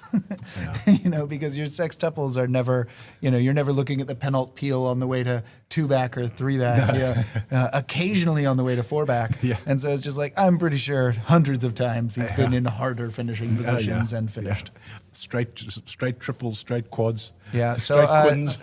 oh no! To catch the crowd up on what happened, Robert What Fletcher has Mark missed done? the new standard leave down to corner 4, leaving Mark the ball on the west side. Mark rushed across to it. He got a hoop, and it looked like he was well on his way. Then stuffed hoop 2. So he had a finishing turn on his mallet, but I'm not sure that he needed to be gentle there. It would have sufficed to rush red in court, in lawn, even down to corner 4, but probably not. Yeah. But he didn't need to forward rush on red. So I think that was just a bad swing. There was some talk about the wind. You can see the flags and the cross breeze. I know Tom Balding was complaining about wind shear on his long hit in, as well as just the mallet moving on your practice swings. Were you guys struggling with the wind? Not me. But I would typically be praying for blow, baby, blow. Oh, he missed that by a country mile. Oh, goodness. Just because I know that Oppo does not like the wind, and it doesn't matter who it is. I'm okay with it. Oh, so this is like your normal weather behavior where so please. long as you enjoy it 1 iota more than the opponent, Correct. that's a win. There you go, Ben. Spotted it. You hate it 1 iota less than them. And I kind of suspect that Logan might be slightly more affected by the wind, which I do, which I actually think you were. Yeah, we did see the hoop 2-stroke. Was it windy Yeah. on that? Because Yeah. I know the hoops bite back on gentle shots, and it looked like in the backswing the mallet moved a little right to left. I didn't know. Did you feel any wind on that stroke or? Not massively, but Oh, in there saying he's it, going. though, He's going to take the slightly aggressive shot on black, which I think is probably the right thing to do. All right, so go for a Mark's finishing gonna turn. take on Yep. the 6-7 yarder to get himself a chance to finish. What I was going to say is I think the wind is probably, I mean, there's gusts, but it's pretty constant. Okay. There's a pretty It constant. doesn't low die level. on you and Not then blow. completely. Yeah. So you're a caster though. Yeah. Were you having trouble lining up? Do you use the follow through to kind of check your line? Was it definitely a bit wavering a bit? A little bit. All right. Definitely. I think like practicing and playing in Christchurch a lot. Like Christchurch is more often than not quite got a bit of wind. Yeah, you Quite- ever play in Wellington? Definitely played in Wellington more times on more windy days than I would like. But I think, like I'm quite used to playing in the wind, so I definitely wouldn't contribute that to having a massive effect on anything. I'm quite confident being able to time my strikes in between the wind. Yeah. Which is what you have to do if you're casting. It's just the downside of using the technique. Ah, It is you what just it you is. just wait till this backswing. Yeah, Maybe this literally. one, no. Maybe this one, no. Maybe this one, yes. Yeah, that's pretty much it. Oh, That's goodness. what it comes down Goodness, to. I'm so glad I don't cast, Ben. You and I both. That sounds sounds like terrible. some mental Actually, gymnastics. the worst one is when you're casting and you're so used to having the wind blow against your swing that also when the wind dies, your next Yeah. cast is Is- way is- off oh. because you're used to holding it against the wind. So Yeah. Okay, well, that is the difference between a settling swing where you stop and put the mallet down and do one smooth backswing Yeah. and follow through, which sometimes you wait for the wind to die down before the one smooth backswing, and the casting swing where you're constantly casting over the ball. And some people have like a set number of casts. It sounds like you're kind of ready to go and waiting for the wind, to be consistent or to stop to actually have a hit at the ball. Sometimes I'm jealous. You see those 6-yarders, and I feel like I have to manufacture a good swing. And the casters is just like, these hit every time. Mulliner has a really good, just mid-paced 6-yarder Yeah. that used to just make me really jealous because it's like he didn't have to think, he didn't have to plan. It was just cast, thrashed, hit. Ben, I'm not necessarily sure that the evidence says that though. Okay, I think it's. I use think the it's- past tense, but Yeah. I think it's 50-50. fair enough. But yeah, so Mark looks like he's got control. Not a So- great hoop for Pioneer, but he's got rush to it. Or He could go you- dig a ball out of the corner Well, right now. you could have rushed that hard straight into the corner because even if you are not in the corner, you should be able to get that rush. But The real problem is PLE looks to be his hoop 5 Pioneer. correct. That's going to really slow things down. So the reason there is because you have to get that rush up to fallback, and that's a challenging shot. So a theory I've had that I've thankfully never had course to absolutely need is the Wiley peel after 6 where you run 6 hard to an oppo, Yep. send it to 2 back, and then touch up PLE, using that play at 5 where you have 2 reception balls. You have to make 5 off PLE. You put another reception ball probably just east of 5, Yep. make 5, hit oppo, rush it south, send it to 1 back, get your rush on PLE. Okay. And Yeah. then you rush Yeah. PLE up Yeah. to 4 back and have a go at the peel, Yeah. and you're not trying to get the rush off of your hoop shot. Yeah, correct. But it requires you to commit the hoop 6 Pioneer way over to 4 back before you know you have a rush there. Like I said, it feels desperate. Yeah, I've never heard of that one. That's a new one for me. Yeah. I suppose it probably Hey, makes Croquet Innovations, man. Check it out. It's happening. probably makes sense though. Like Alternatively, just peel and escape to 1 back works yeah. fine. Yeah, I would say you've got a lot of big shots and needing a rush and playing in Yeah. difficult conditions in New Zealand. That probably is quite a risky line of play. Yeah.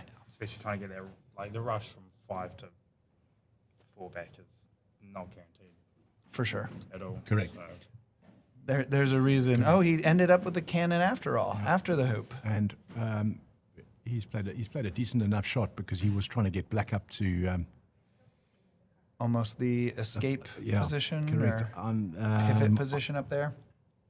I'm not sure it's far enough to be able to peel red going to it. If But- red but maybe- rushes to 4 yards, Yeah. you could have a straight straight- drive shot and then turn around, hit black. Turn around and hit the 3-yarder. Yeah. But yeah, sadly, if you rush to 1 yard in front of 4-back, you're kind of You're gonna you're You're gonna stuck have to take rocking off- a hard place. You're gonna have to take off back to Right, yeah, take off to black and not go for the peel. yeah. But now he's got a nice hoop 6 ball, so the break's all together. But yeah, like we said, the peel's gonna be tough to organize, even a delayed triple from here. Again, he's down 2-1, and I don't think Robert's 1-1 here. So Yeah. it's possible we might just see him get to peg, So have a leave. I think I would be liking to do a peel through 4-back going to 1-back. So a slightly deeper pioneer, perhaps 2 yards in front of 1-back. Oh no, what has Mark done? I think he's just dribbled through though, and I think he's okay. But that is a terrible shot. But maybe it's a beautiful Or shot, perfect. a perfect shot because got a he rush. because he has. Oh, no, sideways mallet. Oh no, that is not good. Oh, we were so close to Murray control of that hoop. Yeah, so the sideways mallet means he's looking at sweeping at that ball, which probably means he does think- not have a normal swing at it. I think it's that right stanchion as we're looking at it that is in the way, and that's not good. All right, so we've got a ref on scene here, Simon, I believe, and we're gonna see. It's only like a 2 or 3 yarder. No, it's a makeable sweep. No, Yeah, it's actually less than that. I think it's about 4 or 5 foot. So Yeah, it's not that long. I did get a question. I will not name the participant. When I ended up crosswired around 1-back, having rolled over to a 1-back ball against Robert Fulford, and I told the gentleman sitting near me that I was thinking about. I couldn't see any of it. I said if I was wired on it by like 2 millimeters, I might have tried to sweep around the hoop because I had left the other balls close together and I was shooting away to a corner. And then I said, but the problem was I would have had to like curve 2 inches. He said, does the ball curve on a sweep? Oh yes, And- that is the purpose of a sweep. And I decided tournament's not over. Maybe I shouldn't correct him. But my question for you is, if Mark can't hit, an off-center, mallet on the center of the ball, if that hits none of this ball, can the sweep really curve yellow into red? Yes, but you need to get quite a lot of turn on the mallet head. Almost like wristy on the sweep.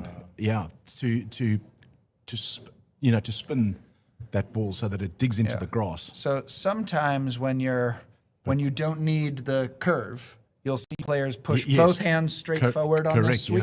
Yeah. But if you need the curve, you'll see that Mark's right hand follow through a lot more than the left. Correct. And then he's hoping that maybe he's got some horizontal milling on the surface of the mallet. That's Get helpful. some grab. That's also helpful. Put a little sandpaper on there Yeah, real quick. Oh no, Mark, this is so sad. Oh no, shooting away at a different Oh ball. no. So I'm I not guess sure that that you can sweep. hit that thing. I guess that sweep is real tough. You might have to break a ball left to hit it or something if he's not. He's kind of indecisive here. Continue. What could happen? It just seems so. I really so like close both that- knees on the ground because Yeah. the fault you don't think about is your left arm touching your leg which an automatic fault. Yeah. You can't rest your arm on the leg. So if he keeps that left foot on the ground, he needs to not touch his leg with his left arm. So does the rule say touch or rest? Rest. Oh, he's hit it. He's hit it. That is a great shot. You see a big There's just a sigh- exhale. a sigh of relief from there from Mark. That was a great shot. puffing out those cheeks. Just glad to have made the Croquet. Yeah. And those are the times where you resign yourself to never like babying the shot because you need the rush. So- because you've got many So turns. that was a sweep. You see that right hand follow through a lot more than the left. The left pulled away even. Well, crucially, the left comes back towards the body to actually create the And then the twist, yeah. the referee has to watch for that bottom bevel. But of course, a bevel probably wouldn't go in the right direction, let alone curve. Yeah, that would probably have missed right, well right. So now it looks like he's sending it to 4 back. So we might see a peel on the way to 1 back, or a peel and escape to 1 So back. Ben, would you prefer to do the straight peel and then the rush across to 1 back? It's just a bit far. Or would you like to do the split peel going to your pioneer at 1 back? I think on a really difficult court, I'd like the rush. Because I don't want to do the takeoff and have it hill or speed up or something odd. But on a court with this consistent pace, I don't mind the roll. Okay. Rolling over. But you have to be mindful of the angle. You don't send a ball out of bounds. You don't send a PLE out of bounds. Well, yeah. That's interesting. Yeah, because my thought process is completely opposite. You If want the if rush. the lawn was difficult, I would rather roll because I just like having a good pioneer. Because then I'll just, as long as I'm within 3 yards, I can just tap it. Yeah. Okay. So it's interesting difference in thought process. But do you not think that because we are struggling with the peeling here, you want to do a straight peel I think it's your or priorities. a smaller peel, and then give yourself a tight rush over to 1 back? I got to be honest, the thing I did against Rob Fulford, I wouldn't have sent this ball to 4 back at all. I would have sent this ball behind 6. Then I send the ball to 1 back, or I send the ball, somewhere that I can get to after the peel. Yes, and I'm and then- planning and then- on making 6, rushing over it and to giving 4 yourself back, a straight sort of 8-foot. peeling right then. Yep. And that way it's low risk. You get the benefit of a ball at 1 back, and the benefit, no roll to a hoop, no escape rush to a hoop. So black is probably deep enough that you And can that's do. usually the end of my triple decision tree, unless I got a really good rush after 2 back. I'm probably not messing with the triple from there. But I don't have 344 sextuples. Some large percentage of them are straight I'm triples. completely desensitized to those doubts. Fair, Ben. fair. Especially when the court is playing this consistent.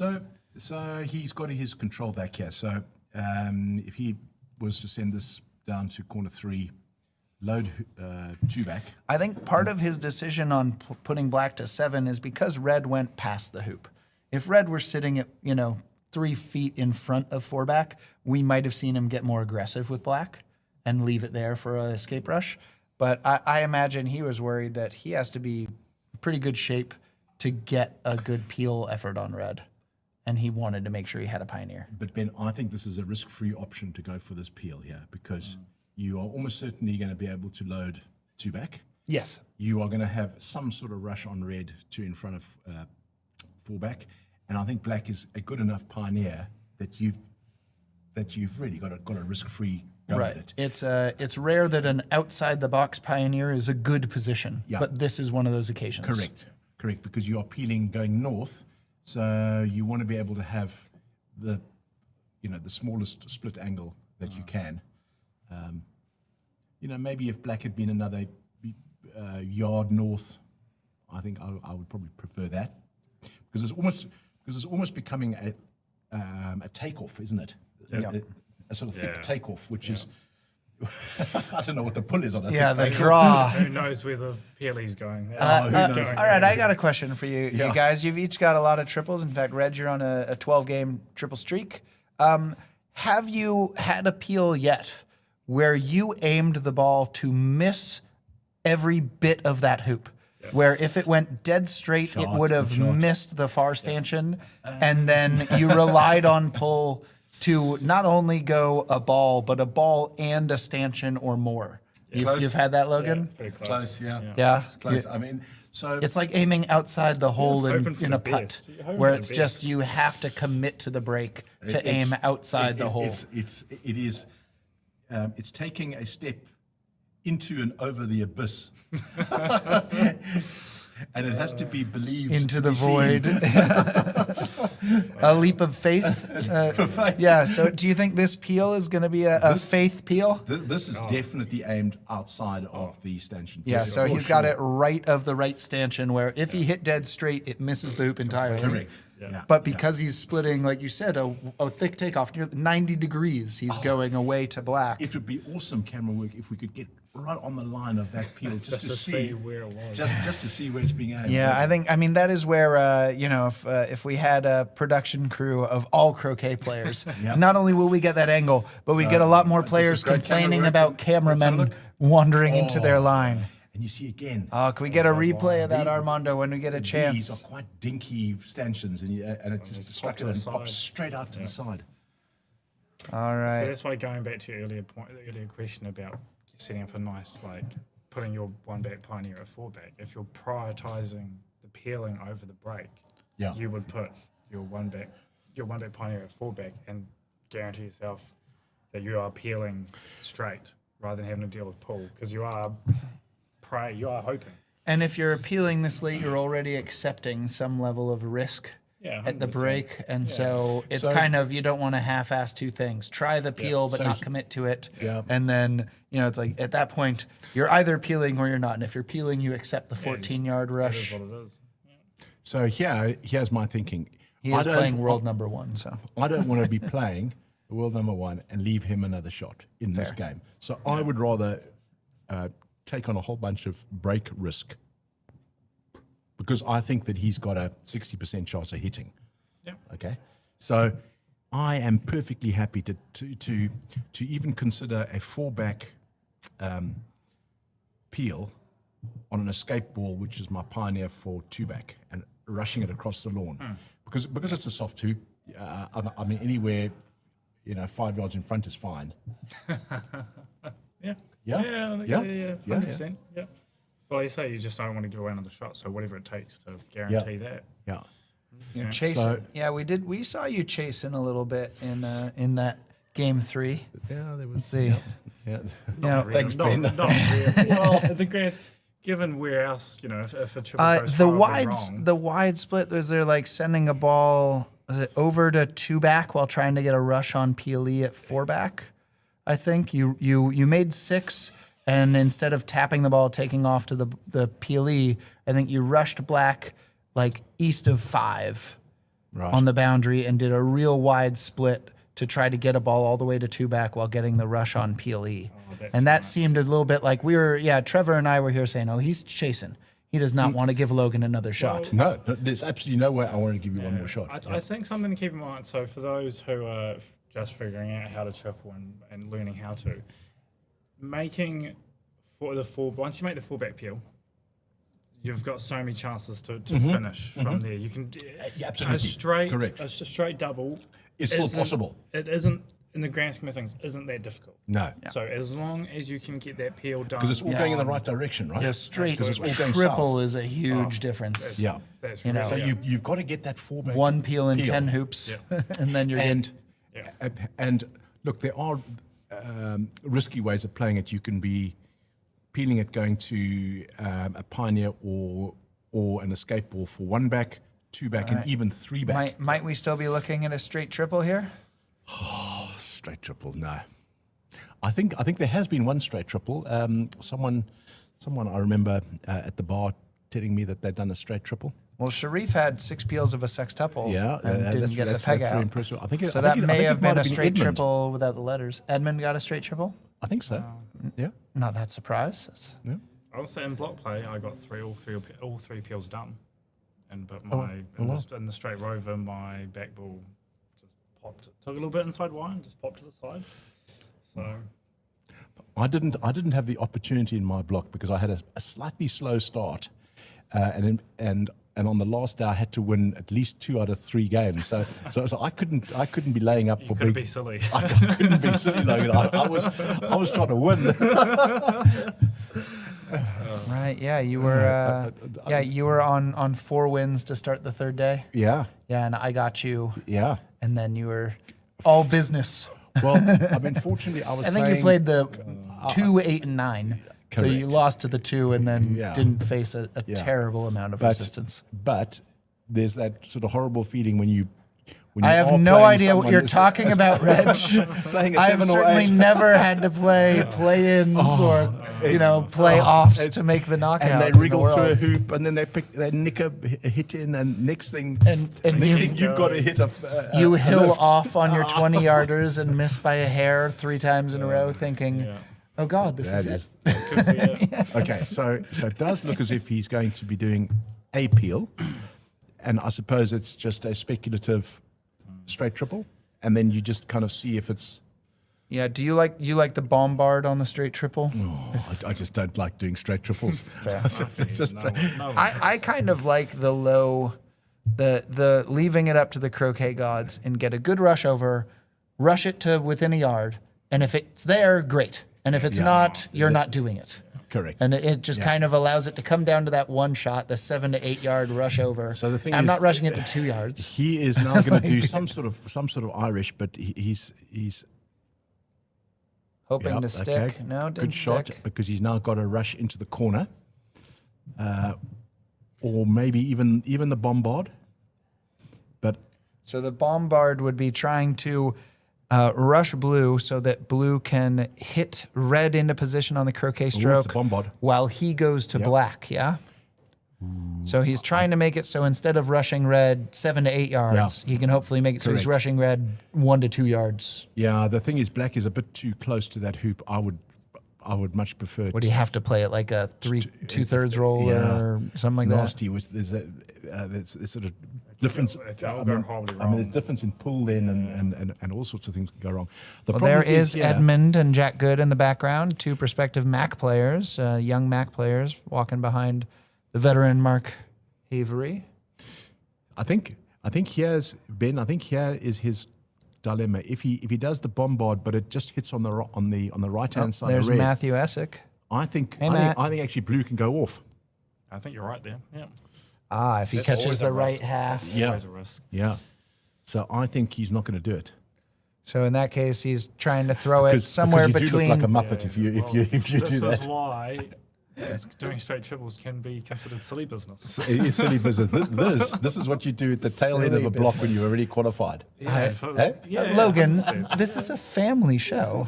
You must not use such strong language. business. My goodness, viewers, earmuffs. The point there was a point I was going to make though about the getting this one peel is now you can set a what's Yes. called a vertical spread. So putting your opposition in the jaws of 6 and Rover. So then if Robert does hit, He doesn't have any he's got sort of rushing anywhere. yeah. So he's going to have to play a very good turn to then get a break. All right, so we do have a comment. I'm not sure from how long ago, but it says, "What is the equivalent of the platinum burridge in the AC worlds, Reg?" So could you explain to our viewers what is a platinum burridge? So perhaps I should just set the context. So Please. it was a World Teams GC Championship about 12, 13 years ago, and South Africa was playing its last game against Wales, and it was the alignment of the stars and the planets, and William Lowe was playing Ian Burridge. Final game, a final match of this dastardly Of the world bad- teams. Yeah. Now, if you lose that, you then drop down to the second tier 4 years later. You have to win that to go back to the top tier 4 years after that. So you've got 8 years in the wilderness. So of you don't- relegation. You don't want to be relegated. So what happened was that Ian played the winning shot in game 2 Okay. at hoop 13. Was he up a game or down a game? He was already up a game. Okay. And he played the winning shot. He peeled William through 13 Okay, so the winning shot for his opponent for his opponent. by knocking him through the playoff hoop, the last hoop in a GC game. to go 1-1. All right, and then they had to play So again. that is what we call a burridge. No, Logan, that is just the burridge. The barrage. Because in the third game, Oh no. Ian had tons of Logan knows what's coming. Of course, it's the alignment of the planets. Goes to 6-all. Back to hoop 13. Back to hoop The 13, deciding and hoop. Ian plays the winning shot and sends William through hoop 13. And Can that's- William not make his own hoops? And so the burridge is when you Do it once. peel through Oppo through hoop 13. The Platinum platinum burridge. burridge is when you lose a match doing it. But the royal burridge is when you relegate your team to 8 years in the wilderness. You I do hope relegate Ian's Wales to the I do wilderness hope Ian's for not 8 listening to years. this coverage, because that is the royal burridge. So what might be some sort of equivalent in AC? It would have to be an AC teams event then to be a proper AC burridge. Yeah, that's a great question. OTP? Are we so talking it's- about? Stuffing hoop 1 on the 3-ball after the TPO and giving them the 3-ball to finish. But this must have something to do with your country being relegated. Right. Yeah, which we don't have in Is the no Mac. no relegation from the okay. AC team tier 2, tier 3. It's Right. Or Wales. maybe- We maybe don't have to worry about losing- the MAC. Maybe losing the Mac on a dumb shot. No, not really a dumb shot, but a very, very unlucky shot. Ah, okay. They've TPO'd you, so they're peg and something. Yeah. You get the break. Now, yeah, or a 1-ball game where you grievous to lose by 1. I think I know what it could be. You, in test deciding match, third game, you are TPOing them, and then And you do a more mirror. you end up in a straight rover, and your back ball doesn't go through. So you're giving away all the balls in the middle of the court For a 4-ball to for finish. a 4-ball to finish, having completed all 3 peels. Oh, dear. We'll have to see if Ian such- or, in it's fact, such the a next great generation, question. It's Ewan, can answer this question in time. It's such a great question, isn't it? You have to think dastardly thoughts. Thank you, Keith, for worst bringing way- some great joy to this turn after Mark gave up the straight dribble. Yeah, I think we all lost interest in Mark's Once, turn. once Red didn't make the rush over, it was Yeah, I know. okay. Yeah, we're gonna see you leave. So Mark's gonna try to spread the balls out again. There's a lift now for Well- world number 1. So what I would say is, I think this is Mark's. His previous 2 rounds were 2 best-of-5s, weren't they? Yeah, Andrew money's took worth. game Yeah. 4 yesterday morning, and they had to finish best 5, and then he and Matthew went 5. And what happened in his first round and his second round? I think he. Andrew was the second round. Okay, I think sorry, his first sorry. round, The I think, was first round? 2-0 with 2 triples. But let me. I can double check. Or if Armando wants to throw the bracket up, you have that option as well. Let's see. So right now he's trying to set the leave, keep the balls good distance from the balk lines. Mark Avery had 2 triples over Brian Cumming, who didn't take croquet. So Brian had 2 days in the World Championships where he didn't get to take croquet. Tuesday, which was the day off, and Wednesday, when Mark had 2 triples and Brian didn't take croquet. And then Mark had his alternating games with Andrew Johnston, where he won games 1-3-5, and alternating games with Matthew, where he won games 1-3-5. And now he's lost 2 in a row for the first time all tournament because he went undefeated in block. He was one of the top seeds that didn't drop a game. He has played very, very well this tournament. For sure. And he's managed to get a really, really good.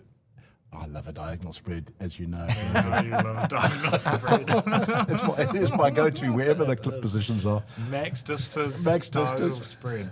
Yeah. You don't even bother Super with making advanced. the B balk shot Logan, longer or Logan, A balk long, short lift No, longer. don't put the no. don't Max put your break at distance.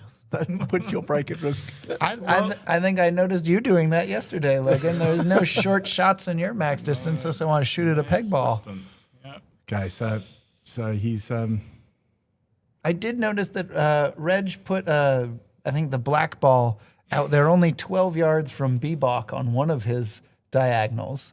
And you but- did not even look at no, shooting from but- B-Bach at the ball near But he hoop wasn't two. going to do that because that would have been lifting his fallback ball. There was no way Logan was not going to take the Yeah, 100%. I mean, I was hitting to finish. You were going to hit to finish, right? Yeah, 100%. of course. Gotcha.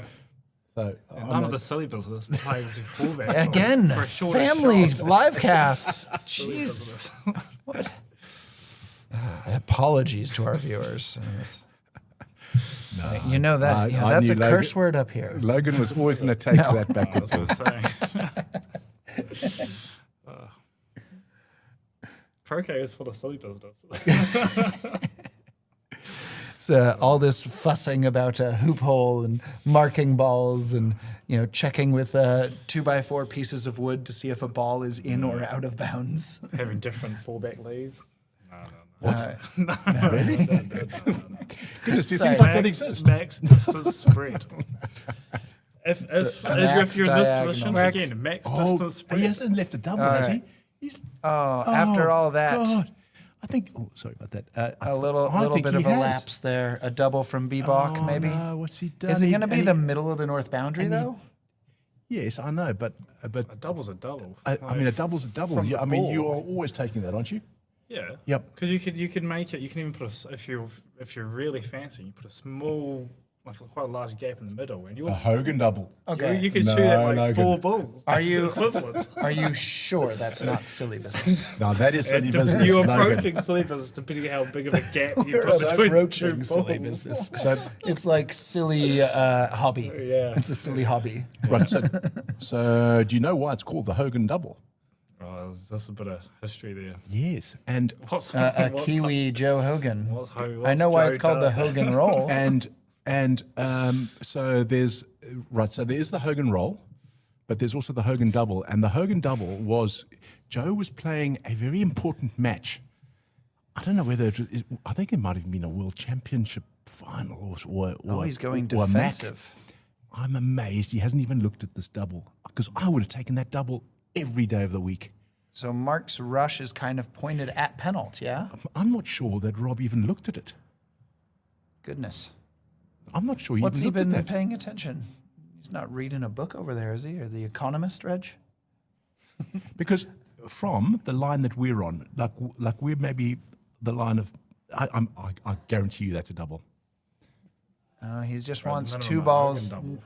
He wants two At- balls at near the minimum, west it's a Hogan boundary. double. So anyway, the Yeah, he story- wants it hard to story- rush to penalty rover from these balls, I guess. Okay, let's just watch the shot got a because 19-yarder. this is quite a key shot, isn't it? Yeah, 19-yarder to try to get a break And some going. great camera work here because we're right on the line here.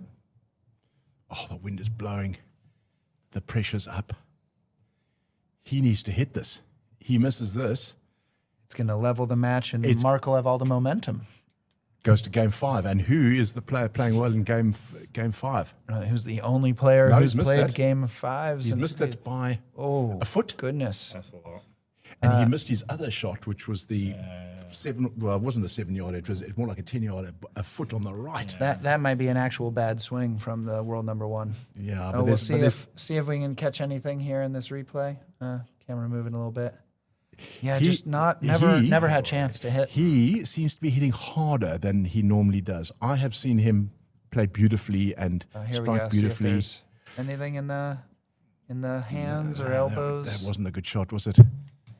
It's a slightly rushed, harder swing. So, the context is it's a very, very important game or match. And right, Was and it for Oppo- relegation though? No. I love the way you're thinking though. And Oppo had broken down either on hoop 1. Oh, that looks like a good shot. Oh, can we see where the rest of the balls ended up? Yeah, that's a Mark, good shot. take that rush. Yeah, that is a Oh, good he's shot. taking it all the way to the oppo. All right. And Oppo's either broken down at hoop 1 or 2 back. And there are basically 2 balls that are 7 yards away from the south boundary. And you can see what's coming. Joe picks up his hoop 1 ball and gets the perfect spot so that he cannot go through the middle. He cannot miss a double from 6 yards. I mean, I've seen some bad swingers in this game, and he plays the perfect shot. Right through the middle. right through the middle. Oh no! That's From 6 yards. I always From tell 6 people yards. you have to buy yourself a drink or something.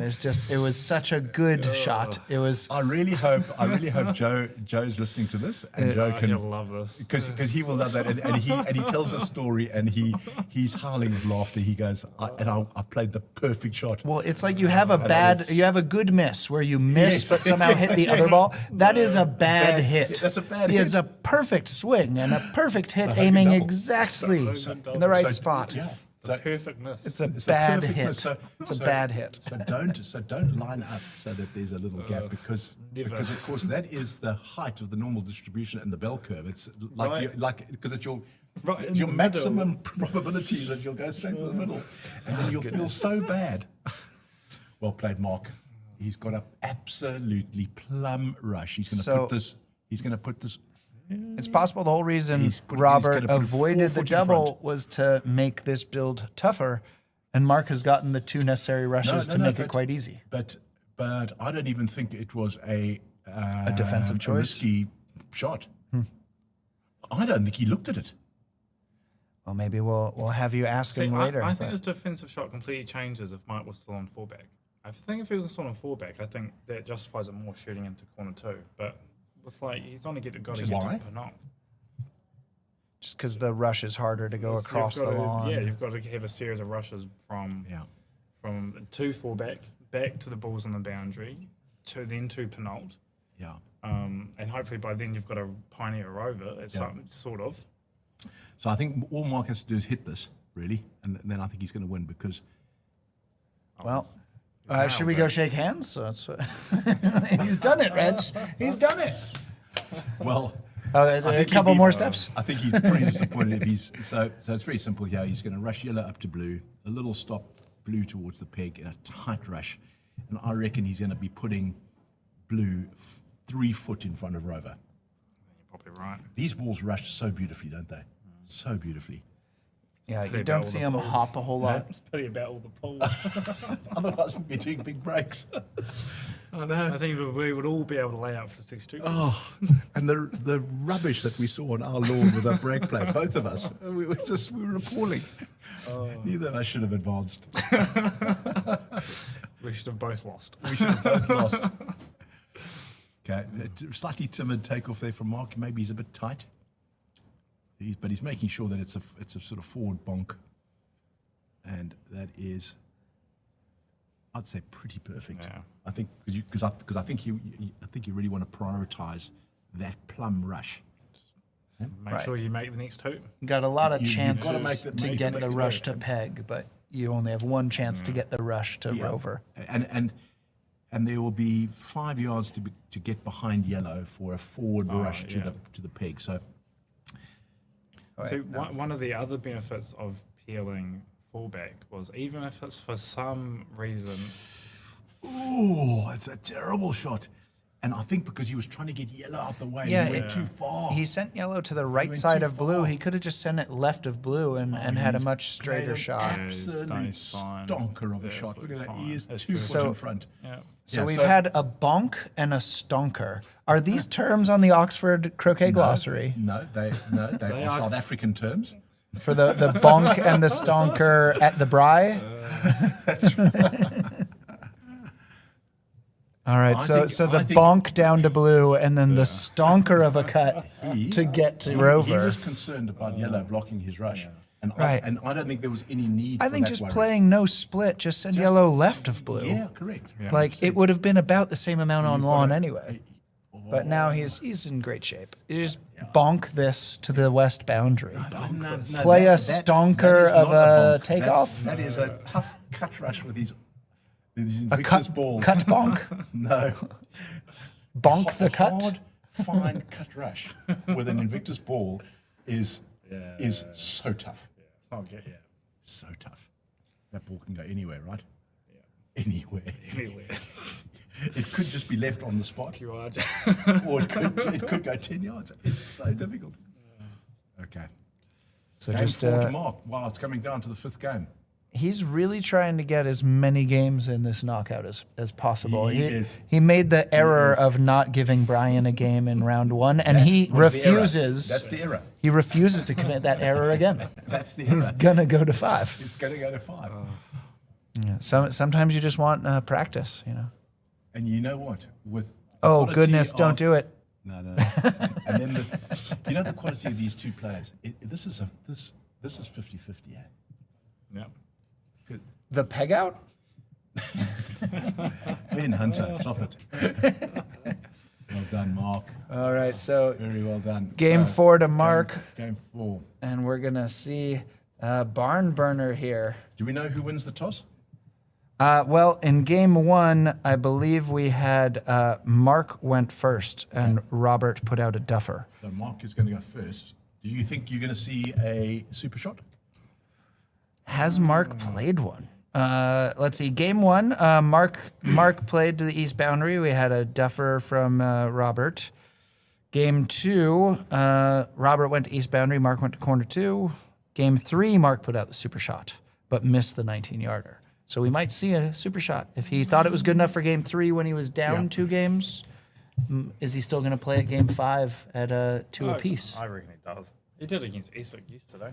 Yeah. I reckon he does. Let's see. Yeah. Mark Goes. did So- hit the 19-yarder to get in this game, and then Rob missed the next 2 hit-ins. So he's hit his only hit-in chance in game 4. So he must be feeling good. Right, so Logan, were you trying to mix it up against me, like duffers and super shots, and like to try and take me out of my comfort zone a bit? Yeah. In all honesty, a little bit. Yeah. Yeah, for sure. Interestingly enough, I talked to Fulford yesterday, and he said that you don't like aggressive openings being played against you. Oh, I was like, Oh, Rob, that's what I'm doing. the treachery. Well, in all honesty, so my shooting hasn't been great this tournament, so I've been playing a lot of defensive openings. And against Ben here, I played very defensive openings. In Yep. fact, if I'd play max distance, east boundary, and then Yep. shoot from people. So as dry as you could get. But no, I was like, my shooting is better. And Yep. with being a downer game, I was like, right, well, I want to take things into my own hands. And yes. Yeah. Yeah. No. Going around 13 isn't that hard. No. But these hoops, when you want forward rushes every other hoop. so against me. Yeah, what is it? On a 9-hoop break, you only want a forward rush on 5 of the 9 hoops. How hard can it be? Which, All right, well, gentlemen, maybe you can do some thanks to our supporters and sponsors, and tell these guys how what mindset you take into game 3 in a best of 3 or game 5 in a best of 5 when you're level all. Okay, so we would like to thank all the people who've made this awesome tournament possible. Quite a lot of people have put money up and sponsored. So the YouTube channel is provided by Chris and Gail Barley. Thank you very much to them. I've had the chance to speak to Don Oakley quite often this week, but thank you very much to Oakley Woods Croquet for your sponsorship, and to Chris and Corin Weiss. So thank you very much to the 3 of you for sponsoring this tournament. There's another list there, Logan.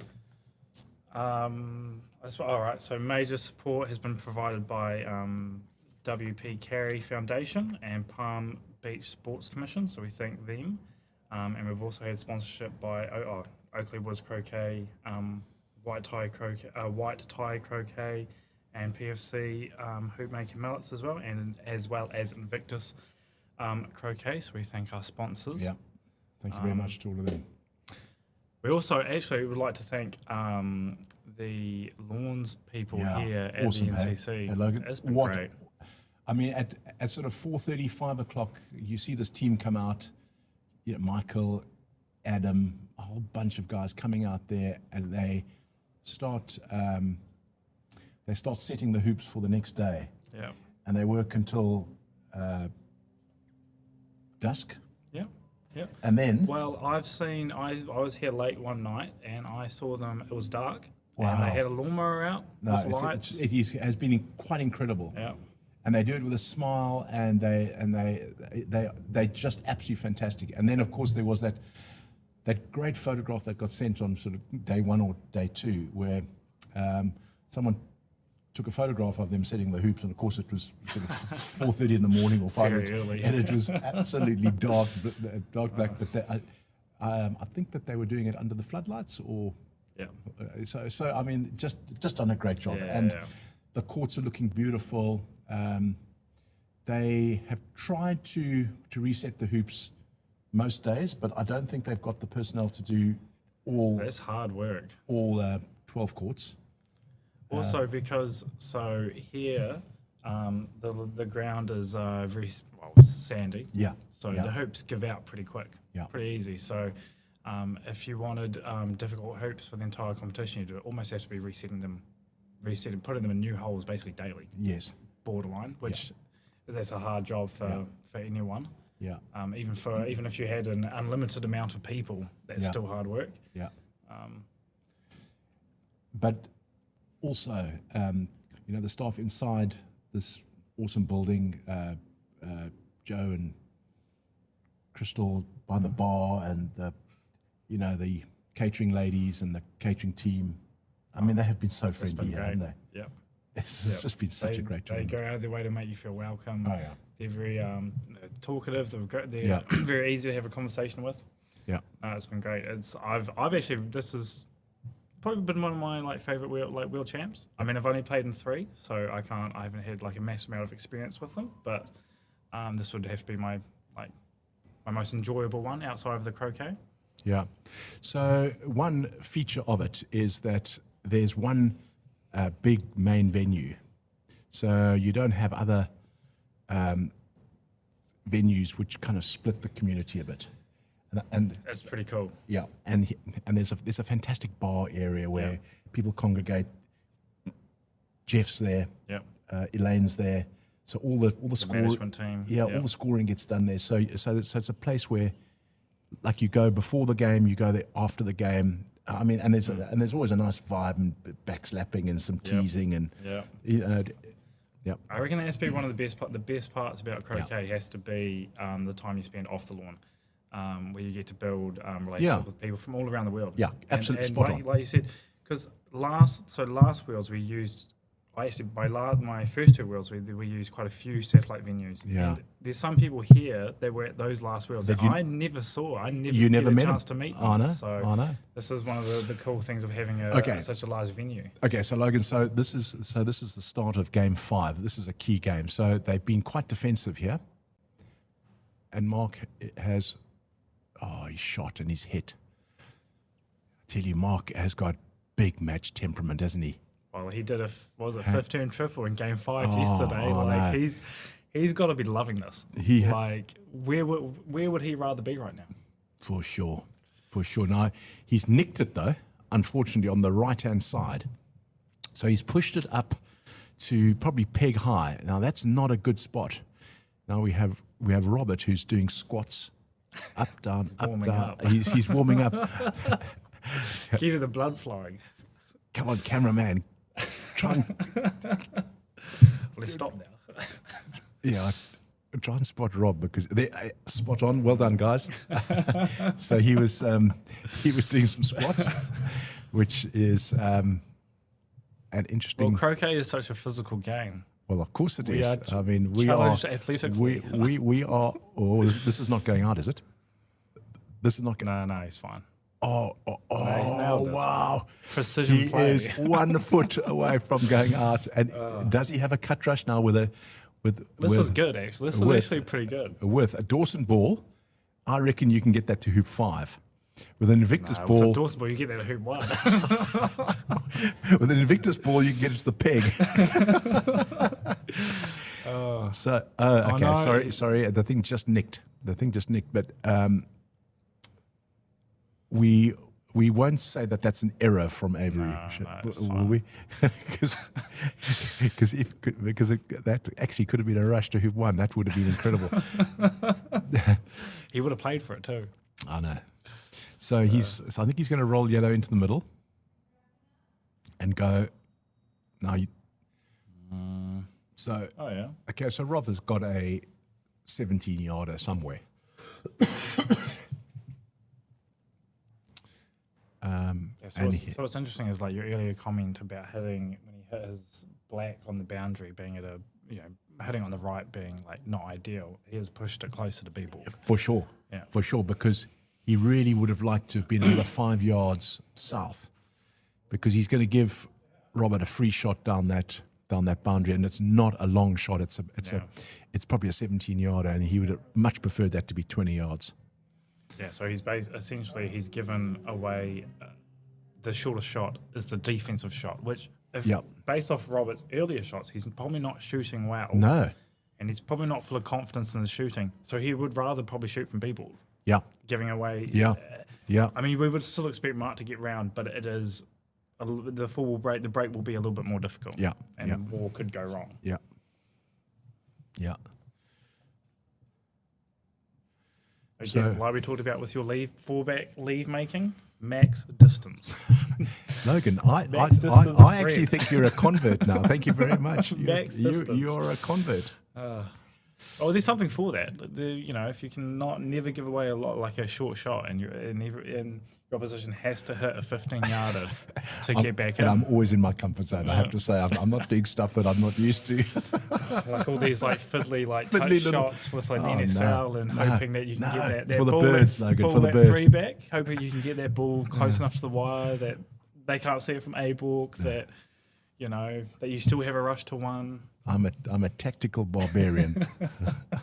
It's for the birds. Okay, this is a key shot.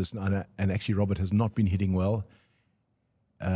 He missed a 10-yarder by a foot on the right. He missed a 17-yarder a foot on the left. Is he going to hit this one straight? He needs to do his power recall, and he shoots, and he's missed that. And that didn't look close either. Wow, and he's such a beautiful hitter of the ball, and it's just amazing how one's swing can just go, and then then it starts playing on your confidence a bit, and hey. Well, like you just said, missing a foot to the left and then a foot to the right. So how are you supposed to figure that one out? So how do you figure that one out? And like just as we spoke immediately after our game, it's like you don't mind the misses as long as the misses are okay and they 3 or 4 inches either side, because actually it's a good shot. Yeah, you've struck the ball well. Yeah. The thing is, if you're going to miss by a foot, then suddenly you're thinking, what did I do wrong? What happened there? Yeah. And then you have to sit down for 25 minutes and think about it. And think about all the things you have to do differently, which is probably a little bit of what Robert's thinking right now. Yeah. There's a good chance Mark should get round off this. And then Robert will have a lift I think shot he might have underhit that.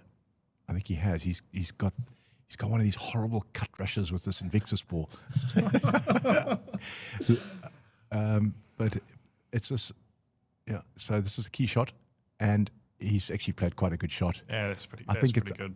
I think it's going to be a little reverse takeoff. That's not a nice distance to So be taking Logan- off from. Right, so Logan, did you enjoy my reverse takeoff I was praying things went wrong. from midway between hoop 1 and 2?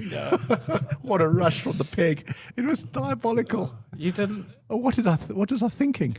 You had a good rush. There was no cut rush, was there? No, there was a slight cut rush, and I overcut it and underhit it. Which left it like was it 4 or 5 yards? Yeah. Short.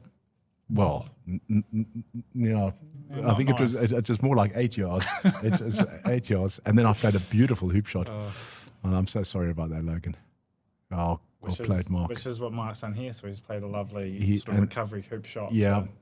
And he's got a rush that he can cut to about halfway up the boundary to make the croquet stroke loading 3 going to 2 easier, which he's done. So when and how do you pick up red here? So red is in corner 4. At what point do you pick that up? So that's an interesting one, because when it comes to picking up balls on boundaries, sometimes people will try ambitious rushes to go pick them up. Yeah. And then they'll end up too far away to get a rush behind them. Yeah. and then they'll end up having to play some kind of aggressive Yeah. role to get to the pioneer. Yeah. Honestly, here I think because you can stick in sort of standard lines of play here, and you can try and get either a rush out of 3, 3, yeah. getting Two. halfway down the boundary, maybe Yeah. a little bit further, level with 5, loading, hoop 5, or even just putting it in the middle of the lawn anywhere is fine, going to the ball in the corner. Or if you don't get a rush, you can just take off after hoop 3. And Chris Clark says that's the most difficult shot in croquet. It's that horrible shot into corner 4, 2 live boundaries in your left and far. And boy, it's so many people leave that short. A little 5 or 6 yarder. Unless you're Great closer, shot, Mark. you're closer to your pioneer, which is 2 yards away. And you so want to hit that. and you've got a 2-yard hit. This You so want to hit 5-yarder. that. I know. But you dare not because the whole crowd's watching going, no, he's not going to chicken out of this, is he? And that's, Chris is so right. It's a terrible takeoff. I like to load hoop 4 and put it just a bit far, okay?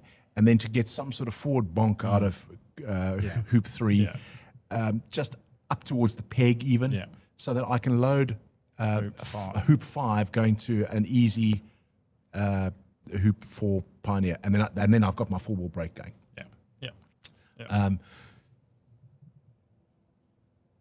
Now, of course, it's very different if this was to be the second break and you are trying to pick up your triple because Then you have to do the takeoff yeah, more often than not. yeah. Or you make hoop 1, and then you go over to hoop 4 because if you come on, Logan, come on, Logan. Yeah, go on. If you've got a pioneer that's on the east side of hoop 2 and maybe 2 or 3 yards south of it, that's not a difficult roll because you've got enough split for that to be a full roll rather than a pass roll. Well, from corner 4 up to hoop 2. So a Hogan roll. For sure. Yeah.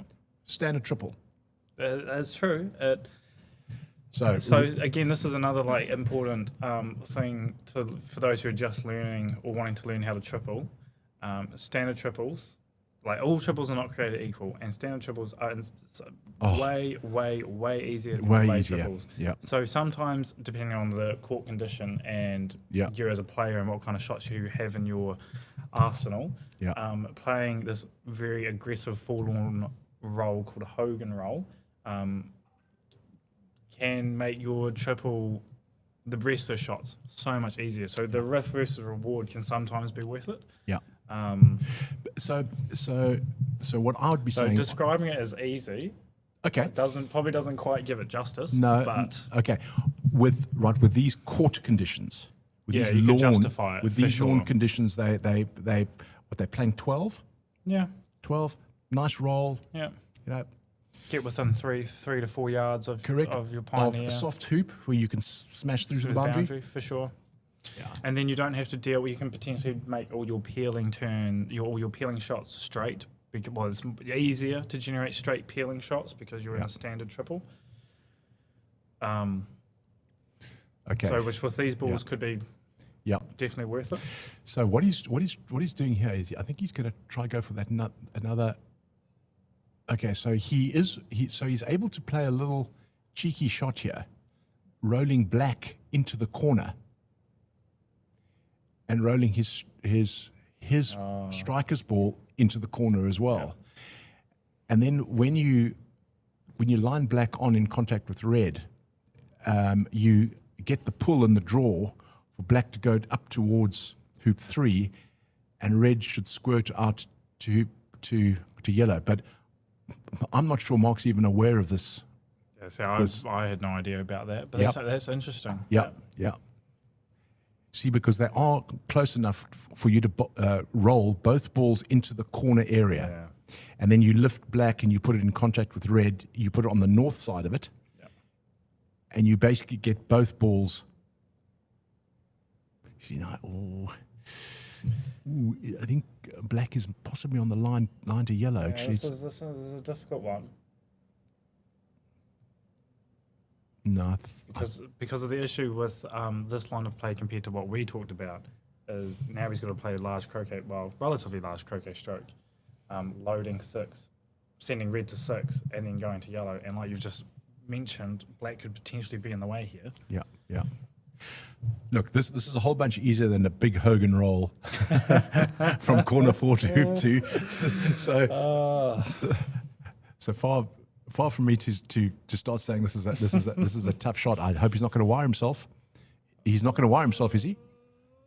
I think he's okay. He is. I think he's okay. He is so lucky. Yeah. He is so lucky. That ball rolled 2 or 3 inches. Just far enough. Oh, just far enough. He may have actually had a hoop shot, funny enough. But that could have been up against a wire. It's not ideal. No. Yeah. Actually, going back to like my earlier point, if you can avoid playing big croquet strokes, Yes. things can go horribly wrong. Yes. Yeah. So had he rolled that black. Mark is embracing a lot of risk here. He's okay. He's okay. He just has to hit a little 4-yarder. These start looking. Oh, yeah, well done. These start looking quite long in game 5 of a semi. There have been some questions come through, but unfortunately, I don't have access to the questions. So maybe we can stick them on the screen. Okay, here we go. Keith. It's going to be a dastard question for me. Question for Reg. Chris has mentioned your new mallet and its eye-watering price tag. ... I don't know what you're talking about, Keith. When will it be coming to market? Keith, it's going to be debuting in 2026. And it's not an eye-watering. And Alex Lake says, love the mallet. You're worth it. Thanks, Alex.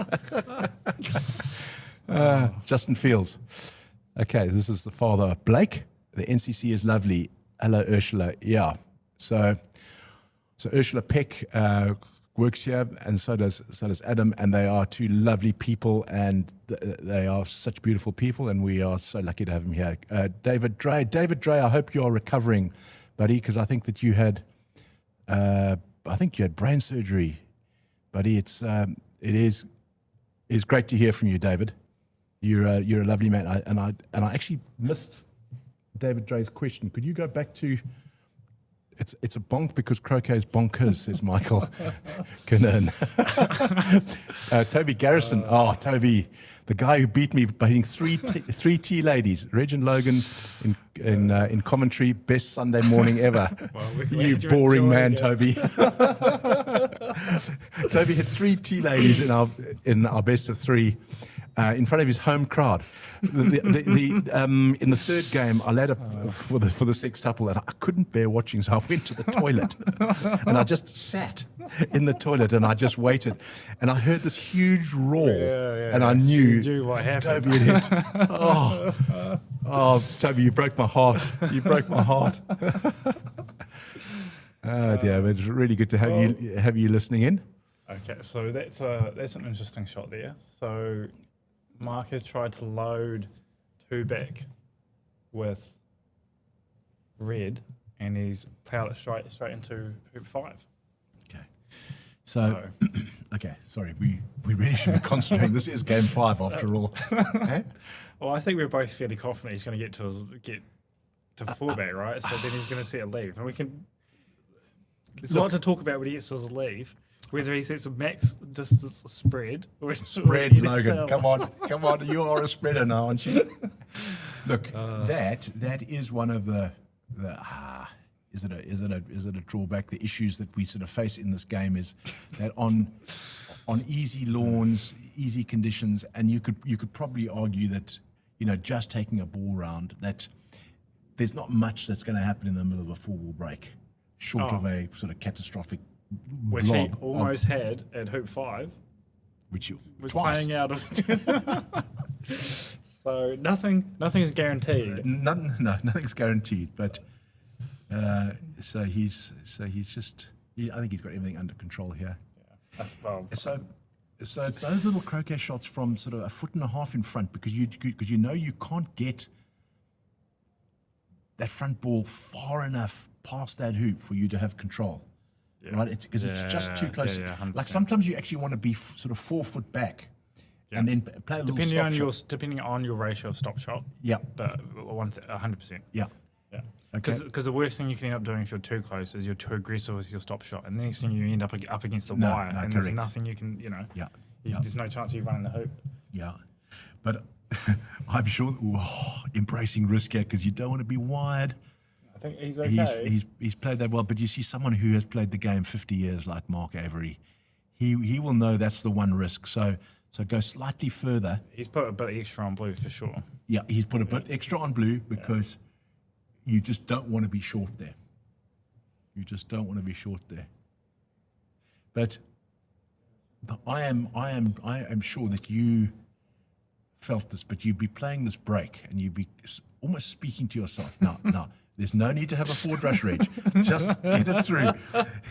Leave yourself a 3-yard return. There were like times when you're talking to yourself. Just I obviously haven't been playing the game as long as you have, but I will admit, as I'm playing my turns, I'm going through like you say, like a specific scenario. Like, okay, this is the one thing that could go horribly wrong. Do not do this. Correct. Do not do this. Of all the things, no, it's anywhere a sign else. of madness that you said you're speaking to yourself. But I thought.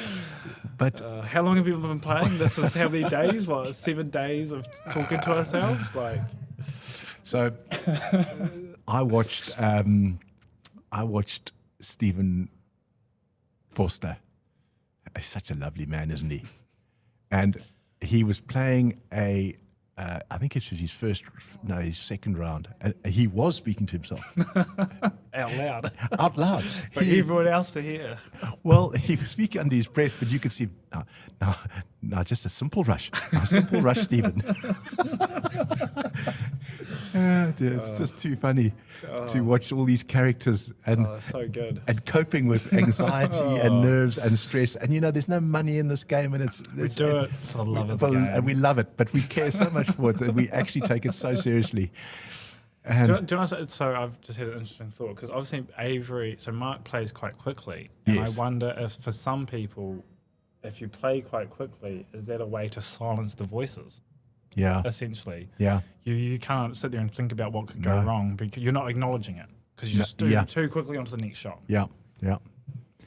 Yeah. Okay, so So this is not a max distance spread, You, is it, Reg? Logan, I'm going to have to explain to our listeners because I can't, because I don't know what he's doing. He's doing something other than a diagonal spread, so I don't know what he's doing. Logan, can you just talk us through this? So he's setting what's called an NSL, so a new standard leave. And there's a couple of different ways people like to set these. So the way I like to set it is after one back, I like to send a ball sort of max distance on the west boundary? Yeah. Yeah. What Mark's done here, due to probably where red being after hitting hoop 5, he's opted to take all the balls over to 3 back to set his leave. And what he's going to do here is he's going to run it. So that's not ideal. So talk us through this new standard lead now, Logan. So what he should have done is gone for a max distance spread. It's proving my point. It's proving my point. all the things that could What have gone is- wrong. So okay, what he so- would have been trying to do is run the hoop quite firmly, so then he can He can hit- do a little forward bonk hit onto yellow. red. No, I think he would have hit yellow first. Yellow first. Okay, and right. towards corner corner 4. So this was the error here, right? He ran into red. Yep.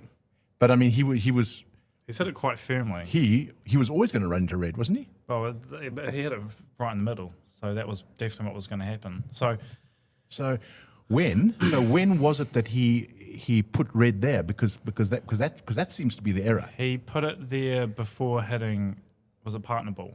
Okay. Yeah, so he's approached off partner. So he had, but I think going back, his original rush was too close to partner. Yeah, it was so right he up against couldn't it. Yeah. actually move it right over.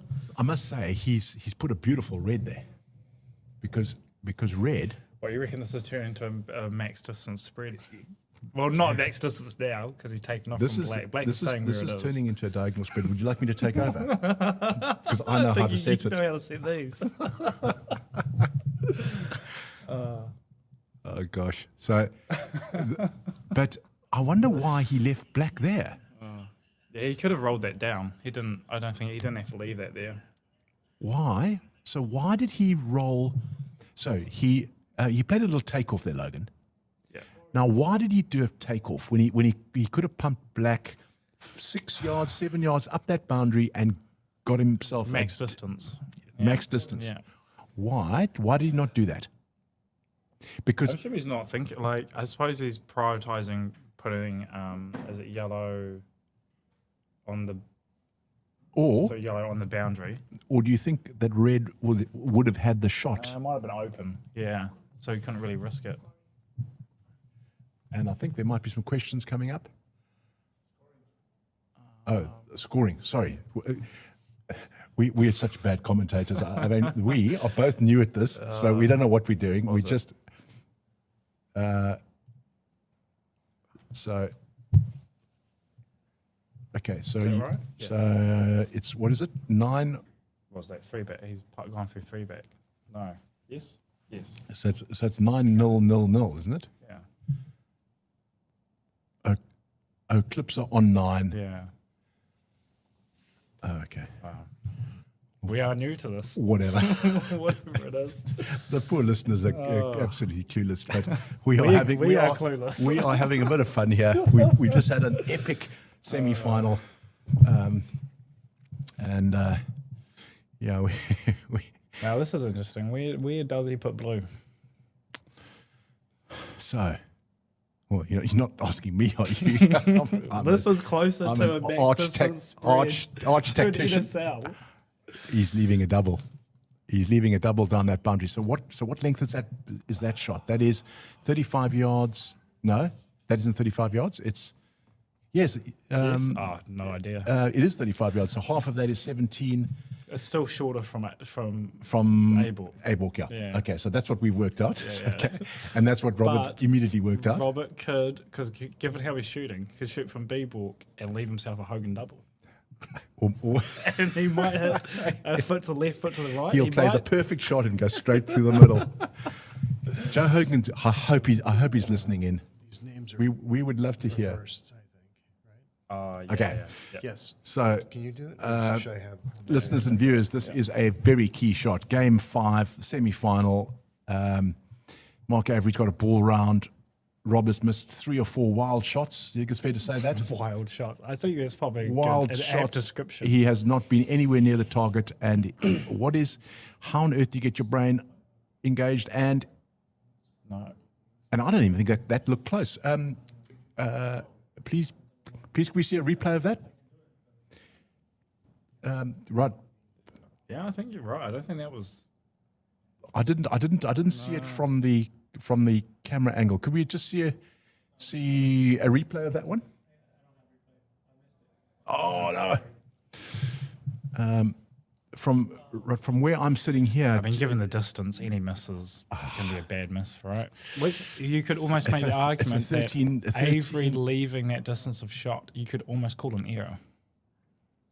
ooh, it's harsh. It is harsh, but I think in this point in the tournament, Yeah, I think you it's an error on both sides. Robert has just to hit that. cannot afford to be leaving those sort of 13-yarders. No. Oh, so he's doing the Bamford here, because this is what I did against you, I think 3 times, didn't I? Yeah. Yeah. Yeah. Well, it's probably not a Bamford, is it? I mean, it's probably pretty standard, but I like to call it a Bamford. So but you just need to get your rush, and you got to rush these Invictus balls. It's not cut rush. It's a cut rush, and we know these things can go wrong. It's a big shot. Oh, it's a huge shot, and I don't think that's making it. and is it hard enough? It's got to go. It's got to go. It's probably okay. I mean, yellow's. He would yellow's. far rather be playing this from the boundary, right? Oh, 100%. I think yellow's far enough off the yard line. Yeah, that yeah. There's no risk of it going out. No, but no. it might not be a nice rush, depending on how he plays it. Game 5. You don't want to be having a 45-degree cut rush, do you? Oh, no. I think, finishing turn of game 5, difficult shots are the absolute enemy. I mean, my palms are just sweating just talking about it. This is a key shot from Mark. He needs to get this rush. You get this rush, I would say his chances go to 75%. Yeah. And he has played a very good, That's good. very good shot. So he has got a slight cut, 2 foot. I think that's 2 foot. Yeah, I think it's about 2 foot. I think he should be putting this within 3 yards of this hoop, and it's Long 3 yards? well, it's the wrong 3 yards. It's 3 yards to the side. That's not ideal. No, That is, you don't want to be playing too many of these shots. nah. So you're gonna pump up yellow maybe 5 or 6 yards and get 2 foot in front. Yeah. And then you And you just gotta run it by 4 yards and hit a three My yarder. palms are sweating already just talking about this. And what's Mark done? And he's put it right in front. He's played a great shot. I think it's slightly angled, but I think he's fine. Oh. Yeah, shot. he's fine. Okay, and is he? I think he's even got a rush across to blue. And Long rush and- with a slight cut. I think this is one of those forward bonks that I was talking about earlier, where you just want to make contact with it and just see where it ends up. But Hope for the best. I think you just hit the straight, don't you? Because all you have to Yeah. do is load 4. Yeah. Yeah. Yeah. So he's hit it to the south boundary. It's not ideal. He probably would have liked that to be in the corner. But so what's he going to do now, Logan? He's just going to load 4 and get some sort of rush up to the north boundary on blue. Hunting and lawn somewhere with maybe even with a vague cut. I don't think it really matters. No, because even if he was to rush it up to 4 back or hoop That'd 3, be fine. that's fine too. So the key thing here is not necessarily the loading of hoop 3 because you can always come back. Well, you are coming back to that after hoop 3, but wow, he's doing it this way. Okay. All right. So he hasn't loaded hoop 4. He's kind of loading. It's not loading hoop 3, but yellow now becomes his. His so would you have loaded pivot hoop, ball. Would you have loaded hoop 4? Okay. It's a very. So why might I have done that? I think just because I've got such a great pioneer at hoop 2 that I'm always going to be putting blue. Prioritize blue. Yeah. Yeah. And Because I think the what's has made it a little bit difficult now is because he was rushing into position. yeah, which you want to avoid you want to avoid. Why? because here he has no opportunity to put it any closer to the hoop. Correct. Yeah. So if he had rushed it 3 yards too far, 3 yards not far enough, Yeah. to the left or right of Yep. the hoop, there's no way to correct that. So the general rule in really good break etiquette is don't rush to a pioneer position.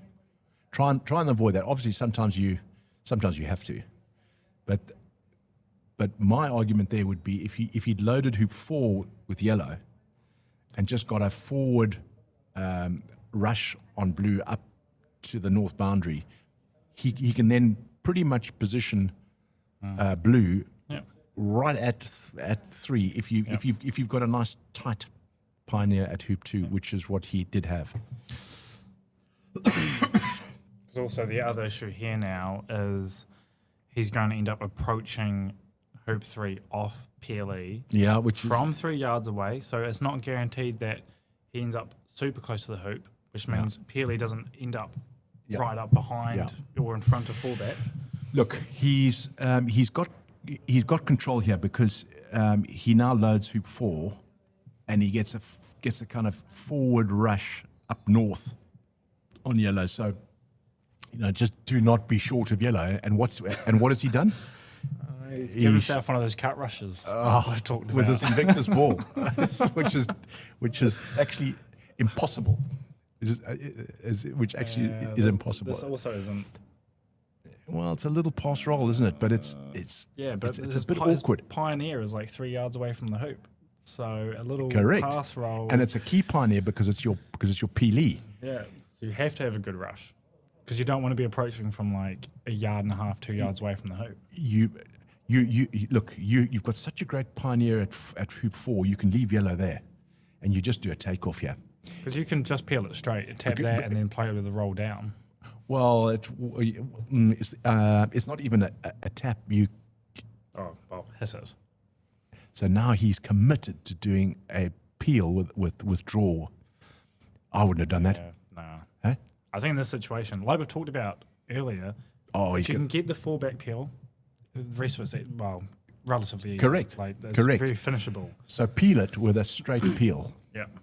And by putting yellow there, I think he's pretty much taking that out of the equation, unless he was just to say, fine, I'm just going to hit yellow and then I'm going to roll down to red. Now, the good thing about red is it's plumb. It's pretty, yeah. It pretty is plumb. perfect. The thing is, though, where does yellow go? Because he could do a Bamford and put it near the boundary, like I did against you. Huh? I do think in this situation, I am probably.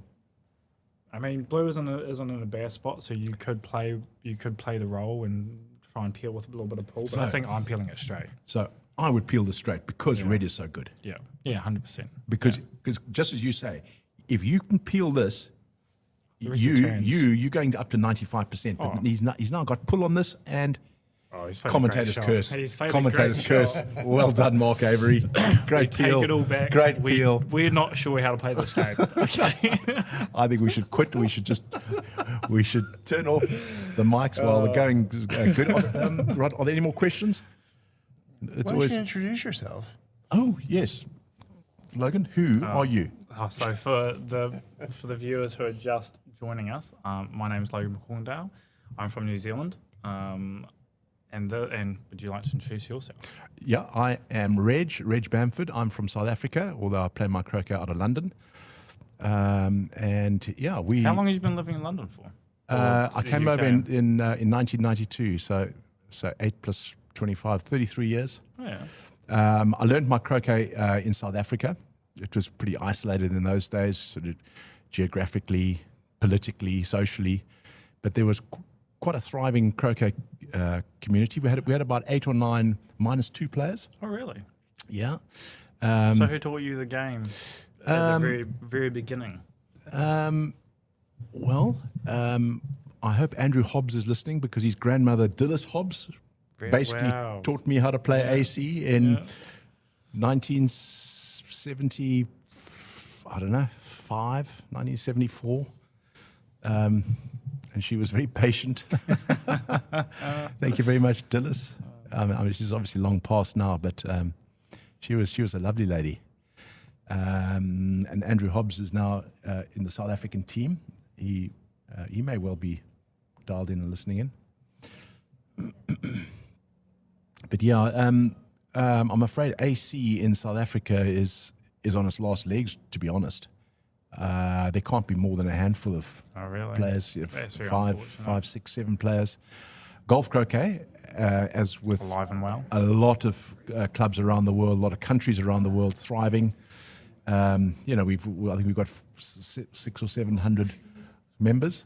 We have 2 Americans who are dying to take over, and keep the notes going. What's going on? and we're dying to give up because we want to go to the bar. Right. So just in time. 1-1. Tom, you coming So in? we have the top 3 American commentators here, and I'm sure they'll be talking tactics, Logan, which we haven't. Talking about. Again, the But that was a lot of fun. Air, silly business. That's- Right. Thanks everyone. Hope you enjoyed that. Thank you very much, Reg. You're gonna have to watch this back. I'm going to get a couple words in now because with these 2 guys, I'm not going to be able to talk very much. Hello, everybody. Tom So, Balding here. This is Matthew Essick. We're joined by Tom Balding and Ben Rothman. Hello, hello. And we are just now getting to see this game 5. So looks like we have Avery on a possible finishing turn. Switch it to 4-back +1, if you would, please. 4, capital B. Oh, we're So changing we're that. using- Yeah. So, so he's on the standard. Yeah, Robbie in the last I saw was game 4, shooting down that west boundary, missed by a good foot and a half. So it looks like my guess is that his hitting has not gotten any better. And this, I don't think I saw an opening for this game. So sorry, folks. But the fact that Mark has one peel done. Again, he got his 1,000th triple peel today against Robbie. And so now we're looking at him going for number 1,001 and a spot in the finals. I think it's 1,002, Ben. I believe game 3 was his 1,000th. And, that's right. He did not get a triple in the 4th game. Thank you. So do you think we have 1,000 triples between the three of us sitting here combined? I know I'm at 500. The question is, have you boys pulled your weight? Michael Kernigan says, the Tommentator. I'm getting new nicknames. I'm getting them all over the Albino place. gorilla, the commentator. So I think I'm up to. So for those who don't know, in the croquet world, I have like 20 nicknames, and most of them are from Stephen Morgan. Matthew, what's your favorite nickname of mine? I think we might You know need the to bring answer. It's Steven not. in It's on it's. this one. That's a good question. There's too many good ones, Tom. I think I like the Tommentator a lot. I won't lie to you. But Solid. Quick draw has fallen off of your. Quick Draw is definitely up there. All right, so Matthew's got 241. So you guys do not have the 500 needed. Tom's got 87. Whoops. So we're looking at 300. Are my two from today put in there? 328 combined with my 533 does not get us to 1,000. So Mark's just scored 6, and he's got a good opportunity here to get the peel. As we've been talking about all week, with these balls and the amount of pull that you're getting, you're trying to do as many straight peels as possible. And Mark's going to have to do a little bit of split on this peel to get south of red. He really needs the space with his yellow Pioneer at one back being so deep. So it looks like we're going to see Blake is now direct testing because he needs some. He needs us to respond. Yeah, Blake's making some inside jokes. Let's see. What is the dill? Is a question from Blake. So, guys, what is the dill? What is the deal? Is that Mark Avery might be going to the final? All right, so that would be Mark Avery versus Reg Bamford. So we'll see if the old KG veterans survive this challenge from the young players. Logan has already been knocked out 3-0, but Robert put on a good battle, but just kind of broke his shooter at some point. And I had Jamie. I talked to Jamie Birch is here. It's a shame he couldn't play in this event as the second-ranked player in the world, but Jamie's here to compete in the Howard Sosin event that's following this tournament. And Jamie informed me that Mark's British Open win, where he beat Fletcher, he also won 3 best-of-5 matches back to back to back in that Open. So In 5 games? in 5 games, yes. Ooh. So this is his 3rd best-of-5 in 3 days. And Well, we did hear earlier that when he's not playing croquet, he runs marathons, so he can do the steps and he can be there for the long haul. Despite being, I believe, the oldest competitor, so he is a bit older than Reg. Tony Elliott says, "Good to see Greg Solomon, son of John, and referee kit near the north boundary." Yep, Greg, our referee, was telling me the other day about how his dad basically saved croquet in the 50s when it was becoming unpopular, and he keeps talking about all the things his dad did. I said, who's your dad? He said, John Solomon. I said, oh, great. Good to know. I had no idea I was dealing with, Prince of Croquet as our referee. But, yeah. So looks like Mark has the 2-bag Pioneer a little bit out of position. It's a little bit south and west of hoop 8. So we have a question on the screen here. I've just woken up here in Australia. What's the story of the match so far? Has each game been decided simply by who made the first break tonight? Are you ready? With the opponent missing the leave shot? Ben here has a page of notes. Game 1, we had Mark started off, and Robert set a duffer, but he missed it. And then eventually, Fletcher got the first break. Mark hit in and got a break, and then Robert hit back in to finish with a triple. Game 2 for Robert and Mark, they both missed some 16-yarders. Robert got around, Mark missed the lift, and Robert tripled. So there were a couple of misses, but it was working out that the first player to get around won. Game 3, Mark had a super shot out, but missed it. And then Robert hit a 20-yarder and managed to get round first, but lost because Mark hit back in on his leave. And then Robert missed the hit-in. And game 4, Rob hit in on third turn, but it had been a defensive leave with ball in corner 2. So the hit in didn't get him any break. And Mark hit in and ran the first break and won. So game 3 was the only game that the player who got the first ball round in didn't win. There's been a lot of interactivity in terms of hitting and missing. And again, Rob kind of had a wasted hit in by playing a defensive opening in game 4. Yeah, I think a key thing to mention here that, if Mark is able to finish this turn, in game 3, after Robert took the first 9, Mark ended up setting a pretty poor NSL where he ended up having to hit his last shot, hitting his partner that he was already dead on to try to make the leave a little bit better. And he ended up leaving a pretty big double from B-Balk. And so Robert had about a 20-yard double to shoot at that, based on his play so far, probably wins the match. He would have had an on-time triple. Everything was really right where it needed to be. And that one miss has kind of spiraled into Mark playing really well and finishing all of his turns into tying the match 2-2 and now a possibility of a match-winning turn here. So, as all of us know here, one miss can change the entire trajectory of a match, and that's really what happened at the end of Game 3. We talk a lot in GC about how momentum sort of affects play in the course of a game. But Matthew, what would you say about, like you just said, like Robert having that one miss and it's kind of spiraled into something? It's like, what is the effect of momentum in AC during the course of such a long match like this? Like, is there some point where you go like, oh, I actually have control of this and I'm feeling good? And what role does momentum play in AC as opposed to GC? Well, the thing in GC is you're still hitting the ball, and so even when momentum's going against you, you're still getting shots, and it can change in any split moment. But the reality here is that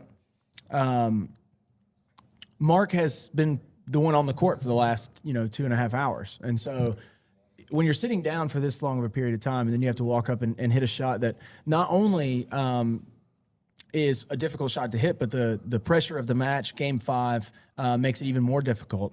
I think that just getting balls around early on can just put that extra pressure on your opponent to try to hit and finish the match when they're up 2-0. Yeah, so that was Game 3 that Robert got the first break around and hasn't had a break since. We're looking at pictures back on the live stream to see the leave. Looked like Mark didn't get the NSL set, so he set a very diagonal leave. And then Robbie missed a pretty short shot from Abok, I assume. I'm going to double check here on the old live stream just to catch us up with what happened. See if we can see. Did he miss it real bad? So we're watching back. Tom, you can see kind of the lift shot taken. Looked like didn't miss by much. But just a little on the north side. So, Robbie, let's see if he took Croquet in Game 4. He did, because he had the just to defensive leave. set that leave, and he really only had 5 shots, since running that break in Game 3. So this has been all Mark for the last 2.5 games, and that's part of why the best of 3s and the best of 5s really show your mettle. Robbie would have won a best of 3 2-0. Would have looked pretty easy and quick and moved right along, but the best of 5. Forced him to keep hitting in. Yep. And he just hasn't. Again, that only hit in was Game 4 on the third turn to set a leave. So do you think he's going to think about trying to get the rover peel and use blue as the reception at 3-back, or is he just going to plan for a straight rover here? We'll see. That's a bit of cleverness, not quite silly business, but it is an old Wiley play. So Mark was there when Wiley was playing. Mark was there. I'm sure since the book was written sometime in the 70s, just before Mark started playing. So I think he should know that's available, but he's put that too far east to be an easy rush back to 3-back. So I don't think he's going for it. Yeah, I think he was trying to set it up, but I think he may have overhit it slightly. We'll see if he runs he is putting yellow over east of blue, it might be on. He did rush yellow a little bit east so he can send it back toward rover, which is the way to make this nice and conservative so that you don't have to go too far to get to that yellow ball. It'll really come down to the soup shot. You can see Alain Giroux, who knocked out Reg in the last AC Worlds, and look at Brian this. Cumming, That's who a great played Mark shot. in the first round. So not as easy as we thought it was. What a shot. That was beautifully So he's paced. managed to get a rush on a ball that there's a tiny spot for him to hit to get a 4 rush. yards north, and he ended up within a yard. He's clubbed it. Yeah. It's- And that's rough too because it's going to be hard for him to even sort of just get that into a nice tidy position if he wanted to. If you slightly underhit that, then you can just do a takeoff and kind of just push it right up in front of the rover Yeah. hoop. If you're feeling like you know the pull, and this is his, 10th game in 11th game in 2 days, 15th game in 3 days. 15th game in 3 days. So I think he might just try to use the hoop to stop the ball. This isn't an expected peel, but he's hoping it slows the ball down. He has hit the hoop. It Little bounced too off much to the draw. side, but he can clean that up. He'll probably come back after 4 back to touch it up. And I think an important thing to point out there is, at this point in the break, the main thing is avoiding disaster. And the only disaster that could have happened there is having blue flick off the left wire, run into striker, and you're left with a wired stroke on yellow. And so he's played it as a very soft pass we were doing roll, which hoops they had. guaranteeing that black is actually past the hoop before blue gets there. That way, if it does flick off like it did, black's already passed and doesn't, it doesn't hamper his stroke on yellow. So, Right. You're trying to avoid catastrophe of, managing to have the PLE club into your ball and end up stuck to it. So, yeah, a lot of those. I actually heard Chris Clark on the commentary talk about I had a penalty peel that was maybe not quite that angle, but I was doing a similar shot to get over to the escape ball, and Chris Clark said he fancies a lot of twitchy pass roll shots on these peels, which I don't think I've ever hit a peel with a pass roll. Yeah. Like full roll gets your ball and the ball at hoop level at the same time. So as soon as it hits the hoop, your ball then goes past. I've never really thought to add extra momentum to striker ball. Have you guys ever done a peel shot with a pass roll? I've probably done ones close to that when maybe my escape ball was just a little deeper and I didn't want to accidentally, if I hit the peel really cleanly, like if I had a good position, I didn't want to club it through down to the peg and kind of put it in no man's land. But very rarely, I think. So like a death roll through penalt? Or are you thinking the roll through rover? Through penalt. So normally, like if my escape ball to 4-back is a little too deep, if I didn't tidy it up as much as I should have, and it's like, okay, I need to get behind it, but I also don't want to accidentally put that PLE too far through into no man's land and have to rush it back a further distance. So it's like I'm probably in reality doing a full roll, but if it catches a little wire, it's gonna have the effect of a pass roll. So he's got. It looks like he's decided to go back to blue, try to tidy this up a bit, and take off to yellow. But he And rushed kind of into that no man's land Tom is talking about. But Yeah. it's fine to have a pivot ball peg high. Generally, when you have that PLE close to rover, you'd probably want the pivot a little closer to rover. The peg high pivot ball is more for like the straight double, where you're not sure where PLE is going to be. yeah, well, one thing I noticed yesterday, and I'm sure we'll see it here again from Mark, is when he plays his takeoff back to pinalt, or even if he's, in our games, he was taking off back to 4-back, he leaves this blue ball pretty tight to the hoop. This time he's opted to get a little bit more space. I like to leave it about a foot and a half away. And give myself a little bit more space to just pop it a little bit closer with the rush. But yesterday he was taking off, leaving it, 2 to 3 inches away from the hoop. And in my experience, a lot of times when you do come up to that ball after pinalt, it's a nice little touchy shot to try to touch it over into the center of the hoop. And I just like to have a little bit more space to guarantee that even if it's 8 inches away, it's straight. Well, also the takeoff. If you've got that ball within 6 inches of rover, you have to be really precise to not move it 6 inches with the takeoff, or it's not in front of rover anymore. Yep. So with a foot and a half back, you can move that ball 6 inches, a foot on the takeoff, and it's still very much in appealing position. You'd obviously, if it went a little too far, a little too short, you'd want to touch it up, but then you know which rush you want coming from red and all that.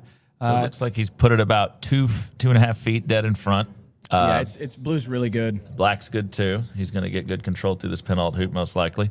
Here, I thought Robert was going to be very excited to not be playing you in the semis, but it's not looking good for Robert making the finals. No, he's, I think we all know Robert is the number 1 player in the world for a reason. He's maintained that position for well over 10 years now. And the reality is he's been in 5 AC World Championships now. He's made the semifinal 5 times.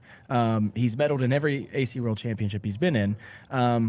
And 3 of those now, assuming Mark has a good chance to finish here, he's lost in the semifinal. Yeah, so 2013 he won. That's right. And which final was he in? He lost in the final to Reg.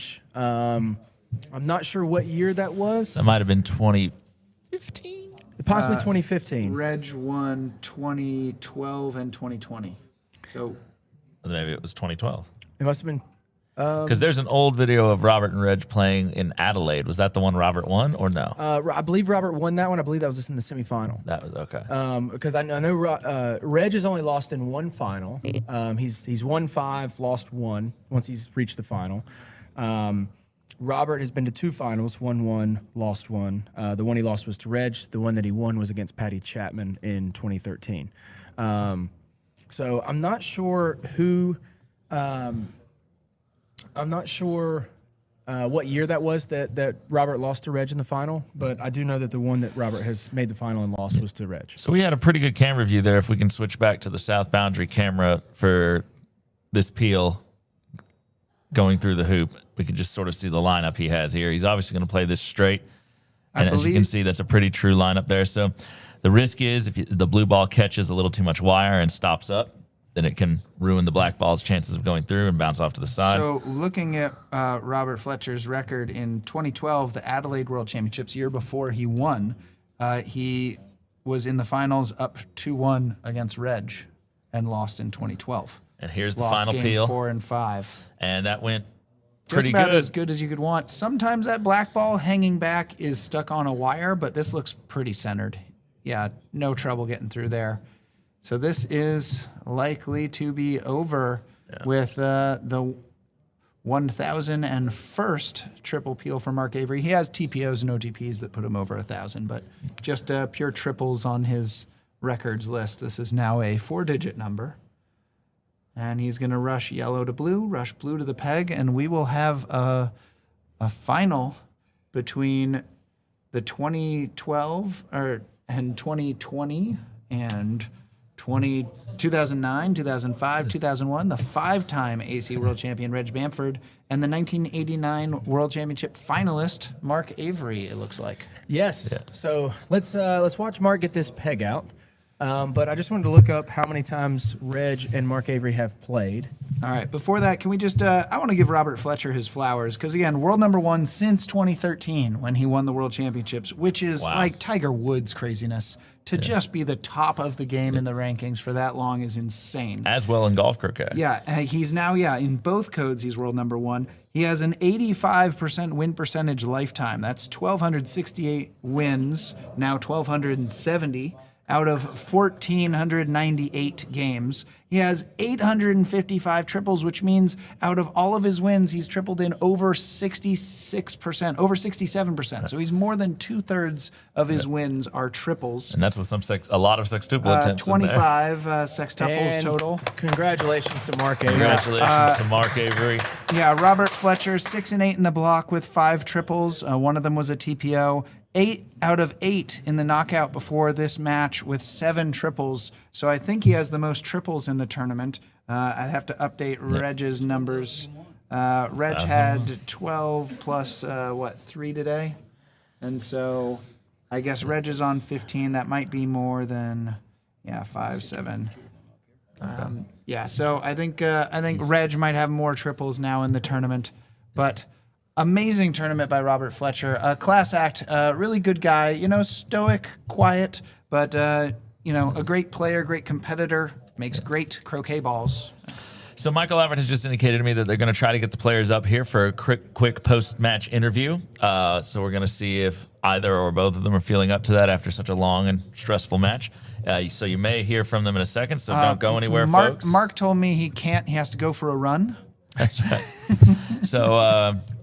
So let's talk a little bit about it's a great match. Let's talk a little bit about tomorrow. And first off, Mark Avery, 3 best-of-5 matches, going down 2-0 to the world number 1 and coming back with 3 straight wins is incredible. So what a job by Mark, and an extremely long 3 days, but very successful 3 days. So like I mentioned, I've looked up now that.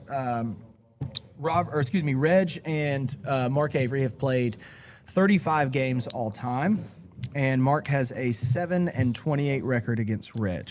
So that. Wow, and that's a lot of British Opens, and Reg has been winning those over the last couple decades, and as far as I know, Mark has not. Mark occasionally wins the men's. I don't know if Reg plays in that often because he's not going for UK teams or anything. Mark won the British Open this last year against James Death. Okay.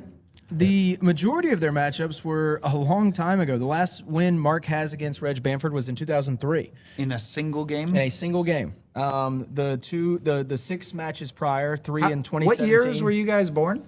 1997. And I was born in 98. So you guys were like 6 and 5 the last time Mark beat Reg. I had just graduated high school. Yes. When Mark last beat Reg. So it's been a while. I think not just the rankings, but I think that's a pretty clear favorite. But beating world number 1 in a best of 5, that'll help your ranking a bit and definitely your confidence level. Again, I'd like to remind viewers that Mark was on the McRobertson Shield winning team, and Jamie Birch got a lot of praise for going 15-0 in matches, winning all his singles, all his doubles. But his doubles partner was Mark Avery, and Mark Avery lost 1 match in the McRobertson Shield. So 14-1 is also an epic level of play for 3 weeks. And here we are going into day 9 of competition. I don't think it's a big mismatch here. No, I think we're going to have a great final. And, I think that Mark is playing really well. He's not dropping turns. He's hitting in well. And really the end of this these last 3 games were Mark hitting in when he needed to and Robert having some unfortunate misses when he needed to hit. And so both players finishing turns at a really high rate. I think we had maybe 0 errors, maybe 1, but very few errors in this match. Oh, like, stuffed hoops, missed return roquets. Yeah. I mean, we had interactivity. We had Mark missed a hoop 2 in game 4. And Robert missed the 14-yarder back at him across there. And then Mark finished, finished from there.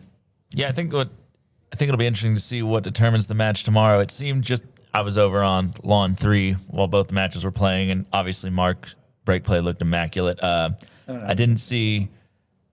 Obviously, Logan did not get a huge amount of time on the court, but it looked to me like some of Reg's breaks were just maybe a little looser than Reg would like them to be. And I saw a lot of head shaking, things like that. So it'd be interesting to see tomorrow if he's able to tighten that up or if there's any opportunities that Mark will be able to capitalize on. It didn't look like Mark ever had any turns that were in any jeopardy of breaking down. Yeah, I mean, if you look at Reg over the last 3 rounds, all 9 of his wins in the last 3 rounds have been triples. So he's finishing turns at a really high rate. And the 2 games before that in the first round and the last game of the block. He's on a 12-game triple streak. Yep. So I think there weren't a lot of errors in Mark versus Robert. We just had kind of when Mark hit in game 3 to get that first break, and then Rob missed the 20-yard double. Mark finished, and then game 4, Mark stuffed a hoop. And then it took a couple of turns for him to finish there. He didn't get the triple, but it was just a lot of missed hit-ins from Rob. Again, his last big hit-in was that 3rd turn where he couldn't build a break. Yes. Or there just wasn't a break to be built with corner 4. All right. We have the man of the hour. How are you? We'll move out and let the gentleman sit down. You guys come sit. Yeah, come around there. We'll lob some questions at you. We have the commentator here. The commentator. That's what I've been dubbed. Mark. Thank you. Here, have a seat. How's it going, Mark? Congratulations. Thank you. So- Did you leave Robert behind? Is he coming up too? Okay. Well, commiserations, Rob. Great tournament, and again, a class act, world number 1, probably still because he was there by 100 points or so. But congratulations, you got some of those points yourself. Got some of the points back off him, and from 2 games down. Yeah, where happy did with the the match comeback. turn?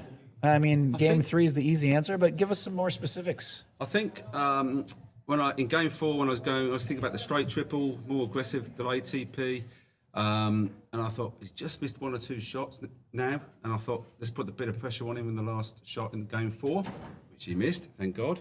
I managed to finish. Yeah, you were looking at that promotion though. After Yes. you got the straight 4-back peel, and I was here with Reg and Logan, and they were both talking about maybe if it gets the right half, blue could go off. Exactly. Maybe he could just promote it straight across, but Yeah, black's a little far. correct. You were looking at it. I was looking at it and it was just too deep, and I was worried about that ball going off. hitting it half ball, it was going dangerously towards the north boundary. That stopped me. I thought, just put that pressure on that one last shot when I was for penultimate peg. And I just thought, if he misses this, then it's all to play for in game 5. Right, and so you kind of steamrolling with that momentum. So we didn't see. We had stepped out of the Yeah. booth, so we didn't see everything. But when we came back to watch the end of this game 5, there was some discussion about a sort of an NSL leave that had not quite gone your way and ended up leaving a long double that thankfully he missed. But can you just walk us through a little bit of what led up to that point and how you decided you wanted to deal with it? Yeah, I mean, I had some long takeoffs. I thought I'd get my ball safe. I went back to the ball at 2. I thought I'd get that safe, and then another long takeoff to fiddle with the ball at the MSL ball at hoop 4. Luckily, I'd done a decent takeoff, got the ball right, and it was okay. Was it a double target from B-ball? He shot from. No, I think A-ball, didn't he? what we were looking at ended up kind of looking like a diagonal-ish. I don't know. We had stepped out. Can you just recap game 5 for us? Because Tom and I didn't get to watch as Game much 5, of it. so I went first. I went standing position on the east boundary, sort of 9 yards north of corner 4. He shot just outside corner 2. I nicked my ball, third turn, pushed it further north, took off to the ball. Ended up in the yard line. Because I haven't got the greatest eyesight, I couldn't see if it nicked the ball or actually landed in the yard line. But it wasn't a rush to 1 anyway, so I wouldn't have been able to take the rush to 1. So I ended up taking Croquet from that and done the dream leave, and he missed the boundary. The dream leaves that diagonal spread with no peg ball. Gotcha. Yeah, exactly. He took the long shot up the east boundary, ended up in corner 4, and ended up going around finishing in 2 turns from there.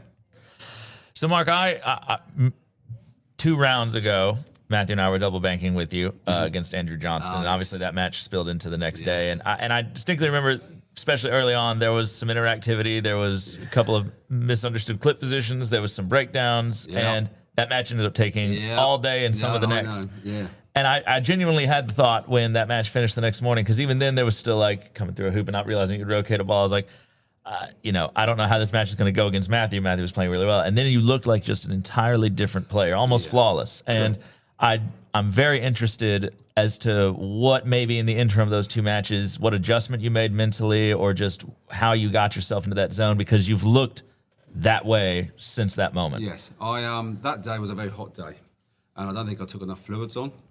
So I was tired, fatigued, dehydrated. I think that was the problem. And I said to myself that night, before resuming the next morning with Andrew, that you can be better than this. So drink plenty, rest, concentrate, and I think it just paid off. And I gave myself a good talking to basically overnight, and said, look, come on, play properly.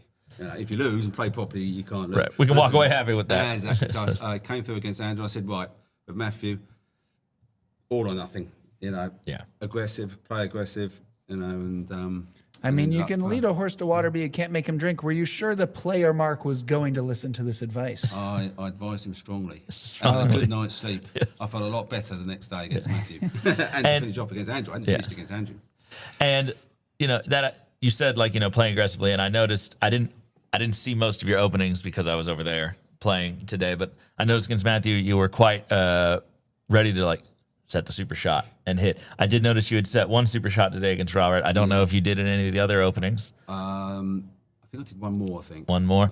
Game 3 you did the super that's shot. Right, And I saw that you missed the hit in after the 1. I don't know about the other, but what is it that in your mind, like against a player like Matthew or a player like Roberts, what's I think a lot of the folks at home maybe don't quite know why you play super shot or when it's appropriate to do so, even if maybe you've not been hitting your best. Why is it a good tactic to bring out an important match like that where it can swing wildly one way or the other? Well, I think when you're playing someone like Robert, Matthew, in the top few, 1 and 2 or 1 and 3 in the world, or whatever they were or are, you can't play defensively. You've got to hit the ball straight.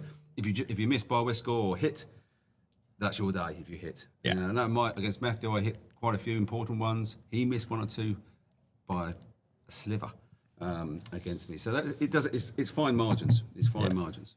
And if it doesn't go your way, if the opening doesn't pan out, then you just go, well, it was an aggressive opening. That's it. Now I have to hit the next one. Exactly. Here we have a look at your leave here in game 5, where you managed to stop red nice and close to the peg. It looked like a proper diagonal. Yeah. Got yellow pretty far away, but then as you can see here, you did. It looked like it was some sort of big target from Bebop, but that would have been absurdly long. Yeah, because that was south of 4. That blue, I remember when I trickled back to it, it curled to the east. All right, last couple of yards. So there should have been a little bit. But it was something like, what is it, 27 yards to 8-4. So we're looking at a 30-yard double versus a 14-yarder. So he took on the 14-yarder.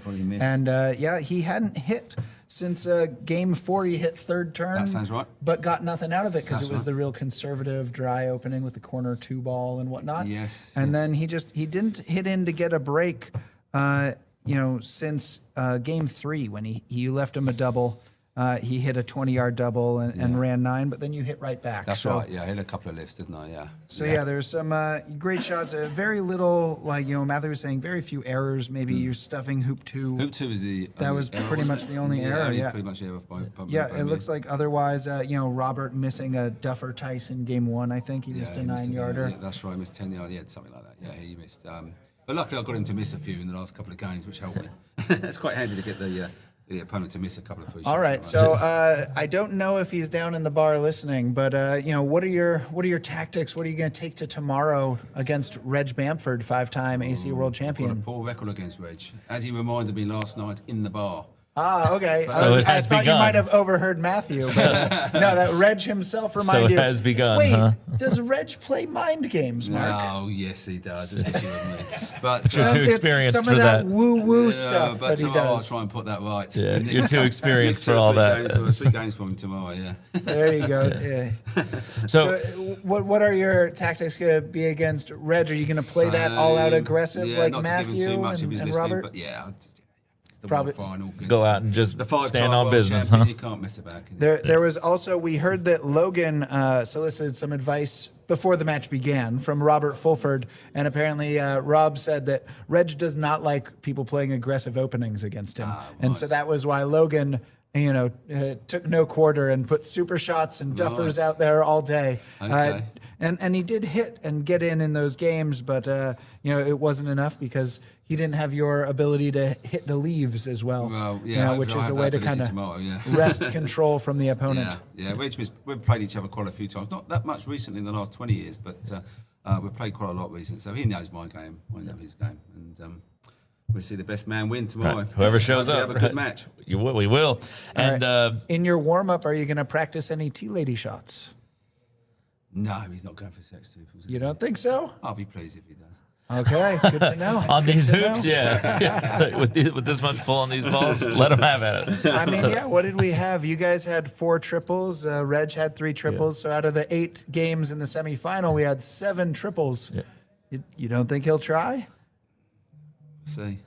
Speaking of triples, it came up during your match that that last game obviously was your 1,001st, but during this match you had your 1,000th triple on record. Yeah, I didn't realise that. Excluding the OT. Excluding TPS and things, but Yeah, just straight up triples. Yeah, I didn't realise that. But that's good. Yeah.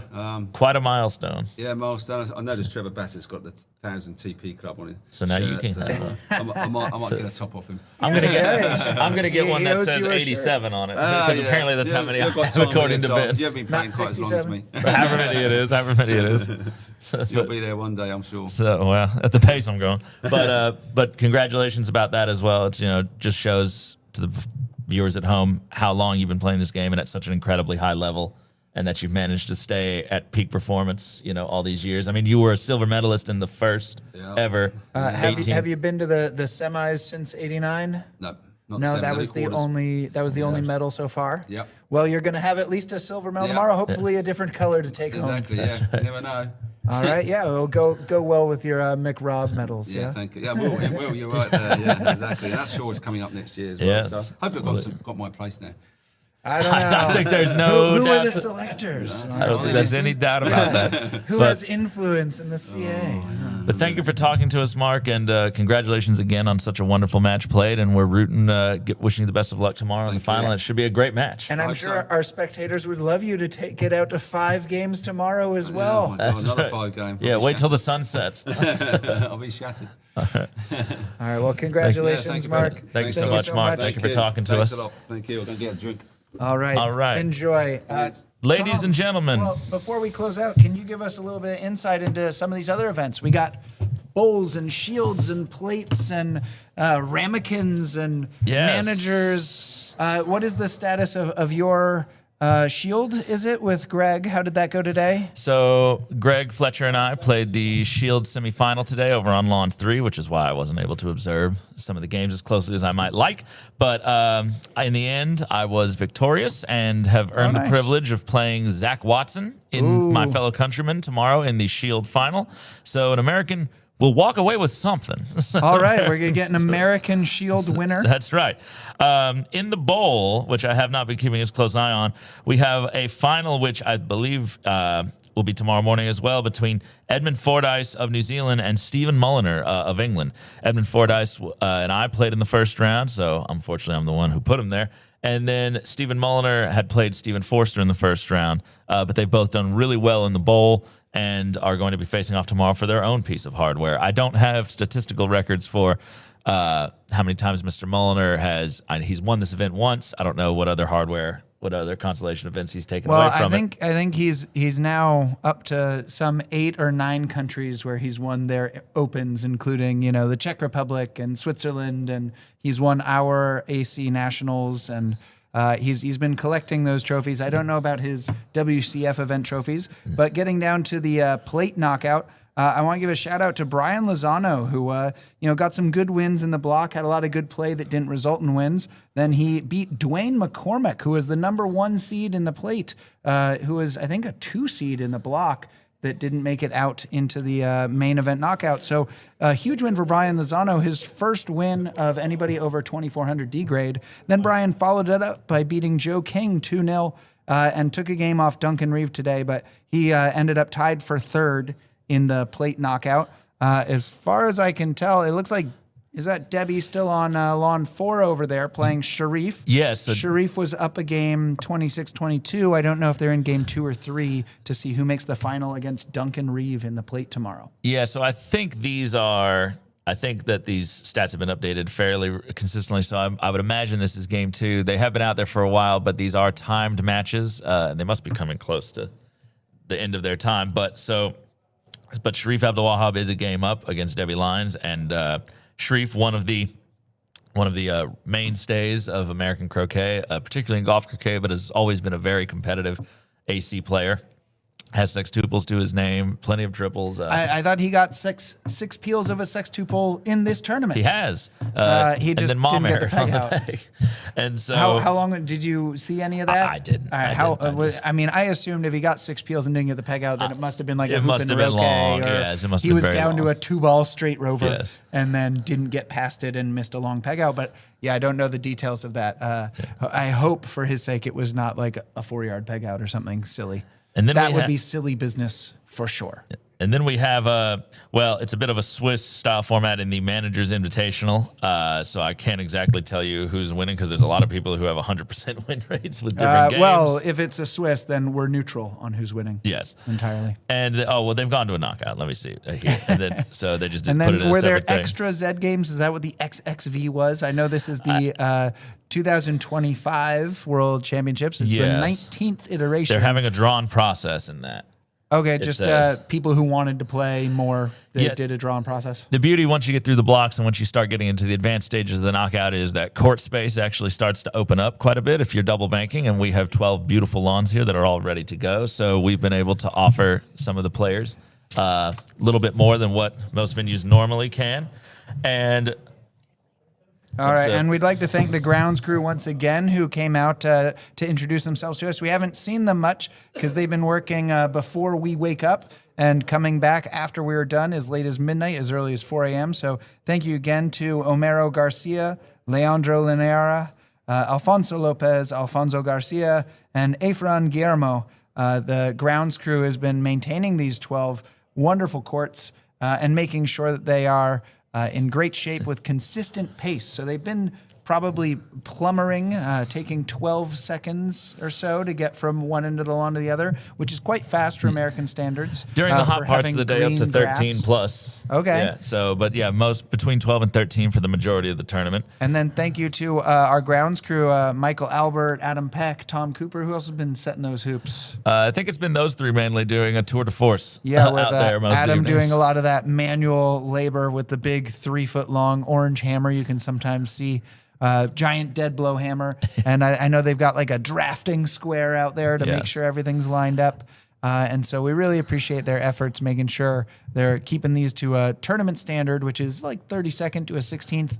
And I think in theory, the quadways at the tournament setting where you rotate everything so that it's as tight as possible should be a 32nd. But then our manager said that for the knockout, he's going for a 64th of an inch. So that They've is had just to clamp out there. that is another level Yeah. of dedication to try to get those hoops that tight and that firm. And it's a credit to the balls. Again, the is. Invictus Croquet X ball. Those balls are, I'm told they are the roundest and consistent balls we've probably ever had. There's not a lot of egg-shaped balls or anything. So it allows them to actually get to the hoops that tight. Yeah, so when all the balls, typically when balls aren't regular, there's always one in a set that's maybe a little bit different than the others, and you set it to Have the you ever biggest had one. irregular balls, Tom? So, well, I haven't, but not Usually everyone's as, sunshiny. not everyone's as egg privileged. shaped or something. But and then obviously, the dark. There's been research about the darker color balls swelling a bit and all that. So hoops can only be set to the largest one. But with all the balls being as uniform as they are, every single ball roughly has the same difficulty in running the hoops, and so we've seen a lot of hoop errors in various different courts, matches from everybody. Right, and these hoops being like reset every other day, they might not be as hard as if it were clay court and dry, but even gentle shots, if you are not accurate, they will bite you. They will. And they grab that ball. We saw it certainly in one of the first games with Logan. It was just a real gentle shot. You can kind of see his backswing maybe waver a little bit in the wind. Yeah. But what other hoops would let you get away with? These hoops, because they are resetting them so often, they grab you at that short pace. Yeah, especially during the first sort of part of the week where the weather was a bit hotter. It got extremely humid and hot for the last few days. It's actually much cooler and windier today, and several players remarked how they thought that the balls were being a little bit more predictable and a little bit more cooperative through the hoops. But all right, we're gonna sign off here soon, but I see that Debbie is lining up a straight rover peel in what I assume is still game 2. She's got kind of 2 short reception balls. Looks like she's maybe 2 or 3 feet back in her match against Sharif. So if she completes this straight rover, I think that would send it to game 3, which we will not be staying to cover. We will be visiting the bar. Yeah. But the idea is we want to kind of let you know updated results. And until then, Tom's going to remind you of some of our major support for this tournament. Right. So we would like to thank once again the WP Carey Foundation and the Palm Beach Sports Commission. Both organizations have given a tremendous amount of support, not only just to croquet in general here in Florida, but to the NCC at this venue and this event. The WP Carey Foundation will be presenting a custom engraved mallet. Is this the one? This is it. All right. Show them the face right there, Ben. A mallet custom engraved with the 2025 AC World Champion logo. And as you can see here, it's quite a special mallet. So it will be a welcome addition to the... weighted. Got a lot of brass at the ends, and there's no, middle weight. So if you hit off center, you got a lot of the weight kind of on the 4 corners. It's how you'd want it, ideally weighted to avoid twist, whether it's from your swing or from hitting off center on the mallet face. So it's a very interesting design. Again, the WP Carey Foundation, their motto is doing good while doing well. And the Palm Beach Sports Foundation says, just bring your game. They'll handle the rest here in Palm Beach County. And that is major support. We also have some sponsors, Tom. You want to do some sponsor reads? Yes. So our first sponsor, who is not just a sponsor of this event, but is a sponsor of many events across American Croquet, is Oakley Woods Croquet. Don Oakley, who is here today from the Oakley Woods Croquet store for all your croquet needs. It's all in the name, Don Oakley Woods Mallets, using various woods to make mallets. So featuring the brand new Arrow mallet that he has here on display with him as well. And so if anyone's in the local area and wants to stop by in the next day or so, he is here willing to show and test anything for you. Yeah, I think yesterday you got to interview him on the live stream. So if they go back to day 7 live stream. They can see you talk Yes. to Don. Did you get some insights on the Oakley Woods mallets? We did. We talked a little bit about the Arrow mallet and the design of it and why he felt the need to make it, versus his other top of the line mallets and what it's brought to the game of croquet. We talked about just his history with croquet in general and his goal through making mallets and other high quality equipment for our sport. So very, very good words to hear from Don. He's a regular sponsor not only of this event, as I said, but he's also a major sponsor of this YouTube channel that we're bringing this broadcast to you from. So please like and subscribe if you have not done so to the YouTube channel that Don is such a main supporter of. It looks like Debbie has completed her straight rover, got a rush to a 2-yard peg out. So that might be headed to game 3, something we can go watch in real life, in person, and go cheer on Sharif, who is an alternate and a very important part in our golf croquet team development. He was an alternate, a gold medal winning alternate for our Openshaw Shield team this year in February. We'd like to thank our other YouTube channel support from Chris and Gail Barley, as well as Chris and Karen Weiss. Yep. And then we have other people to thank. We have the idolivestreams.com staff. So thank you to all of them who have been bringing you these wonderful streams. Thank you to the Croquet Foundation of America that supports croquet in this country, and they own and operate the NCC, and they have donated these wonderful 12 lawns and the time and efforts of their staff And it to should the be USCA so that they can put on this event without having to pay lawn fees. And it should be said that this venue operates as a croquet club as well, and it has hundreds of members here that are not used to maybe giving up their lawns for as long of a period of time, all of their lawns for the span of over a week. So the generosity of hundreds of people involved that have willingly sort of surrendered their time in a good part of the year here on the court so that we could host this event. So we can't thank them enough for their generosity in doing so. And thank you to the Beach Club for their generosity. Same deal where we had those courts for, I think, about 6 or 7 days, where they turned the courts so we could get a full-size courts, 2 full-size courts. Yeah. And that allows us to have 8 extra players in the event. So I know some qualifiers and some of our members from member countries who couldn't get ranking places really appreciate the 8 extra spots, allowed us to increase the field to 72. And thank you to Sandy James Fine Foods and Events, the exclusive caterer here at the National Croquet Club. And so they are providing the wonderful lunches and the dinner. We had a great opening reception, had some nice heavy appetizers, and then Tuesday they had a wonderful pasta dinner for us after we did the knockout draw. Yeah, it was really good food. They've been taking great care of us all week long. They always do. They're the regular caterers here at the NCC, and so they have great experience with hungry croquet players coming in from tense matches on a hot day, and always are there with food and beverage for you to keep you going. Yeah. And then we don't want to skip over the rest of our sponsors for this event. We talked about Oakley Woods. We also have Vicky Johnston and White Tie Croquet, which is high-end apparel, all white apparel for the discerning croquet player, windproof, rainproof, and SPF rated white clothes for all your croquet needs.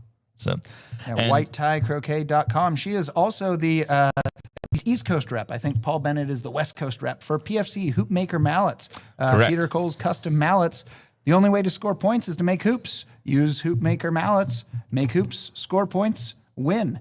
Introducing the new Formula One mallet with brand new metallurgy, a wonderful alloy that has a 17% better, ratio of how it is able to transfer the force from the mallet to the ball. So Peter's really proud of that innovation. It has the same end faces and same design, but a brand new formulation for the Formula One mallet. We also have a sponsor of Invictus Croquet, sponsor of this event. Yes. Enough said. And Invictus Croquet by Robert and Malcolm Fletcher have provided the balls for this event. This is the first World Championship that has used Invictus balls, and I can't speak highly enough about them. We've had a great time with them. They're different than the balls that we're used to, and so with these difficult hoop conditions, they've had just an extra layer of challenge at times as people are getting used to them, and I think it really made the tournament competitive and interesting, especially in the earlier stages. We see now players are really getting used to them, and they're starting to be a little more confident in those peeling turns, but some of the best balls. 7 out of 8 games in the semifinals at a triple. More confident than before. And Invictus also, Robert Fletcher using his RF Pro Invictus mallet. But so they make the aluminium version. They make really fine equipment, and we're really grateful to them for coming up with and sort of answering the call of needing to come up with reinvent the wheel and come up with a better mousetrap, as it were, for croquet balls across the world. So we look forward to more events using those as well, and a big thanks to them. Speaking of Fletchers, Wilson Fletcher Croquet in the commentary, I can't pass this up, says, just fell to my knees at the Australian Croquet Association. So I don't know if that's Ed Wilson or Malcolm, but a little distraught at the loss of Robert today, looking back over the results. I was wondering if they've converted to Islam and it was just time. Also, I won't let it knees. pass by. Keith Ayton says, actually, there was croquet prior to 1985, so Mark had his 1,000th triple quite a while ago. Keith, this is revisionist history. We don't count anything before 1985. Okay. So, yeah, the Chris Williams ranking side, I guess, doesn't Yes. go back far enough. 1,001 1001. now triples on record. Yes. Which was record site goes back only to 1985. But congratulations to Mark and Keith and all the other old heads who have triples before 1985. Yeah. So good on you. I thought they just wrote about those like fanfic at the time. I didn't know they knew what triples were back before 1985. All right. Well, we're going to close out here and go have a fun time. See if Sharif and Debbie are doing game 3. Thank you so much for watching. Again, like and subscribe. We will see you tomorrow at about 8:45 Eastern to get started with the World Championship final, as well as the conclusion to a lot of these other events. So live from West Palm Beach, Florida, at the Charles P. Stuber National Croquet Center, WNCC, I'm Ben Rothman. I'm Tom Balding. Good night, everyone. Have a good one.